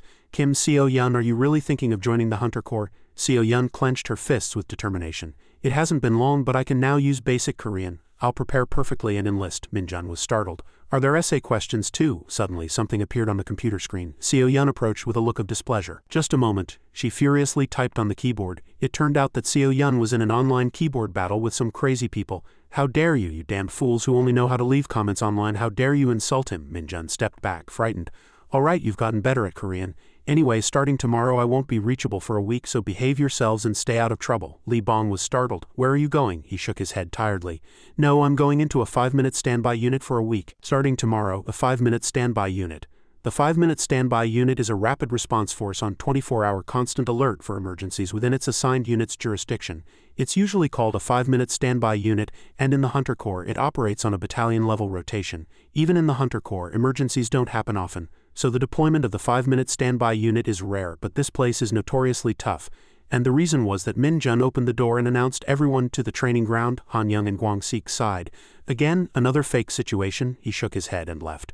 I don't know, we'll find out when we get there. Stop talking, Guang Sik and Han Young shouted in displeasure. We're asking because 9 out of 10 times it's a fake situation. It's too much. Yes, it's too much. It's absurd to have a role-playing exercise every hour on the first day of the 5-minute standby unit. Sung Ho quietly left. Let's go, the company commander is waiting. This was an endless fake situation drill. Because the 5-minute standby unit was also considered part of the training, everyone immediately boarded the waiting vehicle. Min Jun heard the 5-minute standby unit report over the radio. This is headquarters. Location is, move quickly. He signaled Han Young through the rearview mirror, boarding complete. Min Jun replied over the radio, proceeding. The vehicle sped down the road. He rested his chin on his hand, lost in thought. It's stricter than usual. This might be real this time. The vehicle suddenly stopped. The driver requested Staff Sergeant Kim Min Jun. Look ahead, he was surprised. Why? Min Jun looked up in surprise. Masu was standing, blocking the road. He smiled, looking at the vehicle. Min Jun slowly looked at him, recalling his previous encounter with Masu. Before his eyes, Masu stood in a massive form. Even when he defeated Masu, Masu cried out in pain. Min Jun jumped down and approached. Masu cheerfully spread his arms in greeting. Staff Sergeant Kim Min Jun, long time no see. He waved his hand and asked, what wind brings you here? He pointed behind him and, as you can see, my car broke down. I apologize for stopping you when you seem busy. Min Jun looked at his watch. Ah, I see. Masu suddenly gave a sinister smile. Min Jun turned and commanded, Second platoon, dismount. We will run to the objective. One by one the team members quickly got out of the vehicle and they ran off seriously. Masu scoffed and followed him, cursing him as rude. Second platoon continued to run with their weapons. Min Jun turned and shouted, almost there? Pick up the pace. Do you want to die? Guang Sik was extremely angry inwardly. From the first day of the 5-minute standby unit, the sky began to grow hotter. The team members stopped under the forest canopy. Guang Sik yawned widely, and Bemdi smiled brightly as he timed them. 4 minutes 55 seconds, you almost didn't make it. Min Jun turned and ordered them to fall in. He put his hand to his head. Salute. Min Jun's eyes were very serious and Bemdi's insignia and rank insignia glinted. He smiled and scoffed. Is this how the special forces play?